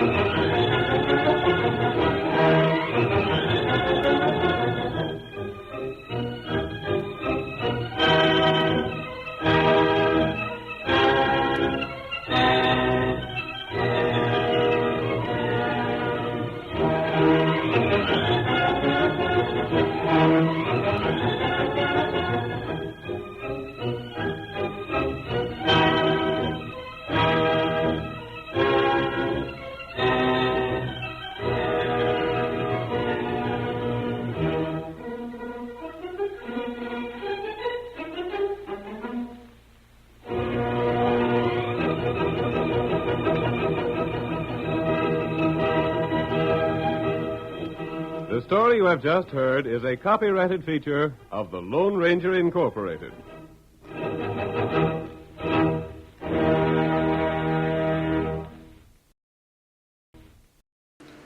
Groucho Marx meets some of the most interesting people you could ever hope to hear on radio.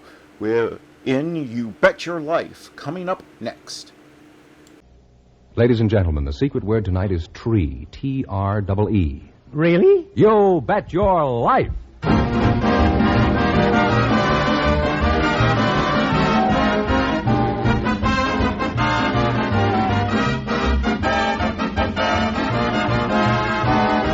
DeSoto Plymouth Dealers of America present Groucho Marx in You Bet Your Life, the comedy quiz series produced and transcribed from Hollywood.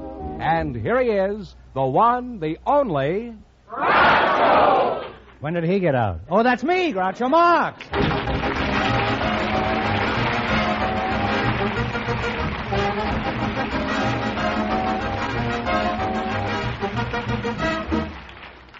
Well, here I am again, starting off the new year with a new sponsor. Now, before we go any further, I want everybody to run down to the corner and say hello to your DeSoto Plymouth dealer. As long as you're down there, you might as well buy one. George Fenneman, who's first to take a whack at the $1,000 tonight? A bachelor and a spinster, Groucho, selected by our studio audience just before we went on the air. And here they are, Miss Mary Hopkins and Mr. Oscar Lind. Meet Groucho Marx. Welcome, youngsters, for the DeSoto Plymouth dealers.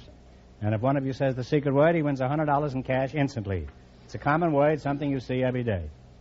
Miss Hopkins, Mary Hopkins. That's right.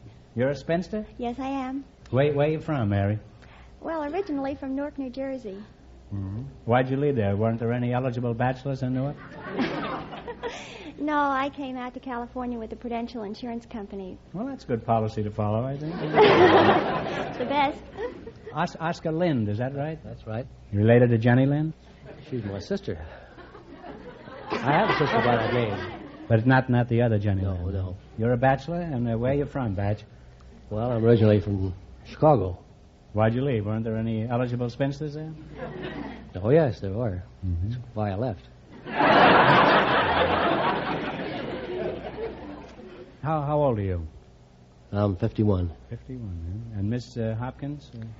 Close to 40.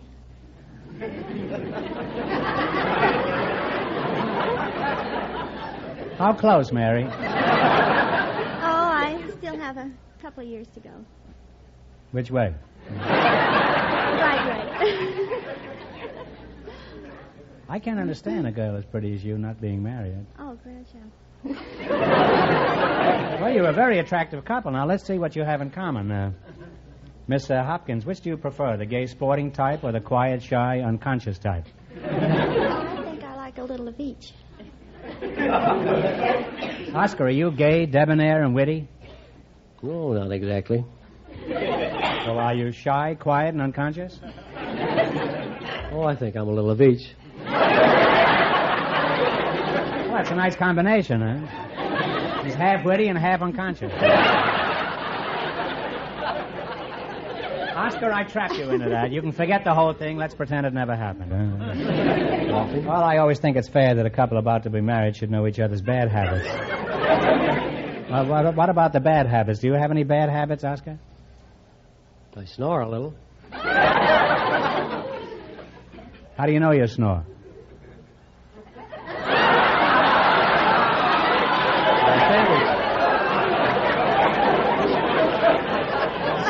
That's what they tell me. That's what they tell you, huh? Oscar, who tells you that? My family. Your family? Yeah. You mean Jenny Lind comes in and tells you your family? Where does Jenny Lind live? Over in Englewood. Mm-hmm. And you snore clear across town, huh? Well, you're both good kids, and inasmuch as you'll soon be married in just 1 minute, you're going to have a chance to make $1,000.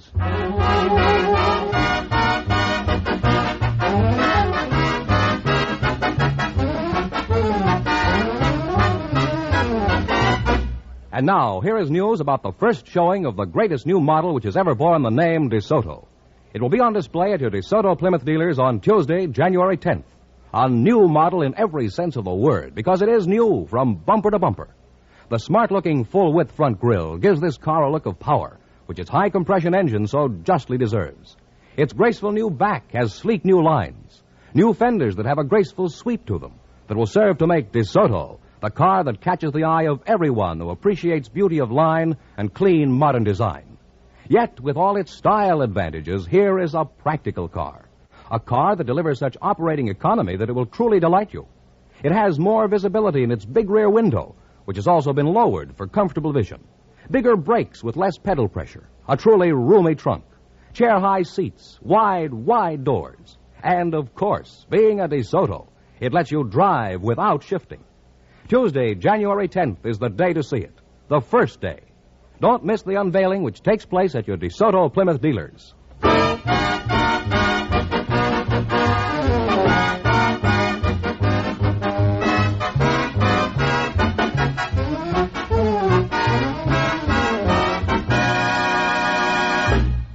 Now, let's see if you two are going to be our winning couple and get a chance at the DeSoto Plymouth $1,000 question. Fenneman, tell them the rules. Each of our three couples has $20. They bet as much of that 20 as they want on each of 4 questions. The couple that earns the most money gets a chance at the $1,000 question at the end of the show. Our other 2 couples are in a waiting room off stage, so they don't know what's going on out here. Here we go. Let's see how high I can build you $20. You selected current popular tunes as your category. Is that right? Now, here's your first question. You have $20. How much are you going to bet? 10. Jerry Fielding will play. You give me the name of the song.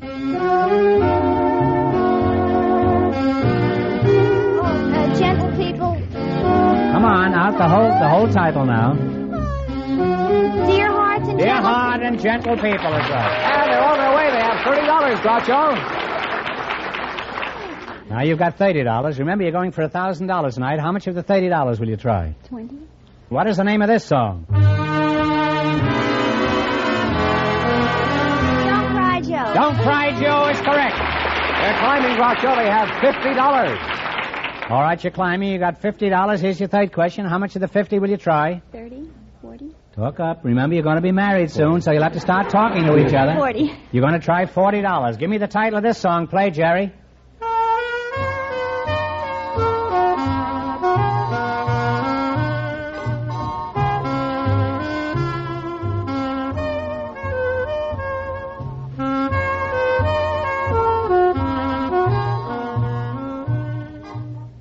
What is it? Come on, take a stab. Nothing? Oh. Well, I'm sorry. It's slipping around. Oh, yes. They now have $10. That's a shame. You still got a chance with the big money. Here's your last chance to be the other couples. How much of the 10 are you going to go for? 5. 5? Is that all right with you, Oscar? And you want to bet the whole Oscar, 10? stop dreaming of Jenny Lind here. Pay attention here, huh? We'll bet the 10. Let's see if you can identify this song.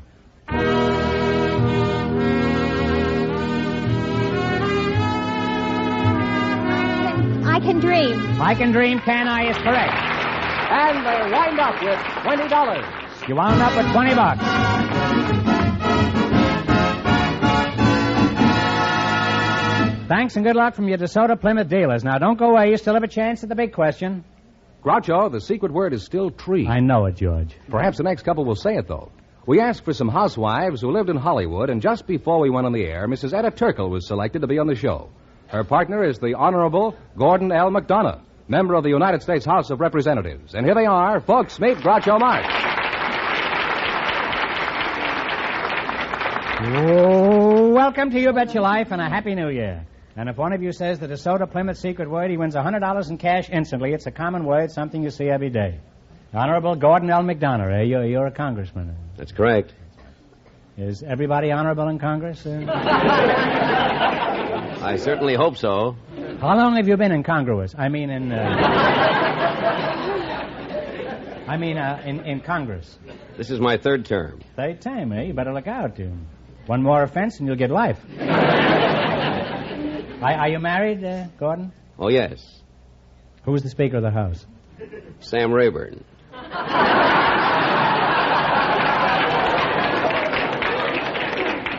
Now, come now. You're not married to Sam Rayburn.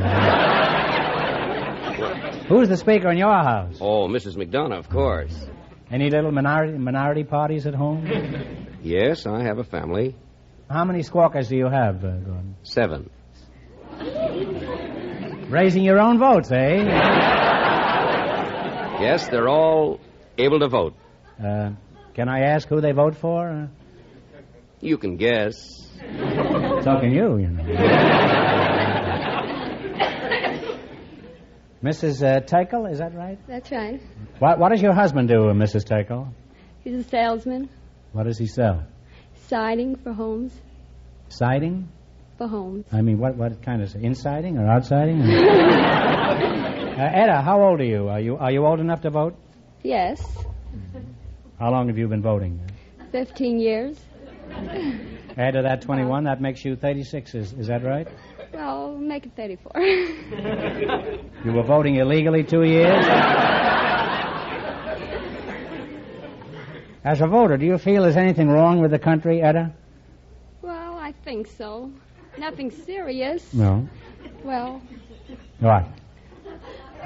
taxes are going up. Employment is going down. Well, look, Etta, if you feel that way about it, why don't you squawk about it? I do. Who do you squawk to? My husband.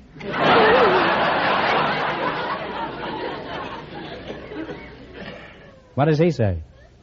Well, he don't say anything. He just sits there and listens to the radio.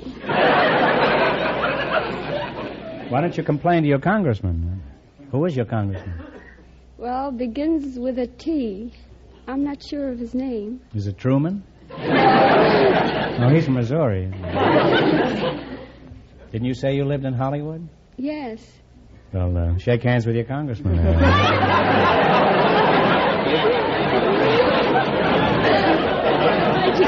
There's 2 more votes for you, Gordon.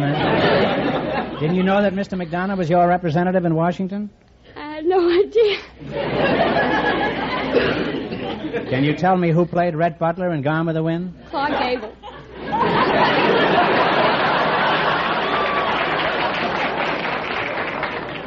Well, Congressman, my advice to you is to get a job in the movies playing congressman. What is your party, Etta? You don't have to answer that, but if you don't, we throw you in jail. I don't pick the party, it's the man. You voted for Clark Gable, huh? Now, Mrs. Tickle, I don't mean to be too hard on you. Most of us don't know our congressman. In fact, if it wasn't for Barclay's marriage, I wouldn't know who was vice president.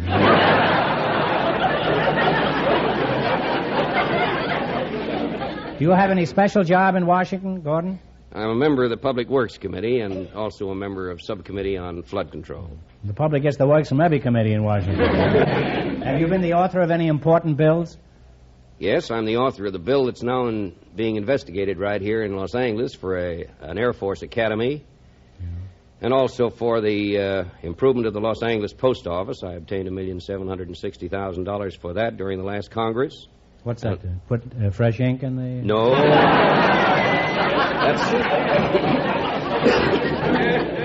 Do you have any message for the voting public, Congressman? Remember, this is only a half-hour program.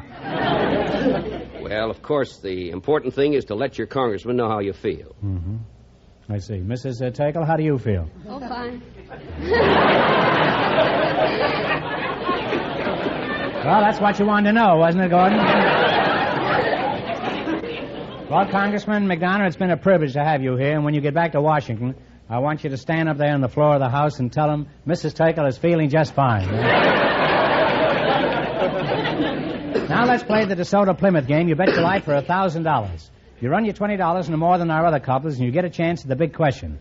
I can't tell you how much our first couple won, but George is off stage to remind our listeners. The Bachelor and the Spinster won $20. Here we go. Let's see how high I can build you $20. You selected nicknames of states as your category. Is that correct? That's right. All right. Now, here's your first question. How much of the 20 are you going to shoot for? 10. All right. What state is known as the Hoosier State? Indiana. Indiana is right. And they're on their way, Groucho, with $30. Oh, remember, you're going for $1,000 tonight. How much of the 30 are you going to try? 20. Agreeable. All right. What state is known as the Free State? It's a tough one. Mrs. Tickle, you can think, too, you know. Oh, I just can't. Well, I'm sorry. The bell is tolled, and it's Maryland. Now you only have $10. Is that right? Right. $10. How much you going to try now? 10. $10. Okay. What state is known as the Show Me State? Missouri. Missouri is correct. And they're on their way again. They have $20. All right, now you're climbing. You got $20. How much you going to try the 20? 20. What state is known as the Bluegrass State? Kentucky. Kentucky is right. And they wind up with a grand total of $40.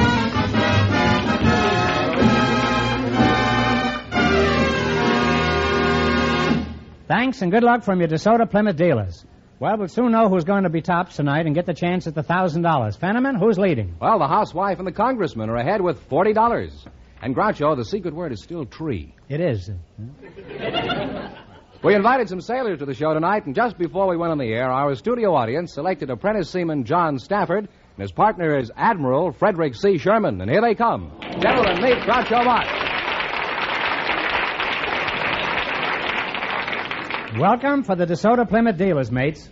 And if one of you says the secret word, he wins $100 instantly. It's a common word, something you see every day. An admiral and a sailor, eh? Sailor, where you from? Arkansas. Where are you stationed now? Terminal Island. John Stafford, is that right? Yes, sir. You related to Joe Stafford, the singer? No, sir. You wish you were? Yes, sir. Admiral Sherman, is that right? Where are you stationed, Admiral? I'm not stationed anywhere. I'm retired. Why didn't you wear your uniform? Don't you ever wear it anymore? Well, when I'm retired, I'm not supposed to wear the uniform except on national holidays or occasions of great ceremony. Mm-hmm. Well, do you wear it around the house? No. Never put it on? Not in a long time. Does it fit anymore? Huh? Yeah, I think it still fits. Oh, you have tried it on there.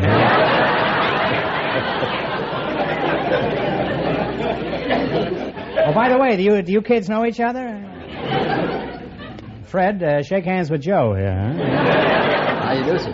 Sailor, you look nervous. Is this the first time you've been close to a microphone, John? Well, it's first time I've been close to an admiral.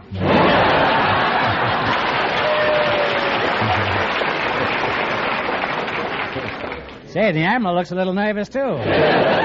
Maybe he's never been this close to a sailor.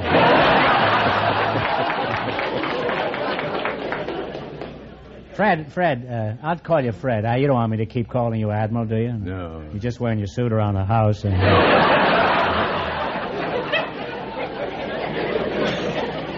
this is not said in any derogatory sense, Fred, but what kind of an admiral are you? Huh? Well, I'm what they call a full admiral. You mean you just ate?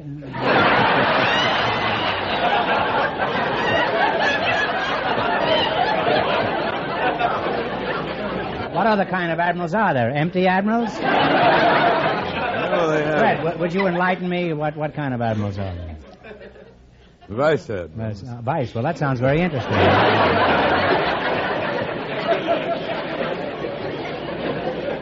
John, what is your title in the Navy? Seaman apprentice. How long have you been in the service? Just several months. Mm-hmm. And what did you start out with? Huh? What rank? Seaman apprentice. Well, don't look now, but your anchor's dragging. Are you married, sailor? No. No what? I'm not married. Is that the way you bring up these sailors, Admiral? No, sir. Tell them what to say, Admiral. Say no, sir. No, sir. I'll pipe you overboard. I wish I knew what that meant, eh? I'd pipe him at that if I wasn't smoking a cigar. Now then, are you married? No, sir. Admiral, what about you? Before you got married, did you have a girl in every port? No, that's an old myth. I don't care how old she is.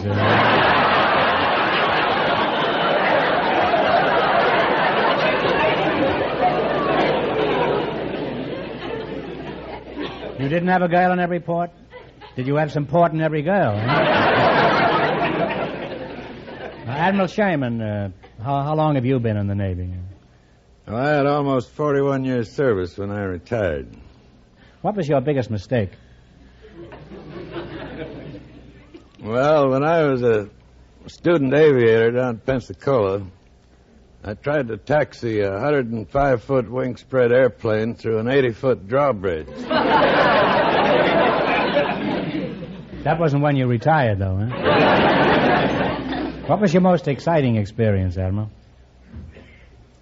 Well, I think it was when I was captain of the aircraft carrier Lexington in the Battle of Coral Sea, and the Lexington was damaged and had to be sunk later by our own torpedoes. What was your biggest thrill, Admiral? When I stood on the bridge of the Missouri in Tokyo Bay and watched the Japanese sign the surrender terms at the end of World War II.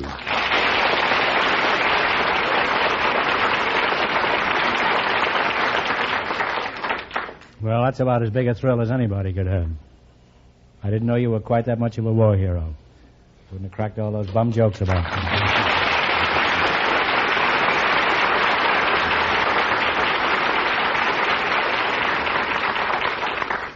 You're going to have quite a job following this chap here, Sailor. Yes, sir. Now, Sailor, come down out of the rigging. I want to ask you a few things. In your Navy career, what was your most harrowing experience? Well, I guess that was the time I forgot to salute an officer. You're lucky they didn't make you walk the plank, huh? Did you get a demotion? Oh, no, they can't do that to me. There's nothing lower than the seaman apprentice. Why do you say you weren't demoted? Because there's nothing lower than the seaman apprentice. Well, Fred, now that you're retired, how are you spending your time? Feeding pigeons? No, I've been writing a book for the last 2 years. Oh, you're an admiral, all right. Now, what's the book about? Well, its title is Combat Command, the American Aircraft Carriers in the Pacific War.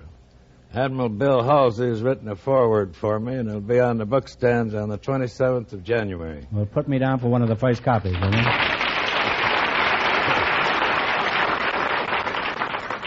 Anybody doesn't buy a copy, we'll have him court-martialed. Do you have any advice that would benefit our sailor here, Admiral? Well, yes, I'd advise him to make the most of his opportunities in the Navy by advancing himself, going through the trade schools, and taking the correspondence courses which are available to everybody in the Navy. What about you, Sailor? Sailor, what advice have you got for the Admiral here?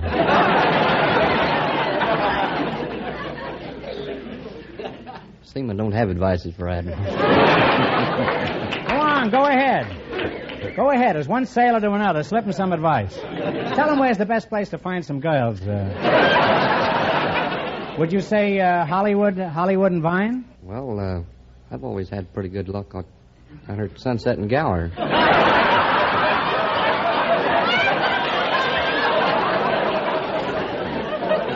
Well, there you are, Admiral.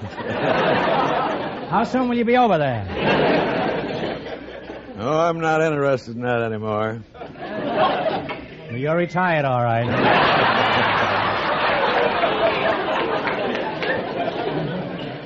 Well, I must say that the Navy has acquitted itself admirably here tonight. Now, gentlemen, you're going to weigh anchors for the DeSoto Plymouth $1,000 question. You run your $20 into more than the other couples, and you get a chance at the big money. Fenneman, remind our listeners who's ahead. The housewife and the congressman are ahead with $40. Here we go. Let's see how high I can build you $20. You selected Smiths and Jones as your category. Now, you have $20. How much do you want to try? 10. I think we can gamble on 10, yes.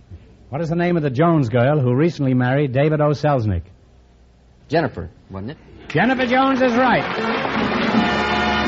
Yes, they're on their way with $30, Groucho. How much of the 30 will you try? 15. 15, huh? Okay. What was the name of the famous Smith who was a friend of Pocahontas? John Smith. Captain John Smith is right. They're climbing now. They have $45. All right, you got $45. How much you going to try? Here's your third question.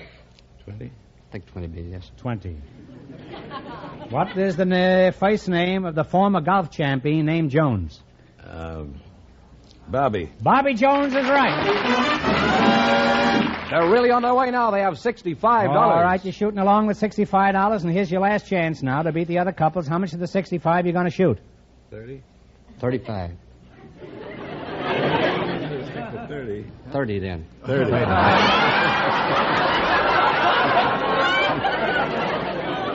You're going to wind up in irons, you know that. What was the name of a famous Smith who was a governor of New York? He wore a brown derby. Al Smith. Al Smith is right. And they wind up with a grand total of $95. Shake hands with the Admiral there. Huh? And that means that the sailor and the admiral, with their $95, get the chance at the DeSoto Plymouth $1,000 question.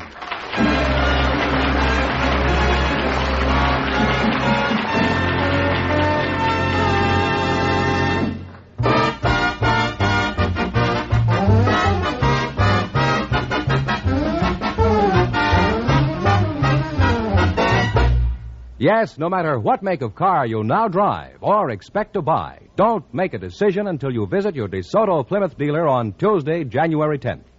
For that is the big day to see this truly new model, the new DeSoto. A car with feature after feature that's new. A car whose beauty of line and great performance will do more than all the talk in the world to thrill you and your entire family. A car so smartly designed that you'll want it standing in front of your home. A car so skillfully designed that it brings a whole new concept of driving ease, of roominess. As for economy of operation, here again, mere words cannot do justice to the power at your command of its high-compression engine, to its long-life valves that add thousands of trouble-free miles to your driving pleasure, to its bigger, easier-to-apply brakes, to the tiptoe hydraulic shift and fluid drive that lets you drive without shifting. This year, more than ever before, it's DeSoto that is pointing the way to automotive beauty, economy, comfort, with not just a few changes, but an entirely new model. So next Tuesday, January 10th, make sure you see this new DeSoto at your DeSoto Plymouth dealers.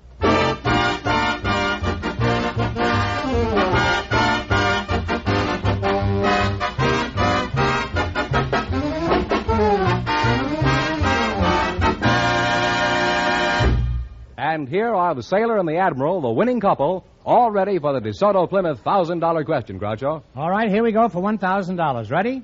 I'll give you 15 seconds to decide on one single answer between you, so think carefully, and please, no help from the audience. Here it is. When George Washington was given command of the Continental Army, his commission as general was signed by the President of the Continental Congress. Who was this President of the Continental Congress?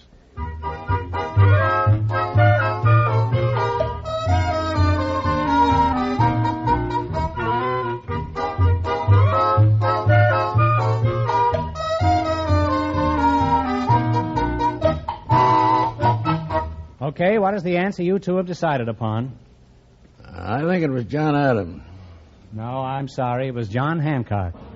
So that means the big question next week will be worth $1,500. Well, you lost the big money, but you won $95 in the quiz. Congratulations and thanks to both of you.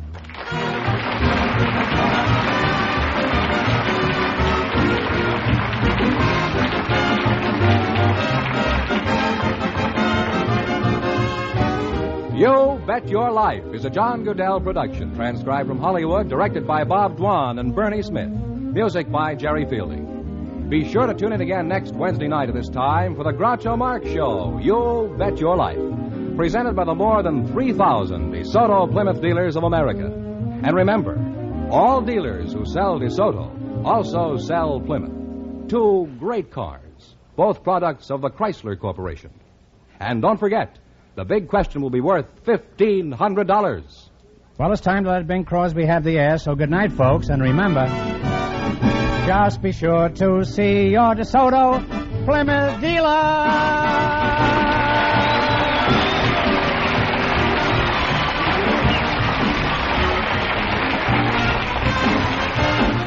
Here's a reminder from the National Safety Council. When driving your car, don't depend on the other guy. Suppose he's depending on you. This is George Fenton, signing off for the more than 3,000 DeSoto Plymouth dealers from coast to coast. This is CBS, the Columbia Broadcasting System.